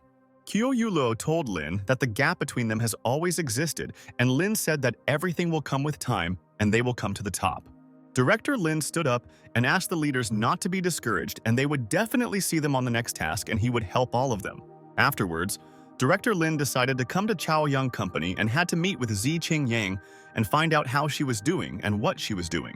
Director Lin walked into the company and saw Wang Ying sitting there, and she was very surprised and did not expect to see him in the office today. Wang Ying was happy and asked Director Lin if he was not on a business trip, and she thought that he would not arrive yet and was glad to meet him. Director Lin told Wang Ying that he was wearing a mask and glasses and how she recognized him, and it seems that girls have very strong intuition and sensitivity. Wang Ying told Director Lin that just his smell was enough for her to know with her eyes closed that it was him, and she was not lying to them. Wang Ying pointed her finger at the coffee and asked Director Lin, maybe she was mistaken. And is this drink really for her, and why is he so kind? Wang Ying told her friend Lin that boss Zi Qing is very close upstairs and he is buying her drinks, and this intrigues and fascinates her a little. Director Lin began to pull Wang Ying closer and said that he himself didn't even think about it until she told him about it, and that's cool. Director Lin told Wang Ying that although now that she has voiced it, it really seems exciting, and he is also intrigued by their events. Wang Ying took one candy and asked Director Lin not to do that again, and thought that it was good that Boss Z didn't come in at that moment. Wang Ying told Director Lin that they don't want Director Zi Qingyang to think that there is a catch and she is the best lady in the world. Director Lin asked Wang Ying what she was doing, and when he walked in, she had a frown on her face and seemed angry about something back then. Wang Ying said that she was so annoyed by the sales report, and 2 days have already passed since it was compiled, and the whole difference is more than $1 million. Wang Ying told Director Lin that she remembers that he seemed to be very good at it, and why don't he help her with this case there? Director Lin asked Wang Ying what she will do as a father while he does all her work 100%, and he wants to know. Wang Ying told Director Lin that he doesn't have to worry about it and she will do something more interesting, and he will definitely like everything. And after a while, Director Lin went into Zi Qingyang's room and she was very happy and told Dear Lin that he had finally returned. Director Lin asked Zi Qingyang if she missed him, and she answered him that she missed him very much because they had not seen each other for so long. Director Lin kissed Zi Qingyang and thought that he also missed his sweet lady a lot and came to the city just for his lady. Afterwards, Director Lin arrived in Huangxi village and realized that he had already forgotten about his plants, and the harvest season had already arrived, and he had been waiting for a long time. Director Lin noticed that a peach was already ripe in his greenhouse, and he immediately pulled out one fruit and wanted to taste it and evaluate everything. Director Lin started to taste the peach and took a bite and realized that it was so delicious and the peach was very sweet, and he grew all his fruits well. And then Lin Wei appeared in front of Lin and he received a reward worth 5 billion yuan and a new task to sell crops worth $1 million. Director Lin was very angry and asked the system if it was still bullying him, and how could he sell so few fruits for $1 million? Lin Wei kissed Director Lin and told her dear master that life often throws challenges at them, and they must be able to overcome. Director Lin told Lin Wei that he was not at all surprised that their Tilia civilization was on the verge of extinction, and they were too rogue. Lin Wei said that fruits grown on golden soil improve the skin and metabolism in the human body, and this is for Lin's attention. Director Lin told the Lin Wei system that it was useful, and he learned about it thanks to her, and he should sell the fruit and earn money. But Director Lin said that 1 million is still too much for that amount of fruit, and the system is checking his brains. Director Lin realized that on average it would be 2,500 per half kilogram, and he must understand how to sell the fruit correctly. And then neighbor Yao appeared and asked friend Lin what he was doing there and why he had such a sour face and was in no mood there now.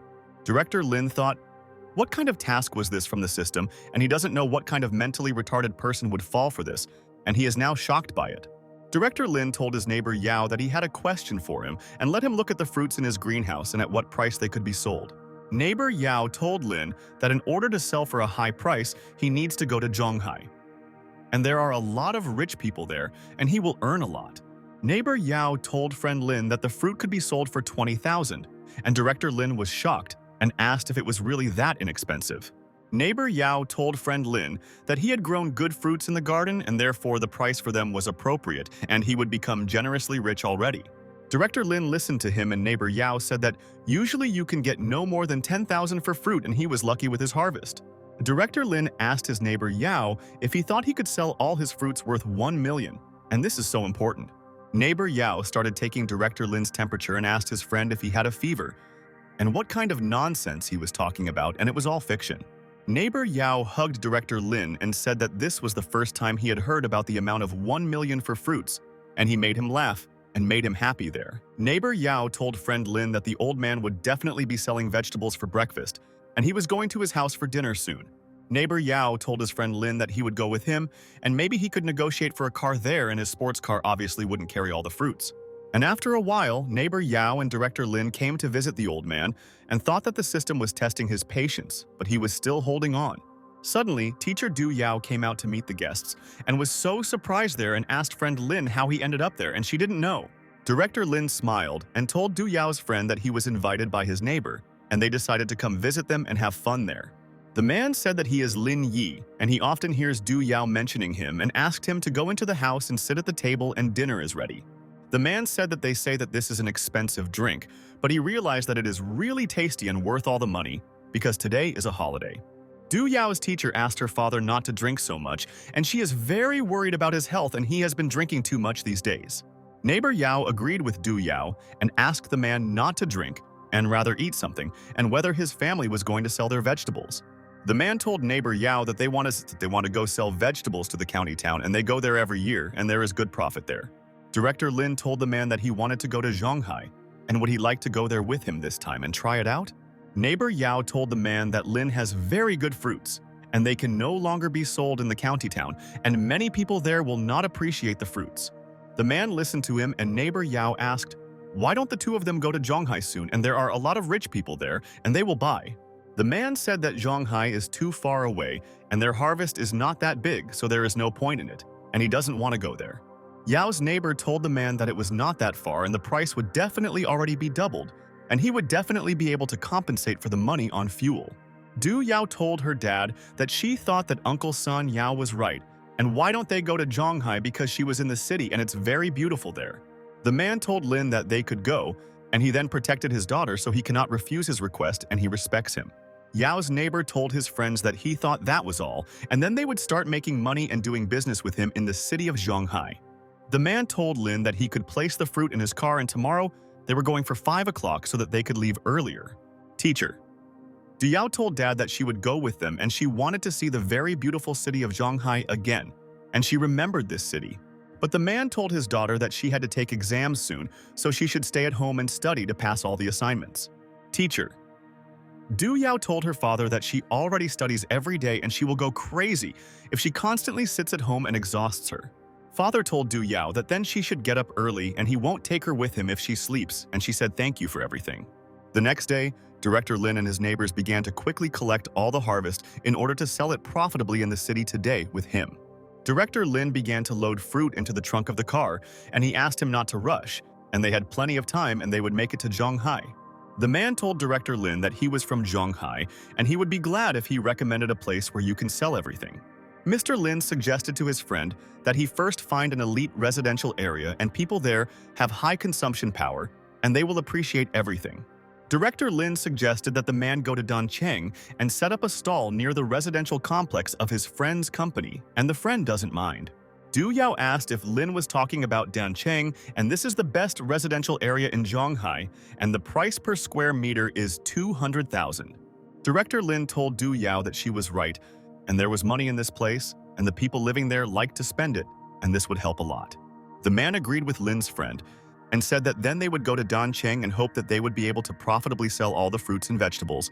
And after a while, they arrived at the Dancheng residential complex, and the man stopped the car and thought that he should ask Lin something. The man asked Lin's friend if he was sure that they could set up a stall there and whether there would be any unnecessary questions if they did this. Director Lin told the mister that everything is in order, and he has already called whoever he needs and they won't be touched there, and he himself is 100% sure. The man told Director Lin that then he was calm and drove on and realized that now he has nothing to worry about because he has Lin. Friends began to unload all the fruits and vegetables and hoped that their whole idea would come true and that they had not come a long way in vain. Director Lin thought that if he couldn't sell it all, he would send it all to the Bandao Hotel, and the vegetables would be used there. But Lin realized that the problem was that he would not be able to complete his mission unless the average price was estimated at 2,500. And then Director Lin decided to call Liang Ruxu, and he had not communicated with her for a long time and hoped that she had not forgotten about her faithful friend and boyfriend. Director Lin told Liang Ruxu that he had returned from Huangxi but with fruit and she could come and try it when she was free. Liang Ruxu was surprised and asked her friend Lin if he really sells fruits and the Lingyun Corporation earns hundreds of thousands per minute. Lin asked Liang Ruxu what was the matter, and he was also a taxi driver, and what if he decided to sell fruit and she should hurry to try it. Director Lin continued to communicate with Liang Ruxu, and then an expensive car drove up to him in this area and stopped next to him there. The girls began to get out of the car and thought that today they have a lot of plans and they must have time for everything, and they will have time because they believe. The girls began to go to the house in the elite Doncheng residential building, and they and their friend would have a bachelorette party after all the work and invite other friends. But the girls stood there and asked their friend if it didn't seem like it to her now, and that someone was really selling fruit at the entrance to Doncheng there. A friend said it doesn't matter what they sell there, and the seller is so handsome and he's even more handsome than those guys on the covers, and she's in love. The girl asked her friend if she might have a spring exacerbation, and she asked her to restrain her feelings, otherwise it could have a bad effect. The girl told her friend that this isn't the case with her and asked her to stop grumbling and they'd better go to this seller and he's cool. The girl said that these fruits look very tasty and she really wants to eat one of these juicy oranges and they are all delicious. The girl asked Director Lin if he sells these peaches and she wants to take 5 of them and if she can wrap everything neatly in a bag. Director Lin put the peaches in a bag and told the sweet girl that she was charging 2,500 for half a kilogram and the peaches were very tasty. The girl and her friend were completely shocked and asked Director Lin what he just said and where the price for all his peaches came from. The man asked Lin what he told these girls and should they really pay them 2,500 yuan for half a kilogram. Director Lin said that the fruits he sells are different from others and they can understand this and he will explain all the information to them. Director Lin said that his peaches have detoxification and endocrine regulation effects, which is why they are expensive and very healthy. The girl told Director Lin that he was a liar and what kind of fruits he had for such a price and that such expensive fruits could definitely not be found anywhere. Director Lin asked the girl when he lied to her, and he told her the price before she bought them and he doesn't understand what she's not happy with. The girl was furious and told Lin that she would report this and that he was engaged in false propaganda and should be punished for this. Director Lin told the girl that if she can't afford these fruits there, she doesn't have to buy them and no one is forcing her to buy them. A friend asked Faye to stop making noise and there were so many people there and he told the price in advance and it was their choice to buy his fruit or not. The girl told Brother Lin that the peaches he sells are a little expensive and she can buy one and appreciate the taste of this fruit there. Faye asked her friend if everything was okay with her head and why she was buying them and she shouldn't do it just because he's good. A friend told Faye that if she bought one peach, nothing would happen and there really must be something special about them for that price. Faye told her friend that there was no point in arguing with her, a fool, and that anyone could deceive her and that she was still too naive a girl. The girl asked Lin to weigh one peach, and if it was not sweet, she would come to him to return the money and Lin agreed. Director Lin began to weigh one peach and thought that she would not regret buying a peach and she had never eaten such a fruit. Director Lin told the girl that she owed 910 for one peach and Lin realized that it looked like his business would soon start there. The girl told Director Lin that she understood him and would send him money, and he told the cute girl thank you for buying his product. At this time, Faye asked her friend if she really had nowhere to spend all her money, and how could she buy a peach for such a price, and it was a shock. Faye told her friend that the more she thinks about it, the angrier she becomes and she will call right away and confront this guy. She asked her friend what she was doing because this seller didn't do anything wrong, and he didn't say that they should definitely buy. Faye asked her friend if she didn't see how he teased her, and she asked him not to stop her and she can live in peace after that. Faye dialed one person and thought that this call would change the life of this arrogant salesman and how could he communicate with them like that? Faye said that there are 2 fruit sellers at the entrance and they are not doing anything about it. And has Doncheng now become a market and this is terrible? A friend looked at Faye and thought, why ruin the lives of ordinary people who impose their opinions on anyone? And it's so bad. Faye told her friend that she felt better and said that they would go to the supermarket and she would buy a lot of peaches better than hers. The girl told Faye that she had a hard time believing it and she should look at the size and color of the peach and she shouldn't eat it because it's delicious. Faye told her friend that she couldn't be saved and she was just protecting this handsome seller there and didn't want people to harm his business. The girls entered the house and thought that now they could appreciate this peach and understand why it costs so much and what is the catch in the fruit. The girl washed the peach and told Faye that this peach looks so juicy and the river thinks that it is very tasty and is sure of it for sure. The girl told her friend that she couldn't wait any longer and had to try the fruit, otherwise her curiosity would have no limit in the house. The girl took a bite of the peach and thought that she hoped that it would be an unforgettable experience and that she had not wasted her money on it. The girl froze in place and did not say anything to her friend Faye, and she silently chewed the fruit and her friend was surprised what happened to her now. Faye asked her friend what was wrong with her face and maybe she was poisoned, and she said that her friend was a fool and you couldn't trust these people. But the girl was delighted and asked Faye what kind of poisoning she was talking about, and this peach is super sweet and she's not lying, and it's true. Faye was shocked, and her friend said that she had not eaten such a sweet fruit since childhood, and it seems she found what she had been looking for so many years. Faye asked her friend not to brag about her acting skills to her, and this is too much, and she doesn't believe her and knows that she is playing a role now.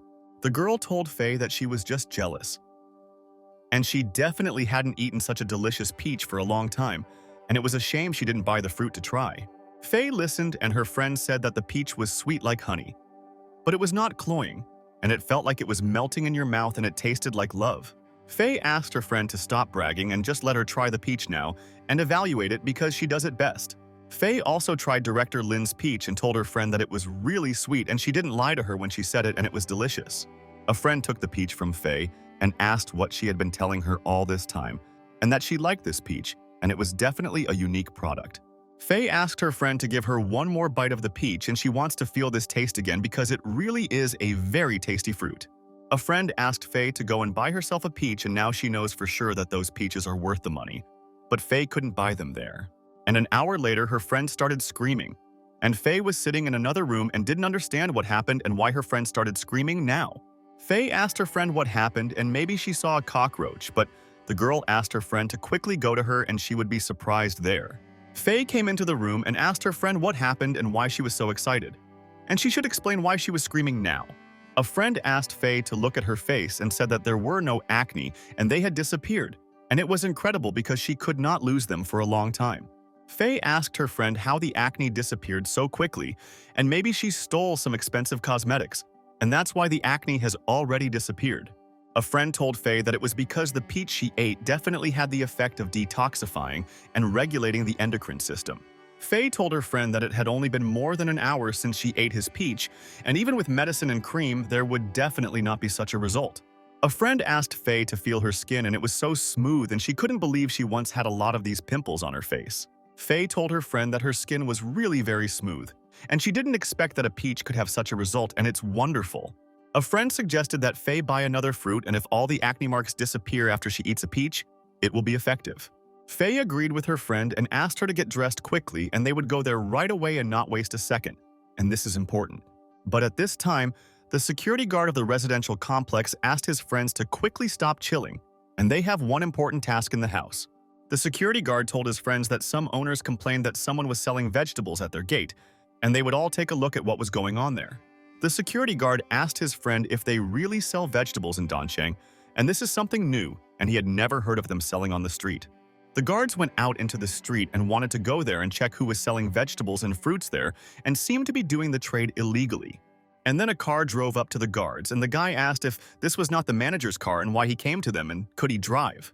The manager asked the guys where they were in a hurry, and the security guard said that there was a complaint from the residents that there were 2 farmers trading at their gate. The manager ordered the guards to return to the place, and the director himself called him and said that this merchant was his friend and they would not interfere. The guards were shocked and asked if the farmer was the director's friend and how could the director's friend sell vegetables and his friend had no money. The manager told the guards that if the residents were unhappy there now, they could tell them to move and not disturb. The manager told the guards that they could approach the person and say hello and ask if he needed anything and that it was important. And after a while, the guards began to slowly walk towards Linz and they thought that it seemed like this was a very influential and respected guy. Teacher. Du Yao told friend Lin that there are guards there and they need to get out of there, otherwise there might be problems and someone doesn't like it. Director Lin asked Du Yao why he should leave there and he would solve their issue quickly and they could continue to legally trade their fruits. The security guard approached Director Lin and said, "Good afternoon." And he himself is the head of the security service of the Dancheng residential building and wanted to talk. Director Lin was wary and asked the guard what he needed from him and why he came to him, and he wanted to hear the answer. The guard told Director Lin that they had come to see if he needed help, and if he needed anything, he could easily tell them. Director Lin told the guard that everything was fine and he didn't need anything there, and they came to sell fruit and everything there was legal. The guard told Director Lin that it's good if that's the case. Then they will leave and will not interfere with their trade and they respect the business of their friends. The man told Lin's friend that he surprises him more and more every second and why these guards respect him so much now. The man told Director Lin that this time he came to Zhonghai City for a reason, and he learned a lot from him and respects him so much. Director Lin told his friend that he was happy and asked him not to worry about anything and just sell boldly, and no one would touch them, and he promises. And at that very second, Faye and her friend came to Director Lin and said that they needed another peach and he should weigh it quickly for them. Director Lin asked Faye if she told him that he was a liar and all his words were not true and why they decided to come to him again. Director Lin asked Faye to answer his question and asked why she returned to him because she scolded her friend for buying something recently. Faye told Director Lin that she was too impulsive and asked her not to take it to heart, and she asked for forgiveness. Director Lin told Faye that there is no need to apologize because what he sells is really expensive, and she was right when she told them about it. Faye told Director Lin, "Thank you for your understanding," and asked her to give her the biggest peach and then she would be satisfied and very happy. Director Lin told Faye that the price is 1,080, but he will give it for her for 1,000 because she admitted her mistake and he appreciates it. Faye was happy, and she and her friend began to leave there and realized that Director Lin was a good person, and he was not even offended by her for everything. Faye also tried the peach and realized that her friend really helped, and she hopes that she will also become as beautiful after eating the peach. Faye told her friend that it was too tasty and how this handsome man managed to grow such a tasty crop and it boggles the mind. A friend told Faye that it definitely tasted like first love and she wasn't lying to her when she said that, and it's good that she decided to eat it too. And after a couple of minutes, Faye ate the peach to the end and thought that she too would become as beautiful as her friend and they would be cute. Faye asked her friend Gia if the acne marks on her face had disappeared, and she hoped that everything had passed and she could rejoice now. Gia asked Faye if she had gone crazy and thought that this was some kind of magic medicine and how would a peach work on her so quickly. Gia asked her friend Faye to go into the shower and wait for the effect, and then she would be able to see the result and she would understand that this is a wonderful fruit. And an hour later, Faye was in the bathroom and did what her friend told her, and she began to notice changes on her face and it was great.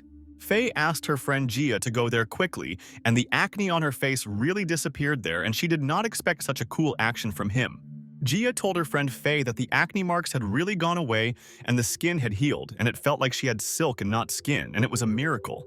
Faye asked her friend Gia if they could go and buy more, and it's definitely better than any cosmetics, and nothing helped her as much as peach.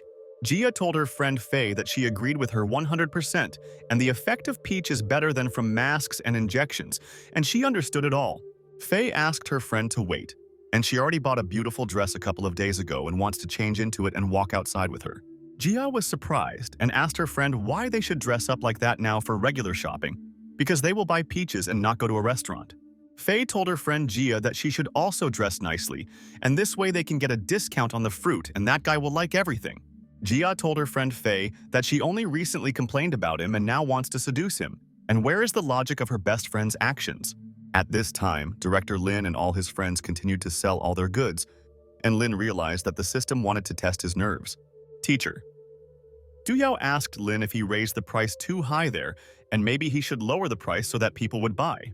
Director Lin told Du Yao's friend that someone would definitely buy the fruit, and when they started telling others about his fruit, he would sell everything. And then Gia and her friend Faye began to approach Director Lin, and they were glad to meet Lin again and said that it's good that he didn't leave. Director Lin was surprised and asked the girls if they both came there again and asked what they needed, and maybe they wanted to buy fruit. The girls told Director Lin that he was right and they wanted to buy peaches from him there and they really liked them and immediately felt the taste. Faye told Director Lin that she needed 10,000 yuan worth of peaches, and Jia also said that she also needed 10,000 worth of peaches.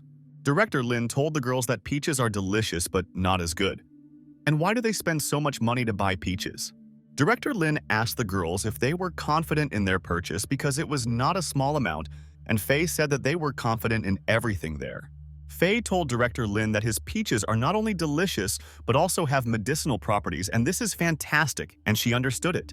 Jia told Director Lin that after they ate the peaches, both of their acne marks disappeared and they both planned to stock up on them. The executive director of the listing company, Xu Ling, approached the girls and asked what they were talking about and whether peaches improve skin. Faye told Xu Ling that she was right and peaches improve the skin. Otherwise, they would never buy such expensive fruits because this is absurd. Neighbor, Shuling Wang, Na told her friend that it seemed to her that the seller simply bribed these girls, and it was better for her not to believe them and leave from there. Faye was very angry and told the woman that no one bought them and they were telling the absolute truth and she might not believe her now either. Faye told the women that these peaches were really wonderful and she didn't expect the effect to be like this, so she came there for the third time. Director Lin told Faye that there is no need to argue with retarded ladies and they will continue to insist that he is deceiving them without even knowing it. Director Lin told Faye and Cheng that he would now weigh their peaches and he was glad that he had such nice regular customers there. Wang Na was angry and asked Director Lin if he knew who he was communicating with and who he called stupid idiots and how he was not afraid of them. Director Lin told Wang Na that he called her specifically and maybe she's also hard of hearing since she didn't understand that this word was addressed to her. Wang Na told Director Lin that he is an arrogant, smelly guy and he is a farmer from the village, and she is calling the security and they will deal with him. But then Du Yao approached Director Lin and asked the woman what she said and if she could repeat these rude words to her friend there. Teacher. Du Yao told Wang Na not to touch her friend Lin and said that she herself would be in serious trouble if she touched them now. Wang Na ordered Du Yao to step aside and said that this definitely did not concern her and she should not protect the arrogant and deceitful scoundrel there. Wang Na asked her friends how a bunch of stupid farmers could raise their voices at her, and it seems they don't know who they are dealing with, and she will correct it. But suddenly, at that very second, Director Lin asked the woman Wang Na how long she would cackle, and he should work and help them. Director Lin told Wang Na that she could continue to yell at them if she was tired of living, but she would soon realize that she was wrong now. Wang Na was shocked by Director Lin's words and realized that this guy was very dangerous, and he could harm her if she didn't leave there already. Zhu Ling told her friend Wang Na that they should go from there and she should not be like these people and she respects herself and knows it. Wang Na told Director Lin that there was no point in communicating with him and she would now make a call and he would just be thrown out of there so quickly. Faye and Jia were delighted and thought that Director Lin was brave and he didn't care what could happen to him and would protect his friends. Director Lin asked Faye and Jia not to pay attention to them and he told the ladies that he had 20,000 with him and he gave them 2 lychees. Faye told her friend Lin that she had dressed so beautifully there, especially for him, and asked if he would like to give a discount to his girlfriends. Director Lin asked Faye for forgiveness and said that he didn't care, and he already gave them lychees as a bonus and they should be happy with it. Faye told Director Lin before the meeting and they will always buy fruit from him, and then he should give a discount to his favorite customers. Wang Na said on the phone that she pays so much for rent and they can't drive away the smelly farmer, and why don't they work there? Wang Na asked the manager. Then why they needed security there if they couldn't cope with the farmers, and she was unhappy with everyone. But the guard told Van Na that their head said that if she doesn't like something and doesn't like it, she can move out of there, and he's not joking. And at that moment, an elite car arrived in this area and all the people were amazed and thought that he could come there and he was very rich. And then the director's best friend Lin got out of the car along with the lady and thought that he had to resolve the issues there and he would leave there with her. And then the best friend saw Lin's friend and asked what one was doing there, and he never expected to see his best friend in this area today. Director Lin told his friend that his fruits in the greenhouse were ripe and they had come to sell them, and he wanted to try himself in this profession. Gao Zongyuan was surprised and asked Director Lin if he was now selling fruit and maybe he needed money and would help him. Gao Zongyuan told his friend Lin that they want him to be a strange person and it's time for him to stop being surprised by his activities because he is a business genius. Gao Zongyuan noticed Shuling and Wang Na and was surprised, and he thought why these 2 women were looking at them like that, and it was very annoying. Director Lin told his friend that this woman is looking for someone who will drive him away. And she doesn't like him and thinks she can get rid of him. And at that very second, Gao Zongyuan approached these women and wanted to seriously communicate with them and resolve the conflict between them quickly. Gao Zongyuan approached Wang Na and asked her what she had against brother Lin, and she should explain what happened to them there. Wang Na said that Lin was the first to make threats, and her husband is the director of the Chaoyang Insurance Company, and Lin's brother is just a stinking farmer. But suddenly, at that moment, Gao Zongyuan punched Wang Na in the face, and he thought that she should choose her words when talking about their friend. Gao Zongyuan asked Wang Na if she is sick and his brother Lin is gaining invaluable experience in sales, and she calls him a farmer. Gao Zongyuan called Wang Na an old fool and said that taking Lin did the right thing when he kicked her out and deserved it all with her character. Wang Na was amazed and asked Gao Zongyuan how he dared to hit her, and he will be punished for daring to do it now. Gao Zongyuan told Wang Na that he didn't kill her and she can already consider herself lucky because she pisses him off and should be punished. Gao Zongyuan asked Wang Na if she really thought that she or her husband was his equal and that he was the owner of Xinhua Airlines, and Wang was shocked. Suling asked Gao Zongyuan to forgive them and said that they both realized that they had made a mistake and now they would silently go home with her. The women began to leave from there, and Gao Zongyuan thought that they both realized that now there is no need to be rude to such a kind guy Lin. Gao Zongyuan approached his friend Lin and thought that he should try his fruit there, and he wants to evaluate cherries, and this is interesting. Gao Zongyuan told friend Lin that he has no words and he really grew very tasty fruits and he didn't know until he tried them. Gao Zong told director Lin that his cherries are so sweet and he doesn't understand why there is no line to buy such delicious things. Director Lin smiled silently, but in fact thought that Gao should not eat his fruit and he had not yet completed the task and this was interfering. Director Lin said thank you to Gao Zongyuan, that he appreciated the fruits and asked what he himself was doing in this place and maybe he had business. Gao Zongyuan told his friend Lin that he has a house there and sometimes comes there when he has nothing to do and takes a break from all the fuss. Gao Zongyuan asked his friend Lin whether he also has a house there or whether he wants to build a new one for himself, because he is capable of such decisions. Director Lin told Gao Zongyuan that he has no plans to buy a house there yet, and all his houses in Jujiao are standing idle all the time. Gao Zongyuan told director Lin that his fruits were delicious, and he continued to eat without stopping and thought that it was good friend farmer. Gao Zongyuan told friend Lin that this longan fruit probably already costs at least 200 yuan for half a kilogram because it is rare. But director Lin told Gao Zongyuan that his friend was mistaken, and half a kilo of this fruit costs 2,500 yuan, and this is definitely not a joke. Gao Zongyuan was at a loss and asked his friend Lin if people would really buy half a kilogram for 2,500 yuan. Director Lin told Gao Zongyuan that if he eats his fruit he can last 10 minutes longer and he wants to help. Gao Zongyuan asked director Lin if he really came up with such a marketing ploy, and he was impressed because many people would believe in it. Director Lin told Gao Zongyuan that he is absolutely serious with him now, and Gao said that then he will take more and is so hungry. Director Lin asked Gao Zongyuan why he needed so many fruits because he needed to sell something, and he took half of his harvest. Gao Zongyuan began to leave and told director Lin that nothing would happen to him. He asked him not to be greedy, and he was his friend. They got into the car and the girl asked who he was, and how well he knew this guy, and Gao asked if he called the unfamiliar guy brother. Gao Zongyuan told his friend that she must have heard about Lin, and he is quite a famous businessman in Zhonghai, and everyone respects him. The girl asked Gao Zongyuan if this was the same Lin, and he has a rather interesting life and he is always on the move, and that's cool. Gao Zongyuan said that Lin has a strange mindset, and it is different from theirs today and she has nothing to be surprised about. They better try the fruit. The girl told Gao Zongyuan, "Thank you for everything," and she will thank him soon and he will be satisfied because he is so kind and generous. An hour later, Gao Zongyuan called Qin Han and said that he saw brother Lin, and he was selling fruit near Danqing, and he surprised him there. The girl was sleeping, and Qin Han told Gao that this was normal and their Lin was specific, especially since he had already grown fruit and decided to sell. Gao told Qin Han that he was not arguing here, but Lin also said that these cherries of his would help last for another 10 minutes, and he was right. Gao Zong told Qin Han that he had an idea and why not help Lin sell these fruits, and Qin asked his friend if he was serious. Qin Han told his friend Gao Zongyuan that if this was true, he would immediately go to director Lin and help him there with the fruit.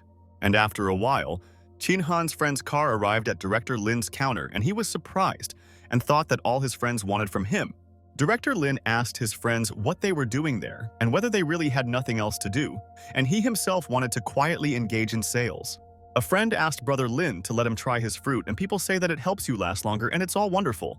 Director Lin was confused and told his friends that he sells these fruits there and asked, "Hey Yuan, why she brought the package?" Yuan told the boss that she works for him and should receive bonuses from him, and she also had a hand in the cultivation and has a share. Director Lin thought that now it would be even more difficult and longer for him to complete the system's task and how his friends don't understand all this. Tin Han asked his friend Lin how he managed to grow these cherries so tasty and how much does half a kilogram of this miracle cost. Lin said that the price is 2,500 yuan, and he set a goal to sell it all for 1 million, so they have to pay. But Yuan told Gao Zong Yuan that she needed his hands and wanted to pick more peaches and lychees, and Lin thought who the witch was there. Lin told Yuan that she had enough and asked her to find a truck to transport these fruits to the company, and he would sell them early tomorrow morning. Director Lin told Yuan that she still needed to take some fruit to Zi Qingyang, and she would also want to try it, and Yuan agreed. Afterwards, Director Lin decided to stop by Liang Ruxu's company, and he would surprise her because she should also try the fruit now. The company's security guard said good afternoon to Mr. Lin, and he is so glad that he decided to visit them, and it looks like his business is booming today. Director Lin entered Liang Ruxu's office, and she was surprised, and did not think that Lin would visit her today, and he knows how to surprise his acquaintances. Director Lin told Liang Ruxu that she should try all his fruits, and he hoped that she would like it, and he tried hard on the farm. Liang Ruxu asked her friend Lin why he was there. He told her to come to him herself. It's very nice, and she appreciates the care. Director Lin said that it was not possible to sell everything, so he had already closed the stall earlier, and she did not come, and he decided to deliver it personally. Director Lin told Liang Ruxu that this cherry will improve and nourish her skin, and she will immediately feel fresher, and he is not lying to the lady.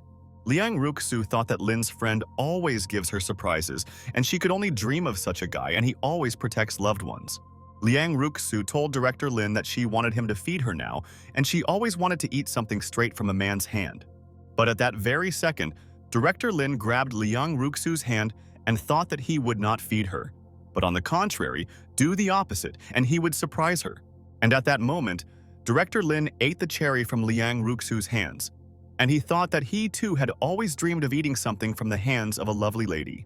Liang Ruxu was outraged and told her friend Lin that she knew he would do this and why he didn't want to feed her romantically. But Director Lin wanted to surprise Liang Ruxu in a different way and realized that she did not expect this and he would be able to do what he had in mind. And at that very moment, suddenly, Director Lin kissed Liang Ruxu, and she could not understand what he was doing, and she could not predict his actions. Director Lin handed Liang Ruxu the cherry and thought that now she would understand how romantic it was, because that was exactly what she was missing right now. Liang Ruxu told her friend Lin that the fruit is so sweet and she really likes it, and she has never tasted cherries as delicious as his. Director Lin told Liang Ruxu that she was exaggerating to make him happy, but she said that the fruit was honestly delicious and she wasn't lying. Liang Ruxu told her friend Lin that the fruits were also very juicy, and he grew them well on the farm, and she didn't think that he was a great farmer. But Director Lin hugged Liang Ruxu while she was tasting the fruit, and he began to slowly approach her and wanted to tell her an important thing. Director Lin told Liang Ruxu that the fruits are the same as her, and he can't tell them apart because she is also very tasty, and he knows it. Liang Ruxu was perplexed and told her friend Lin that he was scaring her and he was a pervert, and how could he come up with such a comparison with a fruit? Director Lin told Liang Ruxu that he had already left then and would not interfere with her work there because he also had a lot to do today. Liang Ruxu told her friend Lin that it would be good if he himself sent his fruits to Mr. Yang and resigns, but the authority, Director Lin told Liang Ruxu that he understood her and she was right, and he should also try the fruit because it definitely wouldn't bother him. Afterwards, Director Lin came to Huashan Hospital and wanted to leave some fruit for his old friends and hoped that they were at work now. Director Lin approached Dr. Li and Chao Xin and wanted them to also appreciate his fruits because he gives them to all his friends there. Director Lin asked his friends to look at what he brought for them, and he knows that doctors need to maintain their strength and everyone needs fruit. Chao Xin was delighted and said that Brother Lin had not visited them for so long and she had already missed him and was glad that he visited. Chao Xin said that these are juicy fruits, and Director Lin said that there are enough of them for everyone and she can take them from his hands and try. Cao Xin took the bag of fruit from Director Lin's hands and said that he is so caring and he never forgets his best friends. Cao Xin told Dr. Li and Director Lin that she would not disturb them and would go and taste the taste of the fruit, and they would see them soon. Dr. Li was very surprised and asked Director Lin if he himself grew these fruits, and she didn't know that he became a farmer. Director Lin told Dr. Li that the fruit was just ripe, and he brought it for her to try because it is very dear to him and he appreciates it. The doctor in the neurosurgery department, Li Yang, told Dr. Li that he needed her help there and she should quickly come to him, and it was important. Dr. Li asked Li Yang what happened, and he said that he had a patient with strange symptoms and he needed urgent help there. Dr. Li nodded her head and told Dr. Li Yang that she would come up to him now and asked him not to worry and they would help their patient. Dr. Li asked Director Lin to go with her, and she still doesn't know a more competent person than him and he can help them.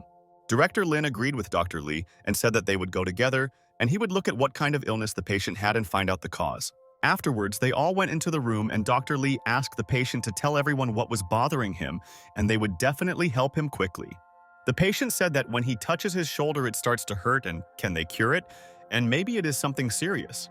Dr. Li asked the man to be calm and said that everything was fine with him. And now she would examine him and they would find out the cause of this pain. Dr. Li pressed on the patient's shoulder and he immediately began to scream and told the doctor that he was in a lot of pain and asked him not to do that again. Dr. Li was very surprised and asked her friend Lin how this was possible because she lightly touched her shoulder and it started to hurt. Director Lin asked the man if his shoulder doesn't hurt when no one touches him and asked if he was speaking correctly about his pain. The man told Director Lin that he was right and they should quickly cure him there and he was the support of the family and should feed their whole family. Director Lin told the man that then he should no longer touch his shoulder there and then it would not hurt and he would definitely live. Dr. Li and Dr. Li Yang were shocked by Director Lin's words and how could he say such things to patients because they would misunderstand. Dr. Li approached Director Lin and asked him to stop joking, and didn't he see that the patient was starting to panic from his words? Dr. Li Yang asked his colleagues if they could take a picture and then everyone would decide what to do next and maybe find out the patient's real injury. But Director Lin said that this is a waste of money and this is synovitis, and let their patient just be careful and nothing will happen to him. But Dr. Li Yang told Director Lin that there was deposited melanin on the patient's back, and it seemed to him that there was something wrong with his body. Lin listened to him, and the Dr. Li Yang told him that it seemed that the patient had something wrong with his liver function, and he needed to be examined there. But Director Lin told Dr. Li Yang that this was not necessary, and the patient should just take a shower, and it would help him with his pain. Dr. Li Yang was shocked and asked Director Lin if he himself decided that it was enough for the patient to take a shower to treat his injury. Director Lin told the Dr. Li Yang that if he doesn't believe him, then he himself can wipe the patient's back, and then he will know that he guessed everything right. Dr. Li Yang began to rub the patient's back and thought that he knew that Director Lin was an experienced doctor in their hospital, and he believed them. And at that very second, Dr. Li Yang noticed that his hand had turned black, and he was in shock and could not imagine that his problem lay in this. Dr. Li Yang asked for forgiveness from Director Lin and said that he doubted his conclusion and was ashamed of his behavior now. Dr. Li told Li Yang that he had just graduated and had no experience, so it was no big deal, and they went with Lin to do their business. Dr. Li Yang bowed and said thank you to Dr. Li for helping him, and now he has learned a lot of new things for himself and he remembered. Dr. Li Yang asked the nurse, "Who is this person next to Dr. Li, and maybe he is also from their hospital," and she told him something about him. The nurse said that this was Dr. Lin, and he used to be the deputy director of the surgical department at the hospital, but he quit. Dr. Li Yang was shocked and asked if Lin really worked in such a position at Huashan Hospital, but they were the same age. The nurse said that she heard from her sister that he was a professional in his field and could have held a higher position, and it was a pity that he quit. Dr. Li Yang froze in surprise and asked the nurse if his friend Lin was a genius, and he didn't know that such a person worked at the hospital. Afterwards, Director Lin returned to Juzhou and thought that it was good that he met with all his friends today and gave everyone their fruits. Director Lin thought how tired he was all day, and he managed to do a lot of things, and he even diagnosed the patient. Director Lin went into his villa in Juzhou, and Zi Qingyun told him that his darling had returned, and they were all waiting for him at home and were very happy. Zi Qingyun stood with her mother, and Director Lin was surprised and so happy and asked if aunt and uncle had come to visit, and it was good they came. Director Lin asked Zi Qing why she didn't warn him about this, and he could have bought something along the way if he knew that they were waiting for them. Ziqing Yen told Dear Lin that her mother told her not to distract him from work and that's why she didn't want to disturb him there. Director Lin told Zi Qing that he was selling fruits and was not that busy, and when this happens again, have her call him quickly. Zi Qing's mother told Lin that they had nothing to do, and so she and her husband decided to visit them and were bored because they had not seen them for a long time. Director Lin told his aunt that he would help her, but she told Lin that she shouldn't help her, and Zi Qing Yang is helping her in the kitchen now. Ziqing Yen told Dear Lin that almost everything was ready and he should stay with her father and the food would be ready soon, and they would come to them themselves. Director Lin entered the room and said good evening to his uncle and immediately asked him what he was watching there, and he wanted to sit with his uncle there. But Dad Z was very worried and asked Director Lin to just be quiet so that his wife would not hear him, and this is so important. Uncle told Lin that he recently found a new streamer and she is so beautiful, although a little arrogant, and he really likes the lady. Director Lin listened to his uncle, and he said that yesterday he sent the girl $1,000 and she thanked him. And he looked at her now. Uncle told Lin that the streamer had high moral qualities, and he immediately understood this when he saw her, and he knows that she is a well-mannered girl. But Lin told his uncle that this is all a game for the camera, and although they already have money, they shouldn't send it to her, and she will deceive him, and that's for sure. But Dad Z asked Director Lin not to talk nonsense, and he clearly doesn't understand this himself and therefore is jealous that he can communicate with her. Director Lin told his uncle that he agreed with him and took out his phone and thought that now he would prove to Mr. that he was mistaken about her. The streamer told Director Lin that his name is really the guy in the mask, and this is a strange nickname, and she only knows such a streamer. And then the streamer smiled and said that this is the legendary guy in the mask and welcome to her broadcast, and she is glad to see him. The uncle was surprised and told Director Lin that someone had the same nickname as him, and the streamer was talking about this person and she knew the guy. And then Director Lin asked the streamer to call him Daddy, and then he would be very happy and satisfied and would say a huge thank you to my dear. And at that same second, the streamer suddenly bowed and said that Lin, her daddy and uncle, was there in complete shock from the girl's actions. Father Z was very surprised and realized that Director Lin was 100% right, and in vain, he did not believe his words and sent her money. Director Lin asked his uncle if he saw this, and morality wasn't even close there. And his uncle said that this couldn't be and didn't understand. And then Zi Qing Yun came into the room and asked everyone to sit down at the table and dinner was ready, and it was time for them to have dinner because the whole family was hungry and were waiting for food. Father Z told Director Lin that they should go and it was time for them to have dinner, and he should sit next to him because he respects him very much. Zi Qingyang and her mother prepared a lot of delicious dishes, especially for their men, and thought that they deserved it. Mom Z took out the meat and wanted everyone to try the dishes and rate all the dishes because she and Zi Qing tried so hard in the kitchen. Zi's mother told Lin that he must eat meat and that he has a very hard job and always comes to Juzhou very tired. But Director Lin told his mother that, fortunately, he hasn't had a lot of work lately and he rests more often and spends time with Z. Director Lin tried the dish and said that Auntie cooks everything so well and this pork breast is very juicy and he has not tried this food. Auntie told Director Lin that if he likes her dishes, she will cook for him every day and she is not at all lazy to cook. But Director Lin told his aunt that this was impossible and next time they should notify him about their visit and he would set the table for them. And after a while, Director Lin and Zi Qing were washing the dishes and realized that the dinner was a success and that Mom and Dad had come to visit them. And then my aunt and uncle came into the room and saw Zi Qing and Lin in the kitchen washing dishes together and thought it looked very cute. The uncle asked his wife not to rush the newlyweds into the wedding and let them enjoy the moment and they will have time to hold the wedding, and this is a fact. The next morning, Director Lin decided to visit Yang Guangsha and learn important information from him because he had not communicated with him for a long time. Director Lin took fruit with him because Yang Guangsha also knows that he grows fruit himself, and he will be offended if he doesn't bring it to him. The guard said good afternoon to Director Lin and said that he had not seen him for a long time and was glad to meet him and remembered how he beat him in the ring. Then, the guard told Director Lin that Mr. Yang Guangsha and Sean were being examined, and they would soon be free and they could discuss matters. Director Lin told the guard that he came to give Guangsha the fruit and he still needs to go back and the guard will take it to him. But the guard said that this would not work and Mr. Yang Guangsha wants to see him, and if Director Lin leaves, he will reprimand him for leaving. Director Lin told the guard that he would be staying for a couple of hours and he had not seen Mr. Yang Guangsha for a long time and would discuss all the issues with him. The guard asked Director Lin to come up and see if they had finished the inspection there, and he would be glad to see his old friend there. The guard told Director Lin that he had already heard that he had the best results in the organization's trial training, and he was happy. Lin listened, and the guard said that he also wants to try himself and hopes that he can give him parting words, and he believes in his brother. The security guard and Director Lin entered the elevator and began to rise, and he thought that he should quickly meet and leave because there was a lot to do. Director Lin came out of the elevator with the security guard and noticed Mr. Yang Guangsha in the corridor and realized that it seemed like they had finished the inspection now. The head of the cardiac surgery department, Lu Ming, told Mr. Yang Guangsha that it was good that he was recovering and that he would soon be very strong.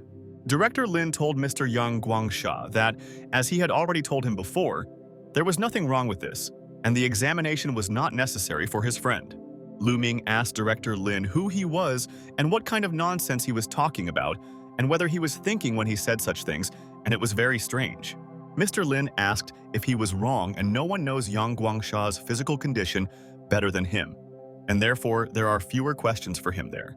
Lu Ming told Lin that he was the head of the cardiac surgery department at the hospital, and did he really think that he would understand everything better than him? Director Lin told Lu Ming that he performed Yang Guangsha's surgery and who he thought was better versed in medicine and surgery. Dr. Lu Ming and the nurse were surprised and wondered if this guy himself performed the operation on Mr. Yang Guangsha, and it looks like this is a joke. Guangsha said that Lin was the head of cardiac surgery at Huashan Hospital, and he performed the operation on him. And Lu Ming may not know about Lin. Lu Ming was at a loss and asked Mr. Yang Guangsha if this was Dr. Lin from Huashan Hospital, and he had already heard about him. Lu Ming was amazed and told Director Lin Desk that he had heard about him and did not expect to be able to see him, and he is a legend, and everyone knows about him. Lu Ming told Director Lin that he was pleased to meet him and asked for forgiveness for not recognizing him, and extended his hand to Mr. Lin. But Director Lin shook Mr. Yang Guangsha's shoulder and thought that they should talk to him and he should find out about his friend's health. Lin did not shake Lu Ming's hand and told Mr. Yang Guangsha that he had brought fruits there for him that he had grown himself, and they were very tasty.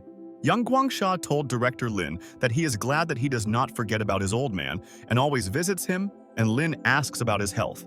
Yang Guangsha said that, by the way, he heard that he then got the best results in the trial training in the organization and was very happy. Yang Guangsha told friend Lin that he also participated in the mission a couple of days ago and asked the new soldier how it went and that it was important. Director Lin told Yang Guangsha that everything went fine and he himself expected it to be more difficult, but the mission turned out to be easy, and that's good.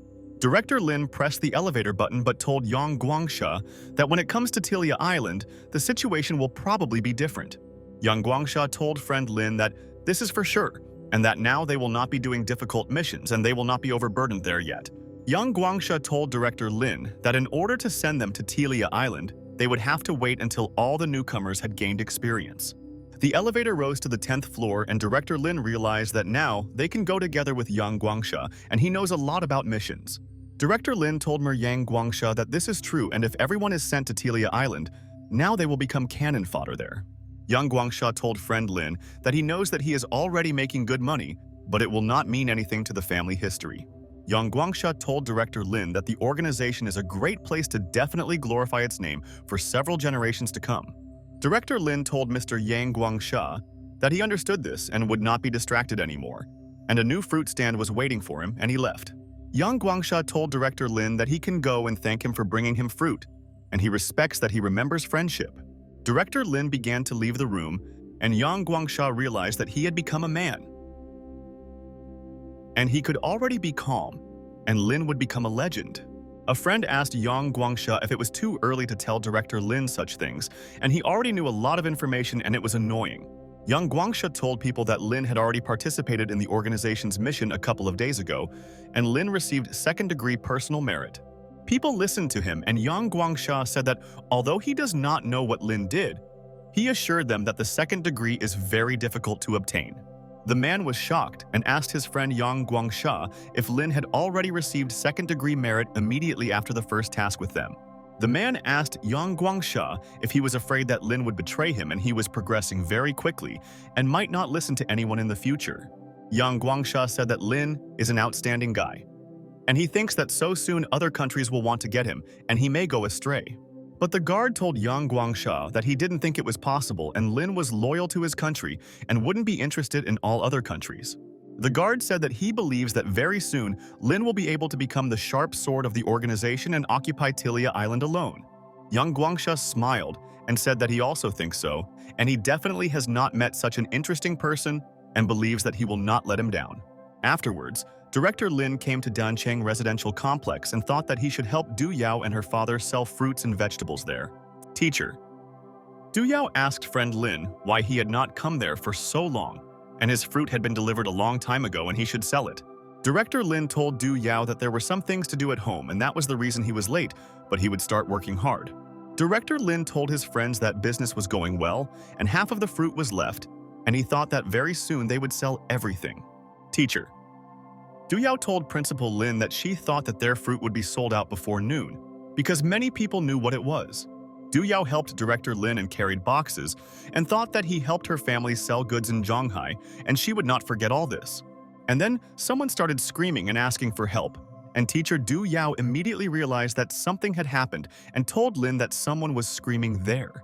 Director Lin threw the box on the ground and realized that the person there needed help, and they should help, and maybe his life was in danger. Principal Lin ran and told teacher Du Yao that they should take her to see what was going on there, and then they could understand what happened. There were debris there, and one of these debris fell on the lady's leg and she lay on the ground and could not get up and called everyone for help. The girl cried and couldn't get out and thought that now no one would help her and she was doomed, and really no one heard all her screams. Teacher. Du Yao saw what happened to this sweet lady and told friend Lin that it was terrible and they should quickly help the poor lady. Director Lin ran to them and asked them not to panic and they could all quickly help the girl, but they should be calm with him. The woman was crying and asked the guards to help her daughter, and she was in trouble and couldn't get out of there, and she was in a lot of pain, and it scared her. Director Lin asked people to stop talking and better help him pick up this thing. And how can they help this girl differently? Director Lin and the guard lifted the heavy thing, and they quickly freed the girl and they had to help with the injury. Director Lin noticed that the girl's leg was injured and he had to quickly wash the wound, otherwise infection might get there soon. Director Lin realized that the girl had a damaged tendon and it looked like there were a lot of shrapnel in her ankle and he had to help the poor guy. Du Yao asked her aunt not to worry and said that now she would call an ambulance and they would quickly help the girl and everything would be fine. But suddenly, Director Lin told the girls that there was no point in this and they didn't have to call an ambulance, and he would explain why he said that. Director Lin said that the girl damaged the tendon and blood vessels in her leg, and if they wait for an ambulance, her leg will definitely not be saved. The woman started crying even harder and asked Director Lin what they should do now, and she asks Mr. to do something. Director Lin told the woman that the vessels and nerves needed to be sutured as quickly as possible, and then the lady's Achilles tendon would be sutured. The girl was in pain, and Lin said that this must be done in a short time, and the longer they delay, the more difficult it will be. Director Lin ran and said that there was definitely a hospital behind the complex, and he would try to take the girl there and help her already there. And after a while, Director Lin quickly brought the wounded girl in his arms and realized that there were tools there to operate on her. Director Lin noticed that a huge fragment was stuck in the lady's leg, and he must first remove the fragment and then stitch up the wound on her leg. He said that his name is Liu Tao, and he is the director of this private hospital, and her condition is very serious and he cannot perform an operation on her. Liu Tao said that it is better to send the wounded woman to Huashan Hospital, and only their doctors are qualified to perform such an operation on her leg. The woman said that Lin just said that she needs to stitch it right now, otherwise she will become disabled and she doesn't want to suffer. Liu Tao said that they have good equipment, so it will not be difficult to cope with such operations, and this is not a problem for the doctor. The woman listened, and Liu Tao said that they did not have specialists in this area, and if she found a specialist, they could operate. The woman said that her husband knows the director of Huashan Hospital, and she hopes that he can help them with the problem, and she is so afraid. Liu Tao asked the woman to send someone there, and he would go there and prepare her daughter for the operation, and they would minimize the risk now. Liu Tao went into the operating room and thought that he felt sorry for the girl, and he also didn't want her to suffer, and he also wanted to help her today. But suddenly, at that very second, Liu Tao saw Director Lin himself conducting an operation there and asked what he was doing there and how he got in. Dr. Liu Tao asked Director Lin who let him into the hospital and how he got into the operating room, and he shouldn't be there now. Director Lin told Liu Tao that if he himself could not cope with the operation, then he should at least not interfere with others and distract from the matter. The man asked Director Lin who he thinks he is, and Liu Tao is a doctor and he is an ordinary fruit seller and how he will operate on their daughter. Director Lin asked the man why Liu Tao didn't help her, and if he wasn't able to do his job, let him not interfere with him. Liu Tao told Director Lin that as he sees it, he has a medical education, but he must know who is performing the operation and this is important. Liu Tao told Director Lin that if something goes wrong, all this responsibility will be huge and he will answer to the people. Director Lin asked Liu Tao if he really thinks that this is bothering him there, and if action is not taken in time, she will become disabled. Director Lin told Liu Tao that if he does not want to help him, he should remain silent and let him complete the operation and he will save the lady. The wounded girl asked the doctor if she would really lose her leg and would no longer be able to dance because she really loves to dance and sing. Director Lin told the girl that she would be able to dance and the rehabilitation process would be a little painful, but she had to be patient there. Director Lin told Liu Tao that they could not give her wounded anesthesia and began to carefully pull out the fragments from the girl's leg. Liu Tao watched this and realized that such a difficult operation is definitely beyond the power of ordinary people, and it seems this guy is a medical genius. Director Lin told the girl that very soon they would be able to give her anesthesia and the pain would go away, and she told her brother, "Thank you for his help." Director Lin asked the nurse to give the girl some painkillers so she can call her family, and he wants to ask her family something. Director Lin thought that he hoped that the operation would be very successful, and he had not performed an operation for a long time, but his skills were still there. Director Lin asked his colleagues to bring the light closer, and he already wants to take a closer look at the leg to understand the condition of the lady's leg. Director Lin began injecting the girl's leg and thought that he would do everything in his power to get her back on her feet soon. Director Lin asked Liu Tao to clamp the distal part of the Achilles tendon, and then they could help the girl, and the doctor agreed. Director Lin began to stitch the girl's wound and thought that he had not seen such injuries for a long time, and it was good that the system had developed many skills. Liu Tao asked Director Lin if such a distance was normal and whether it was too close because it was easy to miss from such a distance. Director Lin told Dr. Liu Tao that there was nothing wrong and he had a sense of proportion and knew what he was doing and would definitely help the girl. Director Lin very carefully began to stitch the girl's wounds and knew that he could do anything and just had to believe in his skills. Liu Tao was very surprised and thought that Director Lin could sew at a millimeter distance and it was incredible, and he didn't believe it. The doctors realized that this guy was so cool and he coped with their operation 100% and he was sure that he would save this girl. And at that moment, a man came running to the hospital and he wanted to know how the sweet girl was feeling now and how she got this injury. It was the CEO of Dong Media, Xiao Lidong, and he asked Tong what was wrong with the girl and he hoped that she was feeling well. The woman said that the doctor was now in the operating room and asked Xiao Lidong if he had contacted the hospital and when the doctor would arrive, and this was important. Xiao Lidong told his wife that the director of the Jiaoda affiliated hospital would be there soon and asked what the situation was now and what was wrong with his daughter. The woman said that she didn't know and a lot of time had passed and they had already told her that they needed to quickly carry out the operation, otherwise she was already disabled. And 10 minutes later, doctors arrived at the hospital whom Xiao Lidong called and he wanted them to help his beloved daughter quickly. Xiao Lidong was surprised because he realized that it was Dr. Duan along with Dr. Li, and they came to help their friend in his trouble. Dr. Duan asked Xiao Lidong where his daughter was and he should take him to her, and then he would assess the situation and try to help the girl. The woman told Dr. Duan that her daughter is in the operating room, and she will take them there, and she knows that they are masters of their craft and they will help. Dr. Duan told Xiao Lidong that they would go now and they couldn't put off such a thing and should help the girl now. The nurse asked them what they were doing and said that there was a stitching operation going on inside and they couldn't go in there. The woman was surprised and asked if there was really an operation going on and didn't their director say that he couldn't do such an operation anymore? The nurse said that Director Liu Tao really couldn't perform this operation and it was done by the guy who sold fruit at the gate. The woman was perplexed, along with Xiao Lidong, and asked what she said and whether the fruit seller was performing her daughter's surgery there. Xiao Lidong was furious and asked the nurse what was going on in this hospital of theirs, and even if it was a private hospital, he did not believe in this nonsense.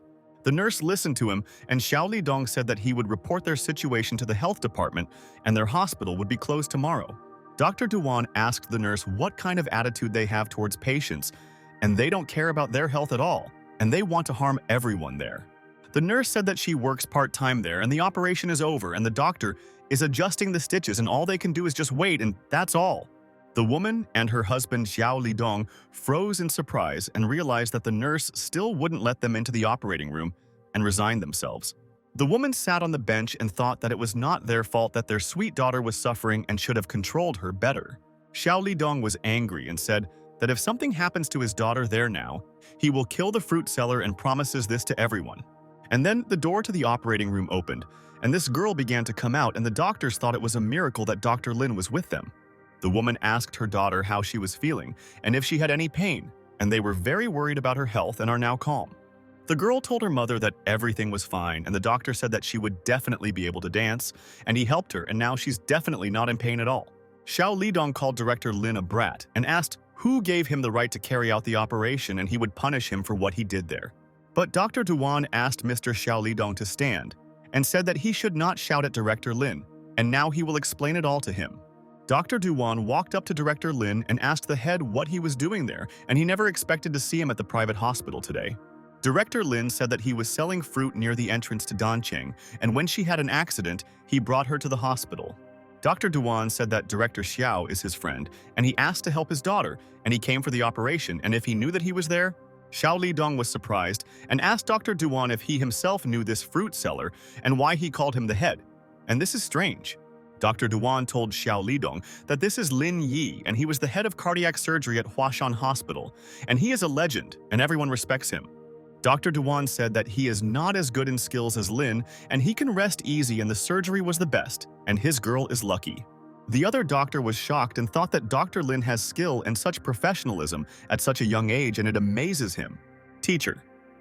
Du Yao was also amazed and wondered if Lin was also a doctor and he worked in cardiac surgery and she didn't know about his business. Director Lin said that the girl should not burden herself and she needs a massage, and this incident will definitely not affect the lady's life in any way. The woman fell to her knees and thought that they were very lucky that they met such an experienced doctor, and God himself helped them at that moment. The woman said thank you to Dr. Lin for everything, and if it weren't for him, she is afraid to imagine what the consequences would be. And it's so scary.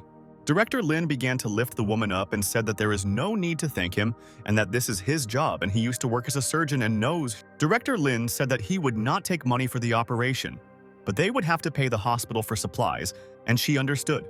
Xiao Lidong was also happy and said a huge thank you to the doctor, and he apologized to Lin for being rude to him, and he was angry. Dr. Duan told Xiao Lidong that he had nothing to worry about and his child would be fine, and Lin helped her in time, and this is their miracle. Dr. Duan told Xiao Lidong that the wound was treated flawlessly, and it was a great honor that Dr. Lin performed the operation on this lady. At this time, Director Lin and teacher Du Yao returned to their workplace and she asked her friend if he could do surgeries. Director Lin told Du Yao that the fact is that he used to be the head of the cardiac surgery department at Huashan Hospital, and their operation is a trifle. The man told Lin's friend that it was no wonder he was rich, and he asked if he could contact him if he needed help. And then a man called Dr. Lin and asked if he could spare him a couple of minutes, and he wanted to tell him something important. It was Xiao Lidong, and he said thank you very much to Lin, and if it weren't for him, his daughter's life would have been cut short, and he is just a hero for the family. Director Lin said that although he no longer works at their Huashan Hospital, he cannot stand by when someone is suffering. Xiao Lidong said that he is very sorry for his behavior at the beginning and he asks him to beg for it, and he sincerely regrets his actions. Director Lin listened to him and Xiao Lidong asked the doctor if he had time and wanted to treat him for what he did for his family. But Director Lin told Xiao Lidong that he doesn't have time and he needs to sell these fruits there and he has to sell them all, and that's the goal. Xiao Lidong asked his friend what kind of fruit it was and how much for half a kilo, and he would buy everything. And since his daughter was in the hospital, he would buy fruit for her. But Director Lin said that it was inconvenient for him to sell everything to him, and they cost 3,000 for half a kilo, and it was a little wrong on his part.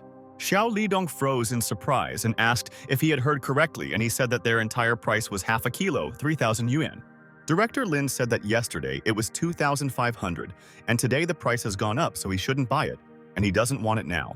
But Xiao Lidong told friend Lin that everything was fine and his daughter's life was worth more, and he was ready to do anything for her and would help him sell everything.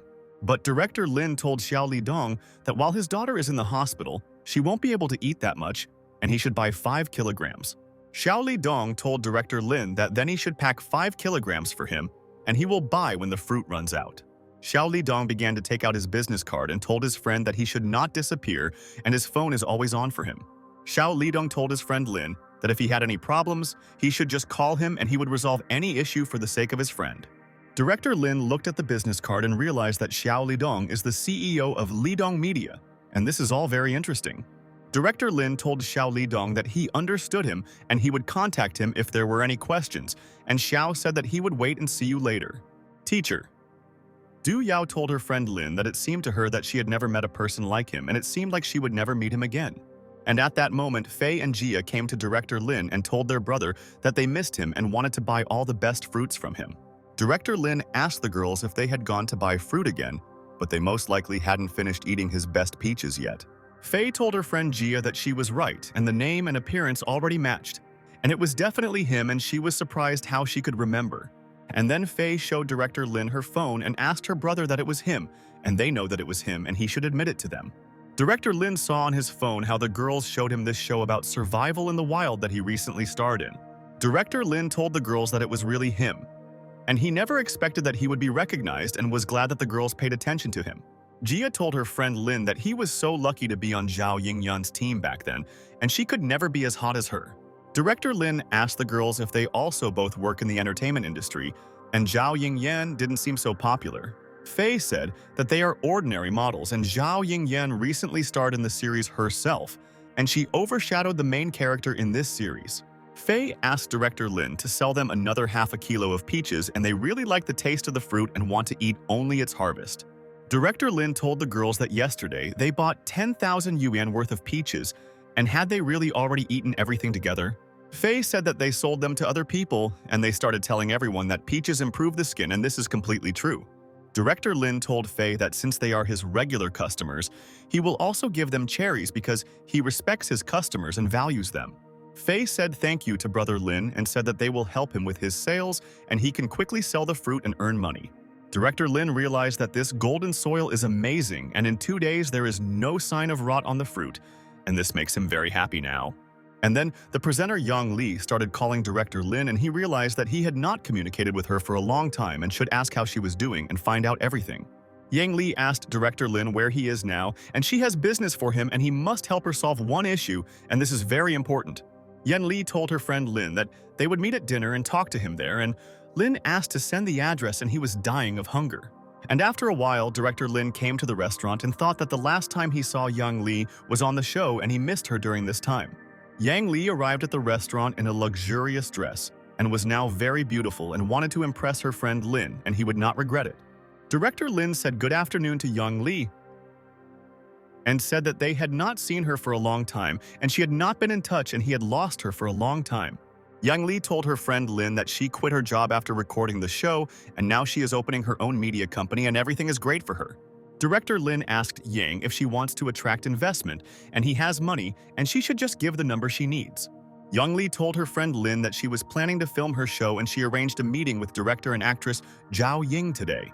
But Yan Li said that the director is only half the battle and the most difficult thing is to convince Zhao Yingyan, and she is now very popular and everyone knows her. Director Lin listened to her and Yang Li told friend Lin that that is why she brought him there and he should help her in this important matter there. Director Lin sat down at the table and thought that he no longer communicated with Zhao Yingyan and did not know where she was now and how he could convince her. Director Lin asked Yang Li if she really wanted him to be a mediator there, and she said that he understood everything correctly and that's what was needed. And at that very second, the door opened, and the one behind whom Director Lin and Yang Li had gathered this afternoon began to enter the restaurant. It was Zhao Yingyan, and she was very happy and asked Lin's friend if he had also come to the restaurant, and she didn't expect to see. Director Lin said that he performed well in this program, and that is why he was invited there, and he could not refuse their friend Yang. Zhao Yingyan said that she hoped that they could work together again and did not forget their time on Jiuchuan Island. Director Lin began to pour the wine and thought that he hoped that Zhao Yingyan would agree to Yang Li's conditions 100% today. Director Lin told Zhao Yingyan that it was then decided that she should join Yang Li's show, and Zhao told her friend that there was no problem. Zhao Yingyan told Lin's friend that she will act in this show if he wants it, and she believes Lin more than others and he is her best friend. Yang Li told director Lin that she was amazed, and Zhao Yingyan immediately agreed they're only because he is her best friend, and that's cool. And then a man came into the restaurant and thought that he should discuss all the conditions with Yang Li before starting a new project with her. It was the famous director Zhao Haihong, and he came in hopes that they can agree on all the conditions and there will be no problems. Yang Li told friend Lin that this is Zhao Haihong, and many famous works were filmed by director Zhao, and they are their heritage. Zhao Yingyan said, "Good afternoon to Zhao Haihong, and she has been following his works for a long time, and it is an honor to have dinner with such a director together." Zhao Haihong told Zhao Yingyan that he had heard about her, and she recently starred in a TV series and had good supporting acting there. Zhao Yingyan listened to him, and Zhao Haihong said that he had a play coming up, and he had something to talk about with her, and she interested him. Zhao Yingyan was delighted and told Zhao Haihong thank you, and she is honored to collaborate with such a great director and is trying her best. Yan Li told director Zhao that it was Lin, and she herself had previously directed a survival show in which Lin Yi became the winner. Zhao Haihong asked the guy if he was Lin, and he was the one who recently participated in a fight in a Yanjing bar, and many people were hurt in the fight. Director Lin was annoyed and realized that Zhao Haihong was definitely one of the acquaintances of those people whom he beat up near the bar, and he was angry there. Zhao Haihong was furious and told director Lin that among the people he beat were Zhao Zhenyu and the young man, their own nephew. Lin said, "What a coincidence, and he had no choice, and he was unlucky that he was there, and maybe he shouldn't have defended himself." Zhao Haihong slammed his hand on the table and realized that he never wanted to see this vile guy who didn't spare this guy again. Zhao Haihong told Miss Yan Li that he didn't think they should continue eating now, and he left, and they had nothing else to talk about. Yang Li told Mr. Zhao Haihong that she would see him off, but he immediately told her that there was no need to do this, and that he himself could leave from there too. The guy told Mr. Zhao Haihong that he should wait, and they would go with him because they wanted to discuss important things, and he would listen. Yan Li asked Zhao Yingyan if they didn't agree to participate and why they were leaving. And Zhao Yingyan asked her sister what kind of nonsense this is. Zhao Yingyan was very angry and told Yang Li that she definitely didn't agree to anything, and besides, they didn't sign the contract and she was right. Zhao Haihong told Zhao Yingyan that they knew Lin and she should stay there, and he could easily find another actress for this role. Zhao Yingyan asked Mr. Zhao Haihong to listen to her, and he misunderstood everything there, and she will explain the whole situation to him so quickly. Zhao Yingyan told Mr. Zhao Haihong that she did not know all these people personally, and it was common courtesy during the meeting. Zhao Yingyan told the director that she knew that he would come, and that was the only reason she agreed and thought that she and Lin were on good terms. Director Lin said to Zhao Yingyan, "Does she really not know them?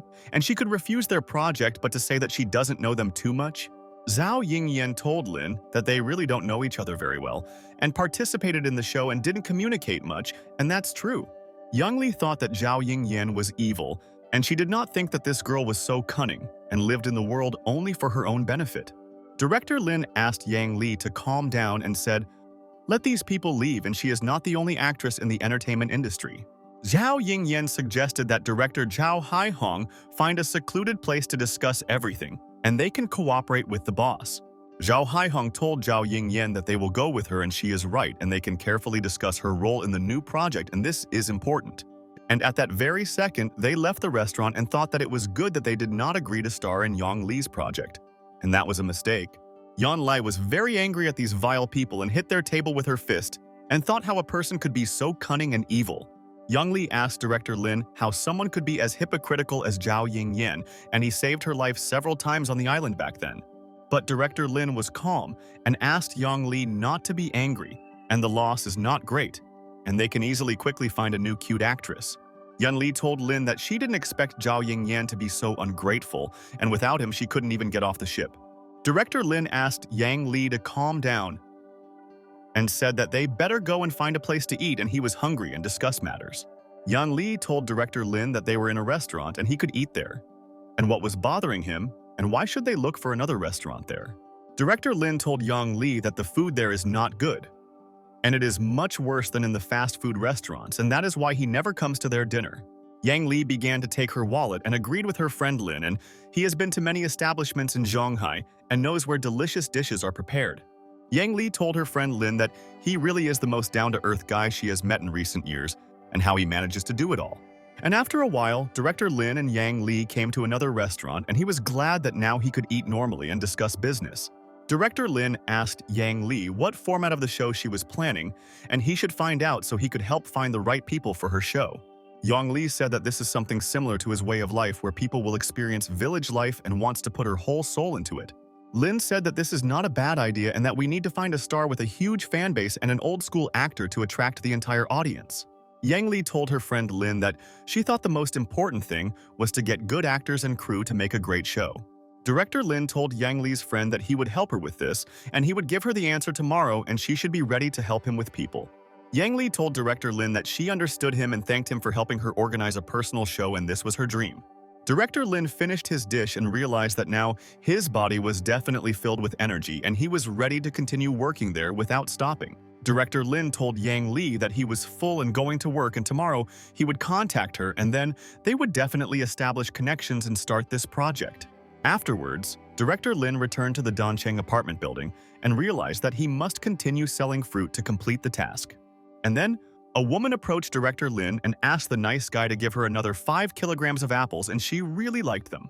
Director Lin told his aunt that she returned to them, and he saw that she liked his apples, and he tried very hard when growing them in the garden. The woman told Lin that he was telling the truth about the apples and her daughter ate them yesterday, and the acne marks on her face disappeared, and this is fantastic. Director Lin told the woman that the total cost of her apples was 6,130, but he would give it to her for 6,000 and he respected her. The woman told Lin that she wanted to discuss something with him and she wanted to invest 5 million shares in his business soon. But Director Lin told the woman that he didn't need it. And he definitely didn't need the money. And it was more like a hobby and he was interested in it. The woman told Director Lin that she understood him and then she would not distract him there and see you again and she would come for fruit. And then, after a while, another woman came and told the guy that he should weigh her 5 kilograms of fruit and then she would be happy. Director Lin asked the woman if it was her again, because she had already bought 5 kilograms yesterday, and had they really already eaten everything? The woman told Director Lin that her whole family liked them so much that they couldn't get enough of them and wanted more of their wonderful fruits. The woman said that after her daughter's operation, many of their friends came to visit her and tried his fruits and liked them. Director Lin asked the woman what fruit she wanted, and he would weigh it for her, and she said that any fruit would suit her now. And then, so many people began to come to Director Lin to buy fruits, and they all liked the fruits despite the fact that they were more expensive. And at that moment, a car arrived there, and the guy began to get out of the car and thought that he should meet with Director Lin there. It was the general manager of Shenong Company Peng Chungjie, and he told Brother Lin that he was very happy to see him, and he had heard a lot. Peng Chungjie asked Director Lin to let him introduce himself, and his name is Peng Chungjie, and he is the director of Shenong Company and is glad to have a friend. Director Lin told Peng Chungjie that even the CEO should line up because all the other people were quietly waiting there. Peng Chungjie said that his sister bought these fruits yesterday, and he sent them to the laboratory and noticed that there were a lot of elements there. Peng Chungjie told his friend that he wanted to cooperate with him, and Director Lin thought, why this guy stuck to him? And it is very strange. But Director Lin told Peng Chungjie to forget about it, and he is afraid that they won't work out and he does it for fun and it's true. Peng Chungjie, listening to his friend, was shocked, and Director Lin told him that he did not want to make a lot of money from this and he had enough money. But Peng Chungjie asked his friend not to rush. And their technical friendship will also be suitable and he will receive a certain amount of dividend. But Lin said that he doesn't need money and such fruits cannot be grown on ordinary land, and therefore he refuses everything. Peng Chungjie was indignant and told Director Lin that he understood him then and would no longer bother him about this and wished him good luck. Peng Chungjie thought that this guy seems to have a good reputation, and even with this price, he has good sales and all people are happy. And 10 minutes later, Director Lin had no fruit left and he realized that he did not expect such a result and was glad that he was able to sell everything. Director Lin told the respected people that everything had been sold and they could all come in a few days and he would bring everyone more fruit. Director Lin told Du Yao and her father that his fruits were sold out and after selling theirs, they could return without him and he would come to them later. Du Yu was delighted and thought that friend Lin is amazing and nothing is impossible for him and he sets a goal and achieves it quickly. And then Director Lin decided to call his friend Xiao Lidong and ask him for something and told him that his friend had opened a media company. Director Lin told Xiao Lidong that she wants to run the show but he has no experience in teamwork and whether Mr. wants to cooperate. Xiao Lidong told his friend Lin that he was ready to do anything for him and he should come to his company and they would discuss the details of the show. And then director Lin called Yang Li and asked his friend to postpone her work and he wants to introduce her to an important person there. Director Lin told Yang that they would meet at the entrance to Lidong Media and asked if she knew where this building was or if she could tell me the location. Yang Li was very happy and asked her friend Lin if he had contacted Lidong Media. And how is this possible because they are giants in this industry? Yang Li told director Lin that this is simply incredible, and she will be there soon, and he should wait for her and she will come very quickly to her friend. Director Lin put his empty boxes in the trunk and thought that it was good for him to meet such a person yesterday as Xiao Lidong himself. Director Lin started driving a car and another was driving behind him, and people were chasing Director Lin and wanted him to cooperate with them. The driver told Mr. Peng Chengji that this man is very stubborn and it will be difficult to negotiate with him, and he might better give up this idea. Peng Chengze said that Lin is definitely not an ordinary person, and he also managed to grow a perfect fruit, and this intrigues him so much. But Peng Chengze said that now the only thing he wants to know from this guy is where his fruits are so that he can take them for himself and understand the essence. Peng Chengze said that maybe he wasn't lying about this, and such fruits cannot be grown on ordinary soil and there is too little data. The driver asked Peng Chengze whether to go after this guy, but Peng refused there and said that maybe he went to deliver their goods. Peng Chengze said that he saw the guy talking to another seller there and thinks that they will find his base by following their car. The driver told Peng Chengji that this is a very wise decision, and there you can find out the seller's secret and the entire structure of his wonderful fruits. Director Lin came to Lidong Media at that time and thought that his friend Xiao Lidong would help them realize their goals and this would make them happy. Yan Li told Lin that he was constantly traveling and how they met the director of Lidong Media and they were very influential. Director Lin told Yang Li that it was just a coincidence and he would tell her about it later and she would be very interested to know. Director Lin told Yang Li that he had already made an appointment with Mr. Xiao Lidong now, and they could go quietly and he was waiting for them today. Yang told her friend Lin that if this meeting was arranged on a quid pro quo basis, then you shouldn't help them and it would interfere with their business. Director Lin told Yang Li that this was more of a payment for the service he had done, so she shouldn't worry about it and everything would be fine. Director Lin said that even if the negotiations with them are not successful in the end, the problem will still be solved and he guarantees. Director Lin and Yang Li knocked on the door and Mr. Xiao Lidong immediately said that they could come in and he was waiting for his friends and he was glad to see everyone. Xiao Lidong was happy to see Director Lin and said that he had already waited for them and now they can discuss the details of organizing the show. Director Lin asked Xiao Lidong to introduce this girl and she is Yang Li and she is the former director of a TV channel and she has her own company. Xiao Lidong shook Yang Li's hand and said good afternoon to Miss Yang Li and he is glad to meet her and hopes that they can cooperate with them. Xiao Lidong said that this is Yu Feng, the deputy director of their company, and he is in charge of internal planning and is happy to help them with their show. Xiao Lidong said that in terms of business, Yu Feng is a professional and it is easier to communicate with him on such topics and he understands more about them. Xiao Lidong asked the guests to sit down and have tea, and they would slowly discuss what they should do for their successful affairs. Yufeng told Miss Yang Li that director Xiao Lidong had already briefed him there and asked if she had any specific requirements for their show. Yan Li listened to Yufeng with interest, and he said that she could express all her plans to him directly, and they would discuss it and he would help her. Yang Li began to take out documents and a business plan and said that in short, she wants to launch a show about village life, and this is important. Therefore, Yang Li told Yufeng that she hoped to find a couple of stars and an experienced film crew to work on their issue. Yufeng told Yang Li that the film crew is not a problem, but does she have any personal requirements for the stars and he should know all this? Yang Li said that she needs 1 or 2 very respected actors as regular guests to control the show, which is good. Yan Li told Yufeng that she also hopes that the main star will have a person with a huge fan base and they will increase the rating. Yufeng told Yang Li that given her relationship with Mr. Li Dong, he would not charge a fee and they would run an advertisement to attract everyone. Yang Li said that this is wonderful and Yufeng said that now the contract price of the stars is more than 3 million, and that is a lot. Yufeng said that in order to make a profit they will have to attract 200 million investments and then they will be able to start their project. Yang Li was very surprised and asked if they really needed 200 million to start the show and that was too much for them. Yang Li asked Mr. Yu Feng if there was any way to reduce the price, and they thought that it was too much and it would be difficult for them to find that kind of money. Xiao Lidong told director Yang Li that he believed that they must have a funding gap and that she should not be afraid to speak out directly. Yang Li listened, and Xiao Lidong said that their company was created for this purpose, to help with such problems, and they will invest their share. Yu Feng stood up from his seat and asked Mr. Xiao Lidong to calm down, and they couldn't invest more than 20 million, and the risk was so great. Xiao Lidong told Yu Feng that he thinks that Miss Yan Li's show is very good, and they can try to invest money, and he believes in success. Director Lin told Xiao Lidong that it doesn't matter, and didn't they agree with him on the phone, and then they decided everything. Director Lin said that in business conversations, he thinks that Mr. Yu Feng's approach is not wrong, and he is right about something.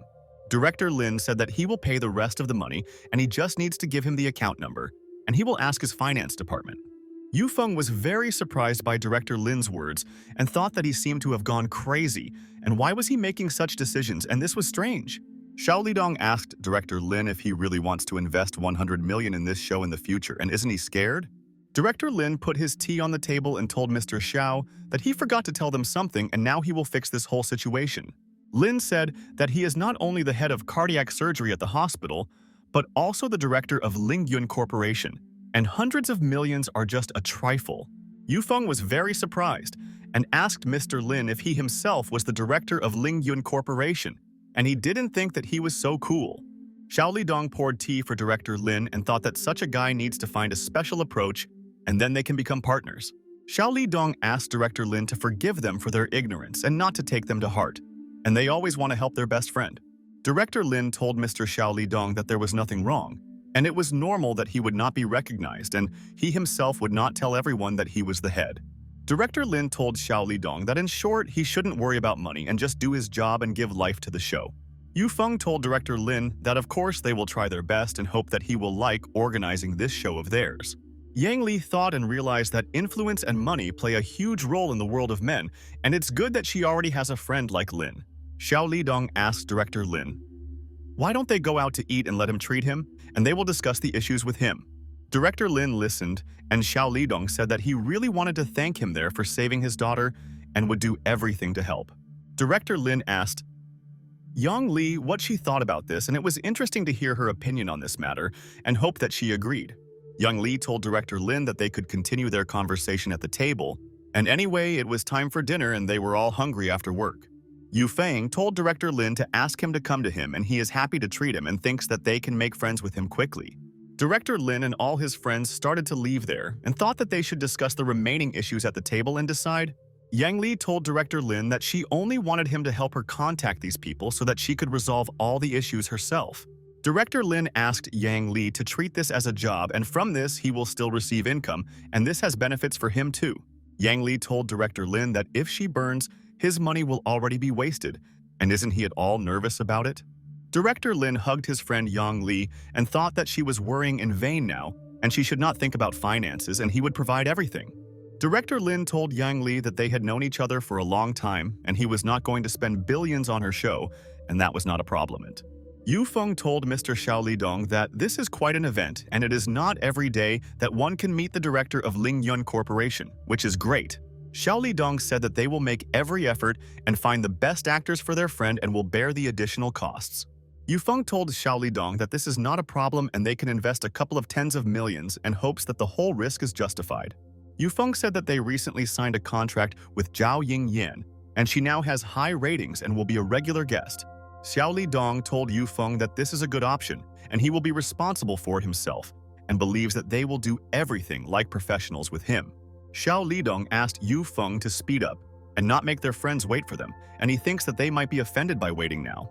And at that moment, Zhao Yingyas and her colleague entered this building and thought that she would meet with Xiao Lidong and he would help with her career.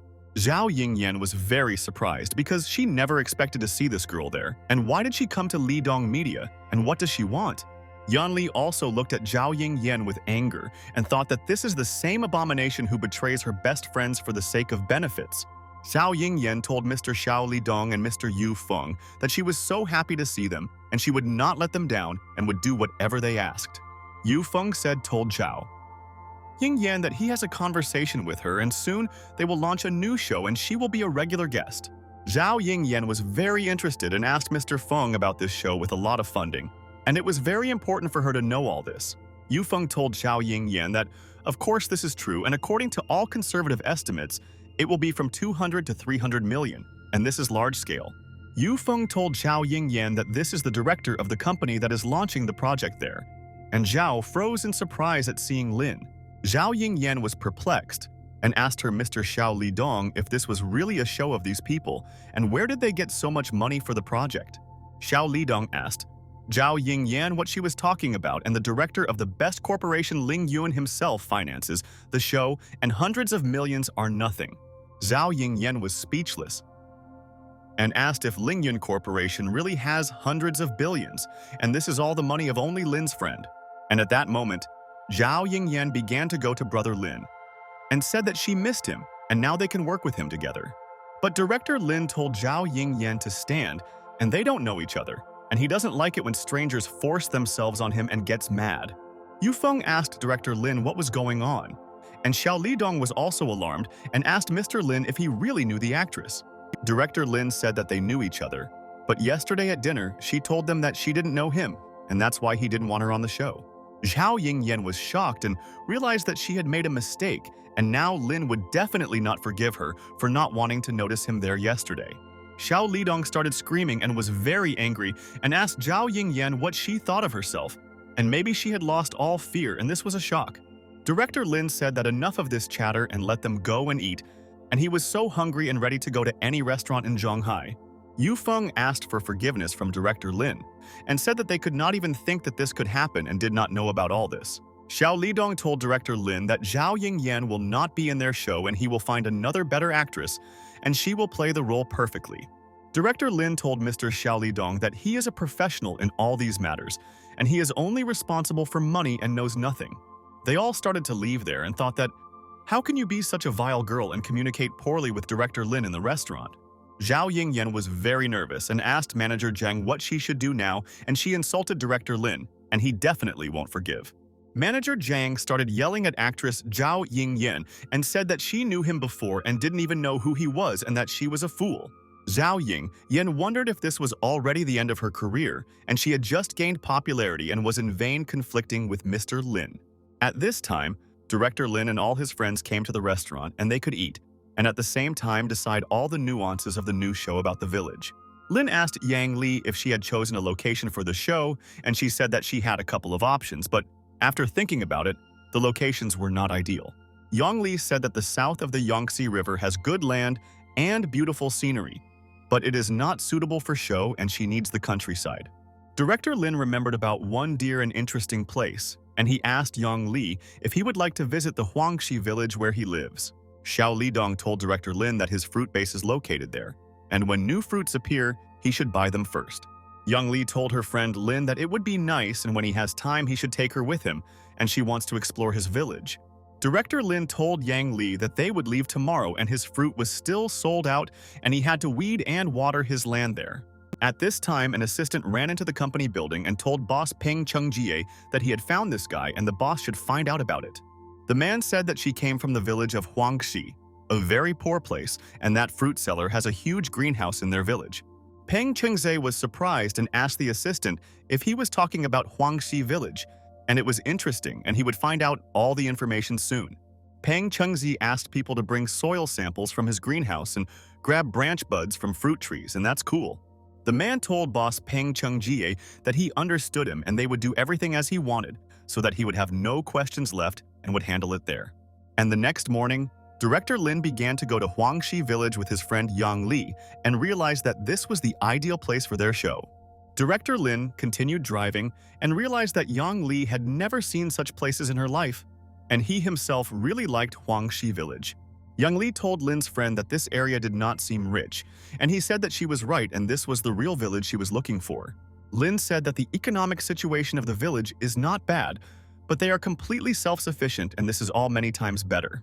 Yang Li said that such places are very important because they are really real, but the environment there is not very good, and that is also true. Director Lin listened to her, and Yang Li said that the overall picture for her show might not be pretty and she was worried about it there.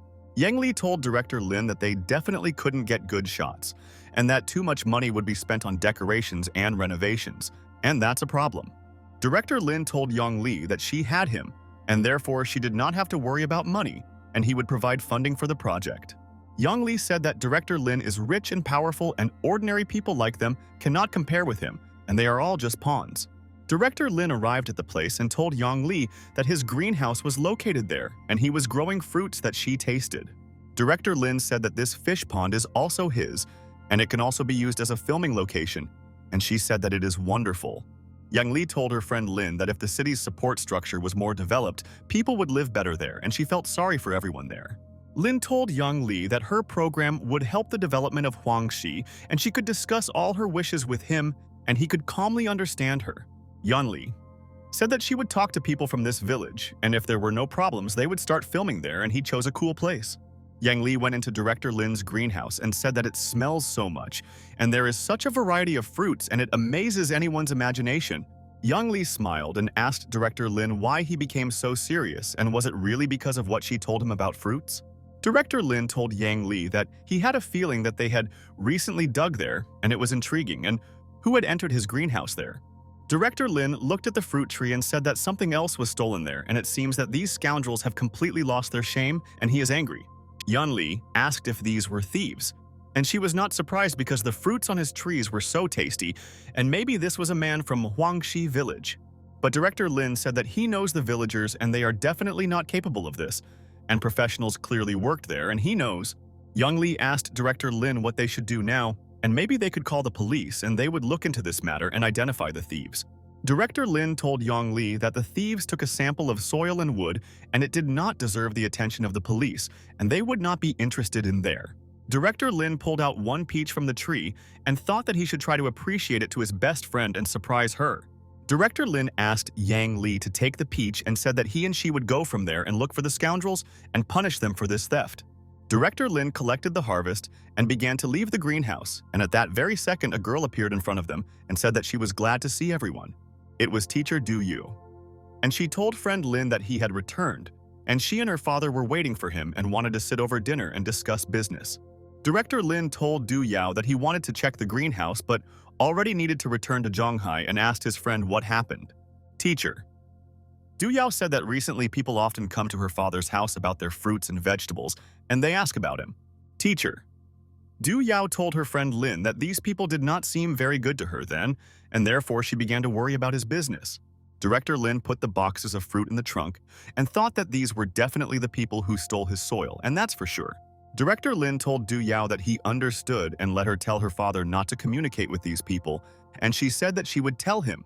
At this time, Peng Chengzhe asked Mr. Sun what the results of their research were, and he wanted to know all the information about this Lin soil. Mr. Sun told Peng Chengzhe that this was a little strange and said that although there were a lot of microorganisms in his sample, that was not all there was. But Sun told Peng Chengzhe that such a soil formula could easily be prepared artificially, and this man could do the same. Peng Chengzhe was very surprised and asked Professor Sun if he really wants to say that there is nothing special in this soil, and it is a shock. Sun told Peng Chengzhe that he was right and he himself could make such soil, but there was no guarantee that the same fruits would grow in it. Peng Chengzhe studied the research samples of Professor Sun and said that it is really strange and he cannot understand the secret of Lin fruit. And then, someone started knocking on the door and Peng Chengzhe told the professor that he could come in and they were not conducting tests in the office now. The scientist told Mr. Peng Chengzhe and Professor Sun that they had found an unknown substance in the soil sample and it surprised them all. Peng Chengzhe and Professor Sun were shocked, and the scientist said that they tried everything but could not determine the composition of his soil. Peng Chengzhe asked the scientist to let him look at these documents, and he himself wants to see what they are researching there and understand what their meaning is. Peng Chengzhe said that this substance definitely caused a sharp increase in the nutritional content of fruits, and this is a fact. Sun said that apparently he added this unknown and this nutrient element to the soil, and the soil and seeds did not play a decisive role. Sun studied the documents and said that the most important thing is the whole planting method, and it is this that makes the unique fruits, and it is fascinating. Peng Chengzhe said that it is quite difficult to do, And if the key technology is in his hands, they have little chance of finding this truth. The assistant told Mr. Peng Chungji that there is something that they can do and he will be satisfied, and he knows that their plan is brilliant. The assistant said that they could go to court saying that they grew this soil in their laboratory and he stole it, and it should all work. The assistant said that if Lin does not hand over the equipment, he will be imprisoned. And Peng Chungze told his man that this is a good idea and he is a genius. Peng Chungze asked Professor Song if he could mix this soil in a short time, and he said that he could do it in 3 days without any problems. Peng Chungze said that this is great and he will contact Lin, and then he will threaten to sue him, and when he finds out, he will sue him for everything. Peng Chungze said that this guy is a small farmer and he will not want to fight with him, and he will be able to find out the secret of how to grow fruit. At this time, Director Lin was driving a car and someone unknown told him that it was a rural company that asked to cooperate. The man told Mr. Lin that they suspected that he had stolen newly developed soil there from their laboratory and he would sue. Director Lin said that he really is the funniest person, and how did he even think of this? And this is the first time he has seen such an idiot. But the interlocutor told Director Lin that he could go to meet him and they would resolve this issue peacefully and nothing would get in his way. But the interlocutor told Lin that if he doesn't want this, they will see each other in court and he doesn't know how many years he will serve, and it depends only on him. Director Lin became very interested to know who this person was, and he wanted to see him in person and said that he was already looking forward to it. And immediately after these words, Director Lin ended the call and thought that these idiots think that he is an ordinary farmer and will agree to anything.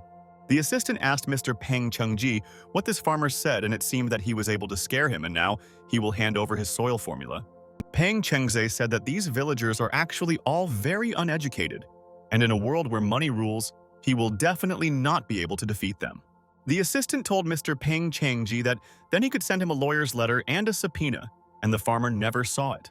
Director Lin exhaled and told friend Yang Li that in their time, their people have no conscience at all, and they only want to take advantage of everything. Yang Li asked Director Lin if everything was okay, and he said that everything was fine and under control. It's just that all the people piss him off in their business. And then someone started calling Director Lin again, and he thought that this person was starting to really piss him off and he couldn't stand it for long. Director Lin started screaming and asked the scoundrel if he didn't understand what he said, and they would meet in court, and it was decided. But it was Ning Che, and she said that they have a task and she will be in Zhonghai tomorrow, and Lin, as a deputy, should also be there. Director Lin apologized to Ning Che and said that he himself would be there tomorrow and asked when she was arriving and he would meet her soon. Ning Che told her friend Lin that the plane would land at about 11 o'clock and that the task could not be discussed over the phone and that tomorrow she would tell. Director Lin agreed with Ning Che and said that then tomorrow they will see her and discuss the mission and come up with a brilliant plan with her. Director Lin dropped off his friend Yang Li and said that when the planning begins, she should call him and he will help her with the nuances. Yang Li told her friend Lin that she would call him and asked him to take care of himself because he works a lot and should take a break from all his affairs. Afterwards, Director Lin came to Ling Yun Corporation and thought that he must immediately find the enemies who brazenly stole his soil.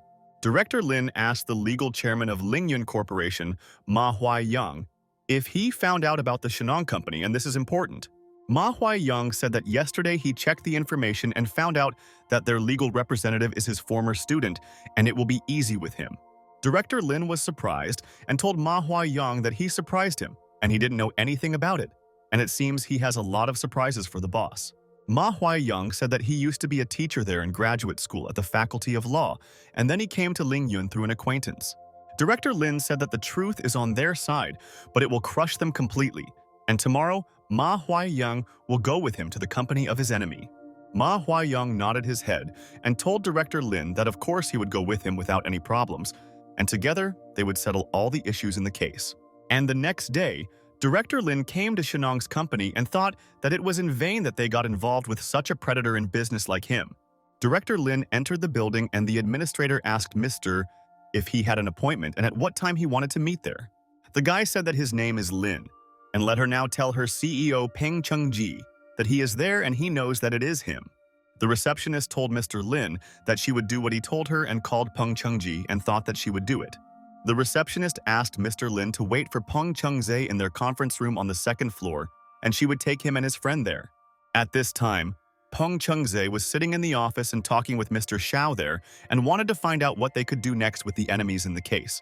Peng Chungze told Mr. Xiao that they are playing dirty, but their enemy is a farmer with a weak legal basis, so the trump card is in their hands there. Shenong Company representative Xiao Jialiang said that this guy is a farmer, and his words mean nothing in court and he will scare him soon. Peng Chengzhe said that this is what he wants, and Xiao should threaten him and force him to hand over the technology and they will send him to prison. Xiao Jialiang said that it is not difficult, and a couple of frauds and the law will already be on their side, and he will force the farmer to transfer the technology to them. Peng Chengzhe stood up and thought that he had a reliable lawyer, and he came up with a brilliant plan, and the farmer would be punished for his impudence. Peng Chengzhe told Xiao Jialiang that they should go, and the farmer was already waiting for them in the conference room, and they would ask him a few questions in the room.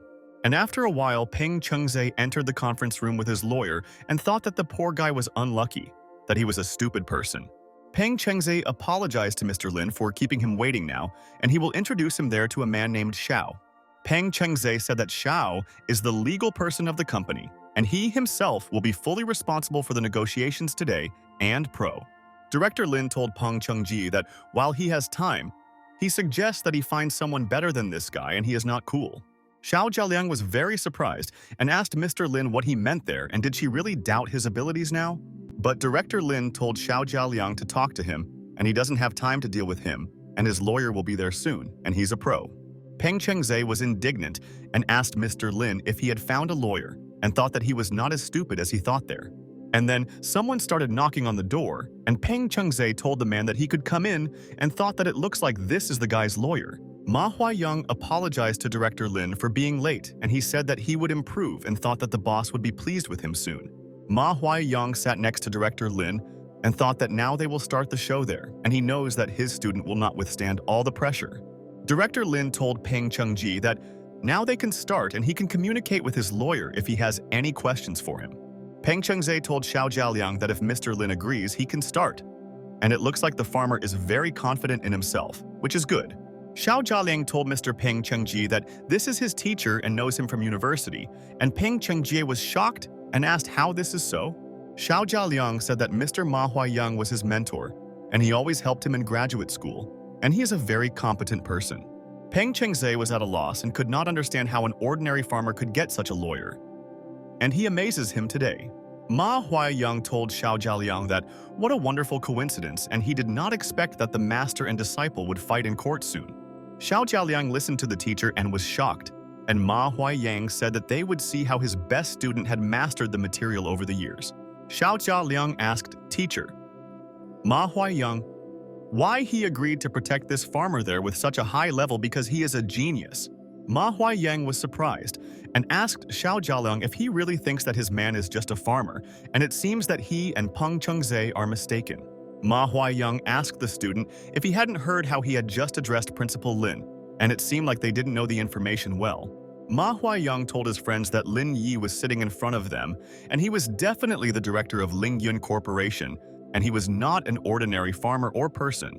Ma Huai said that, moreover, he is a legal person of Lingyun Corporation and is responsible for his corporation. Peng Chengzhe was completely shocked and asked if Lin was not an ordinary farmer and how did he already have the largest corporation Lingyun. Xiao Jialiang was also at a loss and realized that they had not studied all the data and all the information about Lin, and this was their main mistake in the case. Ma Huaiyang told Xiao Jia that before sending the lawyer's letter, he didn't even check the other party, which is a disaster in a lawyer's case. Director Lin asked Ma Huaiyang to get to the point, and he agreed with him and said that they accused them of stealing technology. Ma Huaiyang said that now he needs them to show the report and the specific research process to understand that they are not lying to them. Xiao Jialiang told teacher Ma Huaiyang that they had this and immediately showed him the document, and thought that the lawyer definitely did not expect this. Xiao Jialiang boldly put the document on the table and thought that now his teacher Ma Huaiyang could not prove anything and he would lose to them. But Ma Huaiyang said that later they would take samples themselves and then conduct a more complete analysis of the soil and compare them and find out the truth. Xiao Jialiang was shocked, and Ma Huaiyang said that there is only a test report, and in case of slander, they will file a counterclaim against their company. Xiao Jialiang was nervous and said that they have a complete program, and here is a list of all their scientific personnel who worked on it. Ma Huaiyang said that later they would call the police and conduct an individual check of all the scientists of the Shenong company and find out. Peng Chengze was indignant, and he was very worried and told Mr. Ma Huaiyang that this would not happen and there was no need to call the police there. Ma Huaiyang told Mr. Peng Chengji that this is good for them, and they will be able to prove that they are right 100% to all companies. Ma Huaiyang told Xiao Jialiang that if he does not listen to his advice, he has the right to doubt him, and he taught his student wrong. Xiao Jialiang was shocked, and Ma Huai said that if he was suspected of distorting facts and fabricating false testimony, he would be sorry. Director Lin told Mr. Ma Huaiyang that they will do so, and he has plenty of time, and they can collect the necessary documents for them. Peng Chengze asked Director Lin to discuss everything, and it was just a misunderstanding, and he sincerely apologizes to him for all this. Director Lin smiled and realized that Peng Chengze was defeated, and now he would not be able to say anything, and he was absolutely right about his enemy. Director Lin asked Peng Chengze if he really thinks that this is all some kind of childish quarrel, and an apology will be enough to forget. Lin said that this is not a temple where he will simply be absolved of his sins, and he will only be happy to bury him. And Peng Chengze froze in shock on the spot. Peng Chengze told Director Lin that they are all business people and this meeting could be the beginning of friendship, so there is no need to quarrel. Director Lin told Peng Chengji and his lawyer that they should be sent to prison and should not try to make him feel sorry for him. Director Lin said that they are all adults and should always be responsible for their actions, and Peng Chengji has too high an opinion. Director Lin asked Ma Huaiyang to arrange for someone to send people to the laboratory, and they will study everything and find out their truth. Ma Huaiyang told Mr. Peng Chengji that he had just recorded their conversation between him and Director Lin, and it would be evidence for them. Ma Huaiyang told Peng Chengzi before they meet in court, and they hope that they will arrive on time and not be late because everyone will be waiting for their boss there. Peng Chengze was perplexed and very scared, and he realized that he had made a mistake and now must quickly correct the situation. And at that moment, Peng Chengze decided to call his father and thought that he could help him because Director Lin caused him problems there. Peng Chengze told his father that he had serious problems and he had to help him, and he could not cope on his own, and he relied on his father. Ma Huaiyang asked Director Lin what he wanted him to do and whether he should keep it a secret or sue these people. Director Lin said that this is a petty matter and it makes him feel greedy for money, and Ma should just do the job. Ma Huaiyang told Director Lin that he understood that he too would deal with these people and he had nothing to worry about and he knew his business. Director Lin told lawyer Ma Huaiyang that he went to the airport and they would contact him and discuss future projects, and he was great. And then, Director Lin arrived at the airport and thought that his friends from the organization would soon be arriving, and he missed them there. And after a while, the leaders of the Chu Yu Luo organization, Ning Che and Tao Cheng, came out of the airport and they all wanted to see their friend Lin. Tao Cheng told friend Lin that this time they are in his area and he can consider that they are his guests and he should show them Zhonghai. Director Lin told Tao Cheng that this is not a problem and they are all dressed as if they were going out for a walk and let them feel at home. Ningche snuggled up to Director Lin and thought that she should discuss important matters there and hoped that her best friend would help her there. Ningche told her friend Lin that they were there for show and the main purpose of their trip was for them to gain experience. And then Ningche saw a not-so-expensive car and thought that she had always thought that Lin's friend was driving an elite and expensive car there. Ningche asked her friend Lin if he, having so much money, drives such a car and is it really some kind of joke, and she didn't think so. Director Lin told Ning Cho that there are a lot of them and they all won't fit in a sports car and he is not so skilled as to drive two cars there at once. Ning Chi asked Director Lin if he also likes all the elite sports cars, and she knows one person like him. Ning Che told her friend Lin that it was such a coincidence that their leader Qiu Yuluo was also into sports cars and was there a track there. Director Lin told Ning Chi that she was so excited, and why did she suddenly become interested in this, and he himself did not know about her hobby. Tao Cheng told friend Lin that this is also one of those special training programs of the organization, and they don't always race on foot. Director Lin told his friends that he understood them, and then they would all have lunch there, and then go have fun, and he would show them many places.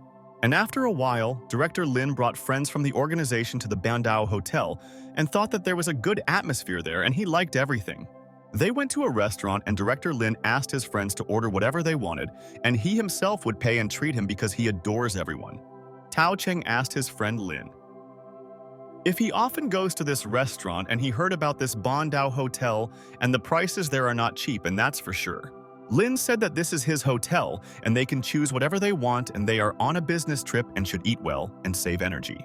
Tao Chung and Qiu Yuluo were shocked and wondered if the newcomer Lin had his own hotel and they didn't know that he had so much money and was cool. Ningche smiled and told her friend Lin that he also wants to make money from the organization by owning a personal hotel in Bondao. And this is very strange. Director Lin told his friends that while no one was there, they could discuss their assignment with them, which should not be told to colleagues on the phone. Tao Cheng told Director Lin that they were on a mission only as reinforcements and should support their colleagues in difficult times there. Tao Cheng told friend Lin that a group of people had already brought 2 kilos of bass ore from Telia Island, and their mission was to return the ore to the owner. Director Lin asked Tao Cheng where they should do this, and he wants to know everything before going into battle and it will all be correct. Tao Cheng began to take out a map and thought that he would quickly explain to Lin what needs to be done, and he always understands him from just one word. Tao Chen told Director Lin that they had to catch these people on the open sea and they would have to sail by boat and there was no other way out. Ningche asked her friend Lin if there isn't a racetrack in Zhanghai, and it seems to be the biggest in China, and maybe they can go there together. Ningche told her friend Qiu Luo that they would do a couple of laps with her and she was sure that her friend would never be able to catch up with her on the track. Qiu Luo asked Ningche what few circles she was talking about, and she is not her opponent and should just forget about it and not think.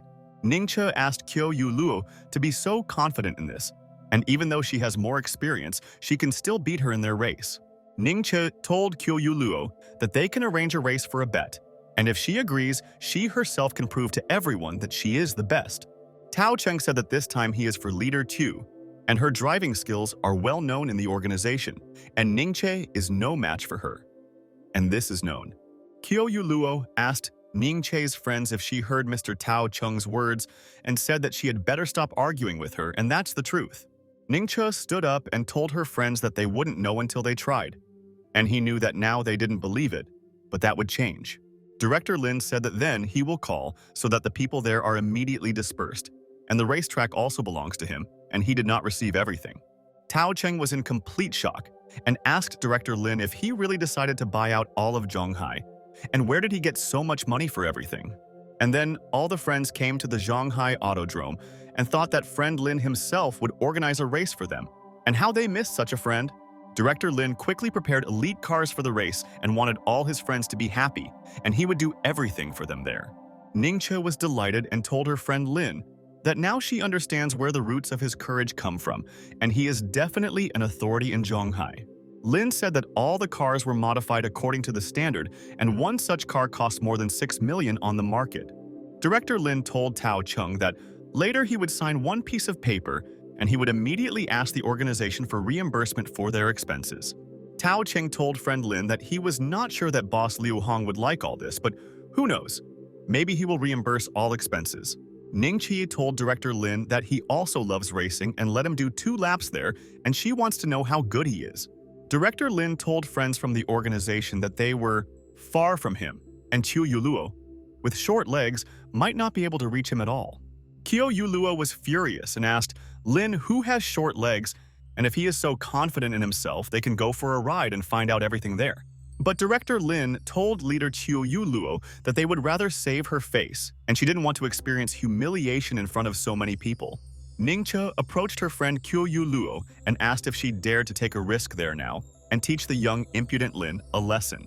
Qiu Yuluo asked her friend Ningche what she should be afraid of, and she would do it and show him that sometimes you need to be a little modest with her. Qiu Yuluo told Lin that if she wins, he will be obedient and will no longer show his importance by always humiliating her everywhere. Director Lin asked the leader Qiu Yuluo what would happen if he wins, and he is very interested to know this before the important race. Qiu Yuluo asked her friend Lin what he wants, and she is ready to listen to his conditions and she is ready to fulfill it because she believes in herself there. But at that moment, Ningche told her friend Qiu Yuluo that she should argue with Lin over underwear, and then it would be very interesting for everyone. Ningche told Qiu Yuluo that if she loses, she will give her underwear set to Lin, and it will be very funny for her friends. Qiu Yuluo was shocked by the condition that Ningche proposed, and asked what this condition was, and she thought that it would be very ridiculous. Ningche asked Sister Kyo Luo why she froze in place and was she really afraid? But Kyo said that she was not afraid of anything there. Kyo Luo told Ningchi that although she has never participated in tournaments, she knows her level and can compete with Lin there. Director Lin listened to her, and Kyo Luo said that among amateurs there are not many people who can surpass her, and this is definitely a fact. Director Lin told his friends that it was becoming more and more interesting, and he wanted to find out what leader Kyo Luo was capable of, and this fascinated him.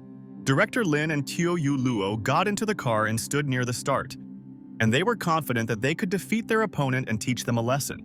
Kyo Luo told Director Lin that they will start the race, and she believes that he is in shape and will not complain about her if he loses the race. Director Lin told Kyo Luo that he couldn't wait to punish her for her confidence, and did she really think that he just bought the racetrack? Ningche asked her friends if they were ready to start the race and thought that it seemed like Director Lin was a great driver and he would be able to win. Ningche told her friends that she would count to 3 and then they could start the race, and she believed that they would see an exciting show from them. Director Lin prepared himself and pressed the gas and thought that he would start there immediately after 2 seconds and Kyo Luo would not be able to catch up with him. And at that very second, Ningche told her friends that they could start this race and thought that they were very fast and she also wanted to ride. Tao Cheng was shocked and wondered if leader Kyo Luo was losing at the start, and this was something new, and he had never seen anyone overtake their sister there. Kyo Luo was lagging behind Director Lin and thought that she should keep up with him because he could get ahead on this track of theirs. Kyo Luo realized that the turn was coming and she had to overtake Lin, and he couldn't win the race and she couldn't stand this defeat now. But Kyo Luo still continued to follow Director Lin, and she could not catch up with him, and realized that he was very fast, and this was fantastic. Ningche said that the turn is coming soon, and Sister Kyo Luo must quickly overtake friend Lin. And Tao Cheng said that this is incredible speed. Kyo Luo was at a loss and wondered if Lin was a real racer, and how could he drive a car so cool and she didn't expect. And after a while, Director Lin was the first to arrive at the finish line, and it was not difficult for him at all, and he was very calm during the race and knew everything. Director Lin slowed down and realized that he was 100% confident recently, and in vain. Sister Kyo Luo did not believe that he was fast. Kyo Luo was not in the mood and realized that Lin's friend's driving skills were simply amazing, and she didn't know how he was able to drive fast. Director Lin walked up to Kyo Luo's car and said that she made him a promise and it was time to fulfill it, and he knew that she was honest. Director Lin told Kyo Luo that he hoped it would still be warm when she gave it to him, and in vain she agreed with Ningche then. Kyo Luo was outraged and told Director Lin that he was just lucky and was able to beat her, but next time she will catch up with him in this race. Ningche and told friend Lin that they should not torture Sister Kyo Luo and would rather do a couple of laps, and they also want to race now. At this time, influential people gathered in the Vaitan Society, and there they all discussed important matters and said that everyone had come well. The men sat in the office and realized that only they can solve this problem, and many colleagues are counting on them, and they will not lead them. Ziki Company President Zhu Jifeng said to Ping, "Did he gather them together today in such a hurry, and is there any good news for their boss?" The director of the Tiangui Company, Xu Tianjun, asked Mr. Peng there, "Didn't he say that he had found a new product in their industry?" Shenong Company Director and Peng Chengji's father, Peng Qingzhou, told his people that they had not found this product and there was a problem. Peng Qingzhou said that a couple of days ago his son accidentally found out that one farmer's fruit contains tens of times more elements, and it's a shock. Peng Qingzhou told his colleagues that he was playing a little trick and he wanted to get the technology, but in the end, something went wrong. The chairman of Nunu Electronics asked Mr. Peng Qingzhou to tell them what this trick was, and he was very interested in all the guests. Peng Qingzhou said that at first, his son thought that the farmer was easy to intimidate and sent him a lawyer's letter, hoping to find a compromise. But Peng Qingzhou asked his dear friends to guess what happened to them next and what information they could find out about their son. Peng Qingzhou said that this man is not a farmer at all, but in fact he is the director of Lingyun Corporation Lin Yi. And they were surprised. Zhu Jifeng couldn't believe what Mr. Peng Qingzhou said and how they could contact the director of Lingyun Corporation back then. Xu Tianjun was also very surprised and thought that their brother Peng Qingzhou didn't know what he was doing and shouldn't conflict with such a guy. Respected directors of large companies could not believe now the words of friend Peng Qingzhou and thought that this was really interesting. The director of the company asked Peng Qingzhou if he was not joking, and the director of the Ling Yun Corporation was selling fruit, and it sounded like nonsense. Peng Qingzhou told his friends that he also thought it was funny, but it turned out that it was true, and Peng Chengze found out about it and regretted it there. Peng Qingzhou said that Lin has already said that he will not solve this without a trial. And judging by the scale of his corporation, Shenong is no match for him. A colleague told Peng Qingzhou that everything would have a bad impact on his reputation, and no matter how strong Lin was, he must follow all the laws. A colleague told the director that it was easy to say, and she heard that Lin is a very cunning character, and if he gets angry, then Peng will be punished. Peng Qingzhou asked Xu Tianjun what he knew about the director, and all the information about Lin could help Shenong defeat their enemy there. Xu Tianjun said that he heard that Ling Yun Corporation will already be expanding, and they are all targeting alternative energy. Xu Tianjun said that if they enter the game, it will definitely have a huge impact on the energy vehicle industry. Zhu Qifeng was shocked and asked his colleague Xu Tianjun that he did not expect that he was now targeting alternative energy sources. Zhu Qifeng said that Ling Yun had just gained a foothold in the semiconductor business, and why should they take over a new industry soon? Xu Tianjun said that he also heard that they have invested in the Jiaxi new energy plant, and they are very serious about it. Peng Qingzhou told his colleague Zhu Qifeng that Ling Yun Corporation would become competitors for him, and it would not be easy for him to bypass them now.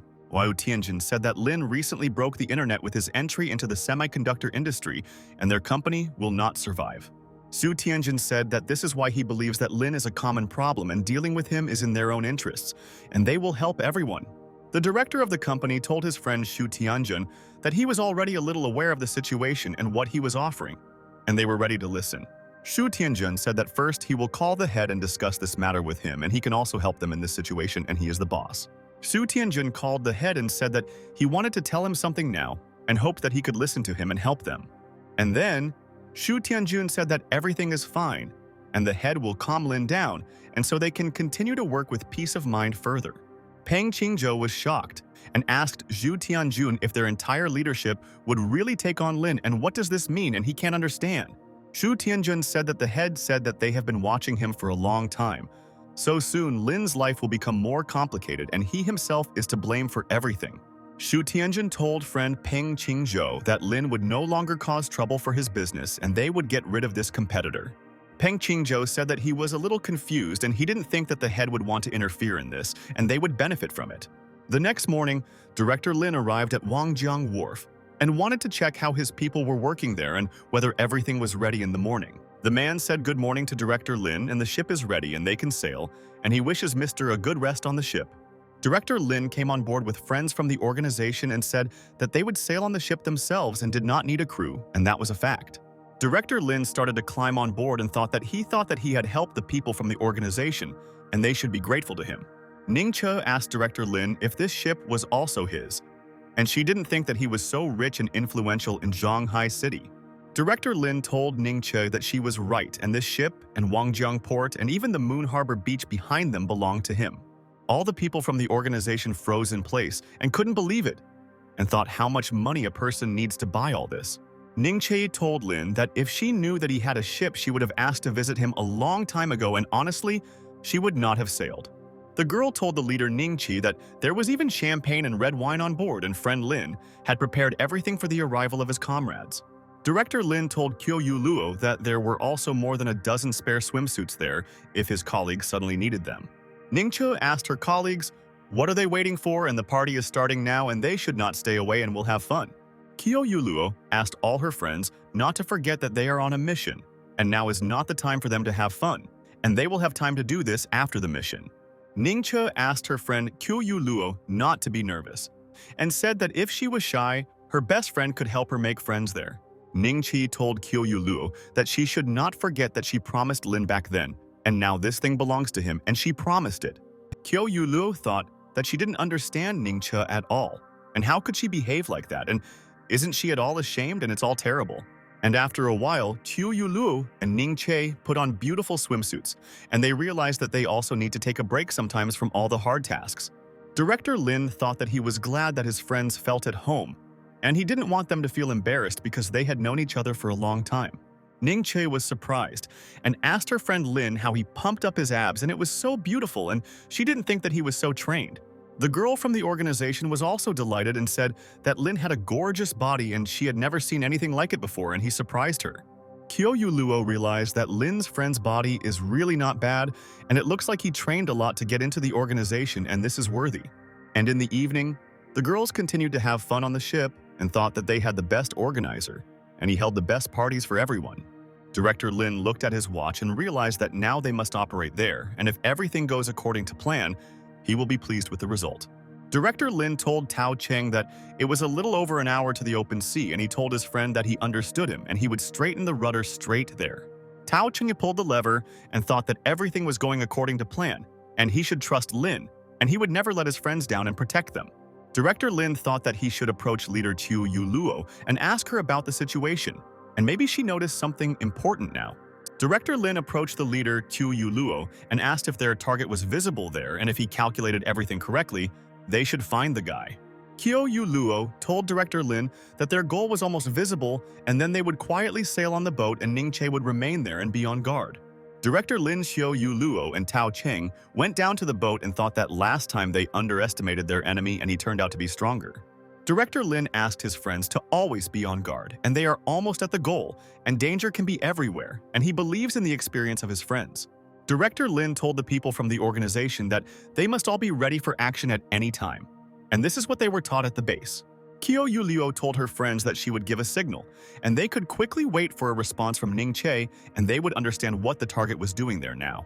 And 10 minutes later, Tao Cheng asked Kyo Yu Luo what was the matter, and they were out of sight or what was going on and who could explain it to him.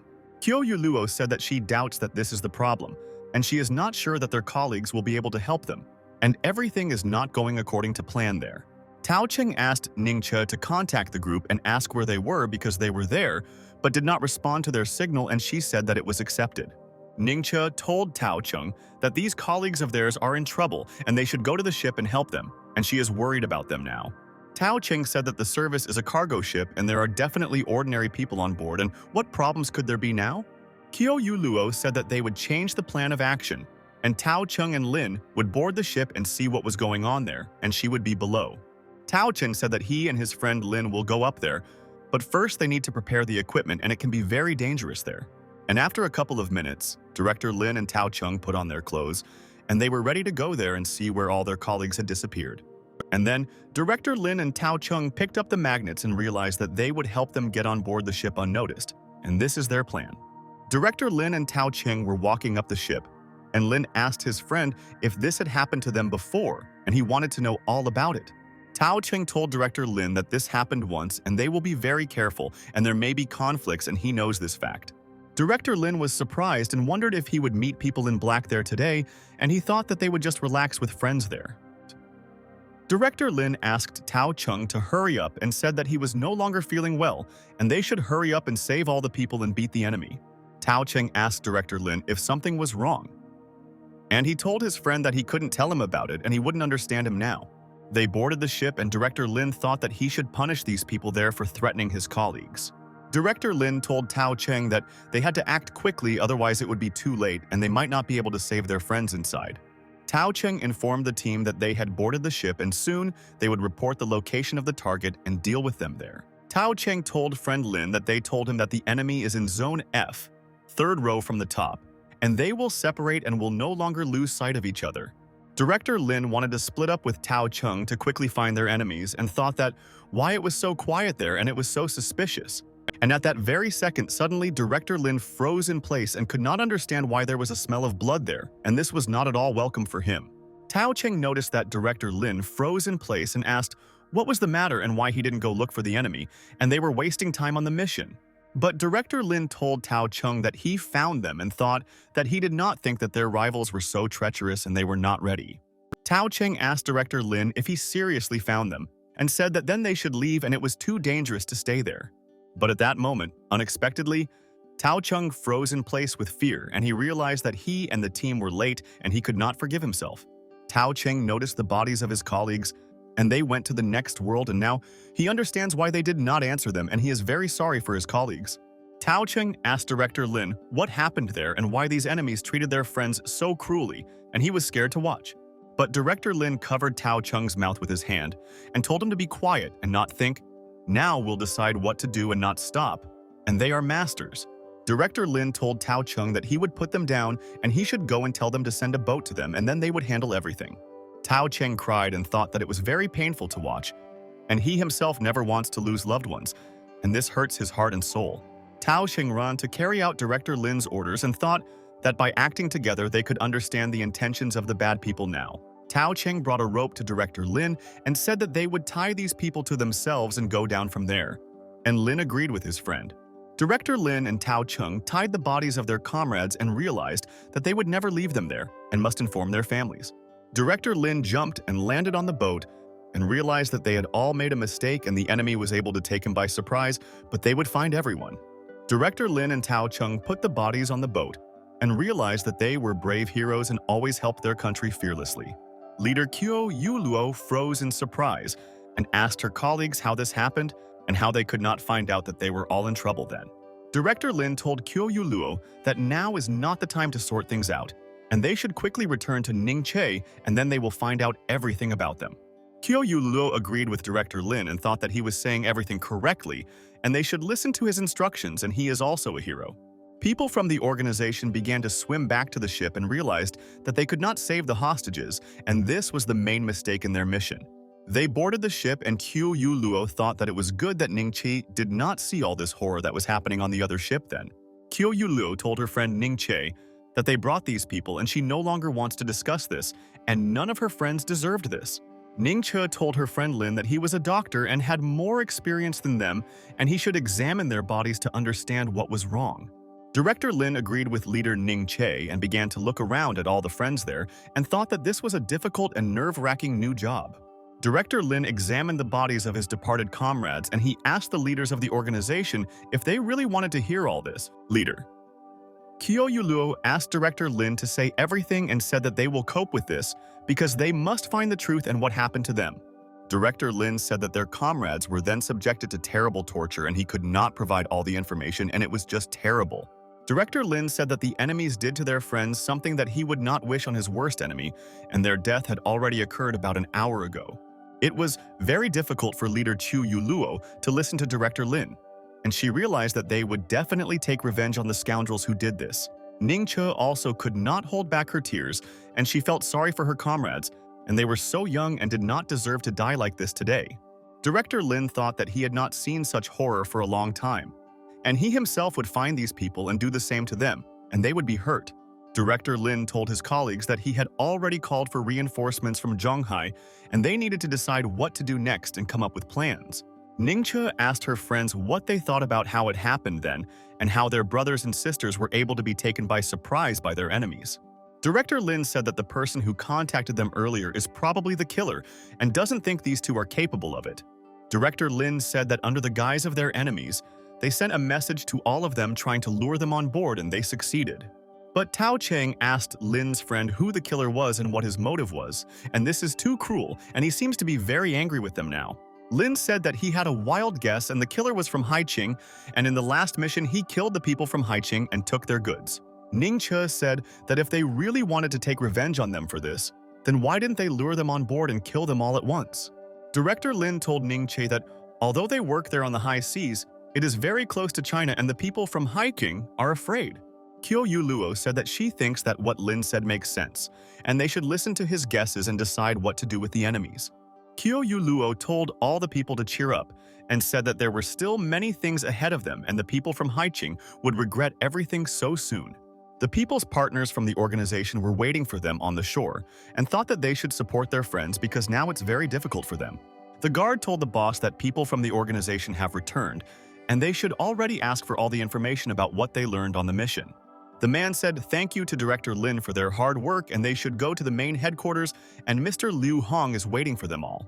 Afterwards, people from the organization went to the main headquarters and thought that the head, Liu Hong himself, should develop a plan and give instructions to all of them.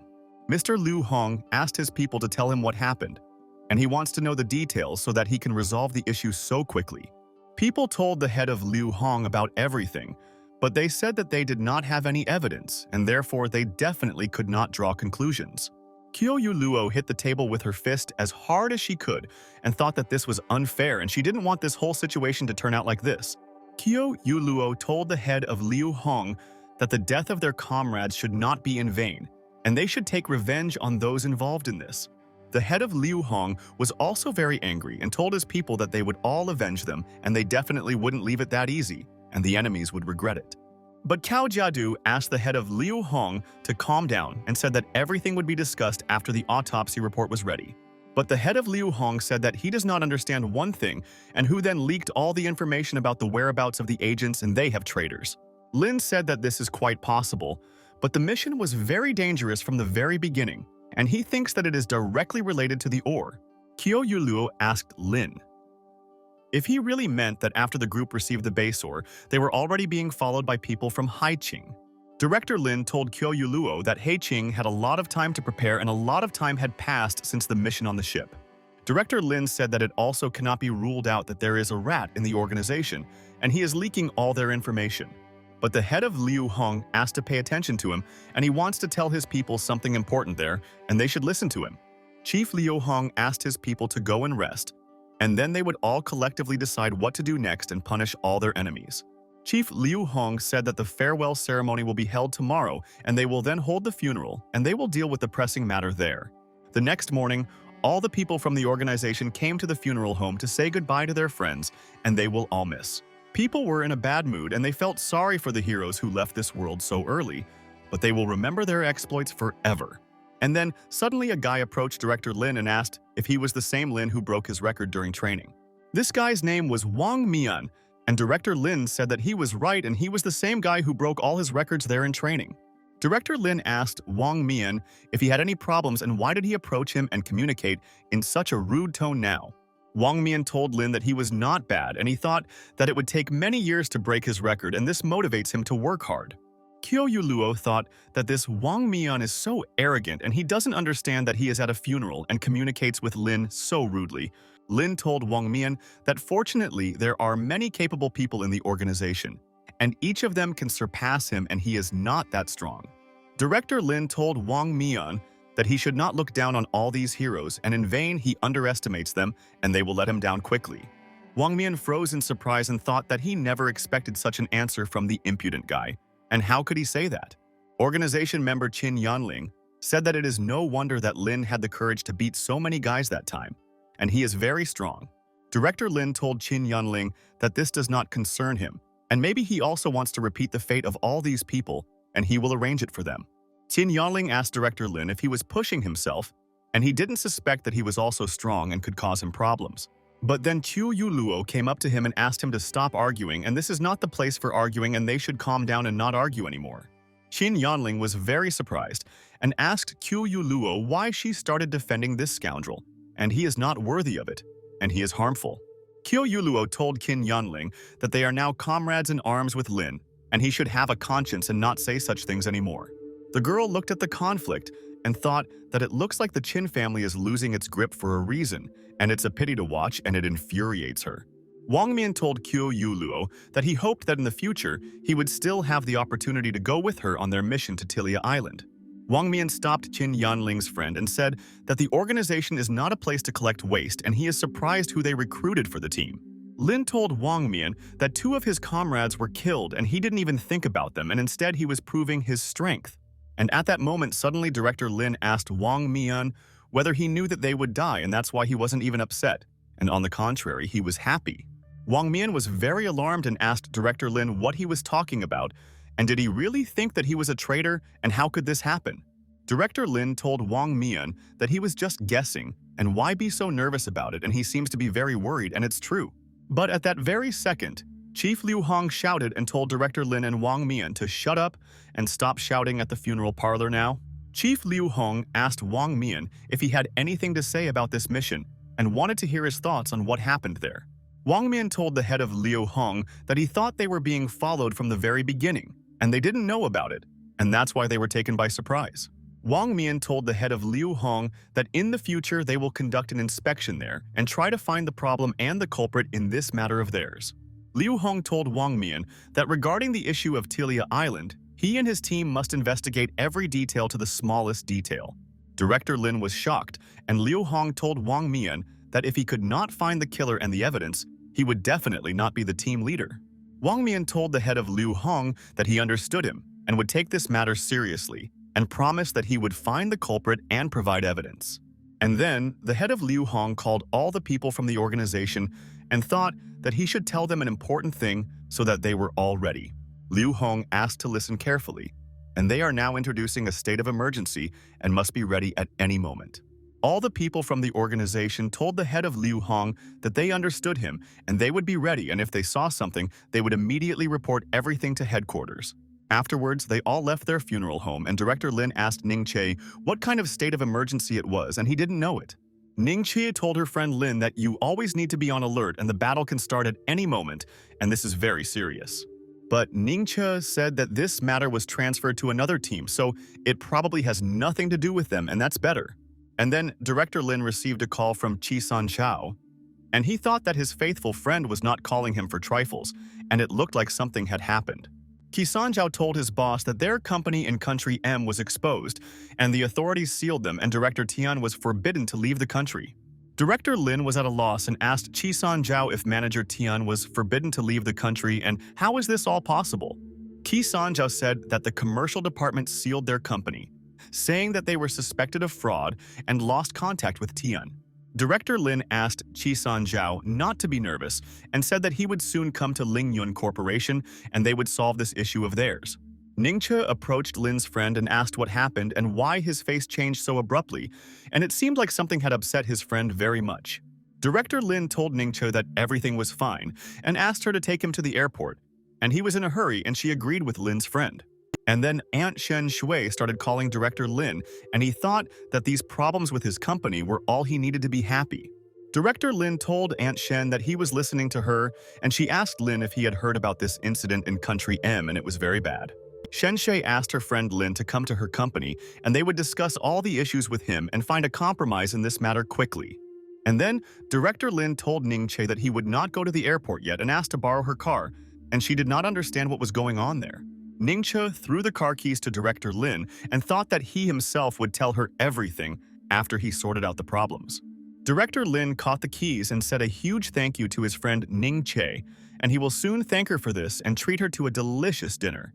Director Lin got into the car and thought that he and Aunt Shen could solve the problem before his competitors found out about it, and they were waiting for it. Director Lin began to leave there and thought that he did not want to leave his friends from the organization there, but personal matters turned out that way. Director Lin was determined and realized that he knew that one of his enemies was involved in this, and he would find the one who did it. Director Lin pressed the gas pedal with all his might and realized that he couldn't waste a second there, and soon the enemies would find out who Lin was. And after a couple of minutes, Director Lin arrived at the Huazhong Corporation building and realized that Aunt Shen could always give the right advice. Director Lin knocked on the door, and Shen Shui told Lin that he could come in, and she was waiting for him and canceled all the meetings today for their sake. Shen Shui asked Lin's friend to sit down and said that he should not be nervous about this because his competitors want to break him mentally. Director Lin asked Aunt Shen how she knew about this because she was the first to tell him what was happening to his company in the country recently. Director Lin asked Aunt Shen Shui whether his people would be in danger abroad now and whether he should worry about them getting sick. Shen Shuyi asked Lin not to panic, and the company is only temporarily monitored for investigation, and they are not in danger today. Shen Shui told Lin that she expected Country M to sue if she didn't act quickly, and the situation could get so complicated. Director Lin told Shen Shui that he knows about this, and will take the next flight to sort it out and find out who is to blame. Shen Shui asked her friend Lin, maybe he thinks that someone brazenly told all the information to his enemies, and there is a traitor on his team. Director Lin told Aunt Shen that he thought that perhaps they had learned about the lithography machine project and were very scared of it. And then someone started knocking on the door, and Shen Shui told the man that he could come into the office and she was ready to talk to him now. It was the deputy director of Huazhong Corporation Guo Chunxiang, and he wanted to discuss something with Director Shen Shuyi if she could. Shen Shui asked Guo Chunxiang if he was there for the Baxi project and she was busy right now and would come later, but he said that was another matter. Guo Chunxiang said that because of the company that this Lingyun Corporation invested in, They found that their chain was unstable. Lin listened, and Guo Chunxiang told Shen Shui that the Longsong and Baba companies also suffered to varying degrees and 5 billion disappeared. Director Lin told Guo Chunxiang that the same applies to him, and he does not understand why Guo Chunxiang is telling Aunt Shen Shui about this. Shen Shui introduced this man to Guo Chunxiang and said that this was the director of Lin Yun Corporation himself, Lin Yi, and he was glad to meet them. Guo Chunxiang said good afternoon to Director Lin, and it is an honor to meet him personally, and he has heard a lot about his business, and it is so cool.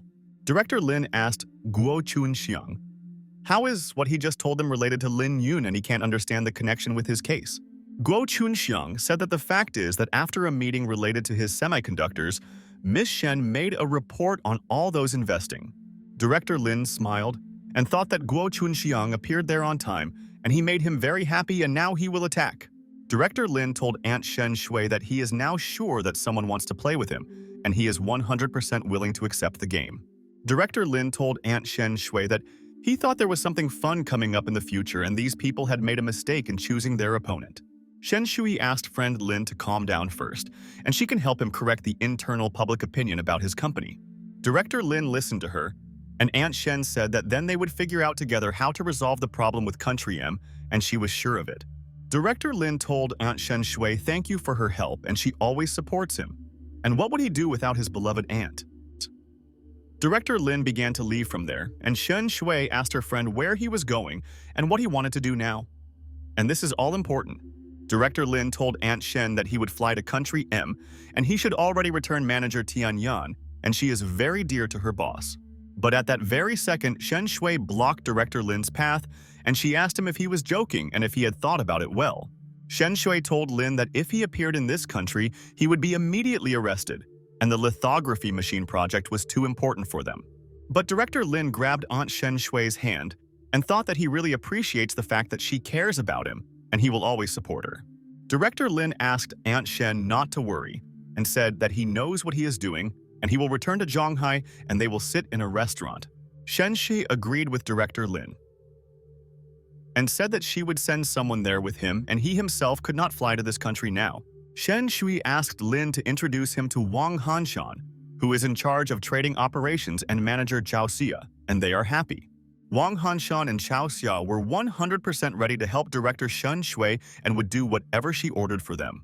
Director Lin shook Wang Hanshan's hand and said that he was glad to meet him and he was counting on them to help him a lot in this country. Wang Hanshan told Director Lin that they are well aware of this situation in Country M and he need not worry about his Tien. Director Lin suggested that Wang Hanshan and Zhao Xia go right now and try to deal with this matter quickly. And after a while, Director Lin, along with Wang Hanshan and Zhao Xia, had already arrived at the airport in Country M and thought that they knew their business. Wang Hanshan told Boss Lin that this trip was a little special and he had better not use his influence to resolve their issue.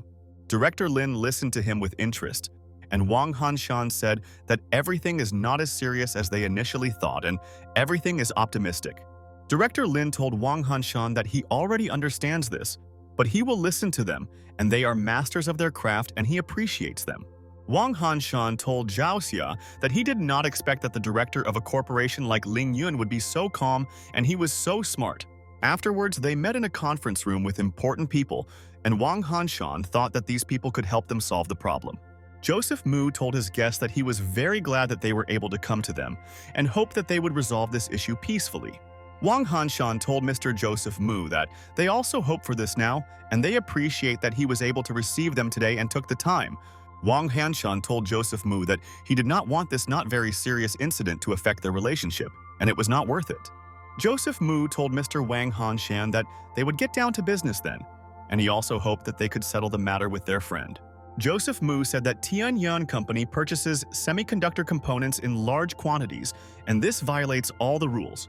Joseph Mu told Mr. Wang Hanshan that it was therefore logical that they took control of the company and they would not tolerate violation there. But Lin said that as far as he knows, this company was founded by Andy Director Yinger back then and has no relation to Miss Tian. But Joseph Mu told Director Lin that he was very mistaken in his opinion, and now he will explain to him why they cannot let Yan go. Joseph Mu told Director Lin that Tian was misleading Andy and the blame lies with her, and they will not be able to deceive him today. Joseph Mu asked his guests to believe, and they definitely have enough evidence and they will be able to present it if they do not believe the words. Wang Hanshan glanced at Zhao Xia and thought that they must do something.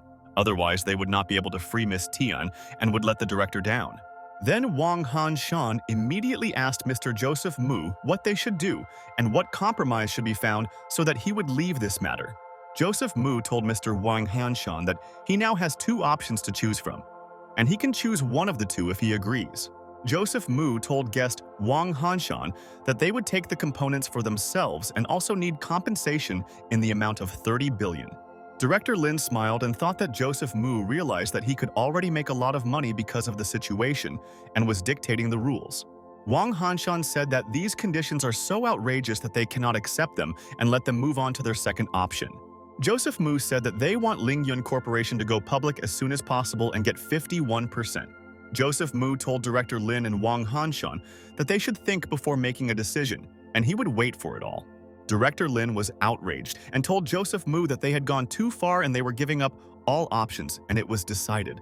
Joseph Mu told Director Lin that then they would not agree to other conditions, and they would end the conversation and he would invite the three of them to dinner.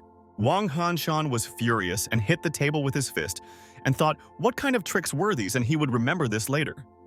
Joseph Mu in the future. Director Lin told Joseph Mu that they had not finished talking now and they would not starve and they would find a compromise with him there. Joseph Mu told Director Lin that they offered them a solution and they made their choice and he should not resent them now. Director Lin told Joseph Mu that he thought he was an idiot if he thought he would agree to their stupid conditions now. Director Lin told Joseph Mu that he himself owned 12% of the shares of AL and 12% of the shares of Inger. Joseph Mu froze in surprise and asked Director Lin how this was possible, and he didn't know anything about his shares, and he was very cunning. Director Lin told Joseph Mu that if he doesn't believe him, then he can continue not to believe him, and he doesn't care about his opinion and is happy with everything. Director Lin asked Mr. Joseph Mu what he thinks he can do with these shares, and it looks like he has more power in the city. The assistant approached Mr. Joseph Mu and said that Director Lin was telling the truth, and he had shares in these companies, and that was cool. Director Lin lightly knocked on the table and told Mr. Joseph Mu that there was one more thing that he forgot to tell him, and he would correct it. Lin said that he himself developed the most advanced code in the world, and if he gives him 6 months, the source code for the third-generation chip will be released. Joseph Mu told Director Lin that there is no harm in dreaming, and he must now figure out what he said, and they will continue everything tomorrow. Director Lin told Joseph Mu that he had plenty of time to play with them, but before that he needed to meet with his people. Joseph Mu agreed with Director Lin and said that they would send her to the appointed place later, and their negotiations were over for today.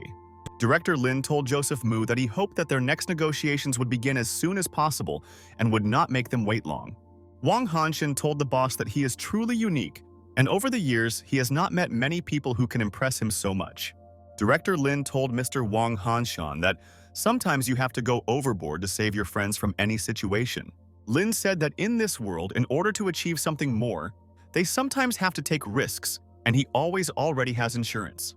Joseph Mu told Director Lin that Miss Tian Yan had arrived there, and he could make sure that nothing happened to her and that they did not offend her. Manager Tian got out of the car and told Director Lin that she missed him and was very glad to meet him and did not expect to see him in the country. But Manager Tian hugged Director Lin and said that deep down she knew that he would come to save her and she didn't believe it. Director Lin told Manager Tian that she must have been so scared there and thank her so much for her hard work, and she is a pro. Manager Tian said that at first she was very scared, but she believed that Director Lin would come for her and quickly calmed down there. Director Lin told Manager Tian Yan that she was not mistaken, and he would always help his own people and would never leave his family in trouble. Wang Hanshan said thank you to Miss Tian for her hard work, and they will go to the conference room and want to know the ins and outs of this company business.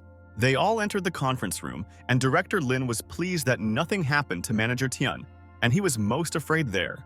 Wang Hanshan asked Miss Tian Yan to tell how it all happened, and they could rectify the situation and, as a last resort, go to court. Wang Hanshan told Miss Tian Yan that it happened so suddenly and she doubts that she was ready for it and it is so stressful. Wang Hanshan asked Miss Tian Yan if she violated the interests of others in the global procurement process, and it is very important for him to know. Tian said that they acted reasonably and within the law, and all their actions were implemented and did not violate the interests of others, and this is a fact. But manager Tian told Mr. Wang Hanshan that she now suspects that people from China have reported them and hate them. Wang Hanshan and Zhao Xia were completely shocked and asked Tian Yan if these were people from China and wanted to know the detailed nuances. Tian said that because Lingyun Corporation is developing too fast, there are many people who are jealous of their boss Lin. Tian said, "That's why they were reported." And Wang Hanshan was angry at these people and hit the table with her hand and thought that the enemies were insolent. Wang Hanshan said that he couldn't believe it and he should have found out about it and dealt with it before they attacked them. Manager Tian asked Mr. Wang Hanshan to calm down and not be nervous, and now they don't need it at all and won't help them in any way. Zhao Xia told Wang Hanshan that what Miss Tian said makes sense and they should sort out this matter as soon as possible. Director Lin listened to her with interest, and Zhao Xia told Hanshan that they also need to find the one who reported on them, and they will do it. Wang Hanshan sat down on a chair and thought that it was good that they took Miss Zhao Xia there with them, and she knows how to solve such matters and is smart. Wang Hanshan said that the next negotiations should not be a big problem for them, and the initiative is now in their hands today. Zhao Xia said that it seems that the situation was resolved perfectly, and they were so lucky, and she hoped for a positive outcome from the very beginning. Wang Hanshan suggested going out to eat, and Miss Tian came back and she should eat well, and he wants to have a drink with Director Lin. Director Lin told Tian that he was leaving on business and would return later, and she and Wang Hanshan had better sit quietly, and it was not safe for them to be outside. Director Lin thought that he had tried so hard to find his manager Tian, and he didn't want to quickly lose her again in Country M.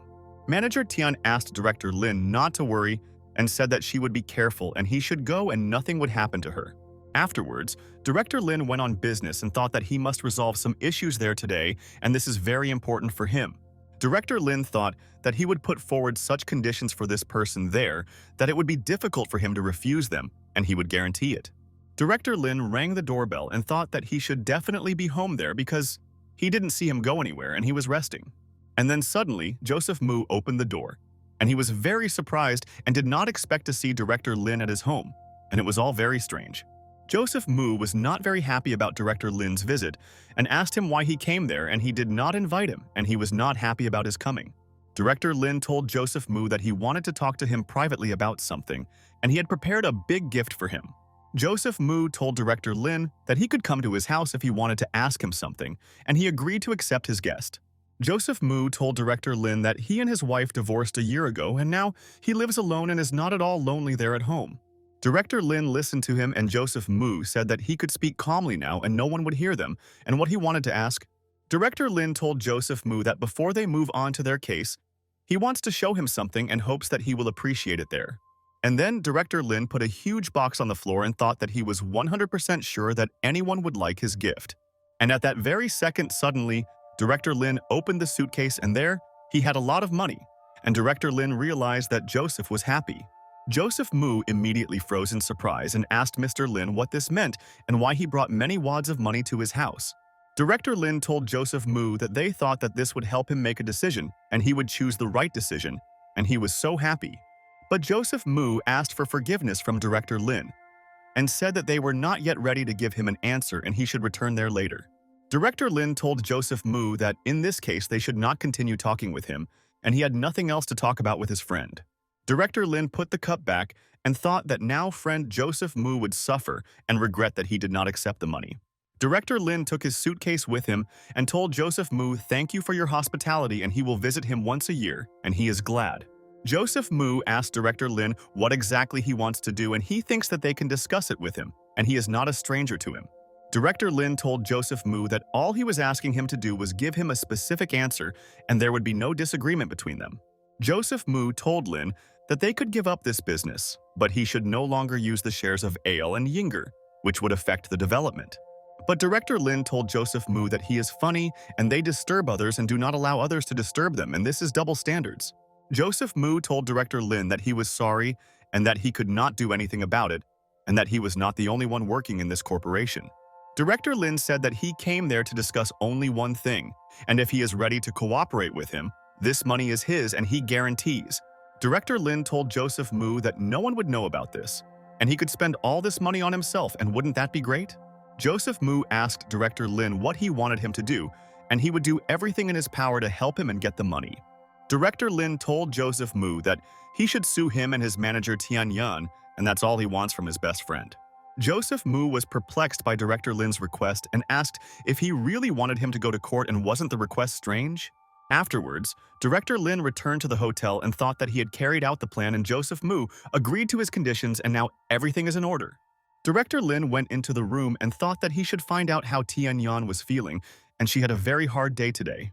Tian Yan told bosses Lin that he has finally returned and the situation is not very good, and the shares of Long Song and Baba continue to fall in the market.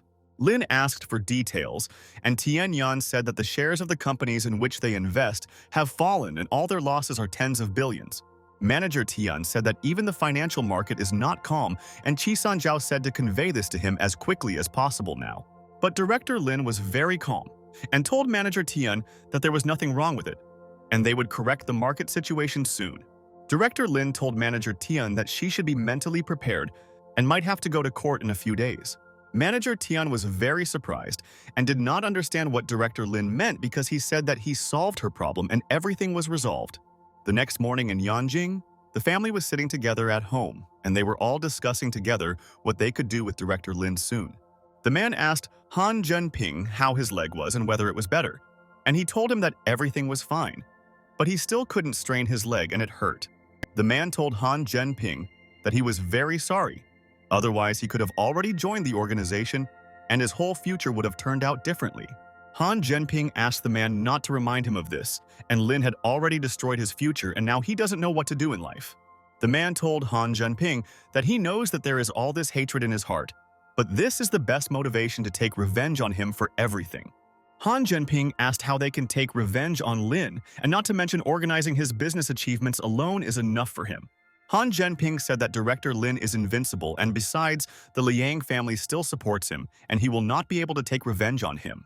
The man told Han Zhenping that we must wait until Lin gets a taste for the organization's missions, and one day he will not return alive. The man said that with his arrogant character, Lin would die during the battle, and the Liang family would not be able to protect him from this fate soon. Han Zhenping asked the man if he really thought that the Liang family would so calmly watch how Lin's business was allowed to happen then. The businessman told Han Zhenping that in this case they really wouldn't be able to cope with Mr. Lin, but what would happen if the Wang family helped? Han Zhenping asked if the Wang family would agree to these, and a couple of days ago, the financial market became unstable, and that means it was their doing. The man told Han Zhenping that this definitely doesn't mean anything for their country, but for foreign investment it's a disaster and he knows everything. Han Zhenping hugged the man and was delighted and told his uncle that he was just something, and he didn't think that he would help him take revenge on the scoundrel. But at that very second, Han Jin's assistant Lei Li Zhen came into this room. He told the boss that something had happened in Country M, and it was important. Han Jin Lei asked Li Jin not to rush and speak more slowly, and he wants to know all the information about what happened, and this intrigues them. Li Jin said that as soon as Lin learned about Tian Yan's arrest, he immediately took care of her, and as a result, he was also taken into custody. The man started laughing and told them that this is very interesting and this is what he expected, and Li Jin brought them great news, and they are happy. The man asked Li Jin then what Country M wants to do about this, and they should punish Lin because he broke the law in a foreign country. Li Jin said that the trial will begin soon, and they are looking for evidence, and the situation is not so optimistic, and soon they will not be able to judge Lin. Li Jin said that they want to find the person who reported on Lin in order to obtain evidence and sue Lin for violations. The man asked Li Jin if he really meant that they should all help them and they already have a common enemy, and his name is Director Lin. Li Jin said that otherwise the search for evidence in this case will be delayed and Director Lin and Tian Yan will be released from custody. The man listened, and Li Jin said that if they were free and bought advanced equipment, his business empire would become stronger. The man asked Zhao what he thought about this, and he told his friend that there was not much they could do and he was worried about his friends there. Zhao said that with Lin's level of cunning, if he doesn't present strong evidence, he will definitely win the trial, and they won't do anything to him. The man told his friend that they would throw wood on the fire to hasten the fall of Director Lin, and would in every possible way interfere with his business. The friend told Director Zhao that he would discuss this matter with the Wang family and deal with all the evidence available, and they would defeat their enemy. The man told his friend that they would incinerate Director Lin and he would not be able to defend himself from the attack. They would mentally break him in the courts. 3 days later, Director Lin came to the state court and was 100% sure that everything was going according to plan and he would outwit his enemies. The judge told defendant Lin that they have a lot of evidence that his company violated the law in these 3 months and he is guilty. Director Lin listened to him and the judge said that according to their local law they must judge him. And is there anything he wants to say to them now? The lawyer told the judge that his client would like to know what evidence they have and they doubt its authenticity and are wary. The judge asked Mr. Sun if he was ready to confirm the evidence and he told them that he was ready and swears that everything he says is the exact truth. Director Lin told Sun that he must confirm this and realized that all his enemies were able to take him by surprise, and they were defeated now. The judge hit the table with a gavel and said that the trial is over and they all accepted the verdict and hope that people will agree with their opinion there. Director Lin began to leave there with Tianyan and thought that besides the court, he had a lot of things to do and he must have time to do everything. Sun wanted to leave there, but the guys stopped him and said that he couldn't leave now and had to go with them to a meeting with their boss. Sun was shocked and told the guards that he had provided the court with all the evidence and what else they needed and he didn't understand it all. The guy grabbed Sun and said that he would get answers later and he was surprised and asked what they wanted to do and why arrest him. People started taking Sun away and he said that he needed to see his lawyer there and they had no right to take him away for questioning now. People started dragging Sun around and took him to the car and thought that this guy would get what he deserved for lying about Mr. Lin. The guys threw Sun into the car and he couldn't understand why they were hurting him because he did everything as he was told and what else did they want? And then Sun froze in place and noticed Director Lin next to him.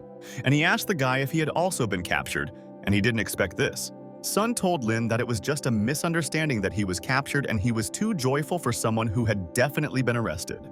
But at that very second, suddenly Director Lin took off his handcuffs and thought that this idiot Sun still thinks that he was arrested.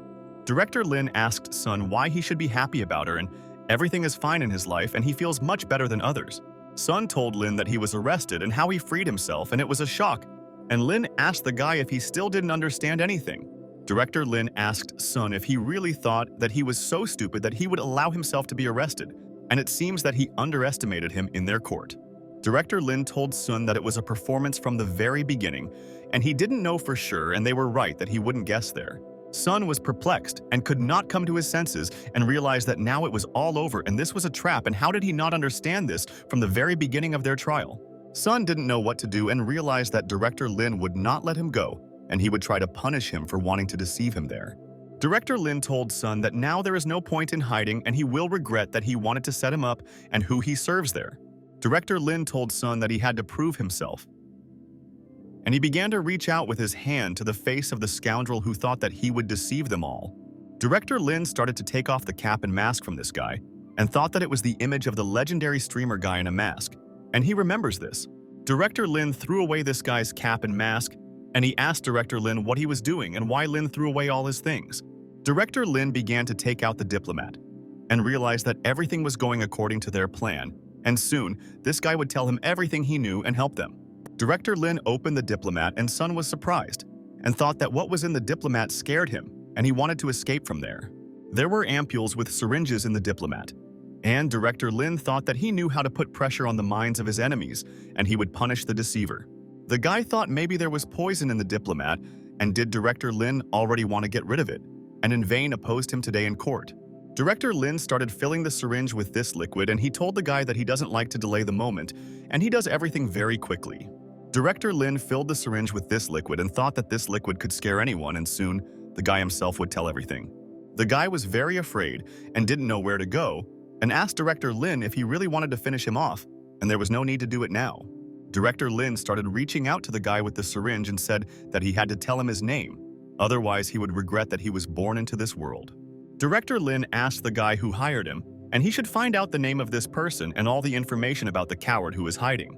And after a couple of seconds, the guy already told Director Lin that his name is Sun Fengchen, but he cannot tell him who sent him there recently. Sun Fengchen said that they have his wife and children, and he is threatening the family, and they will in any case eliminate Lin so quickly that there will be no evidence left. But Director Lin continued to pester Sun Fengchen and thought that he knew that this method worked and he should put pressure on Sun to the end. Director Lin wanted to stab Sun Fengchen, and the syringe was already very close, and he realized that he would soon go to the next world for silence. But at that very second, Sun Fengchen told Director Lin that he would tell him everything, and he was sent by Li Jian, and it was his doing, and he was to blame. Director Lin was surprised and asked who Li Jian was, and Sun Fengchen said that this was assistant Han Jin Lei and he was in charge of the matter. Sun Fengchen told Director Lin that Li Jian told him that he should come there and hand over all the evidence to the court and wanted to frame. Director Lin thought about Han Jin Lei and asked Sun Fengchen where Mr. is now, and he wants to ask him some important questions there. Sun Fengchen said that Han Jin Lei is in the Demu hotel room, and they agreed to meet him there after the end of the trial today. Director Lin told Sun Fengchen that he was so scared in the saline machine and he doesn't know why he was so scared of it. Sun Fengchen was perplexed and asked the director if he had simply deceived him and it was an ordinary solution and how could he do this. Director Lin asked to lock up Sun Fengchen and not allow him to contact anyone, and Joseph Mu asked what to do with him now. Joseph Mu told Director Lin that he understood him and they would do everything he asked, and he would be happy when he returned to them after work. At this time, Li Jian was relaxing at the Demu Hotel and thought that he himself was a genius, and alone was able to come up with a brilliant plan, and he was proud. Li Jian had already booked himself a beautiful and expensive hotel room and realized that he could now afford whatever he wanted in this world of his. Li Jian stood there near the window and slowly drank wine and enjoyed life and realized that it would become much better without Director Lin. And then, Li Jian heard footsteps behind him and told Fengchen that he had done a great job in court and he was proud to have him as his friend. But turning around, Li Jian had already noticed Director Lin next to him and was speechless and thought that he was in prison. Li Jian was already at a loss and asked Director Lin what he was doing there, and he never in his life expected to see him there in the room. Director Lin walked into the hotel room with manager Tian, and he asked Gai Zhen if he was really that surprised to see him now. Gai Zhen began to approach Director Lin and thought that he hoped to competently get out of this situation without any consequences. Lawyer Zhen told Director Lin that he didn't quite understand what was going on, and he should explain the whole situation to him so that he would know. Director Lin asked Lawyer Zhen if he really wanted to see him in prison and thought that he would be able to get an answer to the question. Director Lin told the man that he can stop playing this game and he knows very well what the nature of the people from Country M is like now. Director Lin sat down on a chair and asked the man if they all really thought that he would start a business there without any support. But Li Jian told Director Lin that this is all complete nonsense and he doesn't know where he came up with it and he was offended by him for all the slander. Li Jian told Director Lin that these people wouldn't just let him go, but Lin didn't care and there he picked up a bottle of wine. Director Lin asked Li Jian, what if he said that he owned 12% of Yinger shares and how the country would look at it? Director Lin told Li Jian that he was no match for him, and he was very surprised and asked if he really had Yinger shares and how he got them. Li Jian fell to his knees and told Director Lin that this was all definitely planned by Han Jin Lei and Zhao Guoping, and they wanted revenge.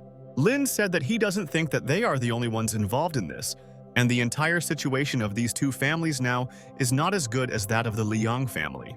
Director Lin said that he was wondering who the real initiator was who wanted to break him, even without being noticed from the side. Li Jian told Director Lin that only one family is capable of this, and this is the first family of Yanjing Wang family, and they are to blame for this. Director Lin was at a loss and asked Li Jian if he was really lying. And the Wang family had gone against him and why they wanted all this.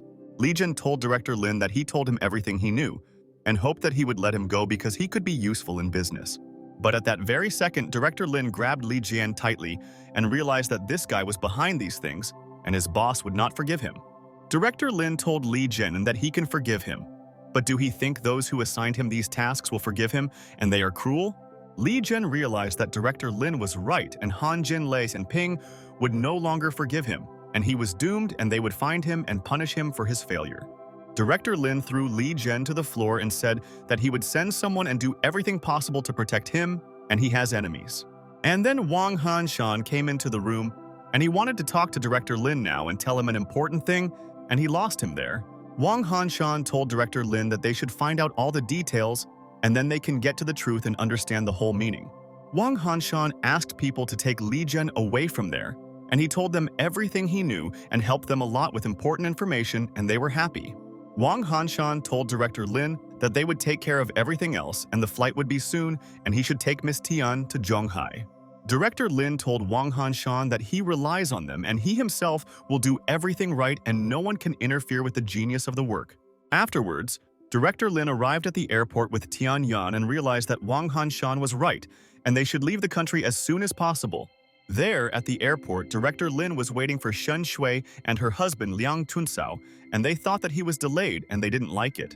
Director Lin said good afternoon to Aunt Shen and Uncle Liang, and said that he was glad that they came to see him and were worried about him now. Liang Kunsao asked his friend Lin if he really recognized him because he was wearing a mask and a cap, and he thought that none of the people could recognize him. Director Lin told Mr. Liang Kunsao that he immediately realized that he was Aunt Shen's husband, and this could be seen with the naked eye, and he was right. Manager. Tianyuan said good afternoon to Mr. Liang Kunsao, and her name is TNT. She has heard a lot about him, and she likes the way he does business. Liang Kunsao told Tianyuan that he often hears her mentioned as one of the 3 main directors of Ling Yun Company, and that's cool. Liang Kunsao told his friends that they would put off talking and they would all talk where there were no extra ears and where no one could find out. And after a while, they all arrived at the cafe, and Liang Kunsao was sure that they could not be found there and no one would even look in this cafe. Liang Kunsao said that since he has a special status, he can no longer go to expensive restaurants, and first they will have a snack, and it's so cozy there. Director Lin told Mr. Liang Kunsao that he doesn't care where he eats. The main thing is that it's delicious and he doesn't choose his own restaurants. The man asked Liang Kunsao what they wanted, and they had a lot of free tables there and he would take them there to have a cultural meal. Liang Kunsao asked the chef to prepare several signature dishes for the youth so that they would understand what place he had brought them to. They sat down at the table and Liang Kunsao poured tea for everyone and thought that they should discuss everything there with Lin and what he managed to do there. Shen Shui asked Director Lin what was going on with the trip to Country M and what was the news, and she hoped that they didn't have any problems there. Director Lin said that there was nothing interesting, and he was just convinced that even the smartest people make stupid mistakes, and that's a fact. Director Lin told Shen Shui that she was right, and next time he should be more careful, and his enemies are waiting for him everywhere. Liang Kunsao told Director Lin that the food there is very tasty, and they should try the dishes while they are hot, and he insists. Shen Shui took one dish and realized that until she herself put this food on Director Lin's plate, he himself would never take the dish. Shen Shui asked Director Lin to tell us more about what happened there, and she wants to hear all the truthful information from them. Director Lin told Shen Shui that he recorded the whole process and she can watch it, and she might be very interested because it's cool. Manager Tianyuan handed the phone to Miss Shen Shui and said that all the data is there and she can look, and there are many different videos. Shen Shui was completely shocked and asked Director Lin if Li Zhen was Han Jin Lei's assistant, and she still didn't know about him. Shen Shui told Director Lin that it is not surprising that other people besides the Han family were involved, and now everything is clear. Director Lin told Aunt Shen that she was smart and nothing could be hidden from her, and she could figure out any trick or secret in the case. Director Lin said that in addition to Han Jin Lei and Zhao Guoping, there is also the Wang family, and they are the ones who really control the overall situation. Liang Kunsao and Shen Shui were perplexed and asked Director Lin if the Wang family was also involved in this matter and this discovery. Liang Kunsao said that with the influence of the Wang family, they don't take Lin seriously, and maybe they all found out about his lithography machine. Shen Shui said that in addition to this, it could also be due to the fact that Lin's efficiency in the organization surpassed Wang's. Shen Shui asked Tianyuan to add her to WeChat and send her these videos, and they can really help them solve many issues. Tianyuan agreed with Miss Shen Shui and said that she just needs to scan the code there, and then she can add her to WeChat. But at that very second, Director Lin grabbed Shen Shui's hand and thought that he should not involve her in these matters, and she was not to blame for anything. Director Lin asked Aunt Shen to let him handle all this himself, and he was confident in his strength and intelligence and could overcome. Shen Shui asked Director Lin if he really wanted to do all this himself, and she always believed in him and knows that he is a very smart boss. Shen Shui asked Lin to calm down and said that many people were already involved in this matter and there was nothing wrong, and they would help a friend. Lin said that there was no point in continuing with them in the same spirit, and there was a possibility that they would throw all their strength into destroying him. Xian Shui told Principal Lin that he could take care of it himself, but she had one request and wanted him to listen. Shen Shui asked friend Lin to wait for a signal from her and only then proceed to action, and she must be ready, and this is necessary. Director Lin told Aunt Shen that he heard her and agreed with her. How can he deny what she says because she is a business genius? Afterwards, Director Lin stood up and began to leave there and thought that all his enemies had been defeated, but he had not yet contacted the main one. Liang Kunsao told Shen Shui's wife that director Lin is just as ruthless as Lin Jingjian, and now they are very similar. Shen Shui told her husband Liang Kunsao that she just hoped that Lin would at least listen to her and not do anything stupid in their case. Liang Kunsao said that, in truth, he had long noticed that the Wang family was playing dirty, and if he could make them quiet, he would be glad. Shen Shui asked Liang Kunsao if he also supported Lin's idea, and he was not such a radical person, and how did he decide this? Liang Kunsao said that the main reason is that the development of the Liang family is coming to an end, so he was waiting for an opportunity, and this is it. Liang Kunsao said that he should discuss this matter with Dad, and the door of opportunity had opened before them, and it would be a pity to do nothing. At this time, director Lin came with Tianyang to Lingyuan Corporation and realized that now Daddy has returned home and he is happy.